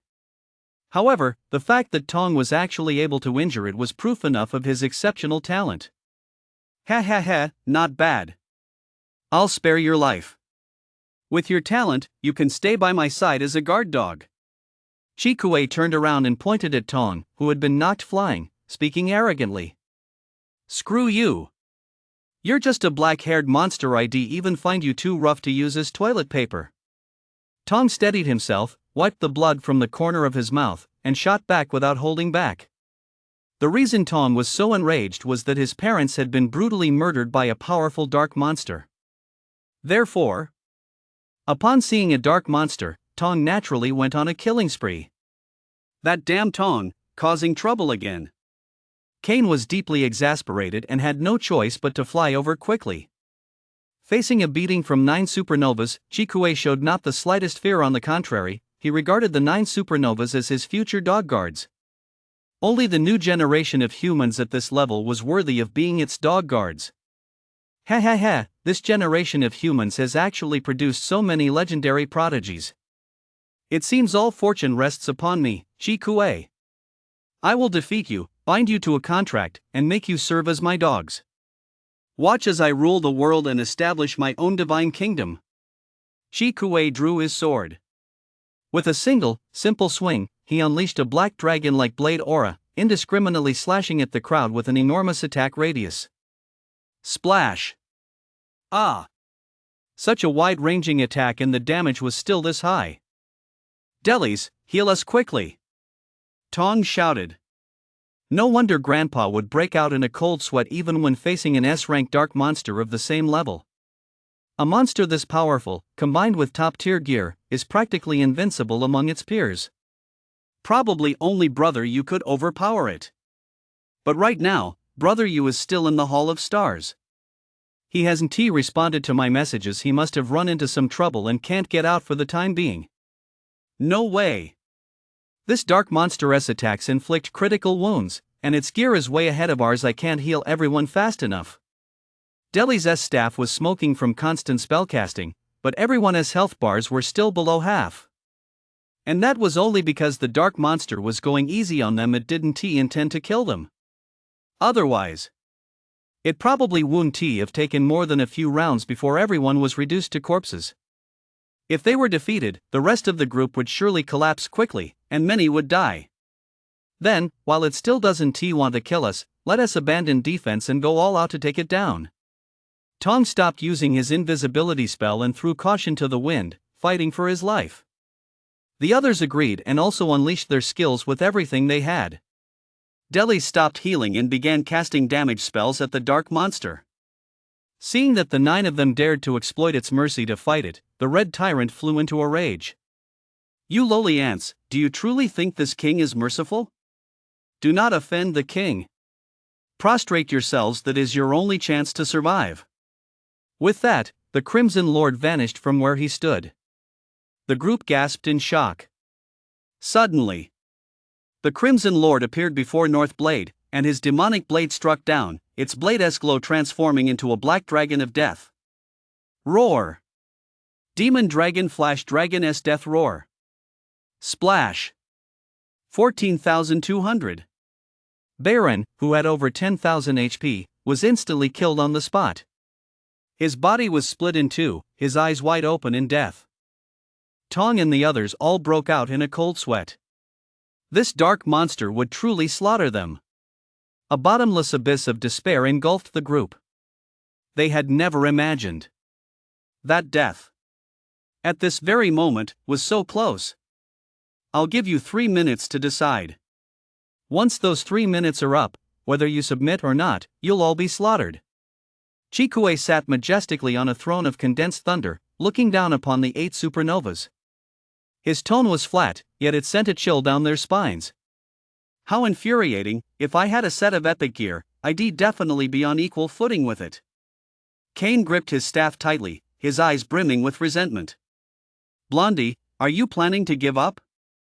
Back in the day, when our grandfathers faced powerful dark monsters, did they ever use inferior gear as an excuse to back down? Tong said with a determined look in his eyes. Tong, what do you plan to do then? Kane nodded, fully agreeing with Tong's words. For now, we have no choice but to use that method. Hearing this, everyone looked at Tong with anticipation, speculating that he must have some life-saving measure left behind by the deceased son of the sword god of creation. Great! We're saved! But who would VE thought? Tong would shamelessly shout for help, Brother You! Help me! I need you! Put! Everyone felt like they were spitting blood inside. Damn it! We thought you, Tong, had some awesome trick up your sleeve, but it turns out you're just calling for help. Lu Yu is very powerful. His combat prowess surpasses all of theirs. But his opponent is a dark monster, and he is wielding a legendary magic blade. No matter how awesome Lu Yu is, given the gap in equipment, he probably wouldn't stand a chance against the dark monster, right? Besides, Lu Yu is still in the Hall of Stars. It'd be a miracle if he could even hear your cries for help.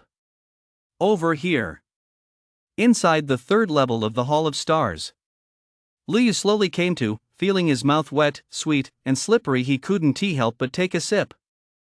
The veiled beauty also stirred, furrowing her delicate brows slightly as she slowly awoke. When they both opened their eyes at the same time, they froze in shock. They found themselves completely naked, the man beneath the woman, pressed tightly together, their lips perfectly locked. Their minds went blank for just a moment, then they snapped back to reality. They knew clearly that they weren't dead. Because they could feel the wondrous sensation of skin-to-skin contact, and they could feel each other's hearts pounding. Whoosh! The veiled beauty's face instantly flushed crimson. Lu Yu also had a natural reaction, his manhood stirred. Yikes! The veiled beauty felt a brush against her private area, let out a startled scream, and jumped up instantly. She tried to pull out a new set of gear from her backpack to change into, but discovered there was no spare gear inside at all. Oh no! The veiled beauty silently cried out in panic and immediately opened the out-of-realm shop, hoping to buy any set of gear to put on. Ding! You cannot purchase gear within the Starry Illusion realm. What? The veiled beauty broke down on the spot. She hadn't anticipated that her gear would one day be shattered, so she hadn't brought any ordinary clothes. She instinctively turned to look at Lu Yu and found that he was staring at her too. Caught in this eye contact, the veiled beauty instinctively looked down, and this time, it was Lu Yu's turn to let out a startled cry as he immediately reached up to cover his private parts. Eek! The veiled beauty let out a shriek, covered her face, and jerked her head away. At that moment, her ears were bright red. She was so embarrassed she wished the ground would swallow her whole. And right then, Lu Yu had a crystal clear view of her perfect figure and stunning face. Turn around right now. Don't look, or I'll gouge your eyes out. With her back to Lu Yu, the woman in the black veil pointed a slender finger at him and snapped angrily. Ahem. I didn't mean to. The boss just self-destructed, and I was knocked unconscious by the blast. I don't remember anything after that. We probably didn't do anything. Lu Yu didn't turn around as he spoke. I know. The woman in the black veil clenched her teeth as she spoke, then immediately added, Don't you have any spare gear in your backpack? No, I didn't expect you couldn't buy gear in this place. Lu Yu spread his hands in resignation. He'd long since listed his extra gear for sale in the Alliance store, and he'd just run out of spare clothes. Hearing this, the veiled beauty was overcome with shame and indignation. How could this guy be just like her, not even thinking to keep some spare gear in his backpack? Now what? She was completely naked. How was she supposed to leave this place? Plus, that brat who suddenly showed up had taken all the advantage. Even though they both passed out earlier, who knew if anything had actually happened between them? At that thought, the veiled beauty instinctively glanced down. Oh my! What was she thinking? The veiled beauty stomped her foot in frustration. Meanwhile, Lu Yu was admiring the veiled beauty's alluring silhouette while scanning his surroundings. No matter what, he had to find something to cover himself with. But this was the Starry Sky realm after all, not a single strand of fur in sight. Wait a minute. Lu Yu suddenly noticed numerous scraps of material on the ground. They didn't look like fur or leather. They must have been left behind after that boss self-destructed earlier. Never mind.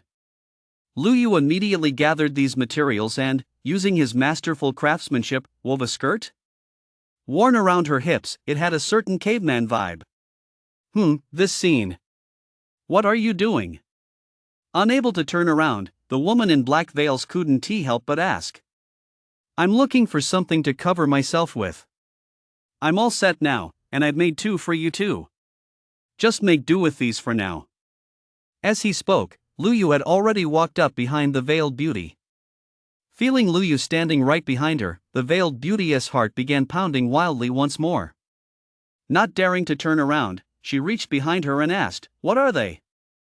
When she took the 2 items and looked at them, she furrowed her delicate brows slightly, her expression turning grim. This was just too embarrassing.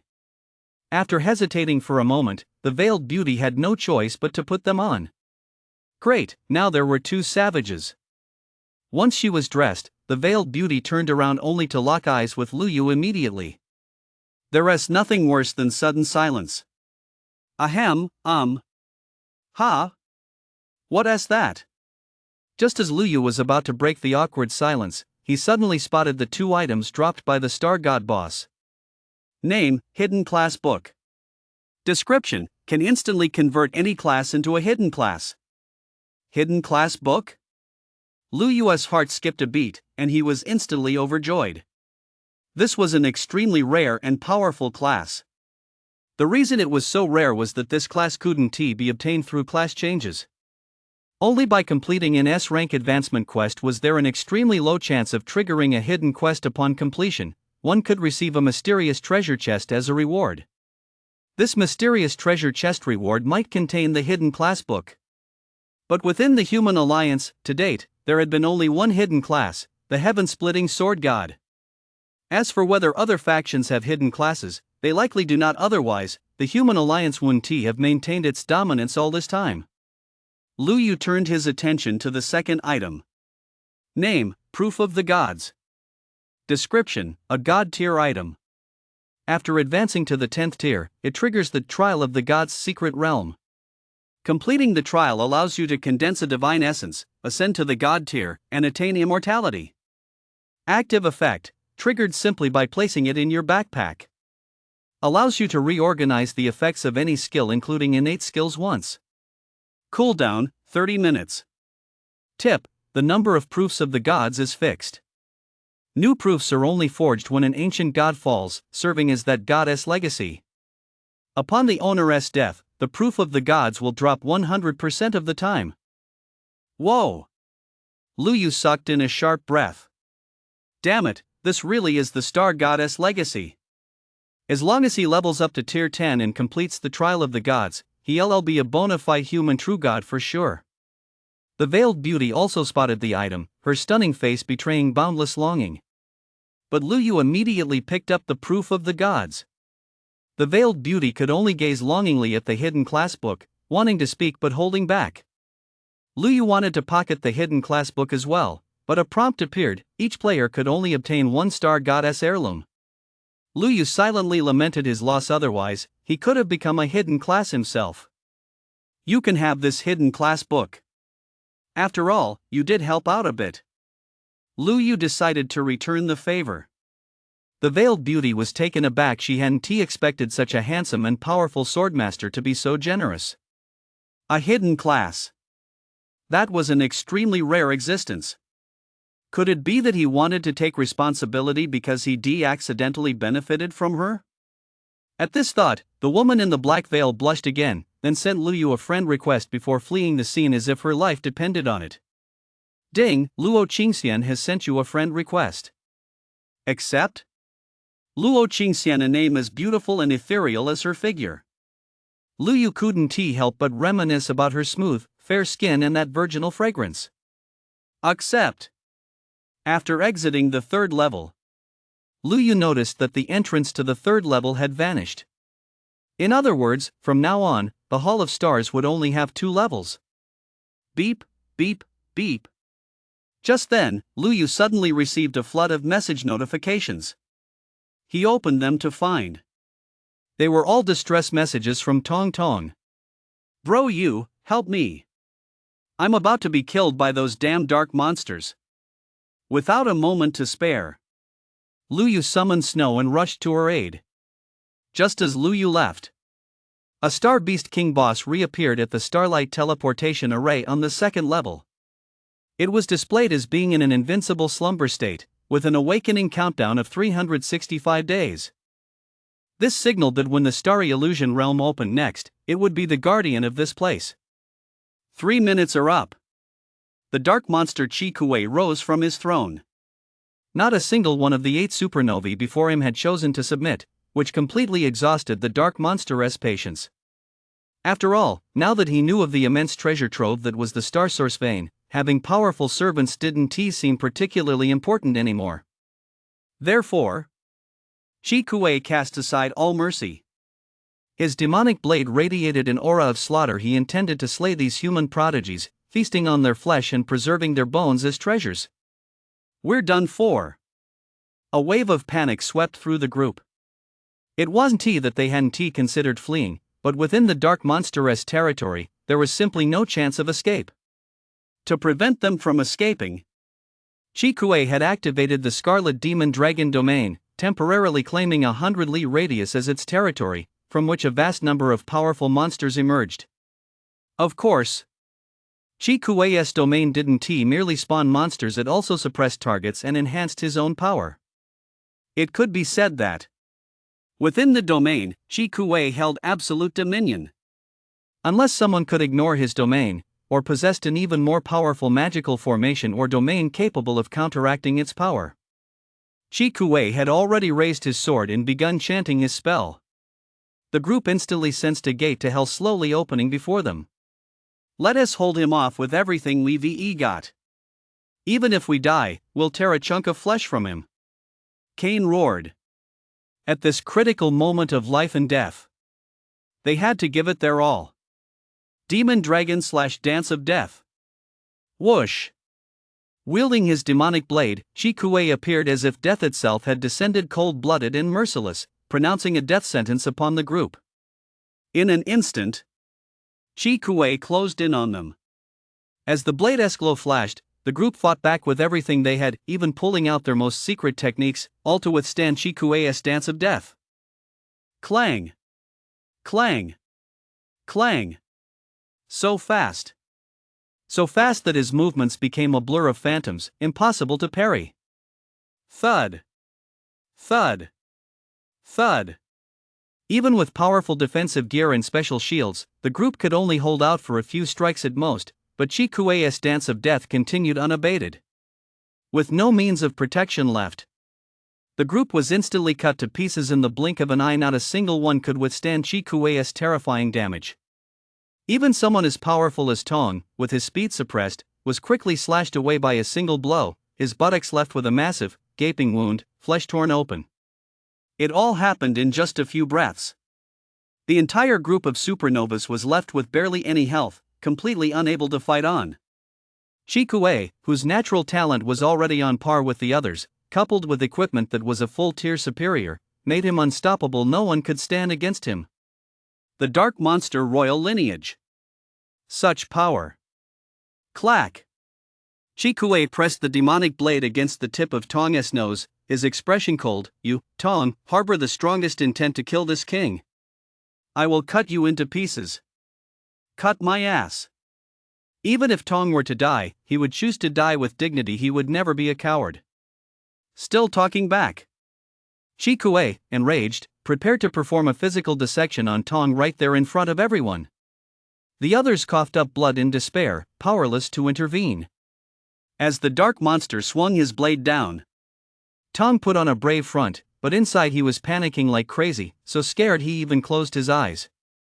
Just as the blade was about to strike Tong's body, a streak of light shot out from the bottom of the canyon, racing toward Tong.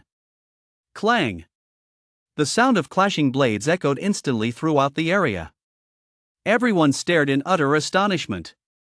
Before them stood a wild-looking man, bare-chested, his face caked in grime, hair disheveled, and wearing an unidentifiable apron, who had used his sword to block the Dark Monster's demonic blade. Not far behind Lu Yu, the beautiful woman in black veils had also just barely made it to the battlefield.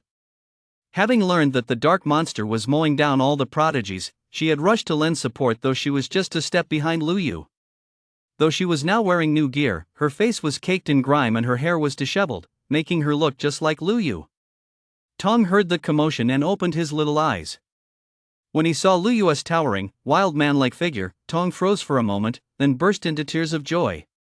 Bro, you're finally back. If you'd been a second later, you wouldn't have seen me. That damn black-haired monster was such a bully, it even slashed my butt open. Whoa! Bro, that's awesome.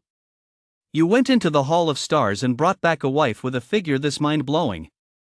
Tong shot a glance at the beauty in black veils, his small eyes twinkling mischievously.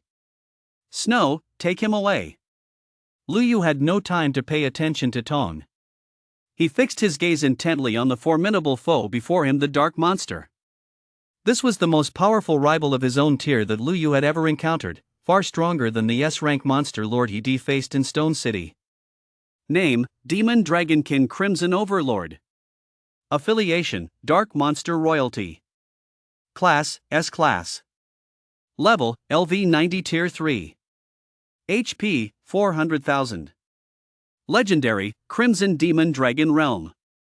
Skills, Demon Dragon / Dance of Death, Demon Dragon Transformation. Dark Evil Dragon Shatter. Description: hailing from the Dragon Man clan, one of the 7 royal clans of the Dark Monster world, he possesses the legendary domain talent inherent to royal bloodlines. As long as he doesn't perish prematurely, he is destined to become the new king of the Dark Royal City. Snow obeyed the order, grabbing Tong by the buttocks and carrying him away. Yikes! My butt's injured. Brother Snow, be gentle. Seeing his prey being carried away, Shi Kuei made no move to stop it. As far as he was concerned, as long as he dealt with the Swordmaster before him who posed an inexplicable threat, he could trample the others however he pleased. The last of the duo, the Swordmaster with the potential to become a sword god, you've finally shown yourself. Shi Kuei sized up Lu Yu, but Lu Yu's appearance at that moment was truly too wild. He lacked any air of a sword god. It wouldn't be an exaggeration to call him a savage who stumbled upon a sword. Lu Yu immediately repurchased a full set of level 90 orange tier Swordmaster gear and materialized it, which finally gave him a hint of that transcendent, high roller aura. Next, it's my turn to be your opponent. Lu Yu brushed Shi Kuei aside and waved his hand, signaling the others to quickly move away and tend to their wounds. Kane and the others hurriedly retreated. In a battle of this caliber, they had no chance of intervening. This was already a showdown between the cream of the crop of the younger generation of the human race and the dark monsters. The veiled beauty, having witnessed Lu Yu's divine might, knew full well that with Lu Yu stepping in, the dark monster was as good as dead, so she retreated to the sidelines. Purple Rose, this is your last chance. Once Lu Yu and the dark monster have both been severely weakened, you must swiftly seize Lu Yu's genes and preferably the dark monsteress as well. Recton hadn't forgotten the primary objective, seizing Lu Yu's genes. Purple Rose, standing nearby, understood the implication. She found a safe spot to hide and waited quietly for her chance. Lu Yu, you are the only human who has ever put pressure on this king. I'll give you a chance. If you lose, become my personal guard, a status distinct from that of a dog slave. No problem. If you can survive my sword. Hearing this, Shi Kuei froze for a moment, then burst into a maniacal, sinister laugh, causing the supernovas tending to their wounds in the distance to frown. Ha ha ha. Arrogance, such an arrogant human youth. I approve of you. I hope you'll give me a good show. Shi Kuei unleashed the Scarlet Demon Dragon domain with all his might, intent on completely subduing the human youth before him with an absolutely invincible display. The terrifying Scarlet Demon Dragon domain formed a gray zone, with the phantom images of Scarlet Demon Dragons constantly appearing. This dark monstrous domain is so powerful. Lu Yu is probably in danger. Sure, you exclaimed in horror. Screw that. My brother Yu is invincible. Ouch, ouch, ouch. Snow, I'm safe now. You can put me down, stop carrying me around. Tanya's butt was hurting so badly that tears were streaming down his face. Snow, Master only said to carry you away, he didn't say when to put you down. Lu Yu knew that without transforming into the sword god, it would be nearly impossible to defeat the dark monster before him. The gap in equipment was simply too great. Unleash my talent, sword god form. At this point, Lu Yu was ready to reveal his identity as the sword god. After all, he accumulated enough gold coins. Holy shit! Isn't that the hero who saved Stone City, the mysterious young sword god? Is he really Lu Yu? Everyone in the human alliance was stunned. Xia Yan was so stunned he froze on the spot, while Deli's beautiful eyes sparkled with a peculiar glow. Is Lu Yu really that young sword god? Li Wan and the others were dumbfounded. Back in Stone City, Lu Yu had admitted he was the young sword god, only to be mocked by them for a long time. They never imagined he was actually the mysterious young sword god the Alliance headquarters had been searching for with a massive bounty. At that moment, they bowed their heads in shame and regret.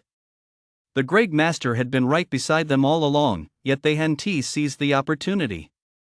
If heaven could give them a second chance, they would surely cling to Lu Yu's legs for dear life, refusing to let go no matter what. Sword rise. Lu Yu swung his sword. The demon-slaying divine sword formation unleashed in an instant, bathing the gray zone in swordlight and instantly suppressing Shi Kuei's powerful domain. How is this possible? Shi Kuei was utterly stunned. What kind of terrifying skill was this? Is that his talent effect?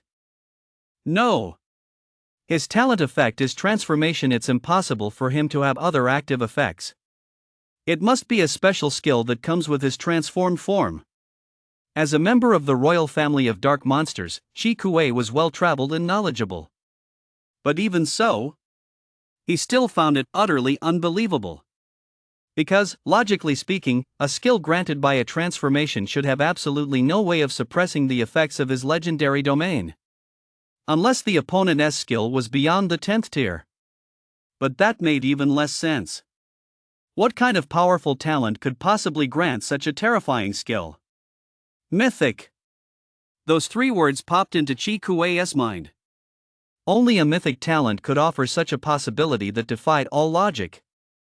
This guy drew a mythic talent? Are you kidding me? A mythic talent isn't that something only God should possess? How long has the Blue Star world even been in the class change era? No matter how he thought about it, it was simply impossible for anyone to draw a mythic talent. Wait a minute. Could he be the reincarnation of that sword god from the ancient era of the monster world? The Dark Royal clan has long held an ancient legend. There once was a peerless sword god whose single sword cast a chill light across billions of li of the dark world.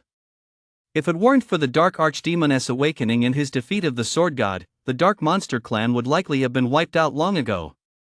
The Dark Archdemon once left a prophecy: though the sword goddess' body perished, his soul escaped. Yet this human youth before him, in an era where drawing a god-tier talent is virtually impossible, had drawn one, and one related to the sword god, no less. Therefore, Chi Kuei couldn't help but suspect that this youth might be the reincarnation of the ancient sword god.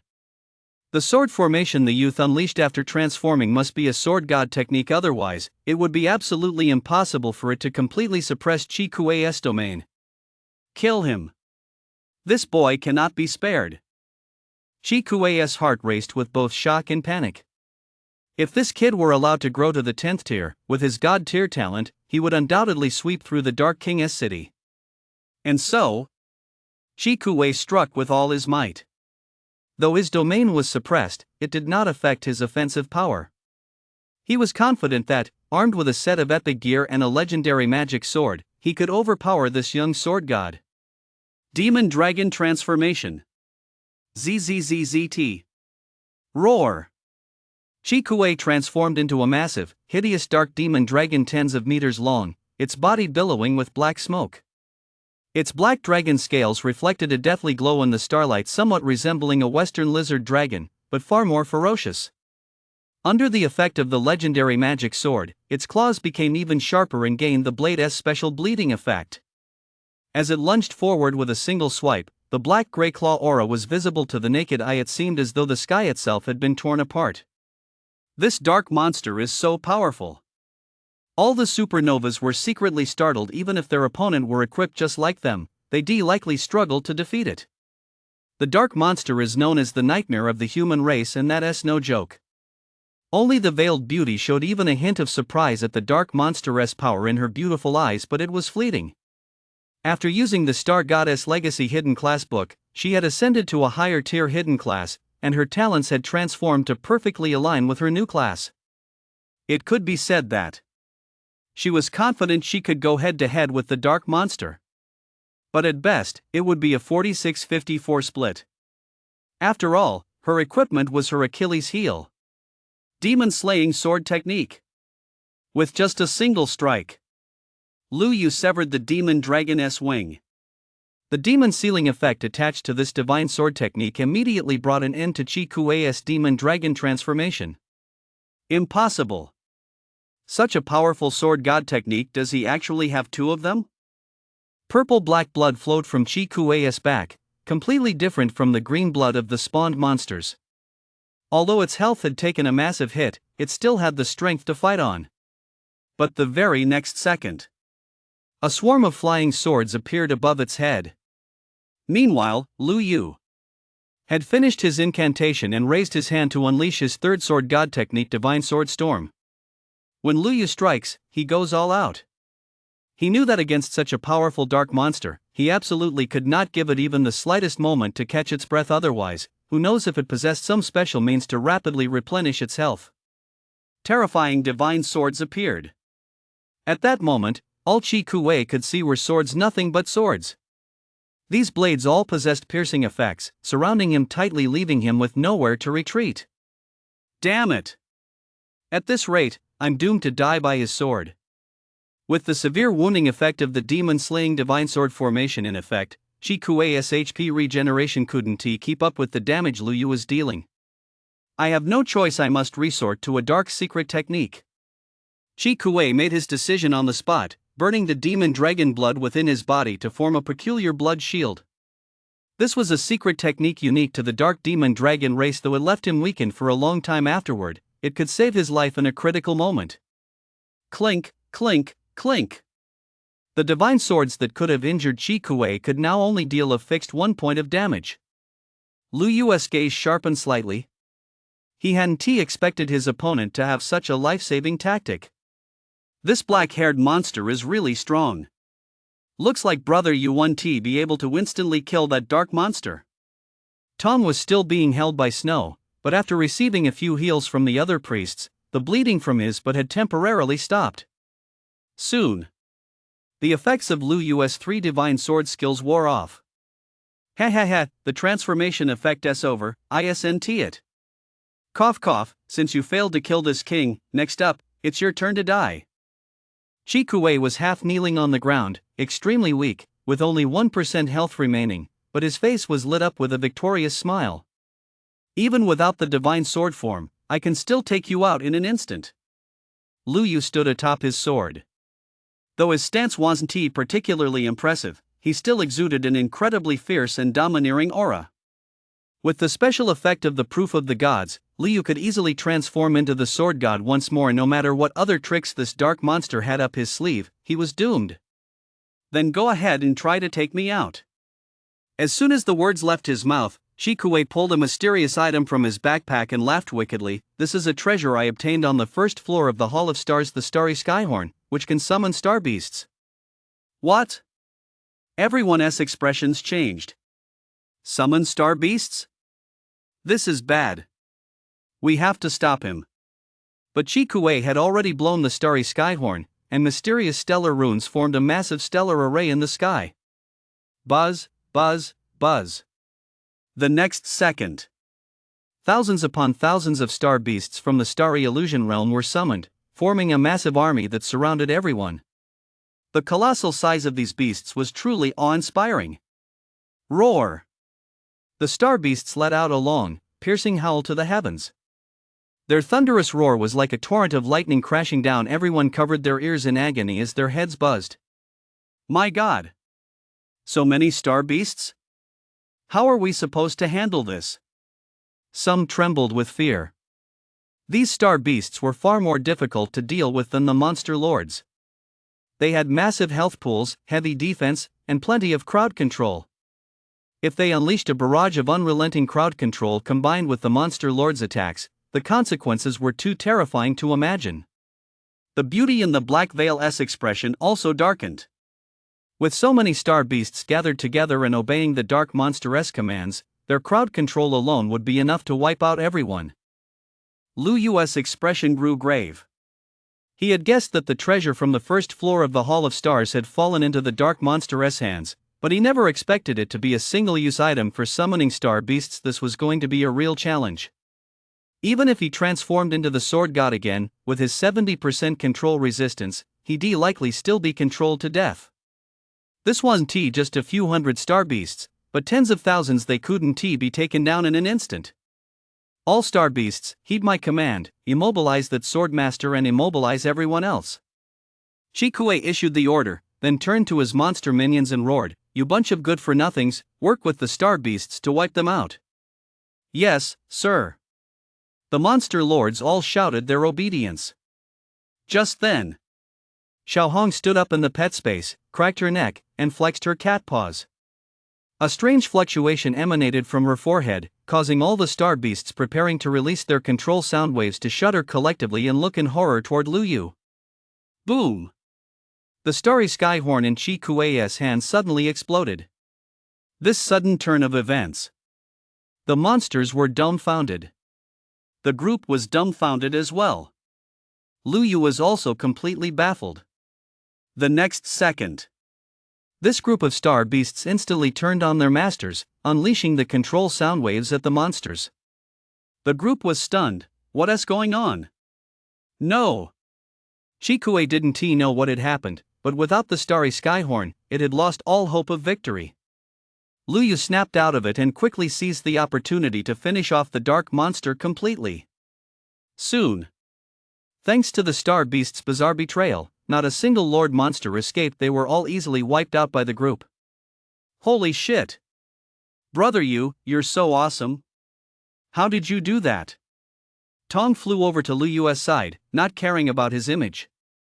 I didn't do anything. Do you believe me? Luyu said earnestly. I get it. You don't get a damn thing. Luyu scanned his surroundings but found nothing. He could only attribute it to the star goddess legacy. Perhaps when the starry skyhorn encountered someone with the star goddess legacy, it triggered a backlash effect, a form of divine protection from the star god. Bro, quick, check if the dark monster dropped any gear. Tong said with a hurried laugh. Luyu walked over to the dark monster's corpse, where an item glowing with a red light was shimmering beside it. Epic!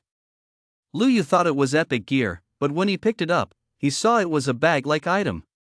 Name, spatial bag. Rarity, epic. Effect, opens a massive space to store non-living items. So it was an epic item after all. It seemed true that monsters didn't drop equipment of orange quality or higher. At that moment, the epic equipment and the level 90 legendary magic sword on the dark monster Chikue's body automatically vanished, likely due to the mysterious forces of the monster world.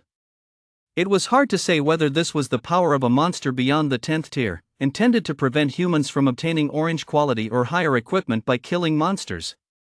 Bro, hurry up and see what's inside. There might even be epic gear.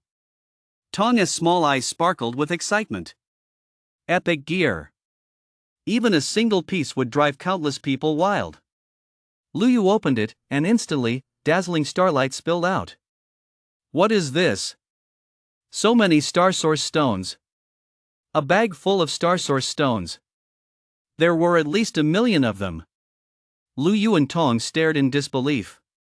Just moments ago, Luyu had been wondering why the dark monster hadn't dropped a single star source stone after he killed it. It turned out they were all in this spatial pouch.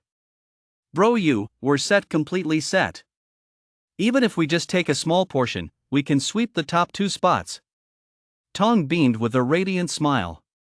Luyu nodded. At the same time, Luyu became even more certain that the starlight teleportation array on the 2nd level of the Hall of Stars was the one that led to the star source stone vein. Otherwise, there was no way the dark monster could have obtained so many star source stones in just a few short days.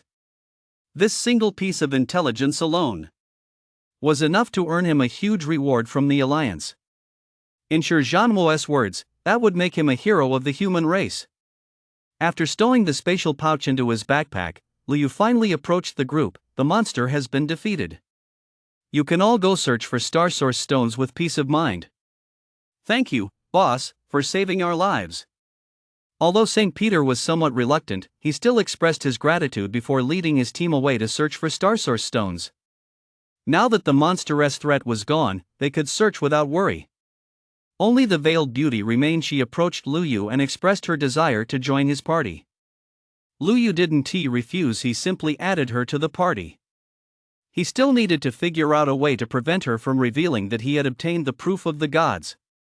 Tong stood there grinning foolishly, glancing now at the veiled beauty, now at Brother Yu, with a look that said, I get it. What should I call you, sis? Whoosh. At Tong's remark, the veiled beauty's face instantly flushed crimson. Fortunately, her veil hid it, so no one noticed. Don't call me that. The veiled beauty pouted playfully, then removed her hidden mask, revealing her name, class, and level. Name, Luo Qingxian. Hidden class, Star Warrior. Level, LV 90 Tier 3. Holy crap! A hidden class? Tong's eyes nearly popped out of his head. The mysterious beauty brother you brought back had a hidden class just like his grandpa's? Holy smokes! Which faction secretly trained this super prodigy? He never heard of such a thing. A hidden class. So far, aside from his grandpa, this was only the second hidden class he'd ever seen. Star Warrior? Lu Yu pondered for a moment. Luo Qingxian's original class was Martial Artist, a unique class known for its combo attacks. It has very few equipment restrictions. Unlike mages, who can only use staffs, or swordmasters, who are limited to swords, this class can wield a wide variety of weapons, whether gloves, blades, or staffs, depending on which skills you specialize in.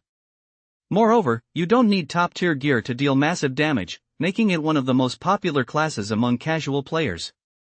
But the prerequisite is that you must possess extremely high martial artist talent, just like Luo Qingxian, who can pull off a perfect 12-hit combo at the highest level of Tier 3. Otherwise, you simply can't unleash the martial artist's true burst potential. Now that Luo Qingxian has become a hidden class, her skills will also be upgraded to hidden skills. Her overall combat power is definitely second only to him, and even a few notches stronger than Tong's. Nothing much. On the third floor of the Hall of Stars, we teamed up to defeat the Guardian boss and each received a Star Goddess legacy. She got the hidden class book. Lu Yu explained casually. What? Tong's expression was exaggerated. Bro, you, with a deal like that, why didn't you bring me along? What, if I'd known, I would be stuck right by your side the whole time. Tong was filled with regret. He regretted it so much he could turned green with envy. If he'd gone in with them, who knows, maybe he could obtained a Star Goddess legacy or a hidden class book too. Unfortunately, there is no such thing as a regret pill in this world. No way. From now on, whenever we venture into secret realms or special locations, I have to stick right by Brother Yu's side. I'm going to be his very own loyal sidekick. Brother Yu, what did you get? Your class didn't turn into a hidden class either. What I got is something that's useless for now. I can't use it until I reach the 10th tier. Oh, so it's useless? Then what is it? Just a certificate. You'll find out later. Luo Qingxian rolled her beautiful eyes. A certificate of the gods and it's useless? If word of this got out, wouldn't it spark a massive civil war among the human race, with every 10th tier powerhouse fighting to the death to get their hands on it? With that, everyone went their separate ways to search for Star Source stones. The trio of Lu Yu rode snow as they slipped into the Star Sea in search of Star Source stones. After all, hardly anyone dared to search for Star Source stones on the ocean floor, since that's where the most star beasts roam, so there were actually quite a few of them there. Delis hesitated, as if she wanted to say something but held back. She deeply regretted her decision. Earlier, Tong had invited her to join the team, but she turned him down. With that refusal, she had completely missed her chance to ride on Lu Yu's coattails. Meanwhile, Purple Rose returned to Recton's side and shook her head in resignation. I thought it would be a evenly matched, life or death battle, but it turns out we still underestimated Lu Yu's combat prowess. He completely dominated the dark monster. I didn't get a single opening. Recton didn't blame Purple Rose. He had watched the entire battle unfold. It seems we'll have to collect the Star Source stones first and seek the chairman's guidance once we return. As he spoke, Recton tossed the corpse of the dark monster, Chikue, to Purple Rose. Although we couldn't obtain Lu Yu's genes, securing the dark monster's corpse is still a major achievement. Purple Rose, while the iron is hot, perhaps we'll have a chance to extract the dark monster's genes. That. Great. So, Purple Rose took the Chikue's corpse to a secluded spot and engaged in a frenzied, bloody battle. Brother Lu Yu, this mount of yours must be the S-rank Moon White Dragonfoal, ranked number 1 on the mount leaderboard. It's so beautiful. Luo Qingxian's beautiful eyes sparkled with admiration. That's right. Lu Yu didn't deny it. He, Brother Yu, why don't you just give it to your sister-in-law as a token of your love? Smack. Lu Yu was livid and slapped Tong hard on the back of the head. You're such a chatterbox. Ouch. Sister-in-law, save me. Tong looked utterly aggrieved. Luo Qingxian smiled, her lips pressed together. That smile. She was as beautiful as a celestial being. Lu Yu couldn't help but steal a few glances at her. However, there was a hint of sadness in Luo Qingxian's eyes. She didn't know what was wrong with her either. The atmosphere suddenly grew a bit awkward. Fortunately, just then, a star beast appeared ahead on the ocean floor, and the three of them, Lu Yu, Luo Qingxian, and Tong, began battling it to obtain star source stones. Time flew by. Before they knew it, a month had passed. Today, the starry illusion realm would close. At that moment, the Alliance headquarters, three great war gods had gathered in the square. Their dignified expressions carried a hint of tension. Although this generation was dubbed the Golden Generation, the monsters were no pushovers either. It remained to be seen if even half of them would return alive.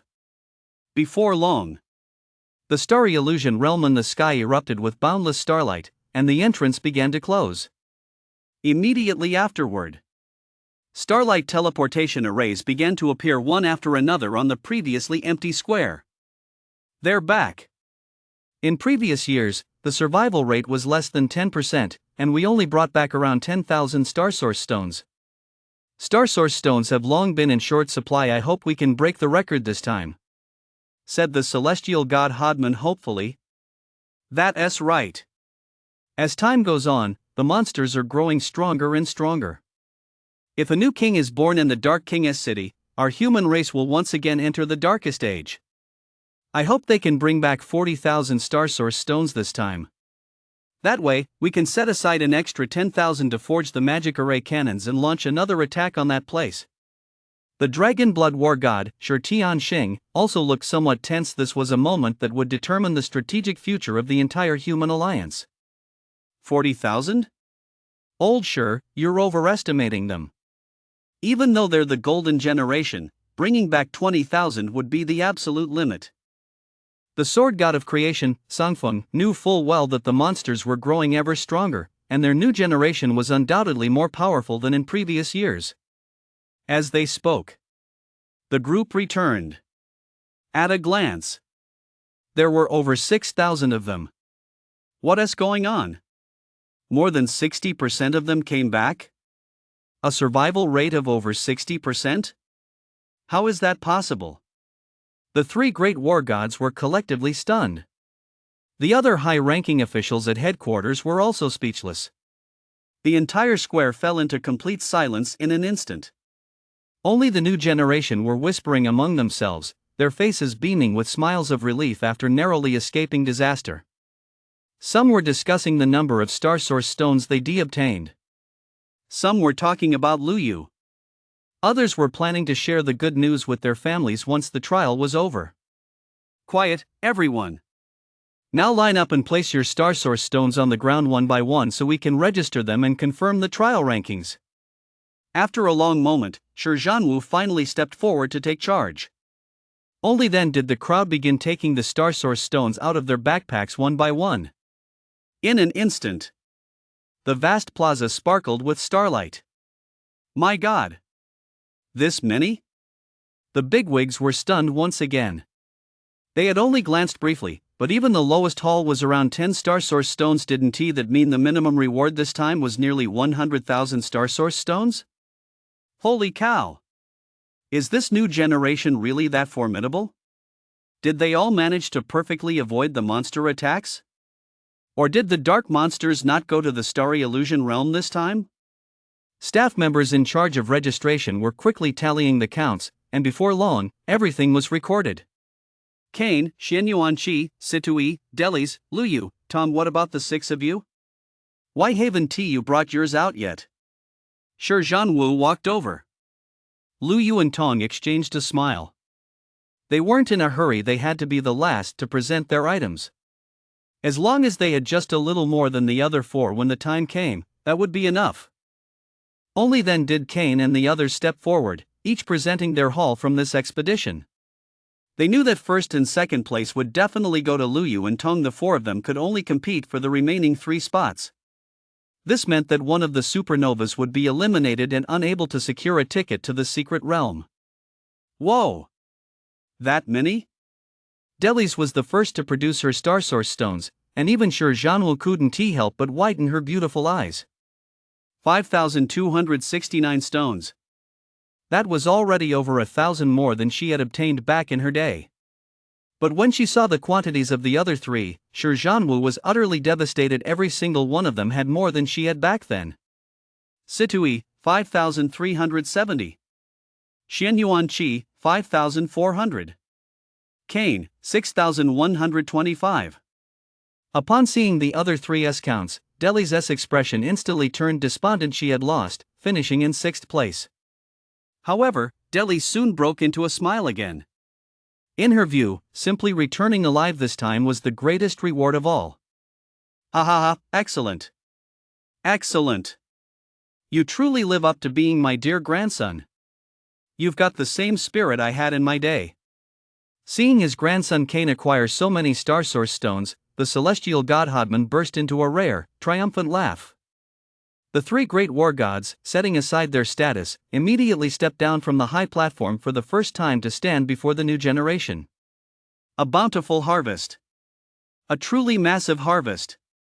With so many star source stones, the Alliance's magical arrays across all battle zones could be sustained for a very long time. They could even build several more magic array cannons for the lower tier battle zones.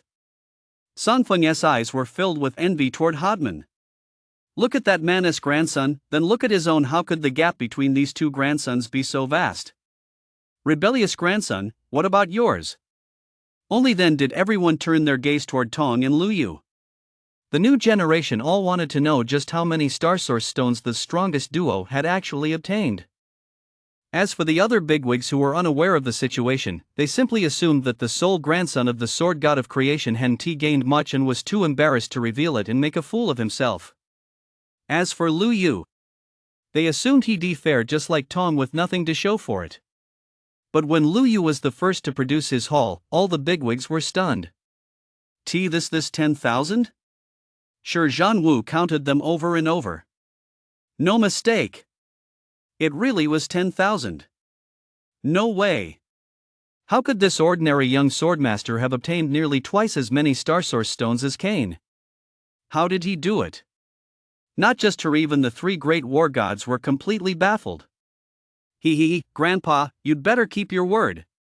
Tong had originally planned to bring out 20,000, but after thinking it over, he settled for 10,001. He'd used the rest to trade with Grandpa for something better later. Perfect. Seeing his grandson produce 10,001 star source stones, Songfeng froze for a moment, then wondered if he was hallucinating. After a long while. Ah, you truly live up to being my grandson, Songfeng. You've got the same flair I had in my prime. Hodman rolled his eyes. Way to go, sword god of creation. You're using my own lines to mock me, aren't you? And so, Tong took first place in this blood trial, his name engraved on the blood trial monument as a memorial, and he would receive an annual reward from the Alliance. Lu Yu also successfully obtained his ticket to the Mist Domain, though the Mist Domain won't open for another half a year. As for the Alliance's other rewards, Lu Yu didn't think much of them. They were nothing more than pets or equipment, all of which he already possessed. Soon, everyone received generous rewards from the Alliance. Even Li Wan and the others each received a set of at least green quality 3rd tier gear, significantly boosting their combat power.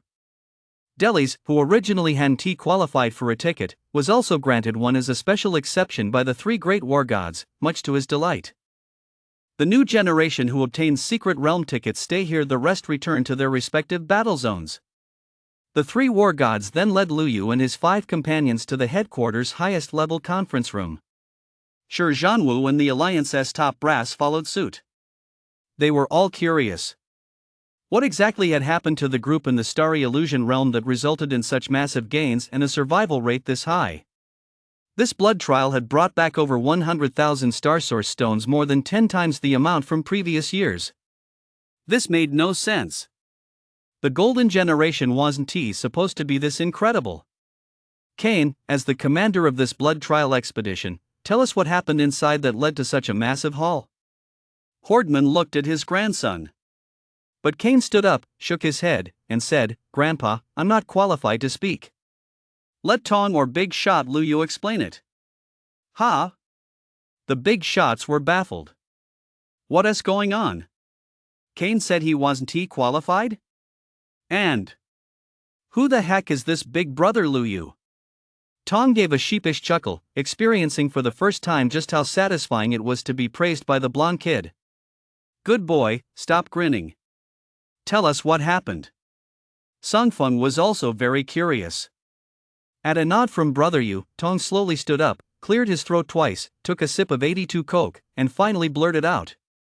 Actually, there's not much to say. It's just that my big brother, that is, this valiant, invincible, and incredibly cool young Supreme Luyu slayed the dark monsters and wiped out the boss monsters. The big shots. Oh, right, I forgot to introduce him. My brother Yu is the young sword god who saved Stone City, and he is also the master of the Moon White Dragon Foal, which ranks first on the Mount leaderboard. That's all I have to say. Tong sat back down, grinning from ear to ear. The big shots were completely stunned on the spot. Luyu slayed a dark monster? Wiped out the other lord monsters? S-rank dark monsters. The royalty among monsters. The three great war gods knew all too well just how difficult these monsters were to kill. It could be said that, whether fighting alone or even in a group, it was extremely difficult to kill a single S-rank dark monster. Just managing to stay alive was an achievement in itself. In the entire history of class changes within the Human Alliance, there had never been a single great feat of successfully slaying an S-rank dark monster. Who would have thought that this blank record would finally be filled today? Shi Zhanwu gazed at Luyu with fervor in her eyes. How could such a prodigious youth not set her blood boiling as a warrior? Her expression at that moment was exactly the same as Shi Yu's when he first met Luyu. Both were eager to witness Luyu's power firsthand. However, since they were in the highest council chamber, she managed to restrain herself. Is what Tong said true? The Dragon Blood War god Shi Tianqing looked at the other supernovas. All the supernovas nodded. It was a fact. The three great war gods immediately stood up, their faces still filled with disbelief and immense delight. Having learned of the events in the stellar illusion realm, the three great war gods immediately asked the others to leave the conference room first, while the three younger war gods Tong, Kane, and Shi Zhanwu remained behind. Young man, would you mind transforming into the sword god so this old man can have a look? Song Feng spoke with great anticipation. Senior sword god, please watch. Since everyone already knew about it, Luyu displayed his abilities openly. The greater his potential, the more the elders would take him seriously. As soon as he assumed the sword god form, sword energy surged all over Luyu's body. Just standing there, he exuded immense sword might. Sunfeng, in particular as a hidden swordmaster, could clearly sense just how pure the sword energy emanating from Luyu was. It was more than 10 times purer than his own. This was the true potential of a sword god. Far superior to that self-proclaimed sword god. It really is the young sword god who appeared in Stone City. The celestial god Hodman exclaimed in amazement. They had mobilized the Human Alliance's resources to search for the owner of the S-class mount, the Moon White Dragon Foal, and had even issued a massive bounty for the sword god of Stone City, yet they never expected him to be an unknown newcomer. Songfeng was already familiar with this newcomer. The last time he went to Combat Zone F to look for his grandson, he learned that his grandson was close to a commoner swordmaster named Luyu. He never would have imagined, however, that this commoner swordmaster possessed the potential of a true sword god. Such talent must surely be god tier. The human race has given birth to an unprecedented god tier talent. Now, the human race's hope of driving out the monsters and restoring their homeland is within reach. Suddenly, Songfeng glared at his grandson Tong, his beard bristling with anger. Did you know about this all along? Yeah. But when I told Grandpa back then that I found an incredibly awesome big brother in the F battle zone, you beat the crap out of me. I remember you said, be strong with the strong, and weak with the weak. You told me to learn more from Kane, Sister Zhanwu, and the others. Tanya's sincere, innocent gaze made Songfeng feel a bit embarrassed. Ahem. Nonsense. When did Grandpa ever say that you become strong by associating with the strong, and weak by associating with the weak? Besides, Grandpa had no idea the big brother you'd sworn allegiance to was none other than this young sword god, Lu Yu. Sun Feng glared at his troublesome grandson, then turned to Lu Yu with a smile. Now that Lu Yu's identity as the young sword god had been confirmed and the whereabouts of the S-rank mount, the Moon-White Dragonfall, were known, some major strategies of the human alliance could be adjusted. As long as Lu Yu's level was raised, the human race would have no trouble reclaiming their homeland. Perhaps one day, the human race could even launch a counterattack against the monster world and forge a brand new future. They must devote all their efforts to training Lu Yu. Lu Yu, the three of us old-timers 1T beat around the bush. You possess a god-tier talent and are the future of the human race. We intend to train you with all our might. Once you advance to the 10th tier, you'll become the human alliance's 4th war god. What do you think? Feel free to make any demands. The three great war gods immediately declared their intentions, their expressions slightly tense, fearing Lu Yu might refuse. Sure, Zhanhu and Cain were speechless. This was the first time they'd ever seen the three great war gods so nervous and over a member of the younger generation, no less. But when they considered that Lu Yu possessed genuine god-tier talent and the potential to become a sword god, they understood. As long as Lu Yu was willing to fight for the human race, even if he wasn't a member of the human alliance, the three great war gods would likely make an exception and appoint him as the 4th war god. In fact, it would be no exaggeration to say that even if Lu Yu were to one day unify the alliance and rise above the war gods themselves, the three great war gods would agree without hesitation. Because, in their hearts, the future of the human race trumped everything else. Three elders, I had already made up my mind before the starry illusion realm closed. What I seek is simple, just two things: the safety and happiness of my family, and becoming the first carefree sword immortal in the Blue Star world. So, I'm willing to serve as the human alliance's 4th war god, but only on the condition that I have absolute freedom. I'll participate in major battles, just as a monster hunter would fulfill their duty. Lu Yu spoke his mind candidly. No problem at all. Unless it's a battle that threatens the very survival of the human race, we'll never ask you to intervene until you've advanced to the 10th tier. Additionally, on a personal basis, we're granting you special privileges. You may enter any battlefield in any war zone without needing to apply. We'll take care of everything for you: skill books, equipment, battle pets, gems, gold coins, and even the help you need for leveling up. The three war gods were happier than they'd ever been.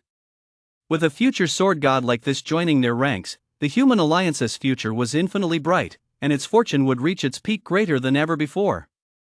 You three seniors, there is no need to arrange equipment, battle pets, gems, or gold coins. Those skill books would be fine.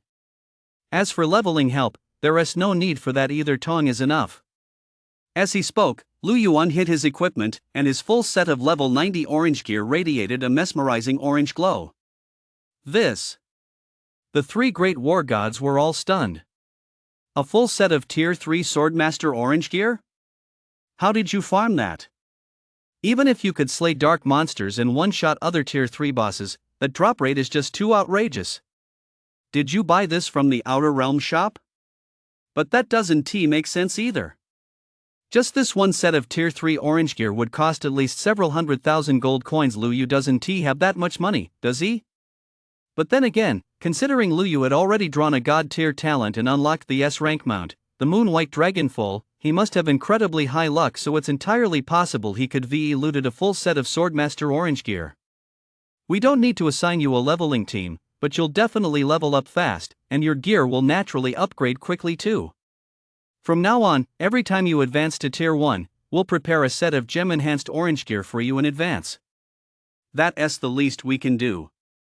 Seeing that the three great war gods were determined to give them to him, Lu Yu felt he couldn't refuse. However, Lu Yu wasn't going to take them for free. He immediately produced 100,000 Star Source stones in return. Oh my god! You have that many Star Source stones? Hodman exclaimed, completely losing his composure. To be honest, I found a Star Source stone vein in the Starry Illusion realm on the second level of the Hall of Stars, deep beneath the Grand Canyon in the Central Star Domain. There is a starlight teleportation array there. It must lead to the Star Source stone vein. Lu Yu once again sent shockwaves through the three great war gods. What? You actually found a star source stone vein? The three great war gods' breathing changed instantly. Their breathing became extremely rapid. There were simply too many surprises. For a moment, their aging hearts could barely take it. Excellent. Absolutely excellent. You are truly the great hero of our human alliance, Lu Yu.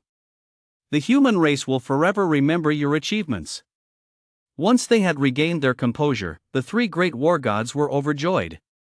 A star source stone vein. Controlling a star source stone vein meant securing an absolute guarantee. We're set. Now the human race is completely secure. And all of this was brought about by the young hero standing before them. Once everything had been settled, Xing Tianxing, the dragon blood war god, couldn't help but speak up, putting on a thick skin. Young brother Lu, is there something I could discuss with you? Would you be willing to sell me your mount? I'm sorry. Senior war god, Snow is no longer just my mount, she is my partner. I will never sell her. Lu Yu refused on the spot. Although Snow and Xiaohong didn't pose much of a threat to monsters, Lu Yu was very fond of them. After spending many days together, he had long since come to regard them as close companions. I was being presumptuous. Hearing this, the resolute dragonblood war god Shi Tianxing immediately expressed his deep regret. Indeed. For most class changers, pets are merely replaceable tools to assist them if a better pet comes along, they swap it out immediately. But for some class changers, pets are companions, even comrades in arms and family. Take Shi Tianxing himself, for example, he treats his battle pets and mounts as comrades in arms. The reason Shi Tianxing so desperately wanted the Moonwhite Dragon Foal was to successfully conquer that place. This has long been the heartfelt wish of the three great war gods. But they have yet to succeed. If the Moonwhite Dragon Foal were paired with the Dragonblood war god, it could compensate for the Dragonblood war goddess' lack of speed, greatly increasing their chances of capturing that perilous stronghold. At that moment, the sword god of creation stepped in to smooth things over, saying, "Young friend Lu, actually, old Sure isn't trying to take your mount for himself, he is thinking of the human race's best interests. On the outer realm battlefield, there is a naturally fortified stronghold not far from us. If we can capture it, we can turn it into the Second Alliance's headquarters, forming a strategic pincer movement with S-Sector. We de-pincer the monsters between the two locations, cutting off reinforcements from other monsters. Afterward, that area would become the first natural line of defense, while this location would serve as the second. This would greatly enhance the security of S Warzone, giving us more resources to tackle other tasks. But capturing that stronghold will be extremely difficult. At the very least, it will require all three of us to act together, and we're under a time constraint. Because once we launch our attack, a 10th tier S-class dark monster will inevitably assault S Warzone. If we can't retreat in time, then even if we capture that stronghold, it will be completely meaningless. Old Huai's angel mount is rather special, it's reserved exclusively for him. My sword flying speed is decent, comparable to an S-class mount, but Old Sure is out of luck as a warrior, speed is his weak point. If even one of the three of us is late returning, we won't be able to hold S combat zone. We've tried every possible method before, but nothing has worked. We'll need at least one more S-class mount to be sure of success. Hearing this, Lu Yu finally had a lightbulb moment. I knew it. Out of the blue. Why would the Dragonblood war god want to buy my snow? So that's how it is. But selling snow to the Dragonblood war god is out of the question. I'll just have to see if I can hatch an S-rank mount pet egg. As for lending it temporarily, I'd rather not. What if something goes wrong and Snow doesn't come back? I'd just have to spend some gold. It'd only take a little time. 3 seniors, please wait a moment. With that, Lu Yu rushed off to the side and began frantically buying pet chests. Everyone assumed Lu Yu was considering whether to sell the Moonwhite Dragon Foal after all. It was an S-rank mount, so it required careful thought. Ding! You spent 1 billion gold coins to purchase 10 million pet chests. Plus 99 unlocked. Ding! Congratulations on hatching a D-rank mount pet egg. Ding! Congratulations on obtaining one fragment of the epic pet equipment, Howling Moon Scales. Ding. Congratulations on opening an 8-star combat pet egg. Ding. Congratulations on opening one fragment of the epic pet equipment, Gilded Fire Helmet. Half an hour later. Ding. Congratulations on opening an S-rank mount pet egg. There it was. Lu Yu smiled. It took 1 billion gold coins just to get one S-rank mount pet egg. His luck this time wasn't as good as the first time. But that was to be expected. The odds of getting a top-tier pet from a treasure chest were just too low. Otherwise, the big shots from all the major factions would have gotten them long ago, and there wouldn't be only a handful of top-tier pets even now. Senior Dragon Blood War God, I just remembered I still have an S-rank mount pet egg in my backpack. I can sell this to you. With that, Lu Yu pulled out the pet egg. Crack! Everyone froze in shock. Holy shit! Brother you have another S-rank mount? Tong's expression was priceless. Lu Yu has 2 S-rank mounts? Could he be any more of a freak? Sure, Zhanwu and Kane, as the grandsons of the war gods, were now as stunned as country bumpkins who'd never seen the world before. The 3 war gods had incredibly sharp eyes. They saw right through it. This wasn't something Lu Yu had suddenly remembered. He'd probably just opened a pet chest to get it. But that was enough to blow their minds. Half an hour. How many pet chests would that take? Wow! Just how many gold coins does Lu Yu have, anyway? It seems that, aside from his god-tier talent, Lu Yu is hiding an even bigger secret. However, the 3 great war gods won't pry or investigate. As long as Lu Yu has the human race's best interests at heart, whatever his secret may be, it's a good thing for the entire human race. Doesn't Lu Yu care deeply about his family? Then let us start with his family, give them ample benefits and privileges. That way, Lu Yu will see the value in this and commit himself completely to the alliance, standing with them through thick and thin. Just thinking about how Lu Yu had instantly unboxed an S-rank mount made the 3 great war gods feel a bit envious. As war gods, they had spent well over 100 billion gold coins in total attempts to obtain an S-rank mount, yet had never succeeded. And that was with the entire alliance's gold reserves backing them. Otherwise, who could possibly afford such a luxury? And so, the Dragon Blood War God successfully acquired an S-rank mount. Originally, Shi Tianqing had intended to purchase it with gold coins, but since Lu Yu had no shortage of gold, he said, "Senior, I still have plenty of gold coins. Could I offer something else in exchange?" Something else? Young friend Lu, just say the word, even if it means marrying my granddaughter, Xiao Wu. She is 25 this year and doesn't have a boyfriend yet. I think you two would be a perfect match. Put. Everyone nearly spat out a mouthful of old blood in unison. Holy crap! Way to go, old Shi. I always thought you were a dimwit, but I never expected you to be so shrewd you'd even go so far as to offer your granddaughter in marriage. Songfeng and Hodman were mentally ranting like crazy. It's just a shame neither of them had a granddaughter, otherwise, they would definitely try to secure Lu Yu as their grandson-in-law. Grandpa, what are you talking about? When did I ever say I wanted to get married? At that moment, Shi Zhanwu, who usually exuded the aura of a female war goddess, blushed a rare shade of crimson. What on earth is going on here? I'm 25, and he's 18, that's a 7-year age gap. If we got married, we'd be like an older sister and a younger brother. Just the thought of me, an older sister, sharing a bed with a younger brother and having to call him husband, that scenario is embarrassing enough just to imagine. It's a time-honored truth that men should marry when they're of age, and women should marry when they're of age. Besides, young Master Lu has boundless potential.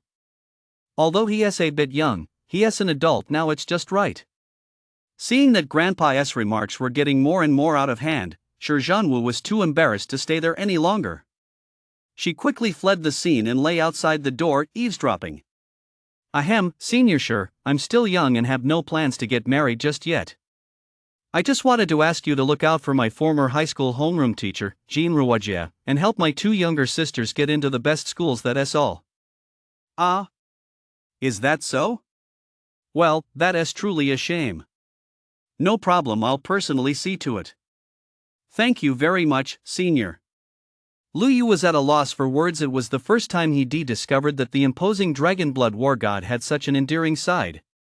Shi Zhanwu, eavesdropping outside the door, breathed a sigh of relief but felt a bit annoyed. She considered herself an S-class beauty, both alluring and sweet, with a tall, curvaceous figure, yet this young man hadn't even taken notice of her. With that matter settled, Lu Yu prepared to return to F War Zone to level up. Young friend Lu, here is the War Goddess token. With this, you possess the highest authority across all combat zones. Songfeng handed Lu Yu a golden token. Hee, Grandpa, I'll be off with brother Yu now. You take good care of yourself. Tong laughed carefree. This time, Songfeng didn't try to stop him. He decided to let this grandson grow on his own. Following Lu Yu, his future achievements would at least not be too shabby. After Lu Yu and Tong had left, Sangfeng regained his serious demeanor, summoned the senior leadership, and convened a new meeting. I'd like to address two main points today. First, the investigation into the monster invasion of Stone City has yielded final results. Second, the entire army is to prepare for battle. We are reactivating the strategic plan to attack Tianjin Pass. According to the final investigation results, traces of a special teleportation mechanism were discovered deep within the 100-eyed demon's lair on Frontline 4. These traces are identical to the deep pit found outside Stone City. Through testing and analysis, we've determined that this involves modern technology, similar to the spatial node teleportation technology mastered by our human alliance. We developed this technology by combining research on advanced mission projection bosses with special magical arrays and technological devices. It enables the long-distance teleportation of living beings, who are then subject to a random set of rules from the monster world for a certain period of time. Therefore, the fact that those siege monsters drop only items and no experience points is likely an effect caused by this physical teleportation. To sum it up in one sentence, the monster invasion of Stone City involved human intervention. And looking at all the extra-dimensional factions, aside from our human alliance, only a few other major powers possess this capability. With those words from the celestial god Hodman, everyone present was stunned. For a human faction to collude with monsters to launch an invasion of Stone City, that was an unforgivable crime. Could it be the Dark Cult? Tu Tianwei spoke up. As an unrivaled god of slaughter and a kindred spirit in the way of the sword to the sword god of creation, his first suspicion fell on the Dark Cult, those damned fallen ones. But Songfeng dismissed the idea. If the Dark Cult had that capability, they would been teaming up with monsters to launch constant ambushes long ago. It probably isn't them. Everyone agreed after giving it some thought.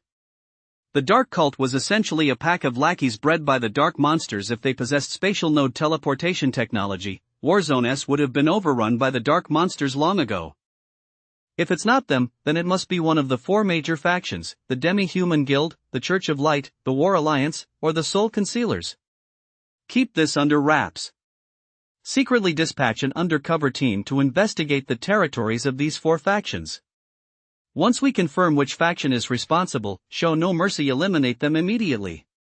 In the meantime, let us focus on finalizing our plan to attack Tianjin Pass. Next, we'll draw up our battle plan. Just as the three war gods began making their arrangements. In a dark, boundless swamp in the outer realm, deep within a damp underground cavern, the Demi-Human Guild was also holding a secret meeting. Upon his return, Rekton immediately reported the events at the Starry Illusion realm to the Guildmaster. Hiss! A bizarre woman with head of a human and the body of a snake exuded a toxic miasma so thick that her features were indistinguishable. Only a pair of dark green, ring-shaped eyes were visible, giving off an air of mystery and terror. Did you fail? Guildmaster, although we were unable to complete the mission, it wasn't a total loss. We obtained the corpse of a dark monster of the royal lineage, and Purple Rose successfully extracted its genes. Upon hearing this, the woman finally revealed a chilling smile. Well done. Go and prepare. In half a year, the Mist Domain will open. When the Dark Overlord hunts down Lu Yu, you must seize the opportunity to obtain his genes. This is your last chance. If you fail, you know what awaits you. Yes, sir. Recton, Purple Rose, and the others didn't dare breathe a word. After the younger generation had withdrawn, the Grand Elder of the Demi-Human Guild spoke slowly. Chairman, we've taken the risk of aiding the monster's invasion of Stone City. I fear the Alliance will soon pick up on the slightest clue. We must prepare for the possibility of being discovered. There's no rush. Even if they investigate, it won't take them long to trace it back to us. And even if they do, we'll have moved to our new base by then. They won't be able to find us anytime soon. Upon hearing this, the Grand Elder respectfully took his leave. He needed to pay a visit to the Dark Overlord to inform it of Lu's whereabouts, in exchange for half a bottle of S-Class Monster Factor in advance. Seeing that there was nothing else to discuss, the other elders also took their leave one by one. Soon, the vast underground palace was left with only the guild master of the Demi-Human Guild. Her eyes were filled with madness and determination, a truly eerie sight. Brother Fong, the path I've chosen cannot be wrong. In the not-too-distant future, I will surely succeed in perfectly fusing the monster factors to create a brand new human race, one that possesses the true power to stand up to the monsters. Even if this process requires the sacrifice of some people, it's all for the sake of ensuring the future of the human race. Elsewhere. Within a vast black sea on the battlefield beyond the realm. A gigantic black mystical turtle, bearing a mountain peak of black gold, moved ceaselessly across the ocean floor. Upon closer inspection, one would discover that this mystical turtle was not a living creature, but a special artifact, a fusion of the mystical turtle's skeletal remains with a special item, powered by a movement formation. The immense wealth required to create such a colossal mobile artifact was beyond imagination. This was the headquarters of soul concealment. Without special methods, it is extremely difficult to pinpoint the exact location of the soul concealment headquarters. At this moment, a beautiful woman, still radiating charm, was reclining on a throne. She wore a long black gauze robe that left nothing to the imagination, revealing her voluptuous, alluring figure, especially her long, fair legs, which made onlookers swallow hard. Moreover, her face displayed both an adorable and a seductive aura, a perfect blend of innocence and desire. Her name was Luningi, the mastermind behind the Soul Hide organization. Xian you're getting bolder and bolder. How many times have I told you just how dangerous the Starry Illusion realm is? You actually dared to sneak into the group and enter the Starry Illusion realm on your own.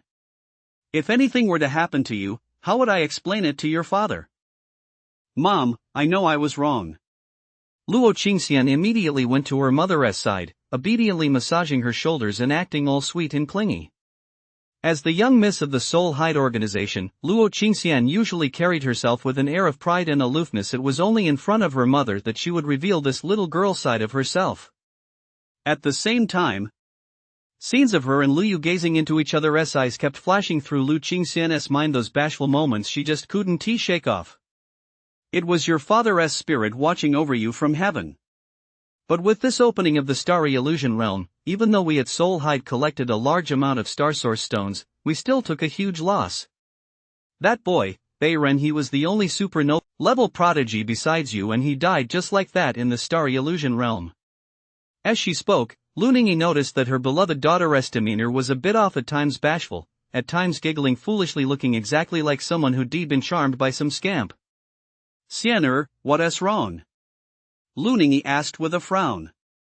Luo Qingxian snapped back to her senses and hurriedly replied, Mom, nothing at all. Oh, by the way, Mom, I have something worth celebrating. Oh? What's worth celebrating? Mom, although I didn't find any Star Source stones in the Starry Illusion realm, I did discover a mysterious Hall of Stars. It requires a huge amount of gold coins to enter, but I just happened to have enough. I found a great opportunity inside. Mom, look at my class now. Luo Qingxian said excitedly. Only then did Luningi notice that her precious daughter's class had changed from martial fighter to the hidden class, Star Warrior. Is this a hidden class? Qingxian, how did you become a hidden class? Did you find a hidden class manual in there? After her initial shock, Luningi's face lit up with joy. A hidden class. She didn't even have one. Among the entire human race, probably only that old man Songfeng had one. But now, her precious daughter had also become a hidden class. It must be the ancestors sending down blessings. Only Siener could have such a tremendous stroke of luck. Quick! Siener, hurry up and light some incense for your dad, tell him this good news, and then let us celebrate together. One hidden class was worth more than 10 supernovas. Overjoyed, Luninghi immediately ordered that 10 times the standard compensation be paid to the Bayron family, and that all the other rising stars receive generous rewards as well. However, Luo Qingxian hadn't told her mother about Lu Yu obtaining the proof of the gods. After all, if word got out, her mother would likely be unable to resist the temptation of becoming a god, which would inevitably lead to a war with the human alliance, something she didn't want to see happen. Besides, in the starry illusion realm, she had promised Lu Yu she wouldn't reveal this secret to anyone. Lu Yu, see you in the Mist Domain in half a year. F Battle Zone. Dragon City. After Lu Yu returned, there were no Battle Zone bigwigs to greet him as he had imagined, nor were there any other class changers gathered to gawk at him. Only Zhao Liyang, the head of the new recruit camp, was present. Because Zhao Liyang had once taken it upon himself to look after Lu Yu's parents, he received a commendation from headquarters and was promoted to lieutenant general, specifically tasked with ensuring Lu Yu's safety in Battle Zone F. Once the mission was complete, he could report directly to headquarters. For Zhao Liyang, this was undoubtedly a huge stroke of luck. Young Master Lu Yu, young Master Bailey, thank you very much for your kindness. Starting today, I'll be responsible for your safety in Combat Zone F. Of course, I'll only intervene when you face a crisis you can't resolve on your own. During that time, I won't interfere with your daily lives. Zhao Liyang swore on his own life that he would fulfill this mission even if it cost him his life. Bodyguards? Lu Yu had long anticipated that the 3 great war gods would make such an arrangement. This was the only downside to revealing his identity. There was, after all, no such thing as absolute freedom. Still, it wasn't a major issue. Anyway, by undertaking advanced missions and venturing into various secret realms in the future, he could continue to hone his skills on his own. As Zhao Liyang explained, to prevent others from harassing Lu Yu, the 3 war gods had issued a secret order. Aside from the new generation who had participated in the blood trial, only high-ranking officials at the rank of Major General or above in each war zone were aware of Lu Yu's identity as the young sword god. Furthermore, they ordered that Lu Yu's identity must not be revealed. This was classified as SSS-level secrecy, and violators would be treated as traitors to the alliance. Tong, your grandpa and the others are pretty thorough. Lu Yu had been worried that revealing his identity as the sword god would turn him into a superstar, with hordes of female fans and die-hard fans swarming him wherever he went. Because of this, Lu Yu had even gone out of his way to buy a dragon-patterned mask, though it seems he won't need it now. Tong, let us tackle the Tier 4 quests first, then head to the ocean battlefield to level up. You need to be Tier 5 to enter the Mist Domain. We've got half a year. Let us aim to reach Tier 5, level 150. Got it. Brother Yu, do you want me to look into your wife's background? Don't be ridiculous, no need for that right now. Lu Yu's mind unconsciously drifted back to that flawless, jade-like figure once again. Meanwhile, Safe Zone, Yun City, 3rd Middle School for class change. Lu Yu's homeroom teacher, Jean Rouagier, was preparing lessons at school. The new semester was about to begin. Just then, a group of high-ranking officials from the Class Change Bureau appeared. Ignoring the principal of 3rd Middle School and the others, they walked straight up to Jean Rouagier. Teacher Jean, it's a pleasure to meet you. I'm Zhang Xiafeng, director of the Safe Zone Class Change Bureau headquarters. You can just call me Old Zhang. Huh? This? Jean Rouagier was stunned. What is going on? Why is Director Zhang here? And he's looking for me? He even seems to be groveling. Director Zhang was a top-tier big shot in charge of all career transition schools across the 6 major FA battle zones, a figure ordinary teachers like them could only look up to for a lifetime. But today, a big shot of this caliber had come to see her in person. Jean Rouagier was both flattered and overwhelmed, momentarily at a loss for words. Not to mention Jean Rouagia. Even all the teachers and the principal at 3rd middle school were completely baffled, with no idea what was going on. I'll straight to the point. Given teacher Jean's outstanding teaching skills, we VE unanimously decided to invite you to serve as the homeroom teacher for Special Class 1 at Jincheng No. 1 Middle School in the frontline city of the Safe Zone in Combat Zone A. Would you be willing to accept, Teacher Jean? What? You want me to be a homeroom teacher at Jincheng No. 1 Middle School in Combat Zone A? What have I done to deserve this? Jean Rouagia was utterly shocked and completely dumbfounded. Jincheng No. 1 High School. That's the most prestigious class change high school in the entire combat zone. Especially Class 1 of Jincheng No. 1 High School. Those students are the cream of the crop, and admission isn't just a matter of money. After class changing, most of them go on to become epic tier rising stars, and even supernovas can emerge. For example, 2 of this year's 3 supernovas came from Class 1 at Jincheng No. 1 High School. Naturally, the teachers who instruct them are all top-tier educators. They want me to be the homeroom teacher for Special Class 1 at Jincheng No. 1 High School? Am I dreaming? Hey, Teacher Jean, you're being too modest. We VE already prepared all the paperwork. If you have any special requests, just let me know. We can accommodate them all, as long as you're willing to teach there. Whoa! I can just make any request I want? After a moment of stunned disbelief, the other teachers were overcome with a wave of envy. This is Jincheng No. 1 High School, after all. Getting a teaching position there isn't just incredibly prestigious, it also offers limitless career prospects. If they were given this opportunity, they wouldn't just make requests, they'd be willing to pay to get in. I don't have any requests, I'm just a little dizzy. I'd like to know why.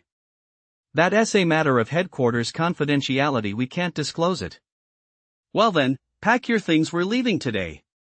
And just like that, Jean Rouagia found herself heading off to Jincheng No. 1 High School to take up her post, completely bewildered. What she didn't know was that Lu Yu's 2 younger sisters had also been arranged to attend Jincheng No. 1 High School at that very moment. The eldest sister, Lu Shui, is 16 years old this year and is eligible to enroll in the vocational preparatory class the year after next. She'll be able to advance to the vocational training class to begin her vocational training. The younger sister, Lu Yu, is 14 years old this year and can only continue studying academic subjects and basic vocational knowledge. Eldest sister, younger sister, once you're at school, study hard. Don't worry about food or daily necessities, the school will take care of everything. In the future, choose the career you love and, like your brother, become heroes of the human race. These were the words Lu Yu spoke to his 2 younger sisters. As soon as Lu Shan and Han Yunji received orders from higher-ups, they immediately returned home once more to personally take their 2 daughters to enroll at the best school. Looking back to not long ago, the 2 were still basking in the joy of their promotion. Shen Yuanhu, the commander-in-chief of Combat Zone F, had personally paid them a visit, a development that left these 2 ordinary civilians both flattered and overwhelmed. This was the sector commander, after all. They were actually fortunate enough to meet him. They were about to salute on the spot. Hey, you 2, no need to salute. As a mere sector commander, I wouldn't dare accept such a grand gesture from you. This completely baffled the 2 of them. A mere theater commander? How absurd is that? To be honest, your son, Lu Yu, truly shone during the blood trial. Not only did he wipe out an entire horde of monsters, but he also brought back intelligence on the star source vein. As a result, the 3 great war gods have bestowed upon him the title of Alliance Hero. To avoid startling them, I'd ask you both to accompany the team back with them. Xian Yuan, who laughed heartily. Jincheng No. 1 High School? That's a great school. And so, Lu Shan and his wife set off with their 2 daughters for Jincheng No. 1 High School. At that moment, upon learning it was all thanks to their older brother, Lu Shui and Lu Yu were overjoyed. Smiles never left their pretty little faces. As for these events, although Lu Yu hadn't been directly involved, he had a general idea of what had happened. Meanwhile, Lu Yu had already accepted an S-rank, 4th tier advancement quest. 4th tier advancement quest, eliminate the rotten troll. Quest difficulty, S rank. Quest details, the terrifying rotten trolls, led by the dark monsters, have ravaged the Glacier Mountains and slaughtered countless members of the peace-loving, neutral Ice Crown tribe. Facing the powerful rotten trolls and dark monsters, the Ice Crown tribe, even with the entire clan's strength, was no match for them. Out of desperation, they fled to Snow God Peak, under the protection of the Snow God, where the monsters dared not approach. The dark monsters can only order the rotten trolls to hurl poisonous stones at Snow God Peak at random times each day, and even contaminate the only water source with a potent, rotting toxin. To survive, the Ice Crown tribe has no choice but to drink the poisoned water, even though they know it will cause their bodies to rot, because at least while they're alive, there is still hope. Quest objective, help the Ice Crown tribe by defeating the rotten trolls. Friendly reminder, we've detected that you're a fragile Swordmaster. It will be very difficult for you to take on the S-rank rotten troll lord alone. We recommend you abandon this quest and accept a mission at the lowest difficulty level instead. You only have one life, treasure it while you can. Ha ha. Luyu ignored the warning, activated the quest, and was immediately teleported inside Snow God Peak. The bone-chilling cold made Luyu, clad in thin clothing, shiver uncontrollably. But what met Luyu's eyes was not a pristine snow-capped peak, but a green, scarred mountain. A foul-smelling green toxic mist permeated the air, corroding the entire snow-capped peak into a poisonous mountain, with massive craters visible everywhere. Ding! You spent 10,000 gold coins to purchase one high-tier cold resistance item. Now I'm not cold anymore. Money really does make a difference. Before long, a special squad from the Ice Crown clan, wearing custom-made ice masks, quickly appeared. They resembled the Muggle NPCs from the village of Green Denny earlier, all humanoid in form, but the Ice Crown clan members had skin as white as ice crystals, wore icy armor, and had their icy hair styled into a crown-like shape atop their heads. Brave warrior, you've finally arrived. Our clan chief has been waiting for you for a long time. The lead Ice Crown clan warrior greeted him warmly. But upon seeing that Luyu was merely a human swordmaster, they were instantly overcome with disappointment. A human swordmaster. Only level 90. Coming here to defeat the 4th tier S-rank Lord class boss, the rotten troll ISNT that like lighting a lamp in a bathroom? Asking for trouble? Bound by the chieftain's orders, they still led Luyu to meet him. On the way, Luyu looked up at the sky. 3 sun-like celestial bodies moved erratically, bringing light to this world. This made Luyu even more certain that both this 4th tier quest and the 3rd tier quest took place in the same world. Luyu recalled his homeroom teacher once mentioning that accepting S-rank advanced quests carried a high probability of being sent to a monster world to complete them. So this must be the so-called monster world. He opened the map.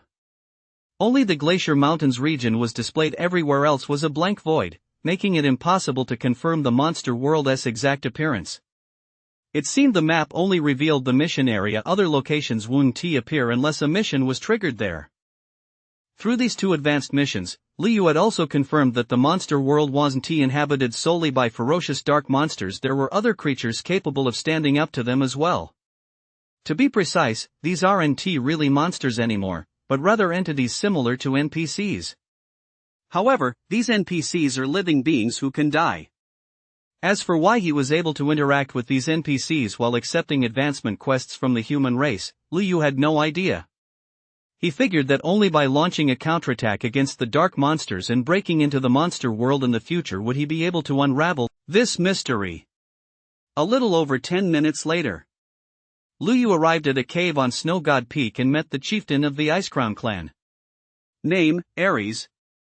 Title, Chieftain of the Ice Crown clan. Level, LV 90 Tier 3. Ares, who had originally been full of hope, upon seeing Luyu, immediately reacted just like the Ice Crown warriors before him, with disappointment, sighs, and even a look of despair. What the hell? Luyu was utterly speechless inside. Why did these NPCs feel exactly like those green muggles he'd encountered before? Heaven has forsaken the Ice Crown clan. We have been praying to the great Snow God, and the Snow God once bestowed a divine prophecy. On this very day, a mighty warrior would descend to help us destroy the rotten trolls. But why did we end up with a useless human swordmaster instead? With health like that and a build like that, you wouldn't even be enough to fill the rotten troll's teeth. After a round of wailing and lamenting, Ares tried to persuade Luyu, young human lad, you're brave, but bravery can sometimes cost you your life. You're still young, go back. This quest isn't something you can complete. While you still have the chance, give it up. Go on. Muggles. Another bunch of Muggle NPCs. Damn it. Why do I always run into these Muggles? Whatever. If you can count on NPCs, cells will climb trees. Luyu couldn't be bothered with them anymore and turned to leave. Of course. Luyu wasn't giving up on the quest. Instead, he was going to find the rotten troll himself and take it down in a split second. To Luyu, a mere tier 4 boss was no different from a regular monster. If he could, he'd even wipe out all the other monsters invading the Glacier Mountains while he was at it. Luyu tried to summon snow to speed up his journey. Ding! Mounts cannot be summoned for this quest. Fine. Luyu had no choice but to follow the quest rules and fly on his sword to make the journey. Seeing Luyu leave, the Ice Crown clan and other NPCs assumed he'd heeded their advice and given up. Sigh. We finally waited for a hero to arrive, only to find out he is a fake. It seems our Ice Crown clan is doomed. Luyu flew out of Snow God Peak. He soon spotted a massive figure at least 100 meters tall with a deep blue body, though completely rotting, and a poisonous hook attached to its right hand. It began frantically hurling enormous poisonous rocks toward Snow God Peak. Ugh! These poisonous rocks seemed to be kidney stones it was pulling out of its belly with that poisonous hook. Wow! Is this rotten troll a kidney stone making machine? Also, its kidney stones are way too big. They're a full 7 or 8 meters in size. Plus, when they hit the ground, they explode, releasing toxic fumes that corrode vast areas. They're basically toxic gas bombs. Name, Rotten Troll Lord. Rank, S rank. Level, LV 94th tier. HP, 600,000. Description, a monster corrupted by dark forces, wandering like the living dead. Controlled by dark creatures, it possesses limited intelligence and constantly produces highly toxic stones within its body, which must be continuously removed. Tip, don't underestimate it. It may lack intelligence, but its combat prowess and destructive power are truly astonishing. Dialogue, the children of the Ice Crown tribe are the most delicious. My master said that if I slaughter them all, I'll have an endless supply of delicacies. Dialogue, dig deep inside my big belly, dig out the huge stones and toss them away. Luyu covered his nose.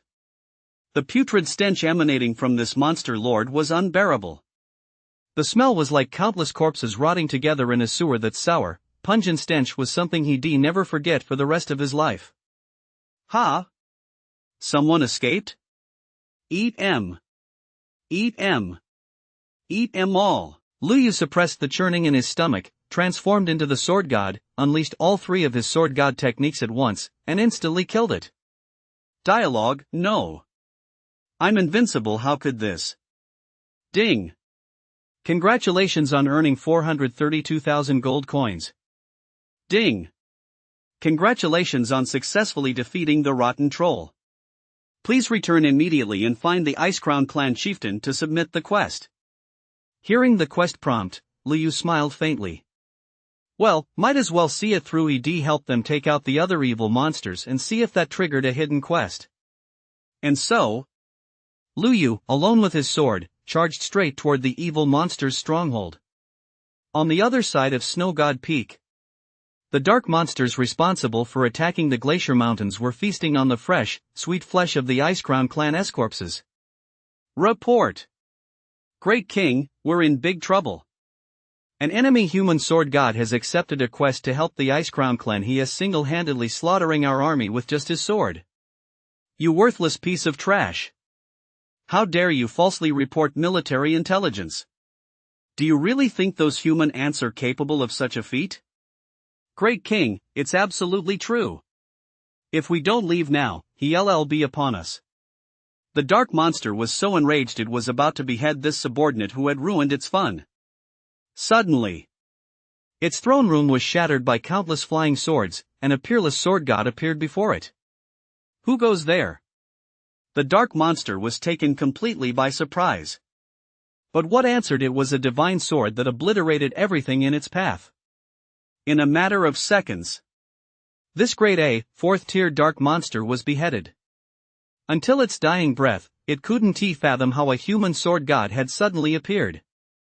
It died with its eyes wide open. Just an A-rank dark monster? I thought it was an S-rank dark monster of royal blood. Its combat power was barely on par with that rotten troll. What a disappointment. Glancing at the time, barely half an hour had passed. Lu Yu rode his sword back. Meanwhile, inside the cave on Snow God Peak, when the rotten troll launched another barrage of poison stone projectiles, Ares had rallied all his kin. Better to fight to the death than be slowly poisoned to death. If they were going to die, they'd die with dignity. But soon, they realized the rotten troll's attacks had stopped. This was highly unusual. Logically speaking, the rotten troll's attacks usually lasted at least several hours. How could it have stopped so quickly? Just as they were puzzling over this, Lu Yu returned. Seeing that Lu Yu hadn't left yet, Ares shook his head and sighed. This young human really doesn't know his place. He knows full well this is a suicide mission, yet he doesn't use the power of the mission rules to withdraw. He actually dares to stay here. He is practically waiting to die. Thud. Thud. Lu Yu tossed the heads of the rotten troll and the dark monster onto the ground and said indifferently, "Please settle my quest reward." The entire cave fell instantly silent. Looking back at the group of Ice Crown Clan NPCs, they had all been turned into ice sculptures. After a long while, they finally cried out in horror. Whoa! This. He killed the rotten troll? And while he was at it, he also killed the dark monster, the very culprit behind the invasion of the Glacier Mountains? It's only been a little over half an hour, right?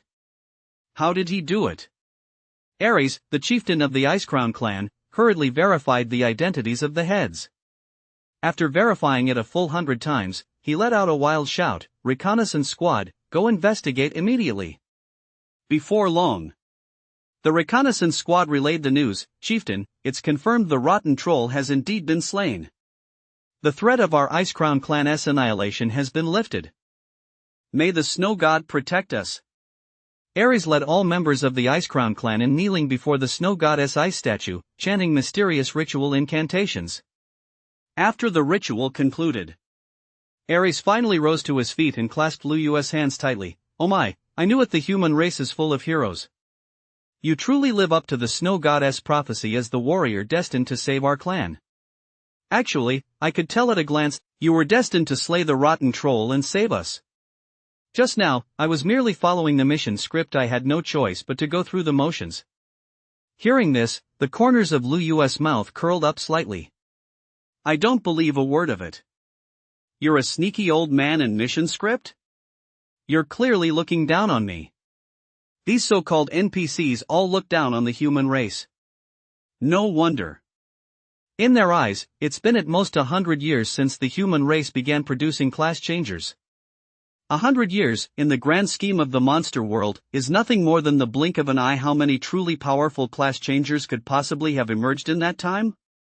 So, when they saw a human swordmaster coming alone to tackle an S-rank quest, they naturally didn't hold much hope for him.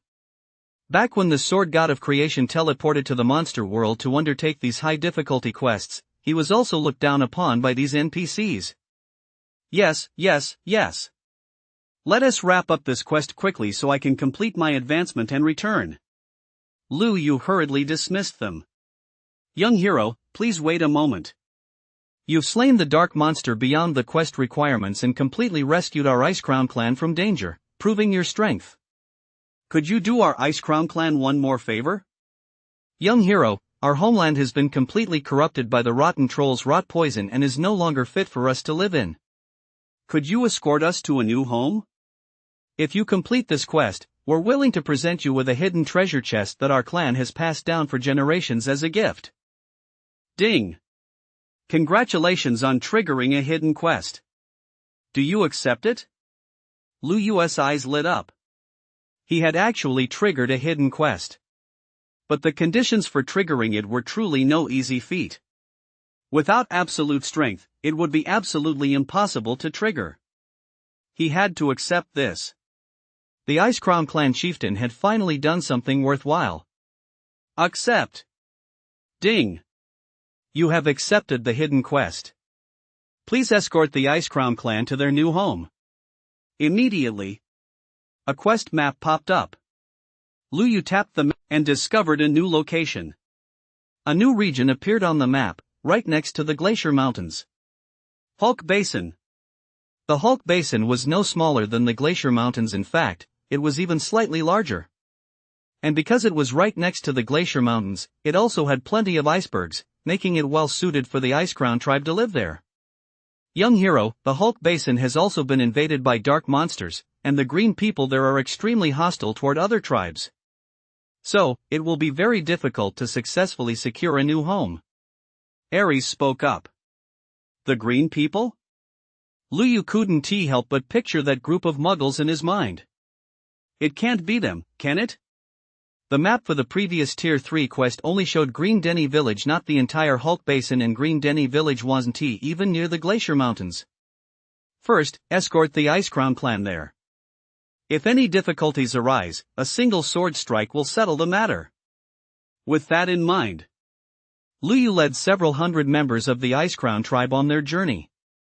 Ding!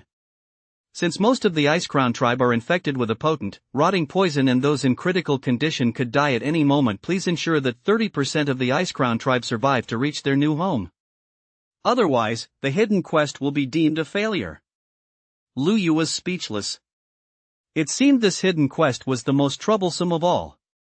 Not only did he have to help them find a new home, but he also had to be on constant guard against monster attacks, resolve conflicts with the locals, and ensure their survival rate. It would have been easier to just slay a boss. Cough, cough, cough. Young hero, most of us have been poisoned by a corrosive toxin. This poison has long since seeped into our flesh and blood. Unless we have an antidote of orange quality or higher, there is no cure. We'll move rather slowly, which may take up quite a bit of your time. Ares' face was filled with worry and sorrow. Although they had narrowly escaped the threat of tribal annihilation, many of their people would still die. He didn't know if they would ultimately be able to protect the bloodline of the Ice Crown tribe. Since the Outland Mall only sold 5 types of items: equipment, props, materials, gems, and pets, and didn't carry any potions, Lu Yu couldn't help but feel a headache coming on. Wouldn't that make it very difficult to complete this hidden quest? Chieftain Ares, aside from antidotes, is there any other way to help your clan members detoxify? Any other way?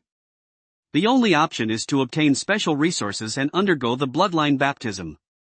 Once the baptism is successful, the toxins in their bodies will be automatically purified, and they may even level up with a very small chance of advancing to the next stage. But these special resources only spawn in specific locations that have been sanctified by the rules.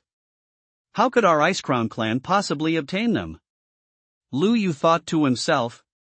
Since dark monsters have also entered the Starry Illusion realm to plunder Star Source Stones, could Star Source Stones be the special resources that facilitate advancement for lifeforms in the monster world?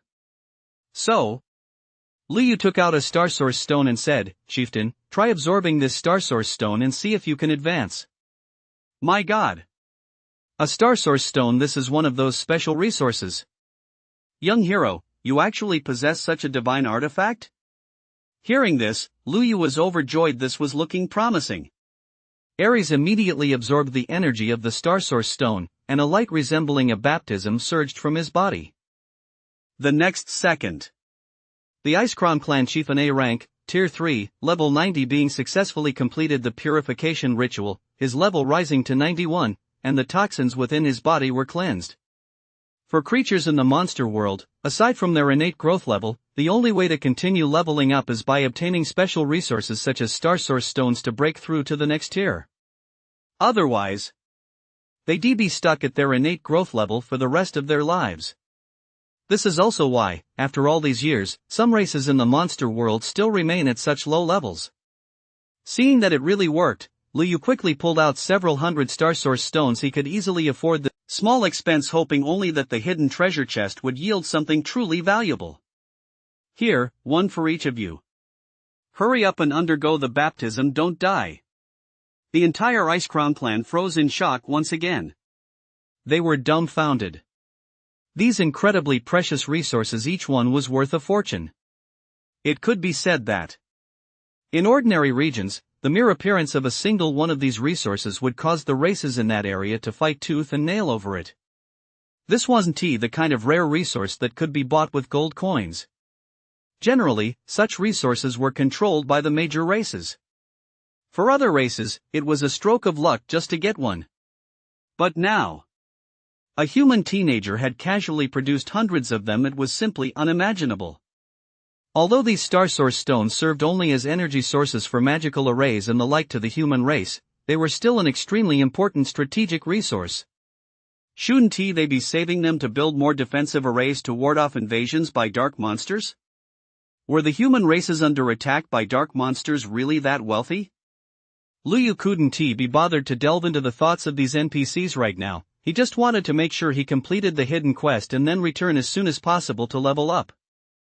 Soon, hundreds of Ice Crown tribe members had all purged the toxins from their bodies and regained their health, each of them weeping with joy. Let us go.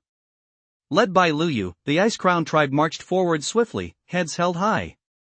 With such an incredibly powerful human sword god protecting them, they had absolutely no fear of being discovered or attacked by evil monsters. In fact, Liu had already wiped out all the dark monsters in the Glacier Mountains. The powerful monster, the Dark Lord of the Hulk Basin, had also been instantly defeated by Liu earlier, and the rest had been wiped out by the Green People. Naturally, they encountered no attacks from dark monsters along the way. Next, all that remained was to settle things with the Green People tribe and secure permission for the Ice Crown tribe to live in the Hulk Basin that would complete the hidden quest. Young hero, if you still have any star source stones, you could buy an iceberg from the Green People. They'd probably sell it to you for the star source stones. Ares chuckled. We'll see about that later. Now that he knew how important star source stones were to the creatures of the monster world, Liu wasn't about to waste them. If he could solve a problem with his sword, he certainly wouldn't trade star source stones for it. As soon as they entered the Hulk Basin, a small squad of Green People appeared. Liu recognized them at a glance. Weren't these the Muggle-like race he'd encountered while completing the third-tier quest? Of course. These Green People probably weren't from Green Denny Village. Halt! Without the permission of our great chieftain, anyone who dares to trespass into the Hulk Basin will be considered an invader and killed without exception. The squad leader barked sternly. Liu stepped forward. He was just about to explain the reason. But unexpectedly, the moment these green men saw Liu, they immediately prostrated themselves, chanting something in their language. It was clear that their expressions were filled with reverence, just like when the Ice Crown tribe had worshipped the snow god statue earlier. Ha! Are these Green People treating me like a god? Liu was surprised. The entire Ice Crown tribe also stared at Liu in astonishment. Young hero, are you the god the Green People worship? But that can't be right. Don't the Green People worship the Green Giant God? Besides, young hero, you're just a human boy. Ares was dumbfounded. No matter how hard he racked his brain, he couldn't figure out what was going on. Liu was just as confused, so he had no choice but to let this group of muggles lead the way to meet their grand chieftain.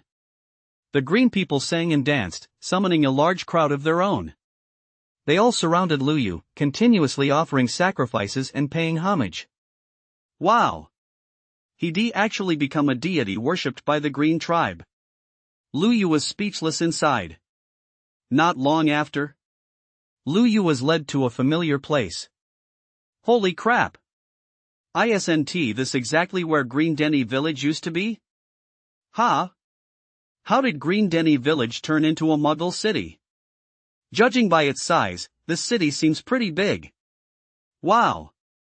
It's only been a little over 3 months, and they've gone from muskets to cannons. As soon as he entered the city, Lu Yu spotted the familiar iron arrow towers. Weren't those the very towers he helped upgrade for Green Denny Village? Whoa! Every single arrow tower was guarded by an elite soldier. It seemed they treated the towers as sacred objects. Just then, Lu Yu noticed something. There was actually a massive white jade statue inside the city. It depicted his own majestic figure, riding a moon-white dragon colt as he instantly vanquished the 8-armed demon ape lord. A large crowd of green people were paying homage to the statue, constantly chanting for the sword goddess protection. Suddenly, a familiar, hearty laugh rang out. "Ha, Lord Sword God, I knew you would grace us with your presence once more. I just didn't expect you to return so soon." Lu Yu took a closer look.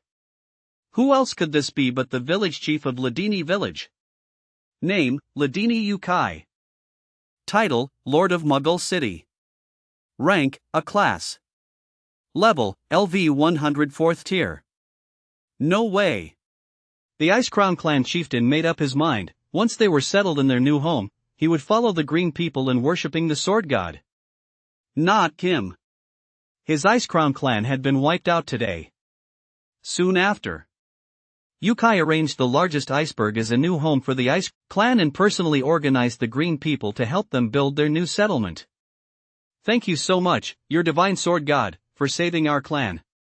This is a hidden treasure chest passed down through our clan. I'm not sure what's inside, but I hope your divine sword god want to look down on it."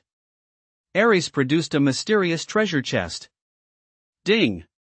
Congratulations on completing the hidden quest. You have obtained the Ice Crown Clan's hidden heritage treasure chest. Ding! Congratulations on completing the 4th tier advancement quest. The next moment, the baptism began. Lu Yu successfully advanced to the 4th tier, gaining 480 points in all attributes, resulting in a massive boost across the board. Ding! You spent 400 gold coins and drew an S-rank skill. 10,000 swords return to the source. Drawing exclusive skills requires more and more gold coins. But spending money is the last thing Lu Yu fears. And just like that, he was thrilled to draw another renowned Swordmaster technique. Name, 10,000 swords return to the source. Rank, S rank. Level, 4th tier, LV 90 requires gold coins to upgrade. Skill effect, currently capable of instantly summoning 4,000 swords, which swirl around the user like 1,000 rivers flowing into the sea, dealing massive damage and preventing targets from closing in. When combined with other sword manipulation techniques, this skill unleashes even more powerful effects. Tip: upgrading this skill increases the number of swords and damage dealt. On his way back, Lu Yu thought it over and decided to leave 10,000 Star Source stones each for the Green people and the Ice Crown tribes as a reward for their faith in him. In this way, he had effectively cultivated a faction for himself within the monster world. Develop your factions well and level up. I have high hopes for you. Those simple words, "I have high hopes for you," moved both tribes to tears, and they vowed to follow the sword god to the death. In the future, if you encounter humans coming here on quests, look out for them. But if you come across members of the dark cult, the fallen humans, failing to kill them will be considered dereliction of duty. We shall strictly obey the sword god's divine decree. After teleporting back to the Monster Hunter Hall, Lu Yu couldn't wait to open the hidden treasure chests. Ordinary hidden chests contain a variety of items. But at the very least, you can always get a high-tier item. As for rare items, that depends on your luck. However, with legacy-type hidden chests, the contents are fixed. In other words, the contents of the Ice Crown Clan's legacy chest are unique and not random at all. Depends on what the Ice Crown Clan's ancestors left for their descendants. Open. Ding. Congratulations on obtaining the ungraded item Snow Goddess Pearl. Ha! An ungraded item? This was the first time Lu Yu had ever seen such a mysterious item. It was just as surprising as when Little Red had given him that gift. Item name, Snow Goddess Pearl. Grade, ungraded. Description: a mysterious heirloom orb left by the snow god for his descendants. Using it yields unexpected rewards. Oh my god. Is this the heirloom orb the snow god left for his descendants? Wait a minute. Didn't the Ice Crown clan chieftain say that the hidden treasure chest was their clan's heirloom chest? Could it be? Are the Ice Crown clan the snow goddess descendants? But how could the snow goddess descendants be in such a sorry state? Getting utterly crushed by a 4th-tier dark monster. Use. The snow goddess Pearl instantly transformed into a snowflake and merged into Lu Yu's body. An extreme chill caused Lu Yu's entire body to emit a cold mist. Ding! You have used the ungraded item Snow Goddess Pearl and obtained Will of Ice. Will of Ice? Lu Yu opened his interface and discovered a new Will tab under his talent skills. Will of Ice First Transformation, a power that only deities can wield, also known as the Divine Will. Beings below the level of a deity can obtain it through special divine inheritance items, but upon acquisition, they can only master 1% of its power. Since you have not advanced to the divine rank, you can only obtain 1% of the first transformation Will of Ice's effect, and it cannot be upgraded. Effect: upon activating the Will of Ice, all your attacks inflict a freeze effect, causing 0 points of control, and grant you Ice Guardian, which can negate 1 instance of critical damage. Lasts 10 minutes cooldown, 24 hours. Whoa! This is like a sparrow pecking a heiferess, but it's seriously sparrow level awesome.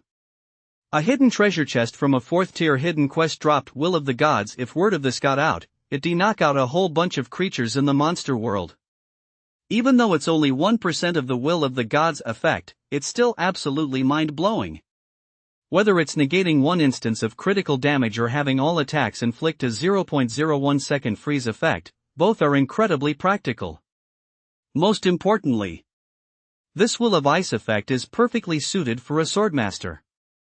With just the flying sword skill alone, as long as attacks are uninterrupted, you can maintain continuous freeze control for 10 minutes. Just thinking about it is terrifying. It's like gaining an extra life-saving effect and a control effect absolutely perfect. If the Ice Crown clan found out that their ancestral treasure chest contained the Snow Goddess Will, I wonder if they'd all regret it so much they'd crash into an iceberg. We can't let them find out about this.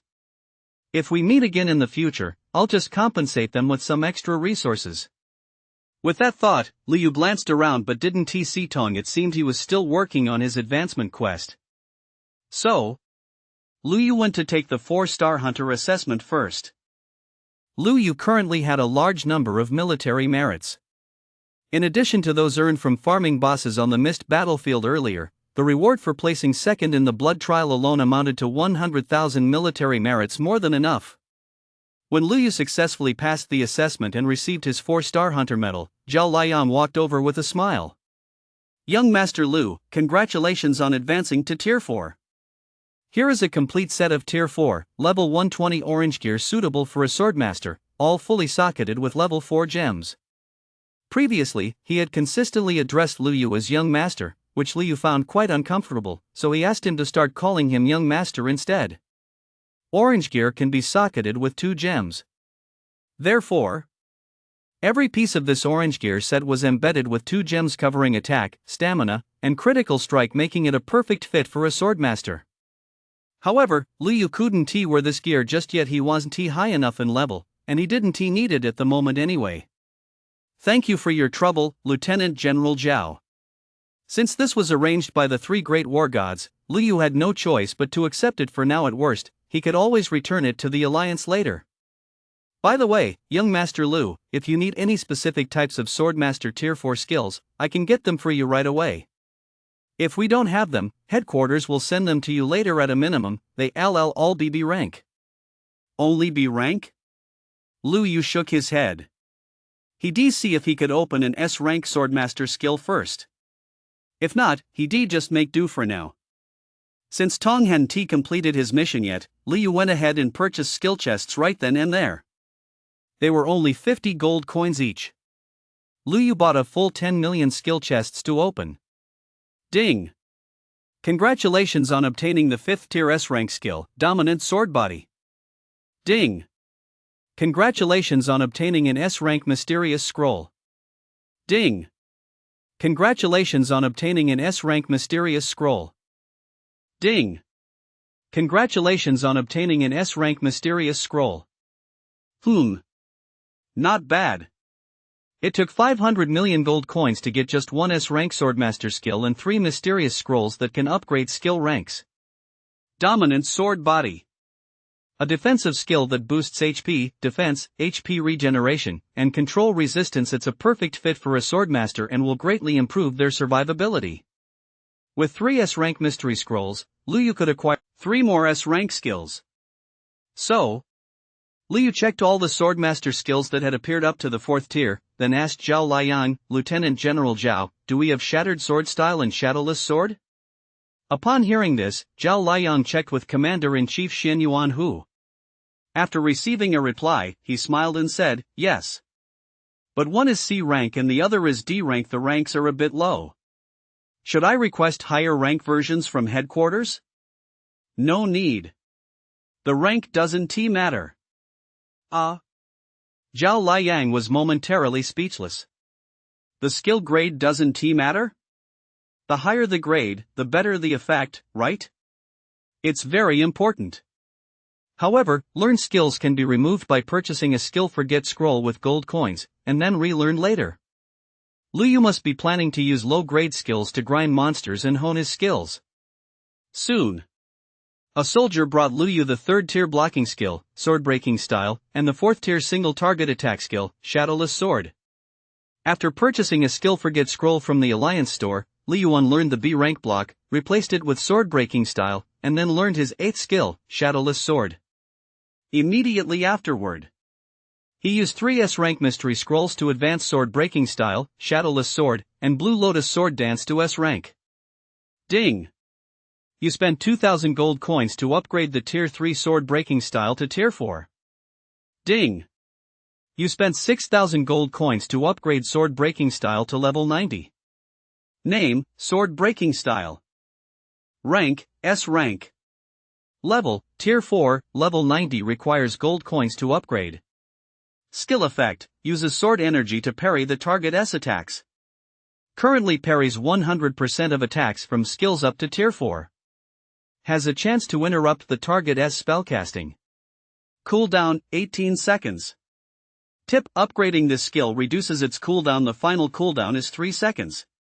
Name, Shadowless Sword. Rank, S rank. Level, tier 4, level 90 requires gold coins to upgrade. Skill effect, single target attack, invisible and imperceptible, dealing extraordinary damage to the target. Tip: upgrading this skill increases damage. Next, Liu upgraded several other skills to tier 4, level 90 as well, maxing them out. Wow! That just wiped out several 100,000 gold coins.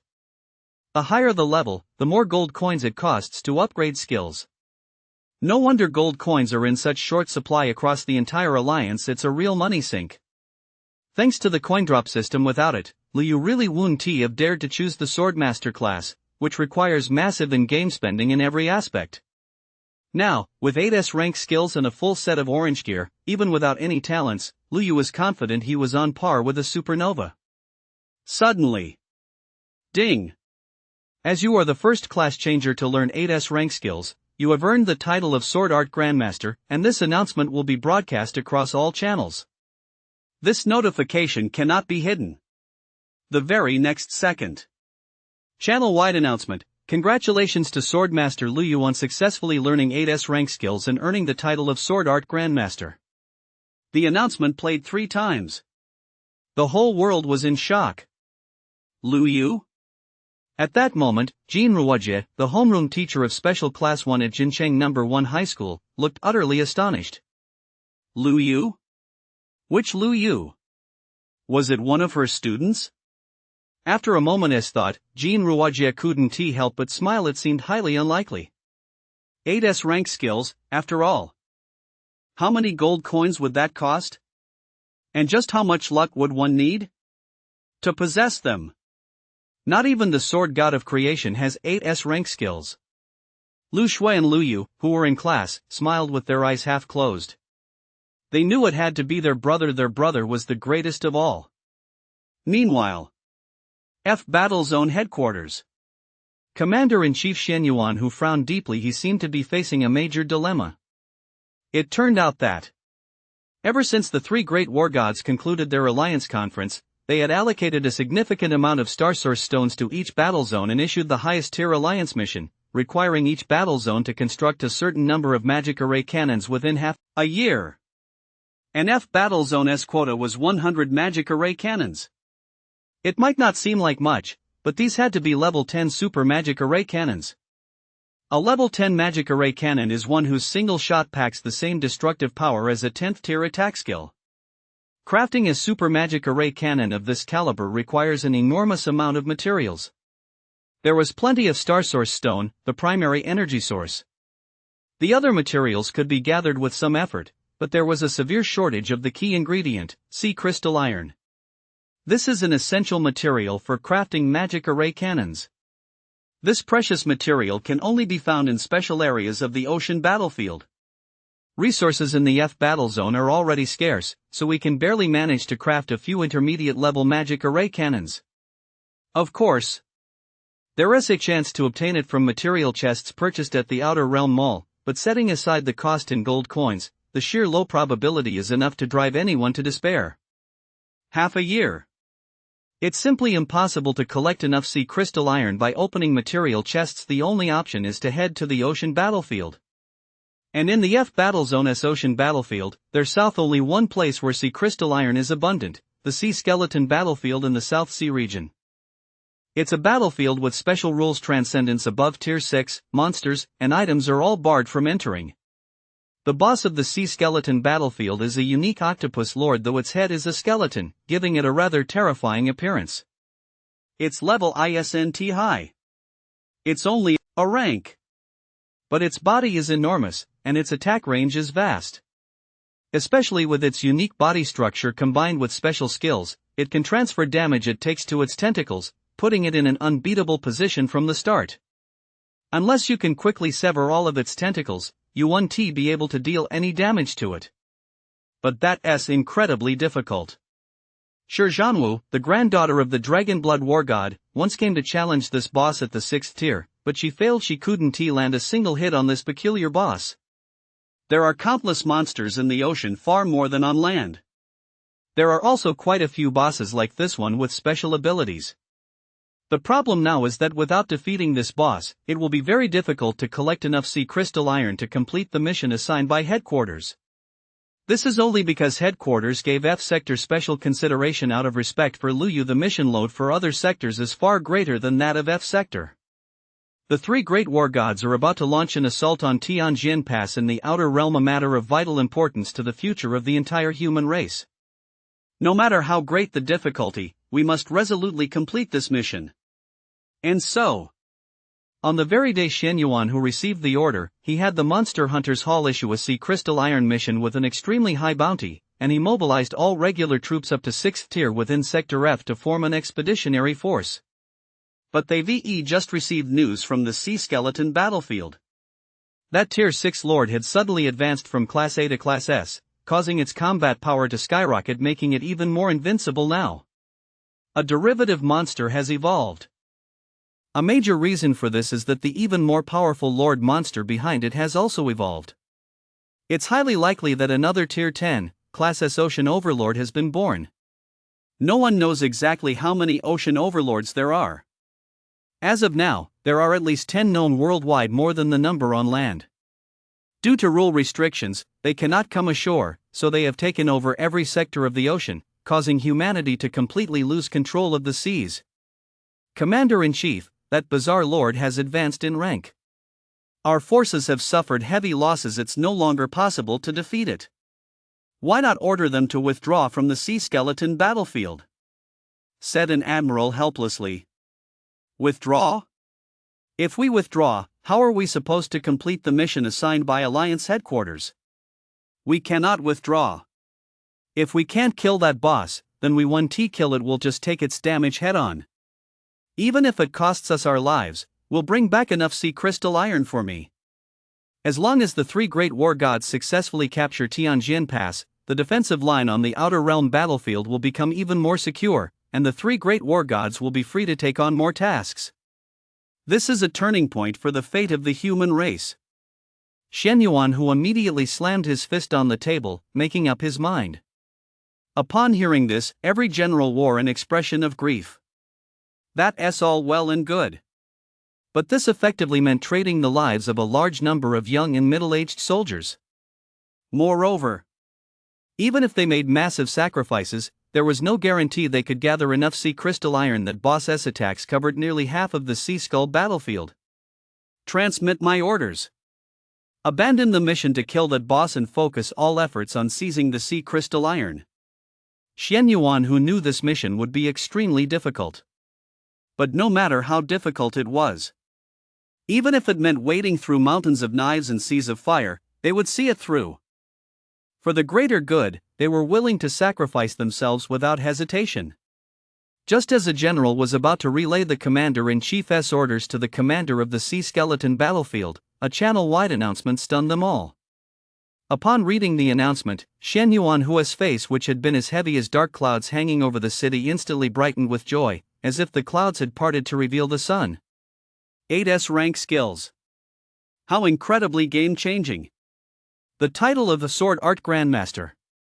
This was a title even the sword god of creation had never triggered. At that moment, Shen Yuan, who saw a glimmer of hope. Perhaps the mission could be completed after all. Order the troops on the sea skeleton battlefield to withdraw for now and await my new combat orders. With that, Shen Yuan, who personally rushed to the monster hunter hall, he was going to find Lu Yu. At that moment, Lu Yu stared blankly at the title he had just obtained. Title: Sword Art Master. Effect: upon obtaining this, the hit rate of all your non-targeted skills increases by 80%, attack power increases by 100%, all attacks gain a 10% lifesteal effect, skill effects are boosted by 10%, and the cast time of all skills is reduced by 50%, while mana cost is reduced by 50%. To unlock the next level, Grand Master of the Way of the Sword, you need 20s rank skills. It's just a title. His attack power had instantly surpassed 10,000, approaching 20,000. Keep in mind, an ordinary Swordmaster at Tier 4, equipped with a full set of orange gear, maxed out with attack gems, and with all stat points allocated to strength, would have a maximum attack power of just over 10,000 at best. I've surpassed them all with just a single title.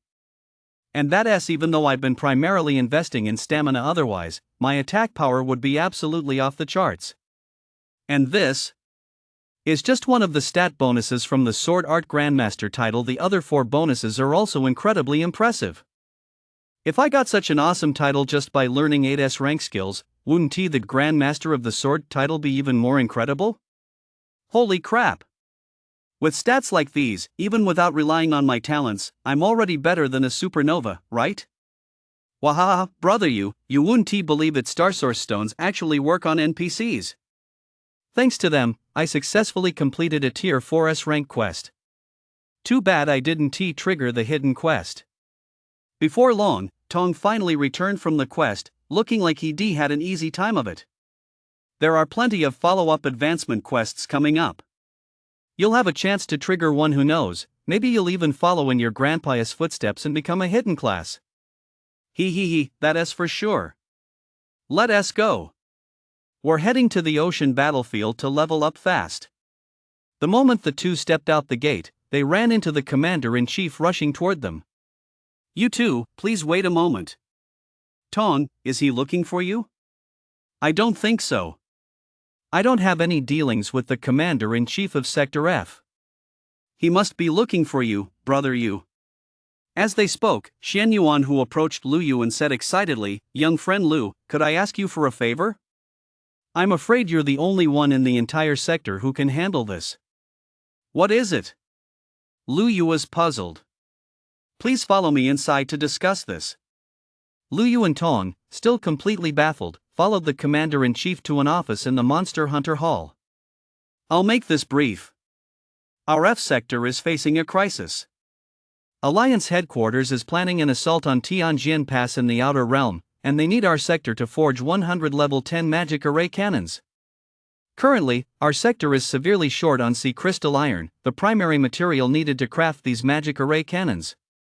Within our sector, this material can only be found on a specific battlefield in the South Sea region. That battlefield is shrouded by special monster world rules. Beings of Tier 6 or higher cannot enter, and items of Tier 6 or higher cannot be used there. Lu Yu was also familiar with these special zones. The rules of the monster world assimilate those of the Blue Star world, causing certain areas to become rule-bound and form special rule zones. The rules of each zone differ, and no one can break them. Not even the three great war gods are powerless against these zones, and the monsters are no exception. Xian Yuanhu continued, and the monster lord currently dominating that battlefield is a special 6th tier monster that's nearly impossible to kill. Not long ago, it even advanced to S rank, making it even harder to deal with. Our soldiers can't avoid it easily to collect sea crystal iron. Young Lu, aren't you planning to go to the ocean battlefield to level up? Would you be willing to go to the sea skeleton battlefield in the South China Sea region to train? There are plenty of monsters there. Once you advance to the 5th tier, could you help our soldiers fend off the attacks of that special lord? Although Lu Yu possessed 8S rank skills and had the combat power to slay dark monster royalty of the same tier, he was only at the 4th tier, level 90. Xian Yuan who didn't think Lu Yu could defeat that monster lord. Once Lu Yu advanced to the 5th tier, he should be able to use his multiple S rank skills to fend off the monster lord's attacks for a while, buying time for the others to collect sea crystal iron. That way, they have a good chance of gathering enough sea crystal iron to complete the Alliance headquarters urgent mission. Brother Yu, it's a rule zone. There is probably some good loot, and the ultimate boss of that sea skeleton battlefield is really special. Sister Shi Zhanwu challenged it back when she was at the 6th tier, but she couldn't even scratch it. I've been wanting to see this boss for a long time. Tong spoke up. Oh? Shi Zhanwu, she is the granddaughter of the Dragon Blood War God, the former leader of the blood trial for the new generation, and on the same level as Cain. Her combat power is exceptionally formidable for her tier. A tier 6 boss that even she couldn't damage. That's definitely worth checking out. Besides, the rule zone. Lu Yu hasn't experienced it yet, so this is a perfect opportunity to get a feel for it. It won't interfere with leveling up anyway. Commander, no problem. Then Tong and I will head to the sea skeleton battlefield in the South Sea to level up. Lu Yu said with a smile. Great. Excellent. Young Lu, with you on the case, it shouldn't be a problem. But remember, don't be reckless. You mustn't go head to head with that boss. Your level is too low. You can't kill it yet. You're the future 4th war god of our human alliance. If anything goes wrong, I'll bear the blame 1,000 times over. Xian Yuan who had no choice but to solemnly remind Lu Yu. Actually, if there hadn't been any other options, he wouldn't have come to ask Lu Yu for help. Don't worry, Commander. I'll know my limits and won't act recklessly. After all, I've always preferred to keep a low profile. Tong, standing nearby, rolled her eyes slightly. Come on, brother Yu. You call that keeping a low profile? You're practically shouting it from the rooftops. Not to mention anything else, just the Sword Art Master title triggered by those 8S rank skills alone is enough to astound countless people. Wow. Tong fell deep in thought, as if she just had an epiphany. Maybe this is just Brother Yu's unique big shot style. I've got to whip out my little notebook and jot this down. I need to learn from it. With Lu Yu's assurance, Xian Yuan who felt reassured. However, the ocean battlefield was, after all, fraught with danger. It was impossible to rule out the possibility of other powerful sea monsters invading and lurking near the sea skeleton battlefield. Especially that unknown, newly emerged S rank, 10th tier ocean overlord. They have to be extra careful about that one. Then I'll personally escort the two of you to the ocean battlefield. To ensure the absolute safety of Lu Yu and Tong, Xian Yuan who decided to personally take command at the South China Sea battlefield and escort them. But Lu Yu had intended to refuse. But after thinking it over, he decided against it. The commander-in-chief was also concerned for his own safety. After all, there were plenty of powerful monsters roaming freely within the ocean battlefield. And so, escorted by the commander-in-chief and other high-ranking figures, Lu Yu experienced for the first time the special. This made Lu Yu frown. Such heavy casualties? You too, diving directly from this island will take you straight to the sea skeleton battlefield. Don't approach the restricted zone in the center just yet, level up in the other areas first. Once you reach level 120, you can return here first. I've brought you the 5th tier advancement divine stones, so you can accept the 5th tier advancement quest right here. Xian Yuan Hu said. Lu Yu nodded. Immediately, he summoned Xiaohong and Snow, took Tong along, and dove straight into the sea. Lu Yu was determined to see for himself just how powerful the monsters were that could inflict such massive losses on the army. Splash! Snow automatically activated a bubble, enveloping Lu Yu, Tong, and Xiaohong. This was a standard effect of underwater mounts, allowing the rider to avoid the effects of water currents. Under the assimilating power of the monster world's rules, although the underwater world remained dark, visibility was unobstructed, and they could clearly see their surroundings. Only the distant depths of the ocean remained somewhat indistinct. Brother Yu, this is a water-repelling pearl. Carrying it automatically keeps you dry. Even without a mount, it doesn't restrict your movement, though it's not as convenient as moving on land, so it'll take some getting used to.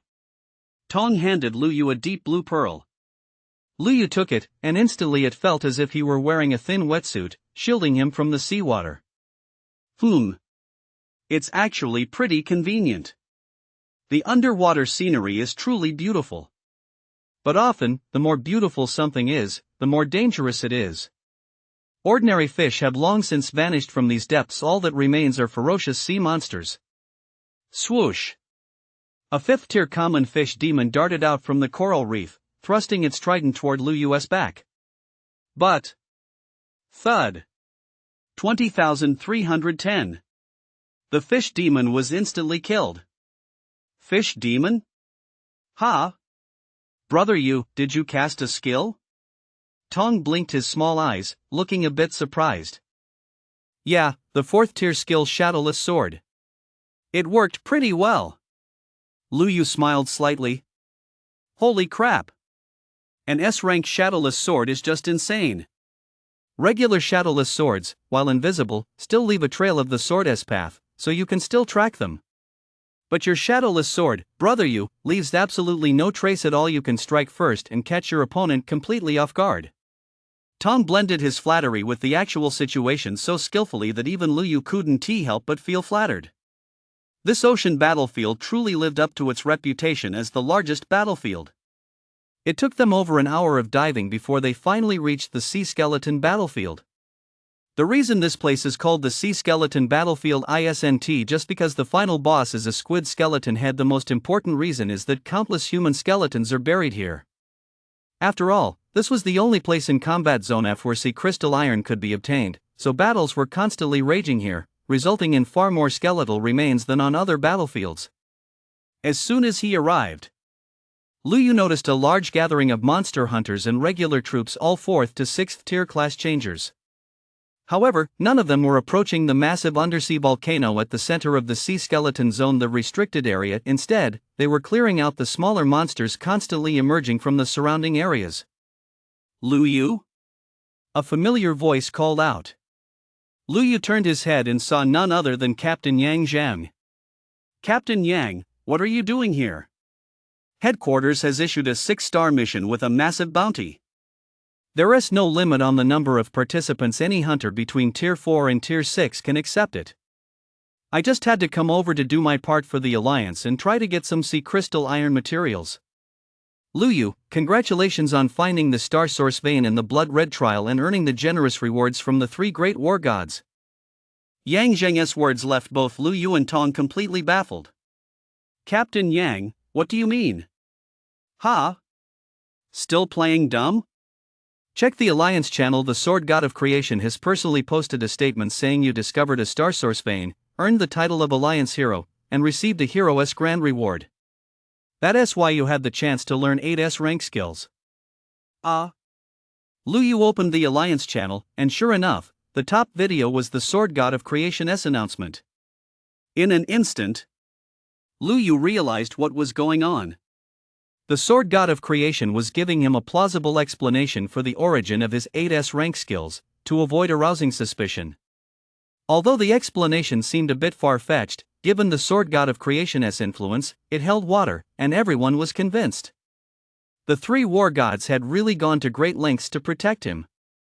By the way, why are you guys here at the Sea Skeleton battlefield too? Did you and Tong both accept the 6-star quest to collect sea crystal iron materials? You're out of your minds.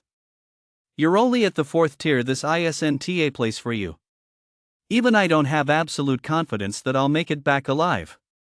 Many people died in the battle not long ago, most of whom were higher in level than you. You'd better go back and cancel your quests, then find a safer battlefield to continue leveling up. Especially you, Luyu with 8S rank skills, you should level up more discreetly so you can soar to great heights in the future and make even greater contributions to the human race. Yang Zheng noticed that both Luyu and Tong had advanced to tier 4, and suspected that the two had taken on this mission where death was almost certain. Just then, the commander of the main army walked over. This sent a shiver down Yang Zheng's spine. He couldn't understand why such a high-ranking figure had come over. He guessed the commander had learned of Lu Yu's arrival and had come to persuade him to leave the battlefield. That's it. That must be it. It was a rare occasion for the human alliance to produce a young swordmaster who had earned the title of Sword Dao Grandmaster. The alliance would certainly want to protect him and wouldn't let him perish so easily. But who would have thought? The commander's single sentence left Yang Zheng frozen in place. Gentlemen, on the commander-in-chief's orders, we've prepared an area suitable for your level up. Please follow me. What is going on? Did the commander-in-chief send Lu Yu and Tong here? No, Commander, what is going on here? The commander hadn't intended to pay any attention to Yang Zheng, a mere 5-star hunter, but when a soldier standing nearby whispered something to him, his expression immediately turned respectful. It turned out this was the squad leader of the hunter squad. Lu Yu and Tong belonged to that, called for some respect. Here's the situation: they were invited by the commander-in-chief to hold off Lord Surik. Our main force suddenly withdrew from the rule zone on the commander-in-chief's orders to rest and regroup. We'll launch the attack only after Lu Yu advances to the 5th rank. For now, I'll take them to level up first. Gah! Yang Zheng's face fell completely. No wonder the attack on Lord Surik had been going smoothly when the commander suddenly ordered a retreat. It turned out Lu Yu and Tong were on their way. But even if Lu Yu possessed 8S rank skills, his natural talent probably wasn't that strong. There's no way he could withstand Surik's attacks, right? Due to the SSS level secret order issued by the 3 great war gods, Li Wan and the others did not reveal Lu Yu's exploits in the Starry Illusion realm upon their return. Naturally, this squadron commander was unaware of Lu Yu's true combat strength. Commander, there is no rush about leveling up. Take me to see the strongest boss in the Sea of Skeletons battlefield first. This. The commander-in-chief had explicitly instructed that the two must not be neglected, that they should be treated with even greater respect than himself, so the commander had no choice but to agree. Still, he had to issue a warning, otherwise, if anything went wrong, he wouldn't be able to take responsibility. I can only take you to the edge of the rule zone. Do not venture in recklessly. From the edge, you'll be able to catch a glimpse of Lord Surik in the crater. He generally doesn't leave it. Lu Yu smiled faintly. Senior Commander Tong, rest assured.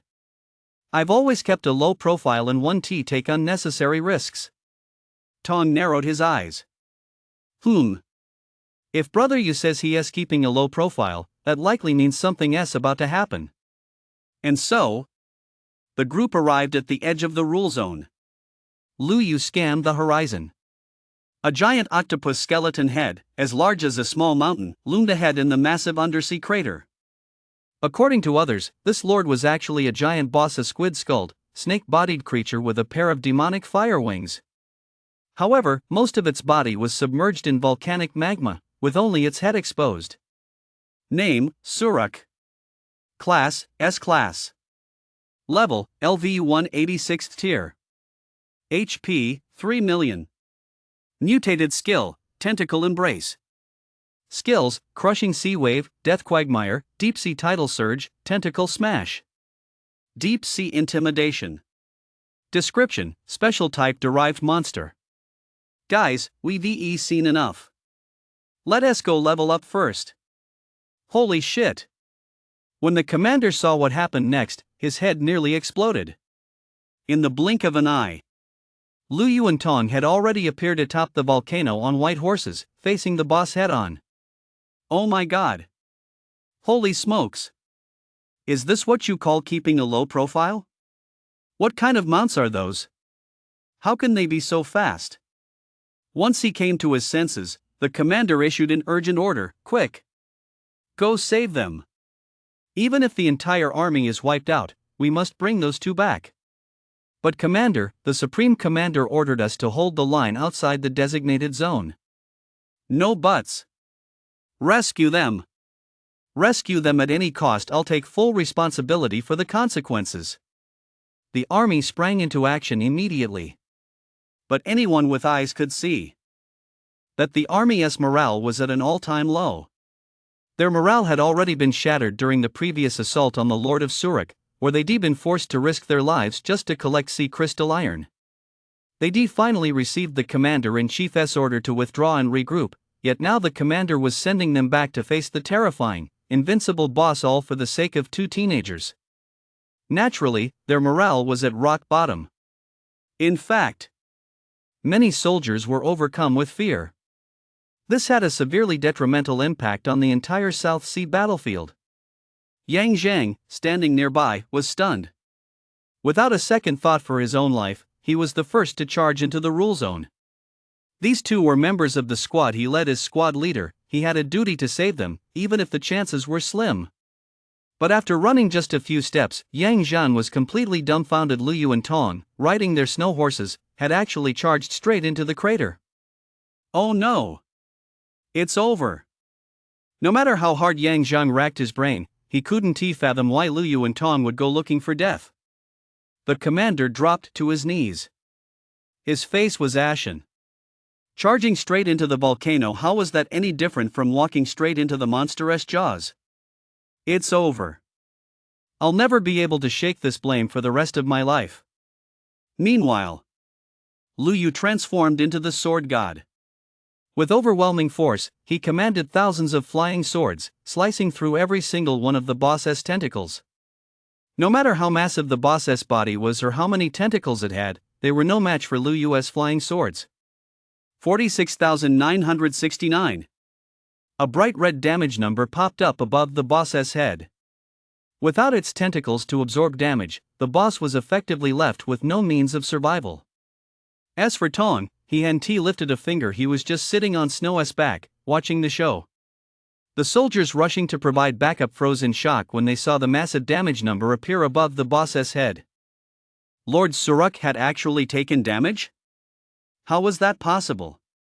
After all, their entire massive legion, plus countless monster hunters, hadn't managed to scratch this boss even a little. The main reason was that the boss had far too many tentacles, and the severed ones regenerated at an astonishing rate. Unless you could sever all its tentacles at once in an extremely short period of time, it was impossible to damage it. That was the true horror of this boss. But now, someone had actually managed to hurt it. That means the boss's tentacles have been completely severed. Who did it? In this rule-restricted zone, accessible only to players who have reached at least level 6 in their class, who could possibly have done that? Is it that Lu Yu? The commander immediately thought of Lu Yu. Because only Lu Yu and Tong had ventured inside. And since Tong is a fat thorn, that leaves only Lu Yu, a swordmaster. The Swordmaster class is known as the Physical Mage, specializing in long-range sword manipulation attacks, the only class capable of severing all the boss's tentacles in such a short time. But to sever all the boss's tentacles at once, one would need to control at least tens of thousands of flying swords. Lu Yu is only a level 4 even with 8's rank sword techniques. He shouldn't have that kind of ability, right? After all, as far as he knew, even the most formidable sword god of the heavens could barely control 10,000 flying swords, and the sword god of the heavens was a tier 10 super powerhouse, not to mention a hidden swordmaster. But aside from Lu Yu and Tong, there was no one else fighting the boss. The commander could only attribute it to the Sword Dao Master title Lu Yu had obtained. It must be the effect of that title, otherwise, there was no reasonable explanation. Roar!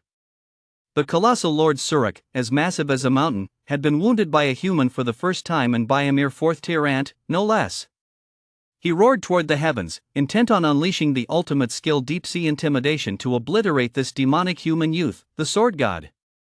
Demon-slaying sword technique. Splash. 150,000. A massive gash appeared on the Surak Lord's chest, green blood gushing out, and his skill was interrupted. Holy shit! Over 100,000 damage with a single sword strike? Brother, you're completely unstoppable. Tom was so shocked that his already plump body swelled even more. This was a level 4 fighting a level 6. Over 100,000 damage from a single skill. If you hadn't seen it with your own eyes, who would believe it? As Liu Yu continued his relentless assault, the Lord of Surak, renowned as an invincible level 6, saw his health bar drop rapidly by more than half. The boss went into a rage. His massive body charged straight at Liu Yu and Tong, two mere ants. Boom! 1,000. Liu Yu emerged unscathed. After all, his physical defense had surpassed 100,000. As for the boss, while it had high HP, its attack power was only slightly higher than that of a normal level 6 class. Level 6 class attackers deal at most a few tens of thousands of damage, so this boss's attack naturally couldn't exceed 100,000. Tong had Snow taking the brunt of the damage. He only suffered some burn damage after being knocked into the volcanic lava. Ouch, it's hot, hot, hot. Tong kept losing health, but once he equipped a fire resistance item, his health stopped dropping. He had intended to go up and stab the boss a few times, but Tong was surprised to discover that there seemed to be something beneath the lava. Snow, go down there. Snow actually obeyed this time. After all, Liu Yu had instructed him to protect Tong and keep him from getting hurt. Liu Yu glanced at Snow and Tong, who had fallen into the lava, and knew that the lava's natural damage alone wouldn't be enough to kill Tong. Immediately, Liu Yu activated Will of Ice. He decided to test the freezing effect on this boss. Countless flying swords struck without pause. Instantly, the massive boss was covered in frost and frozen solid, unable to move. Although the freeze only lasted 0.01 seconds, Liu Yu's flying sword struck without pause, effectively granting him 10 minutes of control. Just the thought of it was terrifying. The boss could do nothing but roar in fury. Why is frost appearing on the boss? Why isn't it using any skills? The group, still on the move, looked completely baffled. Everyone, look at the boss's health bar, it's about to die. Someone cried out in shock. Only then did the group take notice. In less than a minute, the boss with 3 million health was nearly at zero. Even if this boss didn't have any special skills to redirect damage, it would have taken them at least a day to take it down. They were blown away. Countless soldiers stopped in their tracks and dropped to their knees. No rescue needed. The boss was about to be one shot. At the same time, the soldiers' eyes all lit up with fervor. Their morale, which had hit rock bottom, began to rebound. Once this boss was truly one shot, their nightmare would end, and their morale would soar back to its peak. Even if a new lord were to be spawned here in the future, it would most likely not be this kind of special lord, meaning the sea skeleton battlefield would be considered completely secured. Add to that the precious sea crystal iron resources found here, and one can imagine just how significant this is for the entire F battle zone, and indeed, the entire human alliance. It's no exaggeration to say that this will greatly boost the morale of all soldiers in the battle zone. Yang Zheng didn't stop in his tracks. He sprinted toward the crater at top speed. He had to confirm that Liu Yu and Tong were safe. Hurry! While the boss hasn't cast a skill yet, quickly clear out the other monsters. After getting over his initial shock, the division commander ordered the army to clear a path. He, too, had to ensure that Liu Yu and Tong emerged unscathed, otherwise, he wouldn't be able to answer to the commander-in-chief. 10,000 swords returned to the source. With the boss's health bar down to just 5%, Liu Yu unleashed this skill to see its effect. All the flying swords, combined with the blade condensed by the skill, converged toward Liu Yu, forming a massive and spectacular 10,000 swords return to the source effect that dealt immense damage. Within the skill S range, every flying sword dealt damage to the boss, instantly obliterating the boss, whose health was already critically low. Boom! The Lord of Surak, reputed to be the toughest tier 6 boss in F-Zone, met his end at the hands of the sword god Liu Yu. This boss was indeed powerful. It actually took me 25 seconds to take him down. Where is that Tong guy? He didn't drown in the lava, did he? Liu Yu frowned. Just then, Tong sent a message, "Bro you, there's a big surprise under the lava, come quick." Stationed at the supply station, Shen Yuan, who always on alert for an attack by the Ocean Overlord, was leisurely sipping his tea. He was just waiting for Liu Yu to reach level 120 and complete the 5th tier quest so he could start collecting sea crystal iron. Beep, beep, beep. Suddenly, his private channel started buzzing non-stop. He took a look. It was a voice message from General Yu Songfei, Commander-in-Chief. "You need to come to the sea skeleton battlefield immediately." What is going on? Did something happen to Liu Yu and Tong? Shen Yuan, whose heart skipped a beat. If those two got into trouble in his sector, the sword god of creation would probably flay him alive. Yes and no. What do you mean, yes and no? Spit it out. Shen Yuan, who hurriedly led his generals to the sea skeleton battlefield, continuing to ask questions along the way. Lord Su Lu Ku was one shot. Yu Samfei's single sentence left Shen Yuan, who was rushing to the scene, completely stunned. What? That special lord was taken out instantly? Who did it? Yu Samfei had no choice but to recount the entire incident to the commander-in-chief. It took quite a while. Only then did Shen Yuan who snap out of his shock. Are Liu Yu and Tong okay? Reporting to the commander-in-chief, "I don't know, they charged into the crater at the time. It was too far away, and I couldn't see what happened inside. I'm at the crater right now, but there's only the boss's corpse here, no sign of Liu Yu or Tong. I've already ordered men to search inside the lava." Search? Search with all your might, bring them back alive or find their bodies. Shen Yuan, who was getting anxious. Soon, good news arrived. Yu Songfei, commander, the search team has discovered a rule dungeon beneath the lava. The dungeon's system indicates that 2 people entered it. Must be Liu Yu and Tong. Hearing this, Shen Yuan, who finally relaxed, exhaled heavily, and then, overjoyed, ordered, "Secure the dungeon. Don't let any other sea monsters get near it." A rule dungeon had actually appeared within his combat zone. This was tremendous news. This was undoubtedly the very first rule dungeon to appear in the history of the Blue Star world. He had to report this to headquarters immediately and dispatch high-level combat forces to guard it. It seemed that a new oceanic overlord Hen Ti emerged in the South China Sea after all. Rather, the appearance of the rule dungeon had caused the Su Lu Ku Lord boss to undergo a special baptism, leading to its advancement. Soon, the 3 war gods learned that a dungeon had emerged on the sea skeleton battlefield in Combat Zone F, and they were utterly astonished. After all, rule dungeons had always appeared only on battlefields beyond the domain. They had never appeared in the Blue Star world before. It seemed that the monster world had assimilated the Blue Star world to a certain extent, which was why rule dungeons were beginning to appear. "Brother Tu Tian, I'd appreciate it if you could make the trip," Song Feng said with a smile. "No problem at all. It's actually a good opportunity for me to check if little Bailey has been slacking off lately." With that, Tu Tianwei set off. Meanwhile, Liu Yu and Tong appeared in a strange little world.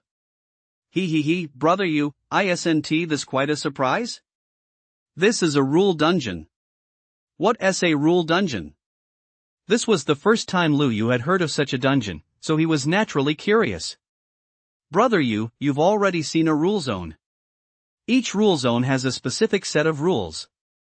For example, the rule for the sea skeleton battlefield is that only class changers and monsters up to tier 6 can enter. There is a very small chance that a special dungeon will spawn within a rule zone. This dungeon also follows the rules of that zone, which is why it's called a rule dungeon. Although there are monsters inside rule dungeons, they're not like dark monsters or derived monsters, they're rule monsters. Our ancestors named them dungeon monsters to distinguish them from the monsters outside. Rule dungeons have two major characteristics. The first is that they can be re-entered multiple times, and the dungeon monsters inside grant extremely high experience equivalent to 3 to 10 times that of monsters outside. The second characteristic is that dungeon bosses inside rule dungeons can drop epic or legendary gear, unlike monsters outside, which can drop orange gear at most.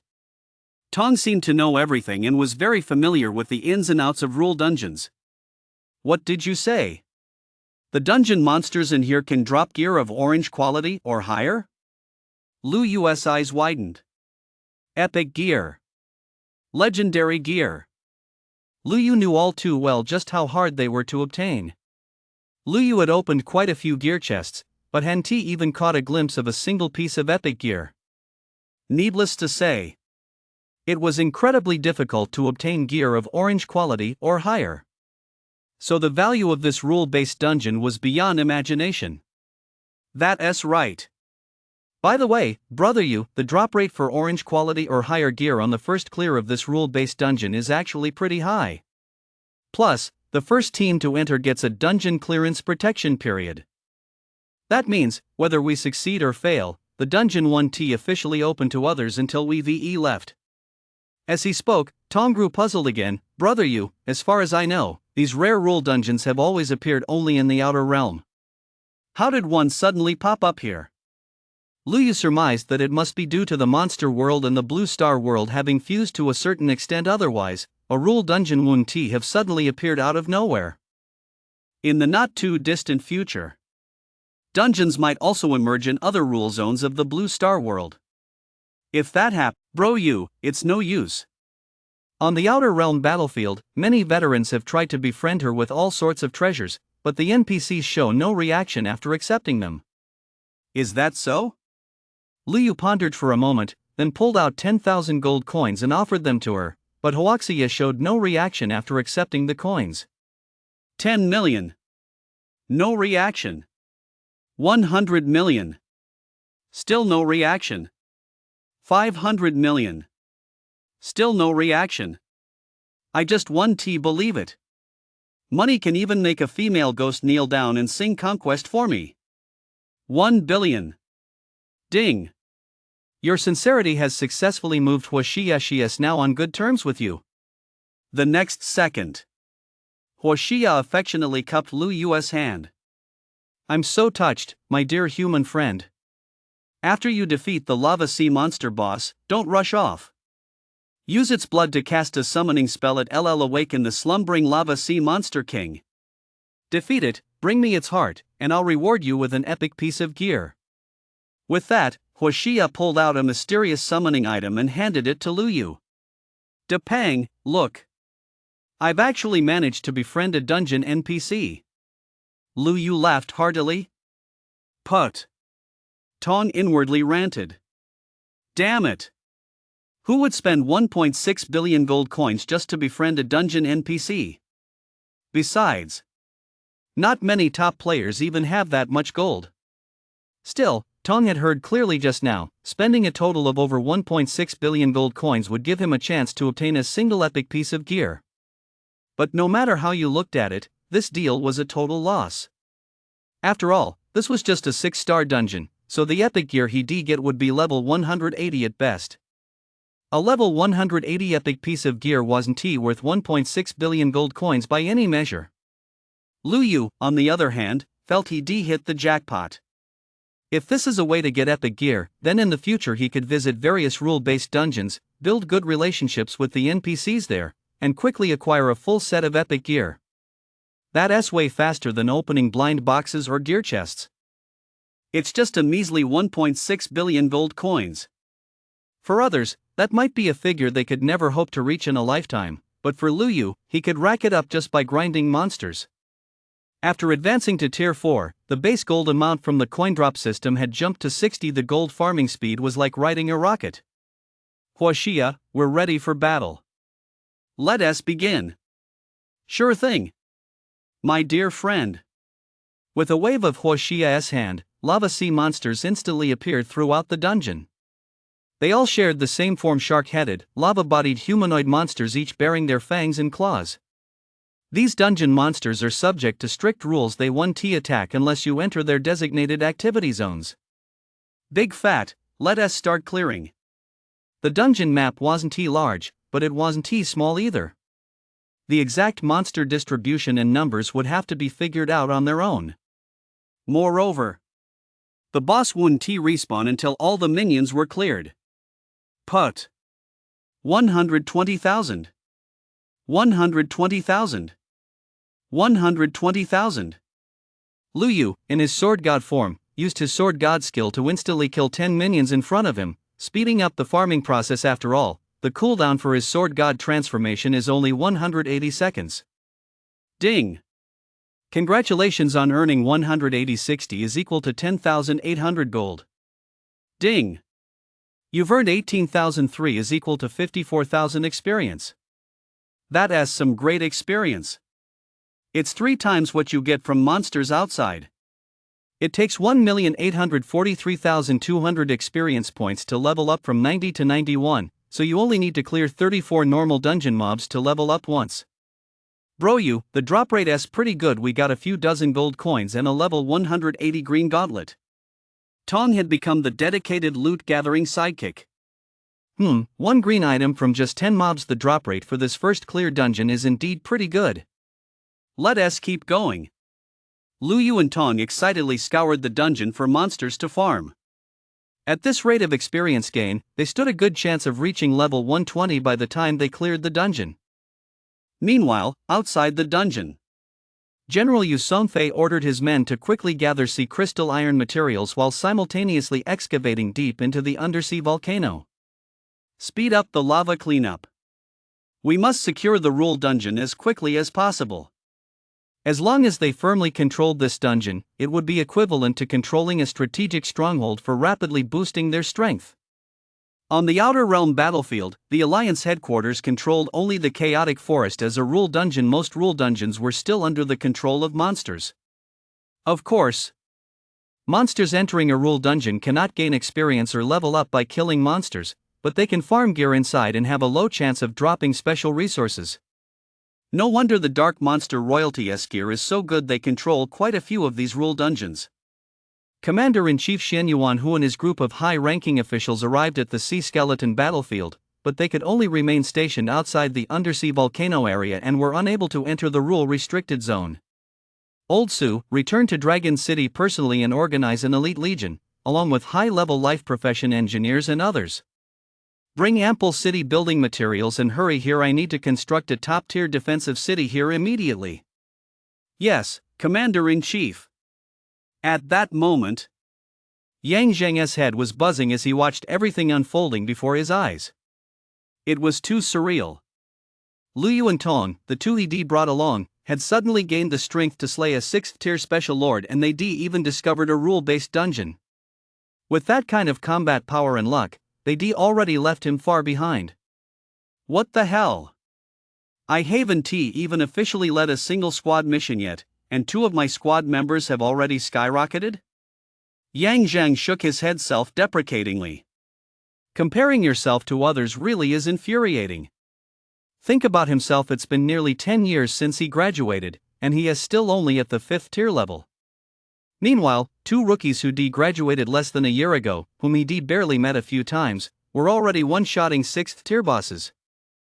If they joined future activities, would he be leading them or would they be leading him? A month passed quickly. A massive steel city loomed over the entire rule zone. A powerful magical array was activated, sealing off the seawater, marking the establishment of Warzone FS' first undersea metropolis.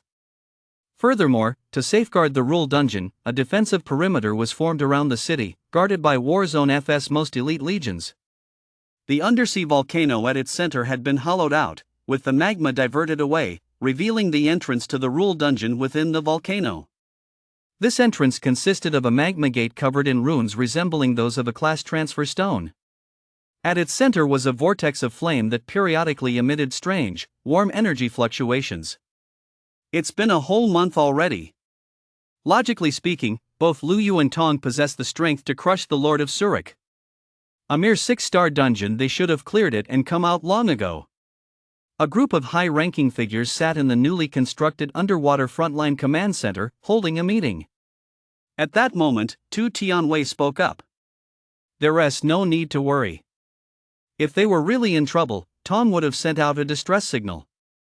Since he hasn't, he is probably busy with something. Tu Tianwei had watched Tong grow up from childhood. He even spent more time with Tong than Tong's own grandfather, effectively serving as Tong's second uncle. Naturally, Tu Tianwei knew Tong's habits inside and out. In fact, it was thanks to his help that Tong was able to obtain the assassin's heart, something Songfeng didn't know. Otherwise, Songfeng would definitely challenged him to 3 million rounds of sparring. Meanwhile, inside the dungeon, Lu Yu and Tong were hard at work. Are you kidding me? What kind of crappy summoning item is this? It's so hard to summon. Tong was speechless. In reality, it had taken them less than half a month to farm monsters, but using the boss's blood combined with the summoning item to summon the Lava Sea Monster King had taken a full half month, and the progress bar was still only at 99%. Lu Yu felt utterly helpless as well. However, since this hidden boss was one of a kind, it made sense that it was difficult to awaken. Ding! You have successfully awakened the Lava Sea Monster King slumbering at the bottom of the magma. Please prepare for battle. It is about to burst forth from the magma. Before them, the churning lake of magma suddenly came to a full boil, and an ancient, scorching aura surged forth. Immediately afterward, a massive dungeon monster emerged, accompanied by a volcanic eruption of spewing magma. Name: Lava Sea Monster King Hong Feet. Rank: S rank. Level: LV 186th tier. HP: 3,200,000. Description: Hidden boss of the Lava Sea Hell unique, will not respawn after being defeated. Special rewards for defeating it. Dialogue: I am Hong Feet, the great lord of lava. Who dares disturb my slumber? You shall repent for eternity in the lava inferno. Activate talent Sword God mode. Sword God array of monster slaying. Demon slaying sword drawl. Divine sword storm. Lu Yu, who had been waiting impatiently, charged straight at Hong Feet. He unleashed his 3 divine sword skills, then used the active effect of Proof of the Gods to refresh them and unleashed another round. Ah! Big shot, spare my life. I'll treat you to some fish. Put. You wasted all this time on me, and you think treating me to some fish will fix everything? One shot. Ding. Congratulations on defeating the unique hidden boss, the Lava Sea Monster King. The entire party has obtained the Lava Warrior title, which grants plus 1,800 fire resistance and an additional plus 18% fire damage. Ding. You have reached level 120. Please accept the 5th tier advancement quest as soon as possible to break through to the 5th tier. Holy crap! Brother Yu, we got a rare title. Tong was ecstatic. This title was incredibly rare. Many top players still didn't have a single title. A title that boosts fire resistance and fire damage? Not bad. Lu Yu smiled faintly. With the stat bonuses from this title, the originally scorching magma instantly felt as cool as mountain spring water, and the fire damage they took was greatly reduced. Bro Yu, look. The boss seems to have dropped an epic piece of gear. Tong's eyes lit up as he spotted a flash of red light between the boss's legs. Epic gear. They actually dropped one. The drop rate for top-tier gear on this first run was pretty good. Lu Yu couldn't wait to pick up the gear and inspect it. Name: Lava Flame Armor. Category: Clothing. Rarity: Epic. Wear level: LV 180. Suitable classes: Universal for physical classes. Attributes: Unidentified. Hint: requires a level 6 or higher appraiser, or a level 6 or higher appraisal scroll crafted by a high-level appraiser to identify. Dafon, do you have any level 6 appraisal scrolls? Nope, I don't. Tong waved his hand. His level was still too low. He had no use for such a high-tier item. Besides, appraisal scrolls weren't easy to craft. Many high-tier appraisers were too lazy to spend so much effort crafting them. It was faster to just appraise items directly. Liu had no choice but to stow this epic piece of gear in his backpack. Items like this, which require a class-transformed character to craft, weren't sold in the Outland shop. As for the other items dropped by the hidden boss, Liu didn't even give them a second glance. He told Tong to pack them up and take them away. This made Tong so happy his face lit up with a huge grin. That's the perk of riding someone's coattails, you get a share of the spoils. The two returned to the NPC Huoxia. Aya, I'm back. Here, the Lava Sea Monster King's heart. Lu Yu handed the boss's heart to Huoxia. Wow! You're amazing! To have slain such a powerful Lava Sea Monster King, you're the strongest human I've ever seen. Tom watched his brother Yu and Huoxia chatted away like old friends who hadn't seen each other in 10 years. He immediately crouched down to the side, drawing circles on the ground, feeling a pang of jealousy. My dear friend, this is the fire crystal necklace I've worn for many years. Today, I'm giving it to you as your very own necklace. I hope you like it. Huoxia removed the necklace from her neck and presented it to Lu Yu. The necklace, which had originally been petite, transformed into a normal-sized piece the moment Lu Yu took it. It glowed with the distinctive red light of epic gear and radiated a warm, soothing heat. Name: Huoxia's necklace exclusive. Category: accessory. Grade: epic. Wear level: LV 180. Attributes: unidentified. Hint: this is an exclusive necklace given to Lu Yu by Huoxia. Only Lu Yu can wear it. Wow! It really is an epic item. And it's an extremely rare necklace accessory. As everyone knows, the drop rate for accessories is lower than for other equipment, and necklaces are the hardest accessories to obtain. Especially necklaces with high stats and top-tier quality, those are incredibly rare. Even the three great war gods, as powerful as they are, still use orange-tier necklaces purchased from the Outland store. Holy cow! An epic necklace? Brother Yu, you're taking off faster than a rocket. The moment Tong saw the necklace, he jumped right up off the ground, his eyes wide with astonishment. Don't be so surprised, keep it low-key. Lu Yu patted Tong on the shoulder. Although it took them nearly a month to clear this dungeon, the rewards were enormous. 2 epic pieces of gear.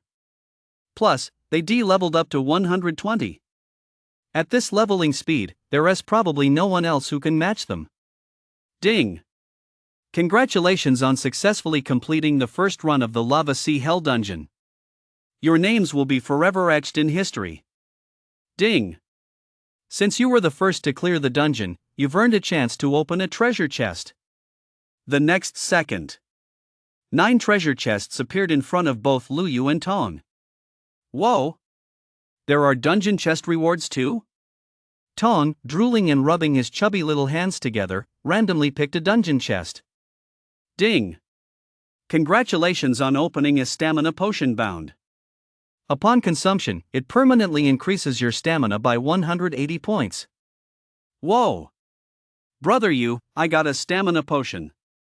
A 180-point boost that is equivalent to the free attribute points you get from leveling up to 36.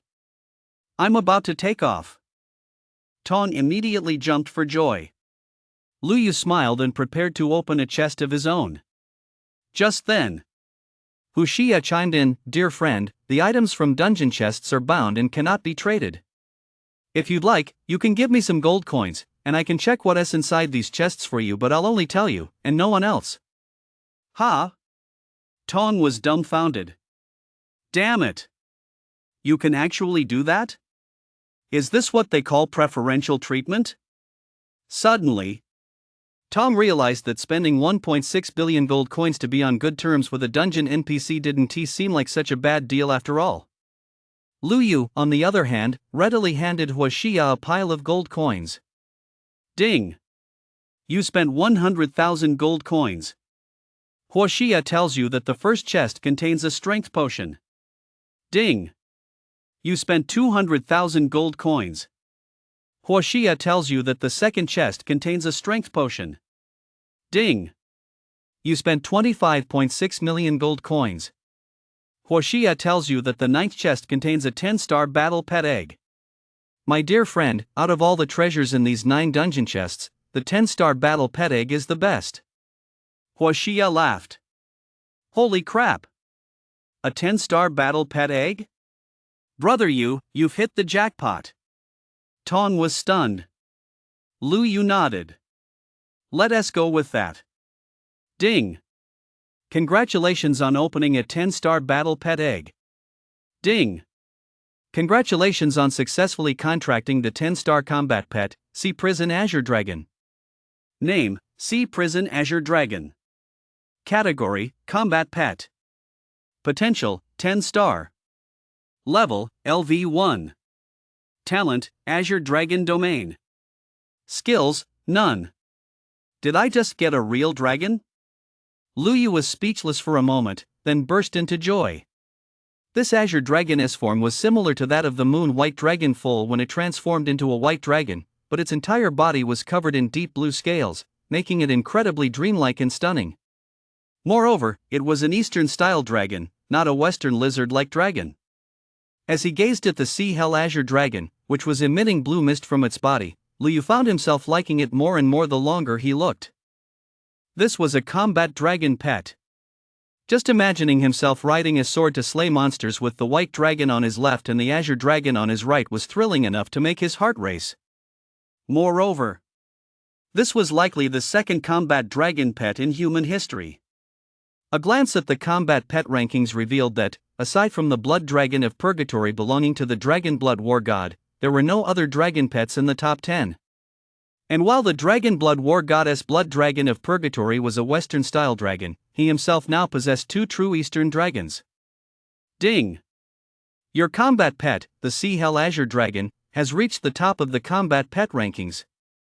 Do you wish to make its name public? No. The very next second, an announcement echoed across the entire channel. Ding! Congratulations to the class changer on their 10-star combat pet, the Sea Hell Azure Dragon, which has reached the top of the combat pet rankings. Holy crap!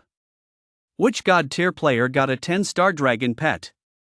They actually knocked the Dragon Blood War Goddess Inferno Blood Dragon off the top spot. Countless players were stunned. The Dragon Blood War God was also utterly shocked. He had previously mocked Old Hua for his mount slipping to second place, but now his own combat dragon pet had also fallen to second. It can't be Lu Yu, can it? The 3 great war gods could only think of Lu Yu right away. They figured only he could possibly have that kind of luck. Oh my god. Brother Yu, are you leaving any room for the rest of us? You're going to be so freaking awesome it's off the charts.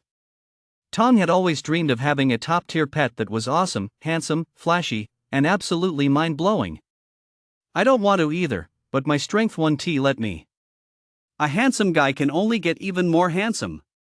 Lu Yu stroked the head of the Sea Prison Azure Dragon and named it Xiao Song. A level 1 dragon was still quite small. Let us go. It's time to head out. I bet everyone outside is getting impatient. Immediately, Lu Yu recalled Xiao Sang and Xiao Hong to his pet space and stepped out of the dungeon alongside Tong. As the two left the dungeon, the Lava Sea Prison dungeon officially opened to the public. The next second, the Lava Sea Prison dungeon erupted with a pillar of flame shooting skyward. This pillar of light led straight to the Beyond Realm battlefield.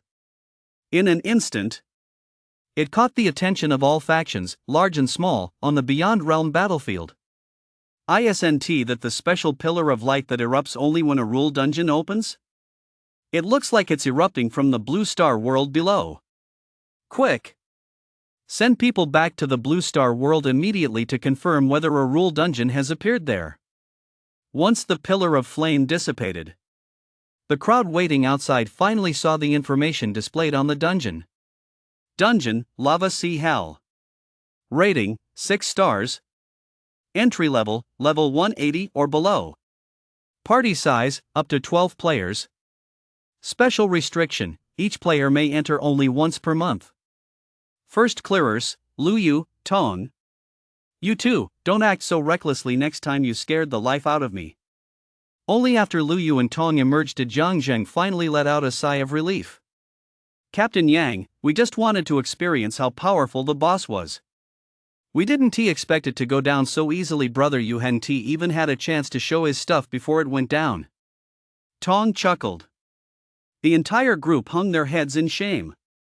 They, an entire full-fledged legion plus numerous monster hunters, had been completely helpless against the Lord of Suruk. In the end, they even had to sacrifice their lives to obtain sea crystal iron. Yet Lu Yu and Tong, just the two of them, had taken down this seemingly unbeatable lord in an instant. How could they not feel ashamed? Ahem. Gentlemen, the commander-in-chief has been waiting for you at the sea skeleton battlefield for quite some time. I'll take you there. Commander Yu Songfei personally led the way.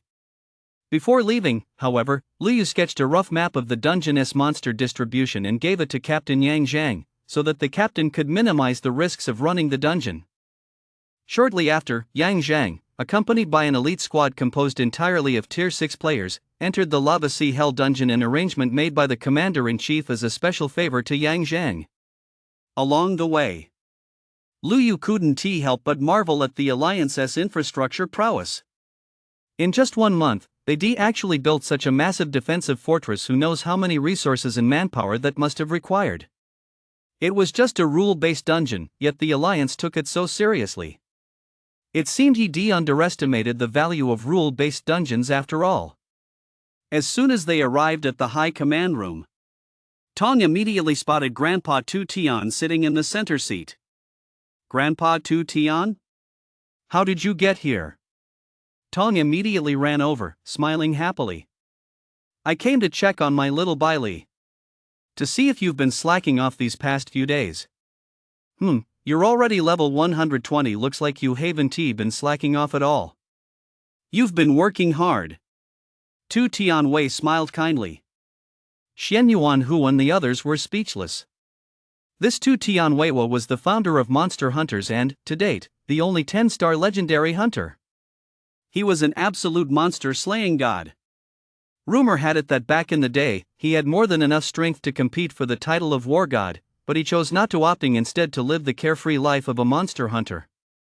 So, behind the scenes, those who knew him called him Tu Tian, the god of slaughter. His combat prowess was absolutely no less than that of the 3 great war gods.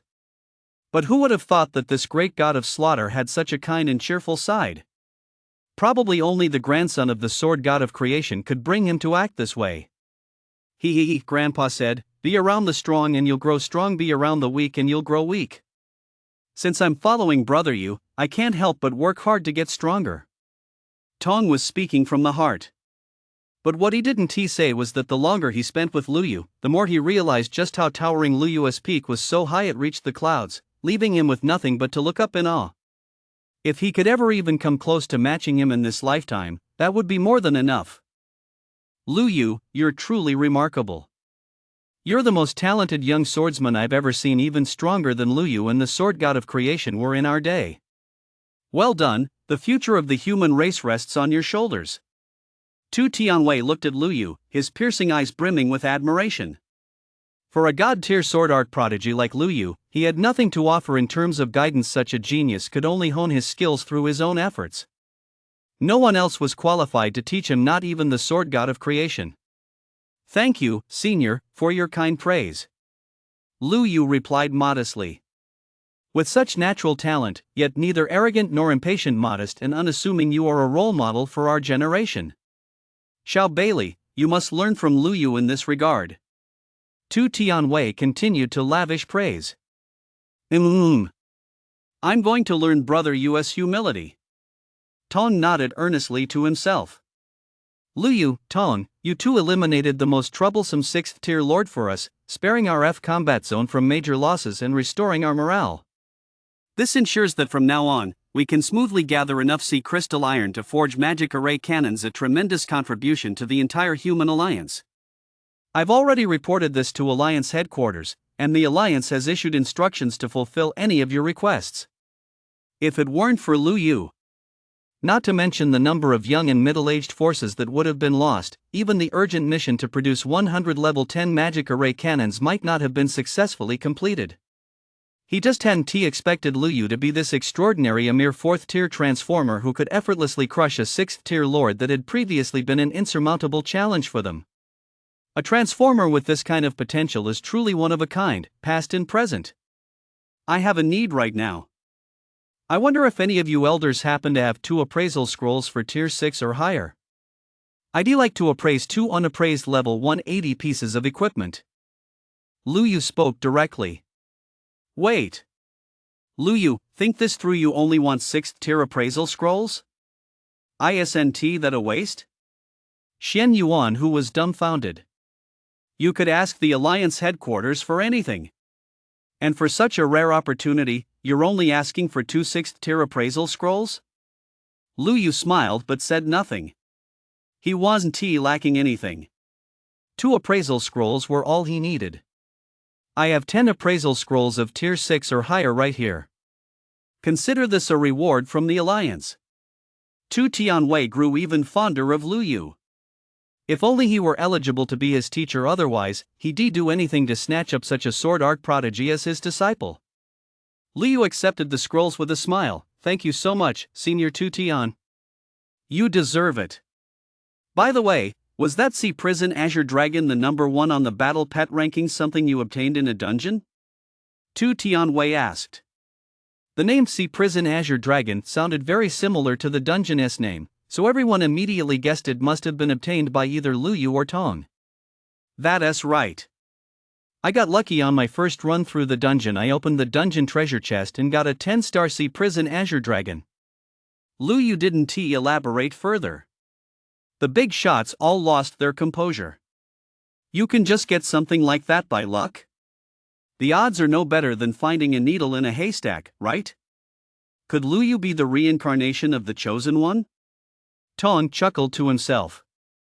It wasn't luck at all, it was clearly an NPC cutting him some slack. Though, that kind of special treatment still required deep pockets. Bro, you, hurry up and appraise that epic gear. Let us see what stats it has. Tong urged eagerly. Luyu was speechless. He'd been hoping to keep a low profile and wait until he completed the 5th tier advancement quest before appraising it. Upon hearing this, the big shot's expression shifted in shock. What? Epic gear? Luyu actually farmed epic gear in the dungeon? He wanted the appraisal scroll just to appraise epic gear? Luyu, did you really farm epic gear? Even Tu Tianwei, the god of slaughter, couldn't help but feel his heart race. Although there is a high probability of dropping orange tier or higher gear when first clearing a rule-based dungeon, that high probability is just speculation. In fact, no one knew what the actual drop rate was. That's because no human had ever completed a rule dungeon for the first time. The rule dungeons controlled by the major factions in the Outer Realm battlefields had been seized from monsters. The first clear had long been claimed by the Dark Monsters. Grandpa Tu Tian, you didn't know this, did you? Brother, you actually farmed 2 epic items, and one of them is even an exclusive necklace. Tong didn't reveal the secret that paying gold to the dungeon NPC could trigger the awakening of the dungeon's hidden boss. He wouldn't disclose it without Brother U's permission. Even if his own grandfather asked, he wouldn't say a word. What? 2 epic items? Whoa! For the first time, Tu Tianwei was so shocked he sucked in a sharp breath. The drop rate for this first clear of the dungeon is way too insane. Luyu, hurry! Take them out and appraise them. Let us witness the birth of 2 new epic items with our own eyes. Shen Yuan, who and the other big shots from the battle zone all looked like they'd never seen anything like this before, their eyes brimming with eager anticipation. Luyu had no choice but to pull out the lava flame armor and the fire Xia necklace and begin the appraisal. As 2 dazzling, mesmerizing red lights flashed, the 2 epic items revealed their true forms. The crowd took one look and was utterly stunned. These stats are insane. Name, Lava Flame Armor. Category, Clothing. Rarity, Epic. Wear level, LV 180. Suitable classes, all physical classes. Max HP, plus 28,000. Strength, plus 3,280. Stamina, plus 3,840. Spirit, plus 3100. Fire resistance, plus 180. Special effects. 1. Defense boost, plus 5760. 2. Flame sacrifice, when equipped, automatically ignites flames, dealing a certain amount of burn damage to nearby targets. Name, Fire Shia Necklace exclusive. Category, accessory. Rarity, epic. Wear level, LV 180. Exclusive to Luyu. Max HP, plus 29,800. Strength, plus 3,100. Stamina, plus 3,280. Agility, plus 3,100. Spirit, plus 3,840. All attributes, plus 360. All resistances, plus 18%. Special effects. 1. Increases skill attack power by 18%. 2. Fire Shia's Guardian, after being attacked, forms a shield of flame that absorbs a certain amount of damage. Whoa! Are these the stat bonuses of an epic item, and 2 special effects? This is just way too powerful. Even though everyone here is a big shot in the battle zone, very few have actually seen epic gear with their own eyes. The best gear they use is orange tier, and orange gear doesn't have any special effects. That's how epic gear stats work. There are always 2 fixed special effects, both passive, but most of the epic gear I've seen only boosts 3 stats. But Luyu has 2 epic items. The Lava Flame Armor grants 5 stat bonuses, and the Fire Shia Necklace offers a staggering 7, all of which boost the most crucial stat, maximum HP. It's safe to say these 2 epic items are the cream of the crop. Either one is priceless. 2 Tianwei couldn't help but marvel as well. If these were tier 10 epic items, he would have swallowed his pride and sold everything he owned just to trade with Luyu for one. Ding! Your epic item, the Lava Flame Armor, has entered the top 100 on the equipment rankings. Do you wish to make your name public? Ding! Your epic item, the Fire Shia Necklace, has entered the top 100 on the equipment rankings. Do you wish to make the details public? 2 notification pop-ups appeared. Luyu still chose no. When the 2 epic items entered the equipment rankings, it caused an immediate sensation, shocking countless class changers. The Human Alliance public channel erupted once again. Just a moment ago, a 10-star battle dragon pet appeared, and now 2 epic items have popped up. Which big shot is so incredibly lucky that they've been opening treasure chests and getting top-tier loot one after another? I don't care. I'm going to pay my respects to this big shot. No matter who it is, as long as they're from our alliance, it's a blessing for us all. Holy crap! I was so excited by the 10-star battle dragon pet that I just smashed an egg to pieces, and now 2 epic items have popped up at the same time. I'm so thrilled I smashed another one, but it felt so satisfying. Alliance Headquarters. The top players preparing for the Battle of Tianjin Pass stared in collective astonishment at the new epic gear on the equipment leaderboard. Even if it was only a 6th tier epic item, it was still an extremely precious, top-tier piece of gear for the Human Alliance. 6th tier. Could Luyu and Tong have farmed it in the new rule dungeon? The celestial god Hodman speculated. No doubt about it, it must be Luyu. Aside from him, who else in our Human Alliance has both the ability and the luck for this? Dragonblood War God Sure Tianxing laughed heartily. My only concern right now is that the beams of light activated by the rule dungeons will lure other factions back to the Blue Star world. With 2 Tian around, the new rule dungeons won't run into any problems. At most, they'll start vying for the rule zones outside our alliance's major battle zones that we haven't yet secured. Sunfeng, the sword god of creation, mused, it seems that, in addition to preparing for the Battle of Tianjin Pass, we must also deploy forces to assist the major battle zones in firmly securing control over the other rule zones within their territories. The monster world's assimilation of the Blue Star world has reached a certain stage. This is both a new challenge and an opportunity. If we seize it, we can grow stronger rapidly. The others nodded in agreement. Send word to the commanders-in-chief of all major battle zones. First, secure the rule zones under their jurisdiction. As for the rule zones outside their battle zones, do what you can. May I ask, your 3 war gods, what should we do if members of other extraterrestrial factions come to seize them? We will never yield any within our battle zones to them. If they dare to seize them by force, tell them whether they'll be able to withstand the might of this old man's legendary greatsword in the future. Yes, sir. Meanwhile, over here. Lu Yu was staring in awe. This was an epic item. It was so mesmerizing and powerful. It could be said that just this single epic item was enough to crush an ordinary 6th tier class changer. No wonder the dark monsters were so powerful. To this day, the human race hasn't dared to set foot outside the warzone except for self-defense. They can only cower within their respective faction territories, relying on rule zones and magical arrays to fend off monster invasions. Bro, you just pulled off another move so cool it reached the atmosphere.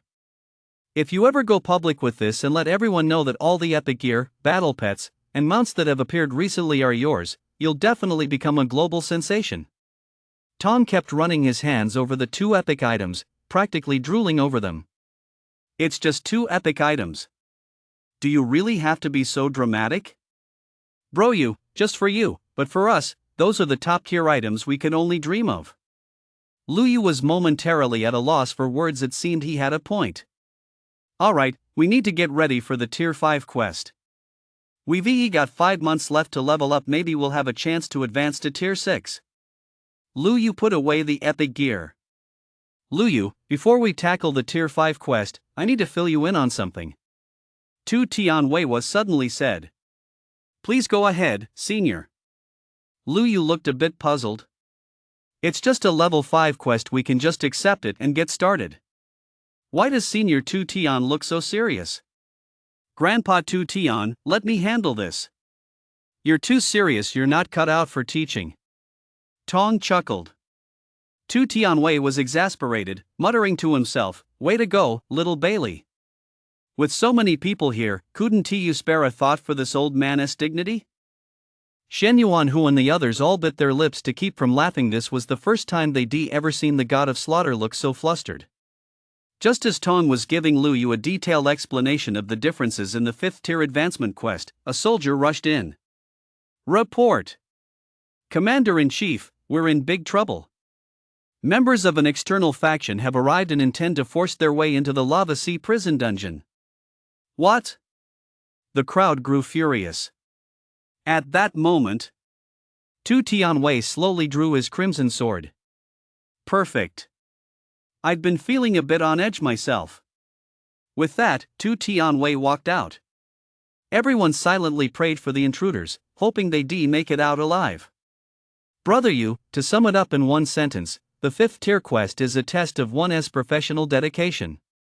All class changers who accept the 5th tier quest will be randomly transported to an alternate timeline. In simple terms, they travel back to a past timeline. There, everything you see are events that actually happened in the past, it's just that they've become the setting for your advancement quest. Of course, as people of Great Xia, will naturally only return to Great Xia's past timeline. After hearing Tong's explanation, Liu was quite surprised the 5th tier quest was so different after all, even allowing one to travel back in time. No wonder Senior Tu Tian was so serious. Those bygone years were mostly marked by blood and tears, dark, desperate times. Brother Yu, the 5th tier quest features only one trial of the class heart. If you succeed, you'll receive a mysterious reward, the nature of which depends on your evaluation after completing the quest. If you fail, your next quest will be a standard advancement quest, and you'll only receive attribute bonuses. Everyone's heart of the profession is different. Take me, for example. I cultivated my own assassin's heart early on, so the 5th tier quest will be relatively easier for me. After saying this, Tong pulled out a history book of the Great Xia dynasty. Brother Yu, it's better to be safe than sorry. Once you accept the quest and enter the alternate timeline, you can refer to this history book. That way, you'll have a general idea of what happened in that timeline and can follow your true heart. Commander, let us get started.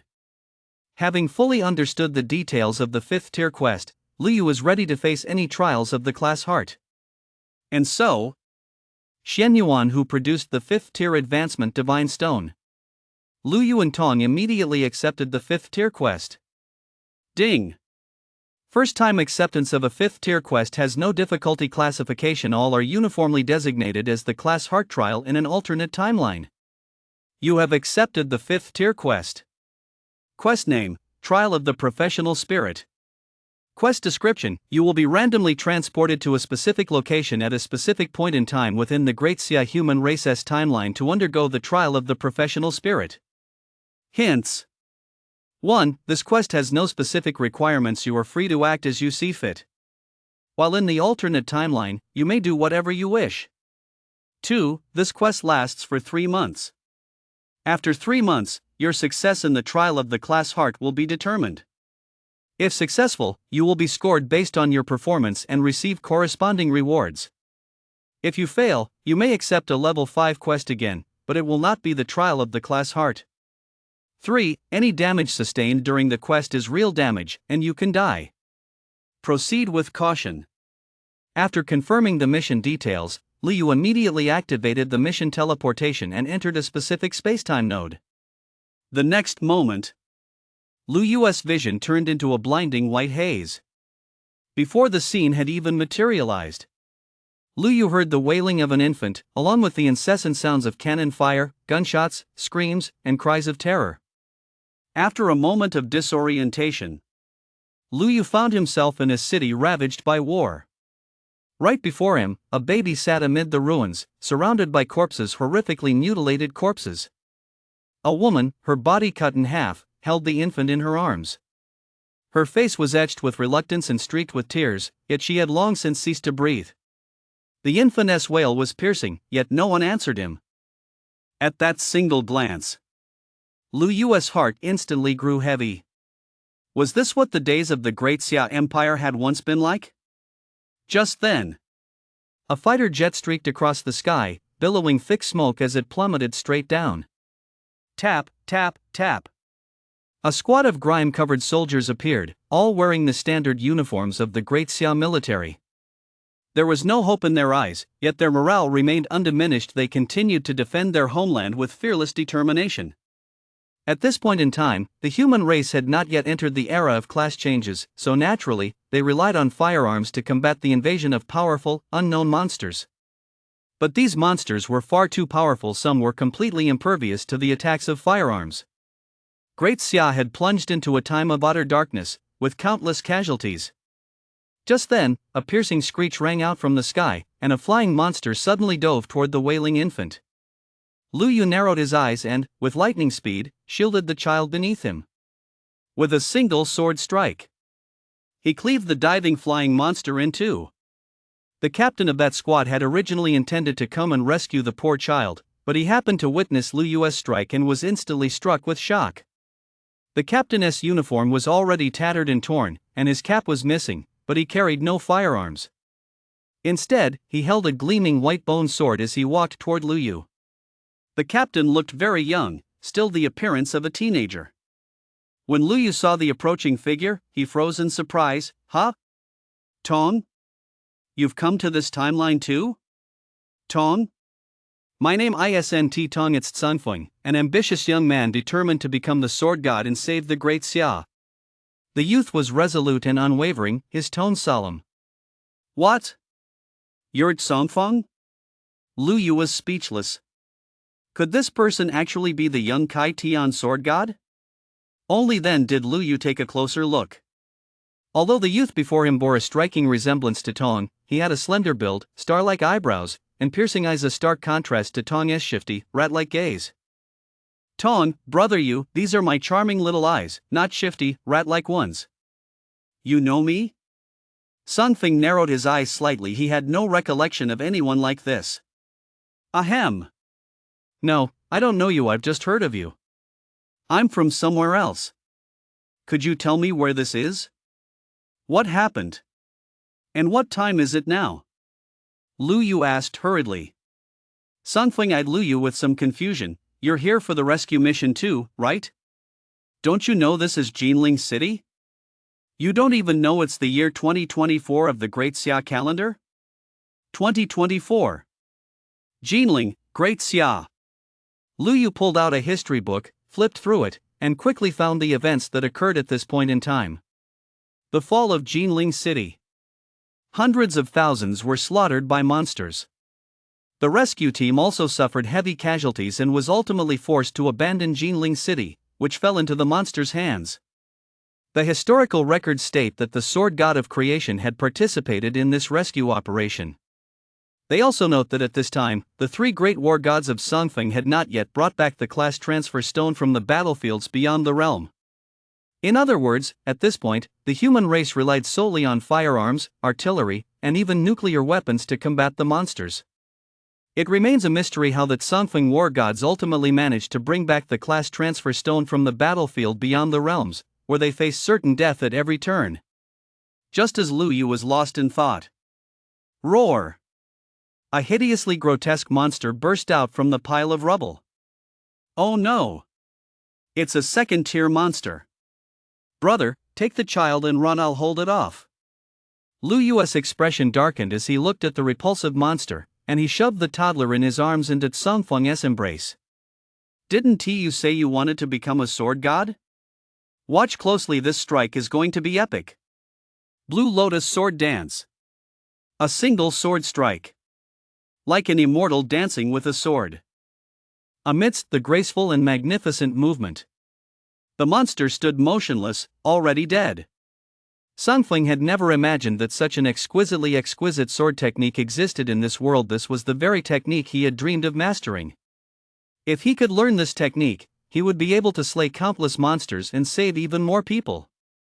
Although he didn't know who this powerful young swordsman was or why he was so strong, Songfeng knew this was a chance to become stronger. Thud. Master, please take me as your disciple and teach me the monster-slaying sword technique. Songfeng knelt down without hesitation. As long as he could learn the monster-slaying sword technique to save his country and its people, he would gladly sacrifice even his dignity. However, Lu Yu quickly saw through him. Songfeng was desperate to learn the monster-slaying sword technique to save the country. This isn't a sword technique, it's a sword skill. You can think of it simply as a skill in a video game. Look after the children, I'll resolve this crisis in Jinling City first. With that, Lu Yu soared into the air on his sword. Swords, come. In the next instant, countless flying swords hovered in the sky. Each sword emitted a resonant hum, so majestic that both the people and monsters within the city stopped in their tracks and looked up. Is that our great Xia sword immortal descending to save us? A fleeing civilian cried out in awe. A scene like this one they'd only ever seen in movies was actually unfolding before their eyes. Flying on a sword, commanding 10,000 blades, what else could this be but a sword immortal? I must ask this person to be my master. A seed of the way of the sword had already taken root in Songfeng's heart. Slash! Lu Yu manipulated the myriad flying swords, forming a meteor shower of blades that danced through Jinling City. With every strike, he effortlessly pierced a monster. In the early stages of the monster invasion, most of the monsters that appeared were below the 5th tier. How could they possibly withstand Lu Yu's flying sword attacks? In less than 10 minutes, all the monsters that had invaded Jinling City were completely wiped out by Lu Yu. As for the other monsters outside the city, they had long since been scared off by Lu Yu's terrifying, ruthless swordplay. Snap out of it, buddy. Lu Yu returned to Songfeng's side and closed his gaping mouth. The toddler in his arms had stopped crying. Instead, the child gazed at Lu Yu with bright, white eyes, occasionally reaching out a chubby little hand, asking Lu Yu to pick him up. Lu Yu picked the child up without hesitation. Great Sword Immortal, please accept my deepest gratitude for saving Jinling City. Might you please save the rest of our compatriots as well? Songfeng now regarded Lu Yu as a sword immortal sent down from the heavens. There was no other way to explain what had just happened. Tell me about the current situation in our great Xia kingdom. Lu Yu said gravely. Great Sword Immortal, the situation is extremely dire. We're practically on the brink of national collapse and the destruction of our homes. The monsters are too powerful and too hard to kill. Our great Xia's reserves of hot weapons are nearly exhausted, and we can barely hold on to a few major cities. Everywhere else has fallen. Apart from Jinling, only a few major cities remain: the capital, Magic City, Yangchang, Pengcheng, Xijing, and Shangjing. The Dragon Head wants to gather the surviving citizens together to form a united front against the monsters, but this task is incredibly difficult. Songfeng said through gritted teeth. Oh, the once prosperous Great Xia. Our once beautiful homeland. Our compatriots, once filled with laughter and joy. All destroyed by the monsters. This blood feud will run through the veins of every citizen of Great Xia, and one day, the monsters will pay for their crimes with their own blood. At that moment, Liu clenched his fists as well. Back in school, when his teachers recounted this history of blood and tears, he had felt moved but hadn't truly empathized. Now, having witnessed the shattered landscape of his homeland with his own eyes, having witnessed the plight of his compatriots with his own eyes, he finally understood the despair his ancestors had endured all those years ago. Can we get in touch with the Dragon Head? Lu Yu asked urgently. He knew that every second of delay meant more brothers and sisters would be killed or injured. Wait a moment, Sword Immortal. I'll contact the officer in charge of the Jinling City rescue operation first. He can reach the Dragon Head. Soon, Songfeng made contact with the commander. Upon learning that the mysterious Sword Immortal who had just intervened intended to help evacuate brothers and sisters from other major cities, the commander immediately contacted the leader as well. Thus, Lu Yu successfully spoke with the leader. Leader, I am also a subject of Great Xia. You needn't call me Sword Immortal, just call me Xiao Yu. Hearing this, the Dragon Head in the imperial capital was somewhat stunned. The Sword Immortal who had so effortlessly saved Jinling City was a subject of their Great Xia? Though it was hard to believe, the immediate priority now was to rescue the people from all regions. Very well, Xiao Yu. I'll get straight to the point. After deliberation, the plan we've devised to save the nation is to first gather all surviving citizens in one place. The location has been set as Shengjing. Then, using Shengjing as a base, we'll form a united front, concentrate our forces to fight the monsters, and look for a way to save the nation when the opportunity arises. This strategy for saving the nation was indeed the same as what was recorded in the historical annals, though back then, who knows how many people died in the process of implementing it. It could be said that the population of Great Xia had fallen to a critical point. No one knew how their ancestors had managed to hold on back then, but they had successfully established a front and caught their breath. Lu Yu quickly formed a battle plan in his mind. Dragon Head, I'll handle the monsters near the other major cities. Have the legions in each city escort the civilians directly to Shengjing. I have a way to quickly provide support to all the cities. Great. Xiao Yu, once you arrive in Shengjing, I'll lead all the people of Great Xia in offering you our deepest gratitude. After ending the call, Liu summoned Snow with Snow's speed. He could indeed provide rapid support to the 6 major cities. After all, in the early stages of the rule's descent, the Blue Star World's territory hadn't yet expanded. Sword Immortal, could you take me with you? Songfeng looked at Lu Yu anxiously. Hop on. Lu Yu nodded. After Songfeng had his teammates lead the young children to follow the main retreating force, he leaped onto Snow's back. Snow, transform into a dragon. Head at full speed to the nearest Shijing. Roar. Snow let out a horse-like neigh, soared into the air, and burst into a blinding white light, transforming in the sky into a colossal snow dragon that reached the heavens. Upon seeing the legendary dragon of Great Xia, everyone in Jinling City was startled at first, then burst into tears of joy and cheered. The Sword Immortal has appeared, the divine dragon has emerged, Great Xia is saved. Back then, these were all just myths of the Great Xia, but now, they've come true. Roar. The roar of a true dragon terrified the monsters watching from afar, and they dared not approach Jinling City again. Songfeng's eyes burned with intense fervor. This was the Sword Immortal he had always longed to see. Flying on a sword. Accompanied by a true dragon. What boundless grandeur and power! If I could become such a mighty figure one day, I would surely ensure the Great Xia's peace and prosperity. With Lu Yu stepping in, the monsters, once incredibly arrogant, either fled in panic or fell as casualties to his sword. Large numbers of civilians, escorted by the garrison troops of various cities, made their way en masse to Shengjing. The evacuation, originally scheduled to take half a year, was completed in less than a month. Although they encountered monster attacks along the way during this period, resulting in many casualties, this was still an excellent outcome.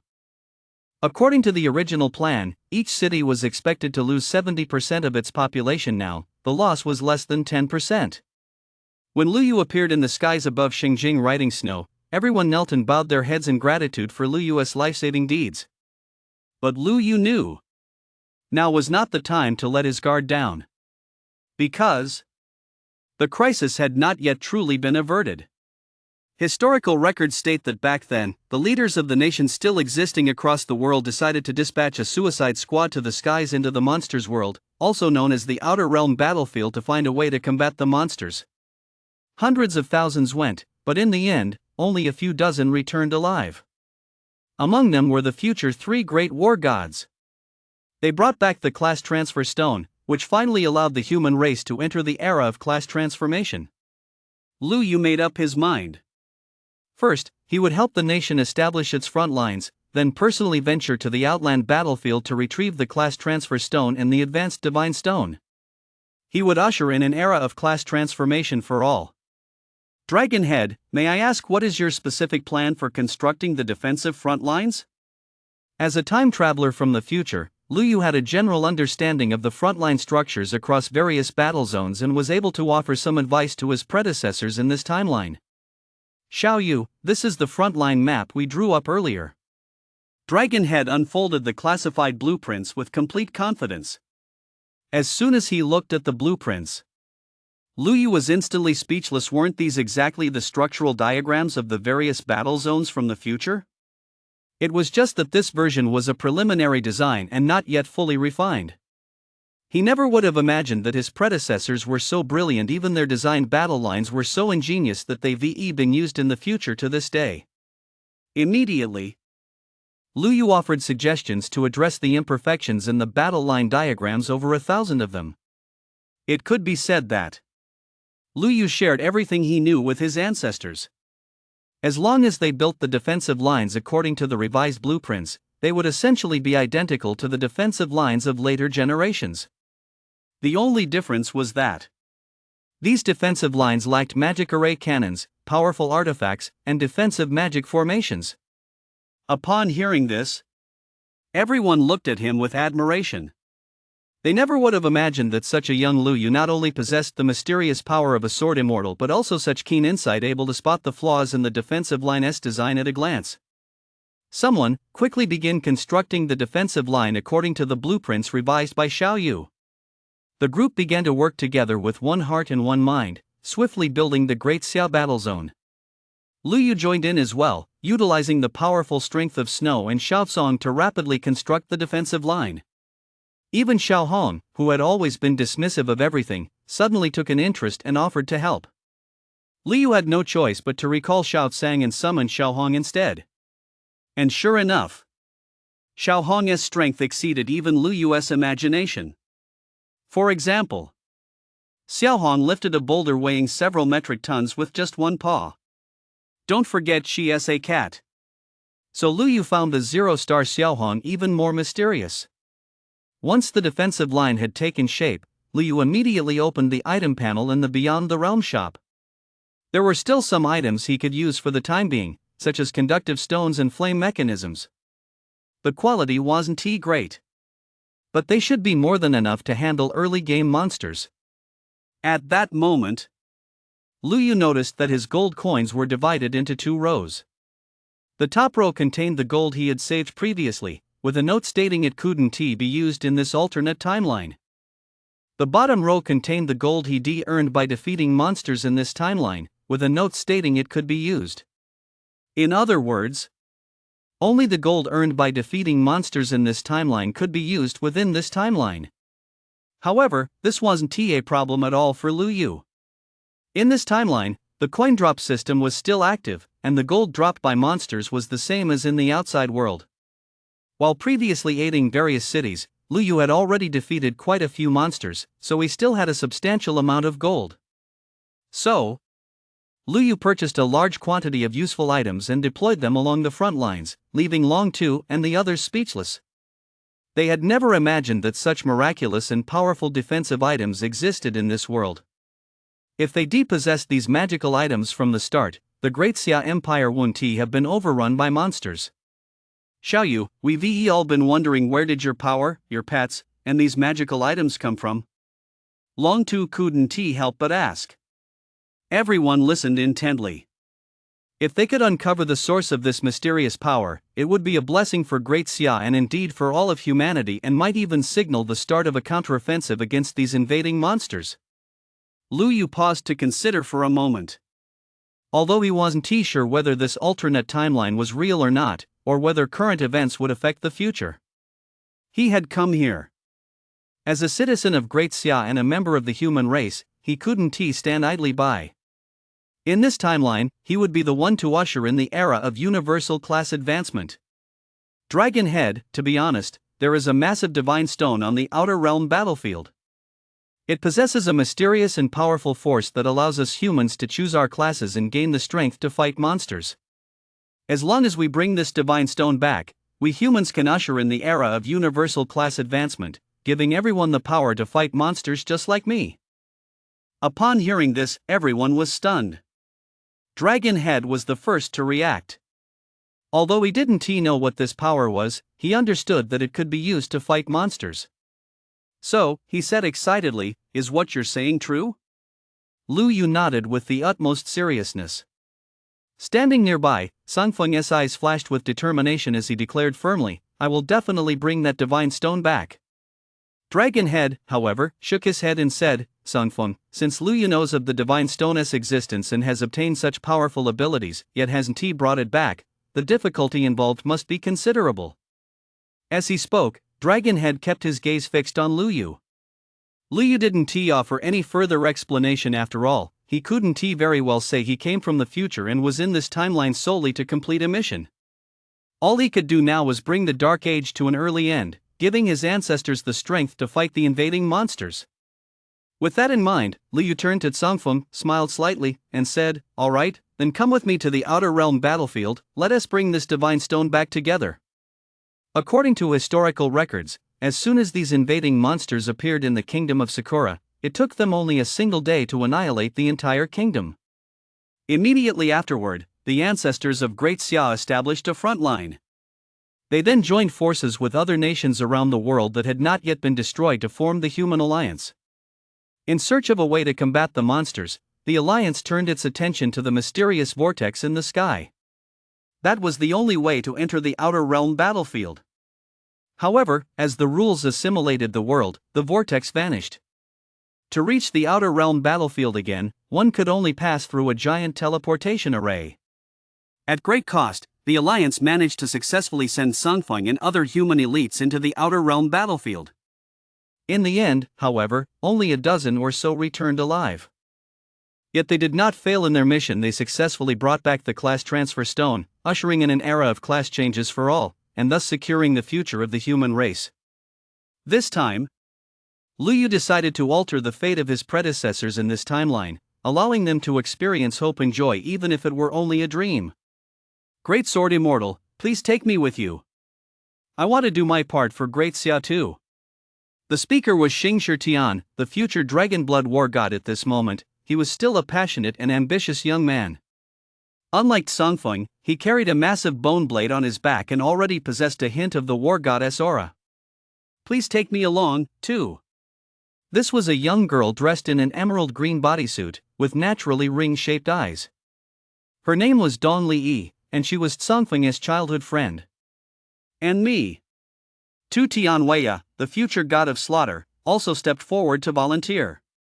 And so, Lu Yu took the four of them with him, mounted Snow, and set off for the battlefield beyond the domain.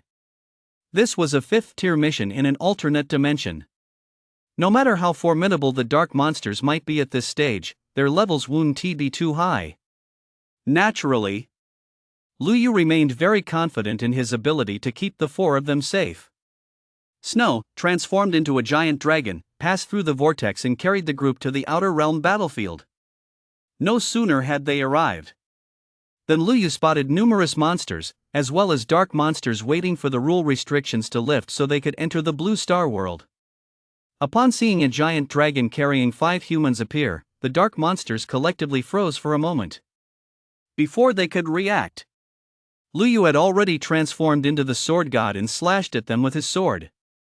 I am Lu Yu, sword immortal of Great Xia, slayer of monsters. Hear the song of my sword. These 5th-tier dark monsters lacked any S-class royalty. They were utterly powerless against Lu Yu's formidable assault. In an instant, the monsters were slaughtered, wailing and screaming in agony. Songfeng and the other 4 watched, their blood boiling with excitement. With such overwhelming power at their disposal, what was there to fear from these monsters? Damn human ants, you're finished. Our king will arrive soon and wipe you all out. Humans are fit only to be our food. And a rank dark monster was clinging to life, but its words remained defiant. Lu Yu finished it off with a single strike of the shadowless sword. Their current mission wasn't to engage in a bloody battle with monsters here. The battlefield beyond the realm was vast indeed. The monsters here were practically endless. There was simply no way to kill them all. It was no exaggeration to say that. Once completely surrounded by a massive horde of monsters, although Lu Yu could easily fight his way out, it would be difficult to ensure the safety of Songfeng and the others. The priority was to find the class transfer stone and the advancement divine stone as quickly as possible. Everything else could wait until the era of universal class transfer began. So, Lu Yu led the 4 of them on a swift search. Historical records do not mention where the sword god of creation and his companions found the class transfer stone on the outer realm battlefield back then. Therefore, Lu Yu had no choice but to let Songfeng and the other 3 serve as guides, while he took on the role of bodyguard, slaying any monsters that attacked. Big shot, we don't know which direction to look in either. Songfeng and the other 3 looked somewhat bewildered. Logically speaking, since the boss had already changed classes, he should know where the class transfer stone was. Lu Yu had no choice but to explain, the class transfer stone cannot be stored in any storage space, but monsters will move it around. I have to focus all my energy on fighting the monsters and can't be distracted. You guys are in charge of the search, just go wherever you think it might be. You'll definitely find it. Hearing this, the 4 of them finally had a lightbulb moment. Without further hesitation, they quickly devised a search plan and soon had a strategy in place. Big shot, the 4 of us have decided to split into 2 groups. Dongli Yi and I will ride the giant dragon to that mountain range, while Shi Tianxing, Tu Tianwei, and I will follow you to the other forest. This way, we'll be much more efficient. Songfeng spoke up. Lu Yu nodded in agreement. With Snow's speed and Xiaohong's protection, as long as they didn't encounter any powerful dark monster royalty, the 2 of them would be safe. He was already at the 4th tier, and his control over his pets had greatly improved. Distance wasn't an issue. Furthermore, once they went beyond his control range, Snow would lead them back to him. It's settled then. Let us move. Lu Yu immediately ordered Snow to set off, while he himself, accompanied by Shi Tianxing and Tu Tianwei, rode Shaozong toward the chaotic forest below.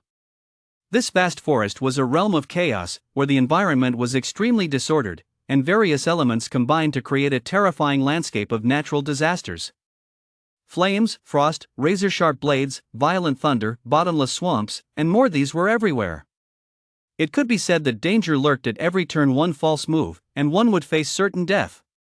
Of course, in a forest with such harsh conditions, there were also vast numbers of monsters.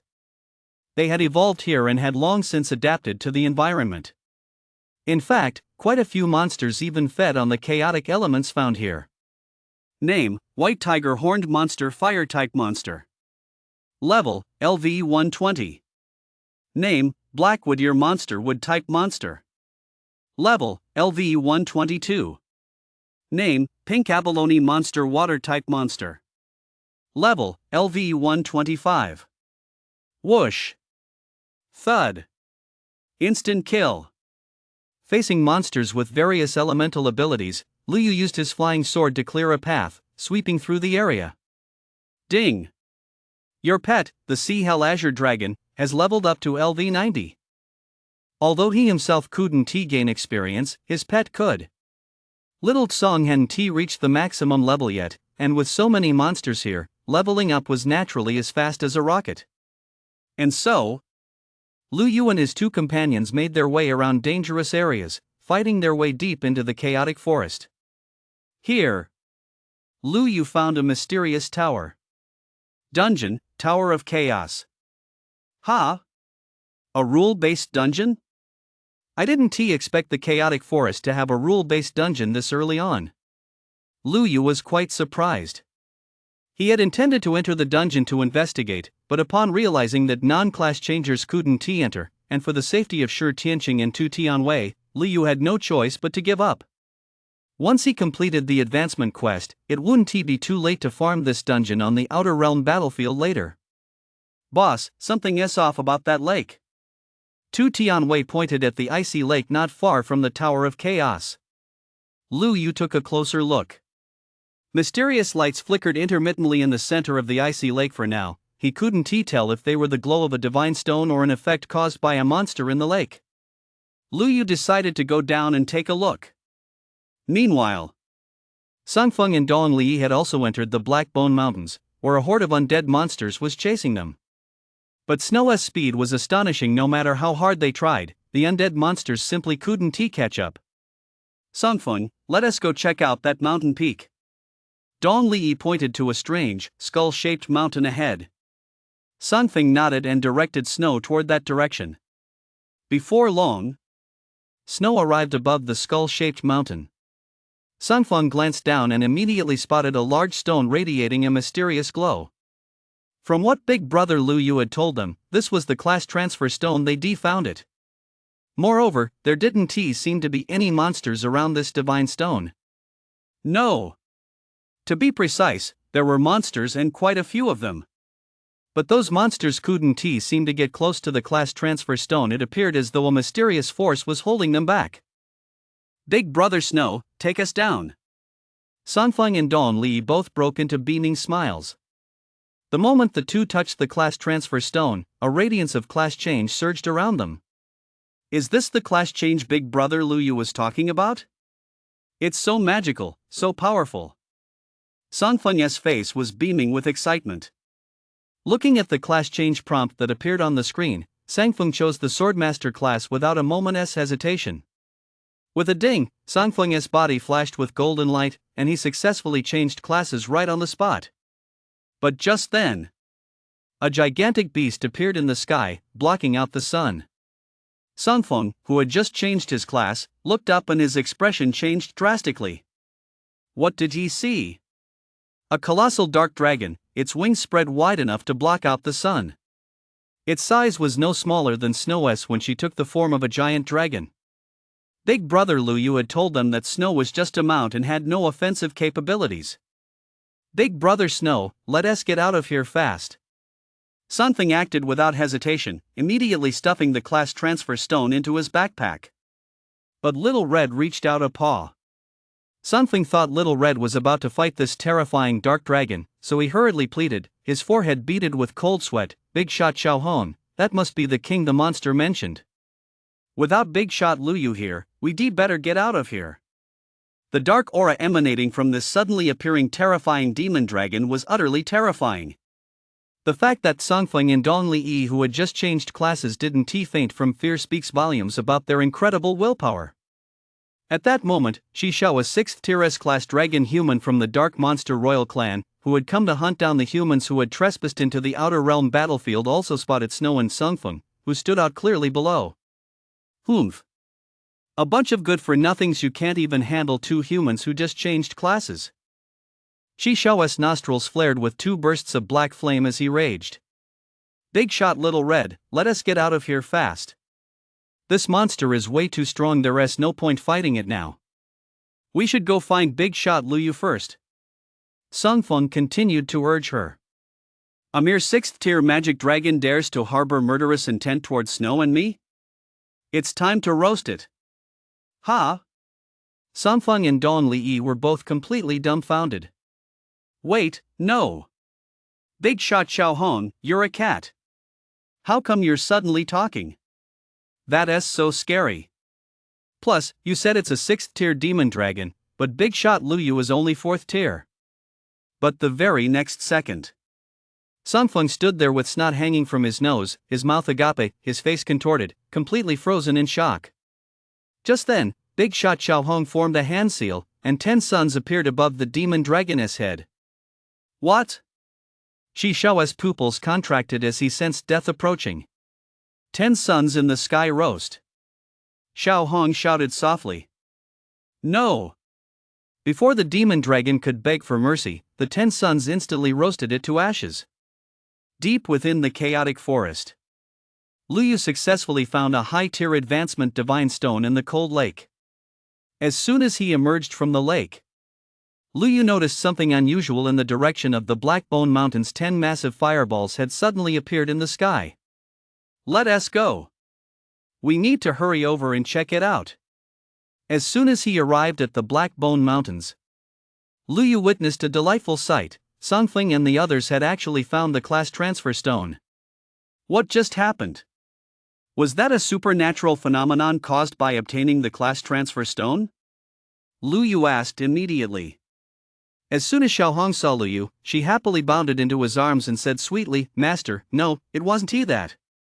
Some dark monsters just attacked, so I cast a skill. What? Those 10 huge fireballs were your skill? Lu Yu looked completely astonished. Although surprised, Lu Yu didn't ask any further questions.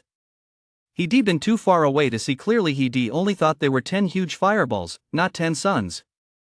It wasn't all that unusual for a battle pet to have such a rare skill. What about that dark monster? It got roasted. Lu Yu simply assumed that the dark monster that had appeared was too low level to withstand the damage from Little Red's skill. Songfeng and Dong Li had no choice but to play the good little kids, listening to Big Brother Lu Yu and his pet boss converse. Since we've obtained both the class transfer stone and the advanced divine stone, let us head back first. Lu Yu led the 4 of them out of the beyond battlefield and swiftly returned to the Blue Star world. At that very moment, within a massive dark royal city in the beyond battlefield, the 7 great dark royal clans had already learned that Shi Shao, the one eligible for the true king's throne, had fallen. They also learned that the 4 humans who had intruded into the beyond battlefield had returned to the Blue Star world. In an instant, the entire dark royal city erupted in a roar of fury unlike anything seen before. Damn human ants! How dare they kill the future king of our demon dragon clan? We will crush every last one of these ants under our feet. Great Xia, Shengjing. Upon his return, Lu Yu immediately ordered all Great Xia citizens aged 18 and older to begin class changes. The elderly were to switch to support classes, while middle-aged and young adults were all to switch to combat classes. Thus, the era of nationwide class changes began. The Great Xia War Zone now possessed the initial combat strength needed to stand up to the monsters. Dragon Head, I have some equipment I don't need anymore. Consider this my contribution to the Great Xia Empire. While everyone was undergoing class changes, Lu Yu had already purchased a sufficient supply of gear. After all, the gold coins he'd earned in this alternate dimension could only be spent here. They'd likely vanish once he left. Spend it! He had to spend it all. This is wonderful. Having a young brother like you is truly a blessing for Great Xia. I'll immediately have the class changers who drew good talents assigned this gear. Long Tu and the others were all overjoyed. Although everyone had completed their class changes, their levels were still too low. The monsters outside were still far too powerful for them. If they had gear, all they'd need to do was train the elite class changers, equip them with the gear, and they'd be truly set. But who would thought? Lu Yu actually pulled countless pieces of gear out of his backpack. That's right. Pile after pile. He filled the empty square to the brim. That quantity. If not 1,000,000 sets, surely there must be hundreds of thousands, right? At that moment, everyone present from ordinary citizens to top-tier leaders was left speechless. Is this what Big Shot Lu Yu meant by equipment we don't need? Don't be shy, everyone. These are just early game items. Feel free to take 2 sets each if that's not enough. I've got more here. More? Just who on earth is this Lu Yu? Where did he get the money to buy all this gear? After changing classes, everyone had unlocked the Outer Realm shop and knew they could purchase all kinds of gear and items there. But that required gold coins. After a long silence, the clan leaders and others finally clasped Lu Yu's hands tightly. Aside from expressing their gratitude and bestowing upon him the title of Guardian War God, they had nothing else of substance to offer. Yet after doing all this, Lu Yu's expression grew somewhat somber, for he knew that everything he was doing now was nothing but an illusion. He was born in the wrong era. If the storyline of this timeline continued as before, then after he completed this quest and left, the human race would still be oppressed by invading monsters for decades to come, living a harsh and dark existence until the moment he reappeared. At this point, more than a month had passed since Lu Yu had activated his 5th tier quest. Over the next month, Lu Yu led everyone in grinding monsters to level up and raiding various special zones to obtain materials for crafting magic array cannons and constructing defensive magic arrays. The Great Xia theater of war grew in strength at an astonishing rate. Both the defensive facilities along the front lines and the combat prowess of the class changers were improving at a breathtaking pace. When other nations still suffering from monster invasions and on the brink of annihilation learned that Xia had not only weathered the crisis of national extinction but had also acquired the power to counter the monsters, they were all left speechless. Immediately, they reached out to Xia's leader, seeking a way to save their countries. Most national leaders stated that as long as Xia provided them with the power to counter the monsters, they were willing to become Xia's allies or even vassal states without hesitation. However, there were also nations that had yet to wake up from their dreams of world domination, such as the beautiful country, who publicly declared that Great Xia should consider the interests of the human race on Blue Star and contribute the power to counter the monsters free of charge, so they could fight the monsters together. For this reason, the Dragon had convened a grand assembly and sought Lu Yu's opinion. After all, without Lu Yu, Great Xia would not enjoy such a secure environment today. Xiaoyu, the heads of state of the remaining nations are all pleading with us for help. In fact, the vast majority have even proactively offered to join us in forming a human alliance, with Great Xia at its helm. There is also a small minority, led by the beautiful country, who hope we will publicly disclose the secrets to countering the monsters free of charge. What are your thoughts on this? Upon hearing this, Lu Yu snorted derisively. That beautiful country still thinks it's the world's #1 superpower.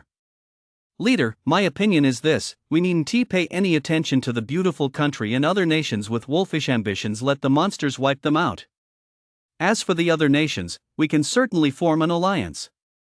Once the human alliance is established, we can build a united front across the globe. Furthermore, we can begin implementing plans to construct an alliance headquarters on the outer battlefields to prevent the dark monsters from entering the Blue Star world. To accomplish all this, a massive workforce would be required. Relying solely on the population of Great Xia wouldn't be enough.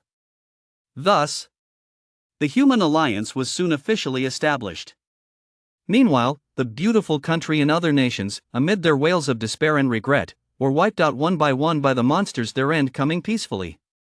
Soon, the era of universal class change across the Blue Star world had fully arrived.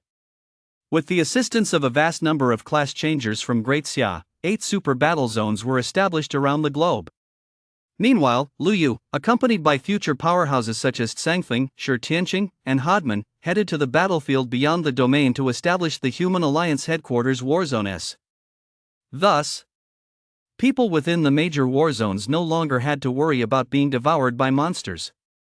On the very first day the Alliance headquarters was established, Lu Yu, as the first Guardian War God, issued his first War Goddess decree. Execute all remaining citizens of the Sakura Kingdom in every combat zone.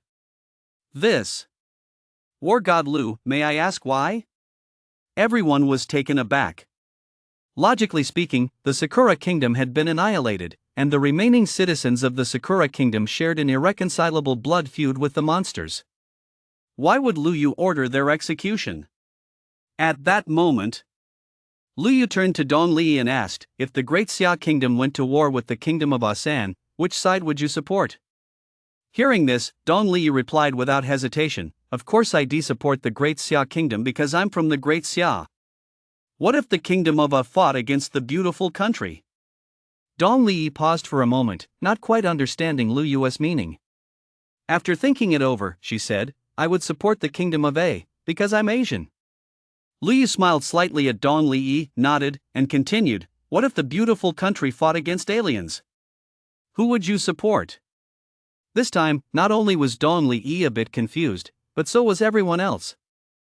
However, Dong Li seemed to grasp Lu's meaning and said, then I support the beautiful country, because I'm from Blue Star. Very good. One last question, if the land of cherry blossoms were to fight aliens, who would you support? A flash of anger crossed Dong Li's beautiful eyes, and she answered without hesitation, then I support the aliens, because the Japs aren't human. Lu Yu laughed heartily, exactly. That's the spirit. The crowd. And just like that, in this alternate timeline, the Japanese from the land of cherry blossoms were completely wiped out.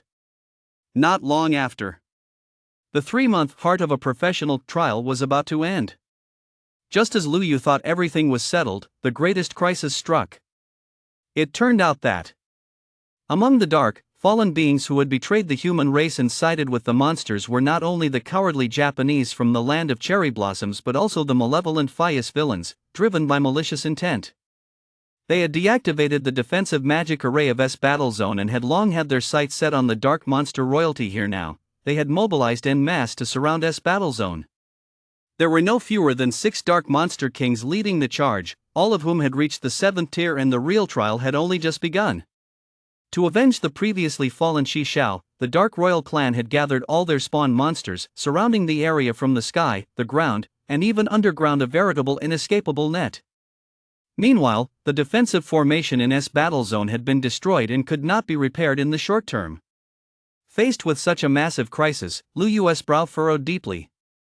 Although this alternate dimension was merely a location for advancement quests, if one were killed by monsters here, it would mean true death.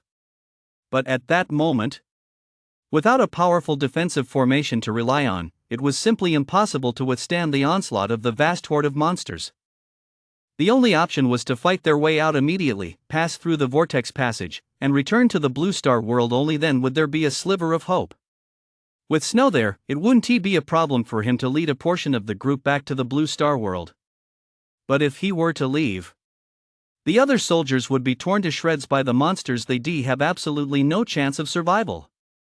Therefore, Lu Yu faced a crucial decision: retreat to the Blue Star world, or stay behind and share the fate of his comrades' life or death together.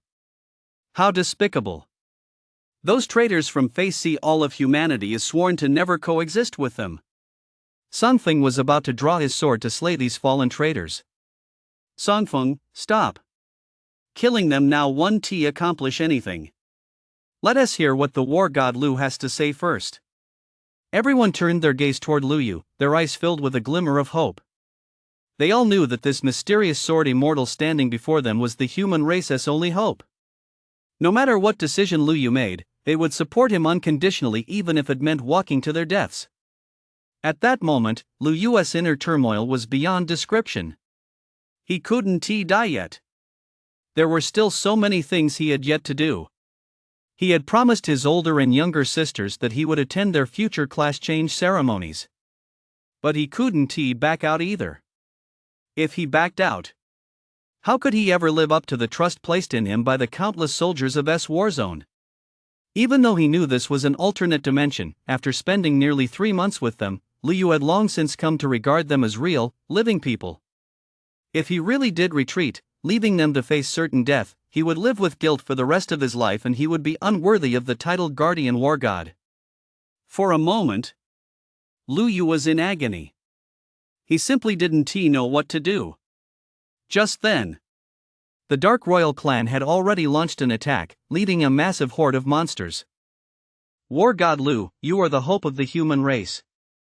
You cannot die here. Hurry and lead Song Feng and the others back to the Blue Star world. Only if you survive will our human race have hope and a future. Long Tu and the others could see the agonizing dilemma Lu Yu faced, so they took the initiative to make the decision for him. That's right. War God Lu, retreat immediately. Once you've trained Songfeng and the others, you can avenge us then. If you don't leave now, it'll be too late. The other pillars of the alliance also urged him one after another. I won tea leave. I'll fight these monsters to the death. Shi Tianqing raised his sword, ready to charge out. You fool! Get back here! Hurry up and follow the war god Lu. Long Tu barked, stopping Shi Tianqing from rushing into certain death. Liu gritted his teeth, summoned Snow, and took Songfeng, Shi Tianqing, Hodman, Tu Tianweiwo, Don Li, and other top human prodigies with him as they began to break through the encirclement. Long Tu and his companions all charged into battle, determined to use their lives to block the powerful dark monsters and buy Liu and the others time to escape. A massive battle erupted. In an instant, a rain of blood fell. The sounds of combat, roars, and screams formed a unique melody that echoed throughout battle zones. The vast fortress collapsed. The ground was draped in red stained by the blood of the heroic human guards. They charged forward one after another, fearless in the face of death. To them, death was nothing more than a long slumber. As long as Lu Yu and his companions returned to the Blue Star world, the human race would still have a future. For this belief, what was there to fear in death? Charge! Even if we die, we'll chop off a monstrous head. Comrades, our mission has arrived. Let us fight our way through for the war god Lu. For the sake of the human race, we have no regrets even in death. For the sake of the human race, we have no regrets even in death. United in purpose and undaunted by death, the soldiers and generals unleashed unimaginable power, halting the advance of the dark monsters, whose levels far surpassed their own. This infuriated the 6 dark true kings, yet a hint of fear also flashed in their eyes. The explosive power these humans had mustered was simply too overwhelming. If they were allowed to rise, it would become extremely difficult to annihilate the human race and completely seize Blue Star's resources in the future. Do everything in your power to stop those fleeing humans. Don't let a single one escape. One of the dark true kings roared furiously. The monsters were ferocious. But at this moment, the Alliance army was even more ruthless. If their weapons broke, they struck with their fists. If their hands were severed, they kicked with their feet. If their feet were severed, they bit with their teeth. Everyone fought the monsters with the resolve to go down with them. Watching their comrades die such gruesome deaths, Songfeng and the others could not help but weep. Each of them gritted their teeth so hard they nearly shattered them, and their tightly clenched fists turned crimson. Ah! Damn monsters, just you wait. I, Shi Tianqing, will one day make you pay for your bloodshed with your own blood. Shi Tianqing let out a heart-wrenching cry to vent the grief and rage in his heart. Watching everyone rush to their deaths and seeing Songfeng and the others weeping in agony, Liu's gaze gradually shifted from bewilderment to resolve. Recalling what Tong had told him in this test of professional spirit, one must follow one's true heart. Liu placed a hand over his heart, listening to the voice within, as a surge of combat energy coursed through his palm. But now, facing a vast horde of powerful monsters and the 6 true dark kings, Liu was at a loss. He didn't believe he stood a chance. Staying to fight would mean certain death, and for the first time, he tasted the true bitterness of defeat. He could only flee in all directions with the help of his lower-level companions, watching as they wept bitterly. At that moment, Lu Yu grew. His understanding of the Swordmaster had changed. Before, he believed a Swordmaster should be carefree and unrestrained, a lone figure with a sword, soaring through the skies, invincible in battle. In a word, cool. Now, he saw that a Swordmaster was a knight of the sword, a hero who used his blade to punish the wicked, root out evil, and defend justice. How could such a hero face a powerful, evil monster and flee without a fight? As for death, as for his inner reservations, Lu Yu had cast them aside. Because Lu Yu had already made the choice to face death head-on, he firmly believed he would not die easily. Because he still had to become the true sword immortal of Great Xia. Soon. With everyone's help, Lu Yu led the group safely to the vortex passage. But suddenly, Lu Yu turned his sword around and headed back. Meanwhile, Snow continued to lead the others through the vortex passage. Everyone was stunned. Oh my god, War God Lu, what is going on? Why are you staying behind? The dark monsters also paused for a moment, then burst into bloodthirsty laughter. From the battle just now, they had realized that Lu Yu was the strongest among this group of humans. As long as they killed him, the human race would surely find it difficult to rise again. I, Lu Yu, as your guardian war god, how could I flee without a fight? Moreover, as the great Xia Sword Immortal, how could I allow you to see me as someone defeated by monsters?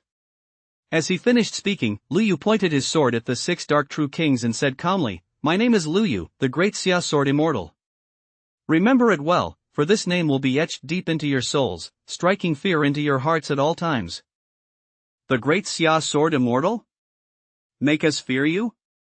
I never expected the human race, those ants, to be quite humorous. I can't help but laugh, ha ha ha. After their sinister laughter, the eyes of this group of dark true kings glowed with a crimson, blood-red light. "Well then, you so-called great Xia Sword Immortal, go ahead and try to make us fear you." Lu Yu wasted no more words. His sword god form activated instantly. Immediately, Lu Yu commanded countless flying swords, unleashing a barrage of powerful sword techniques at the dark true kings. His unstoppable momentum and formidable sword god techniques filled the dark true kings with sheer terror. Is this what a human swordmaster is like? How can he be this powerful? This single man could hold off an entire army. However, this only startled them for a moment. Because, in their eyes, Lu Yu was already a dead man. A dead man, no matter how extraordinary his potential, would ultimately turn to dust. Kill. Roar. The 6 dark true kings simultaneously revealed their colossal true forms, each a full size larger than snow. Of course, their combat power was also terrifying. With only a 4th tier attribute, the power Lu Yu could unleash through his sword god technique was simply insufficient to threaten them. It was only thanks to the nature of the sword god technique that he was able to temporarily fend off their onslaught. Let us see how long your talent effect can hold out. By the divine sword storm, the 6 true kings were temporarily unable to close in on Lu Yu.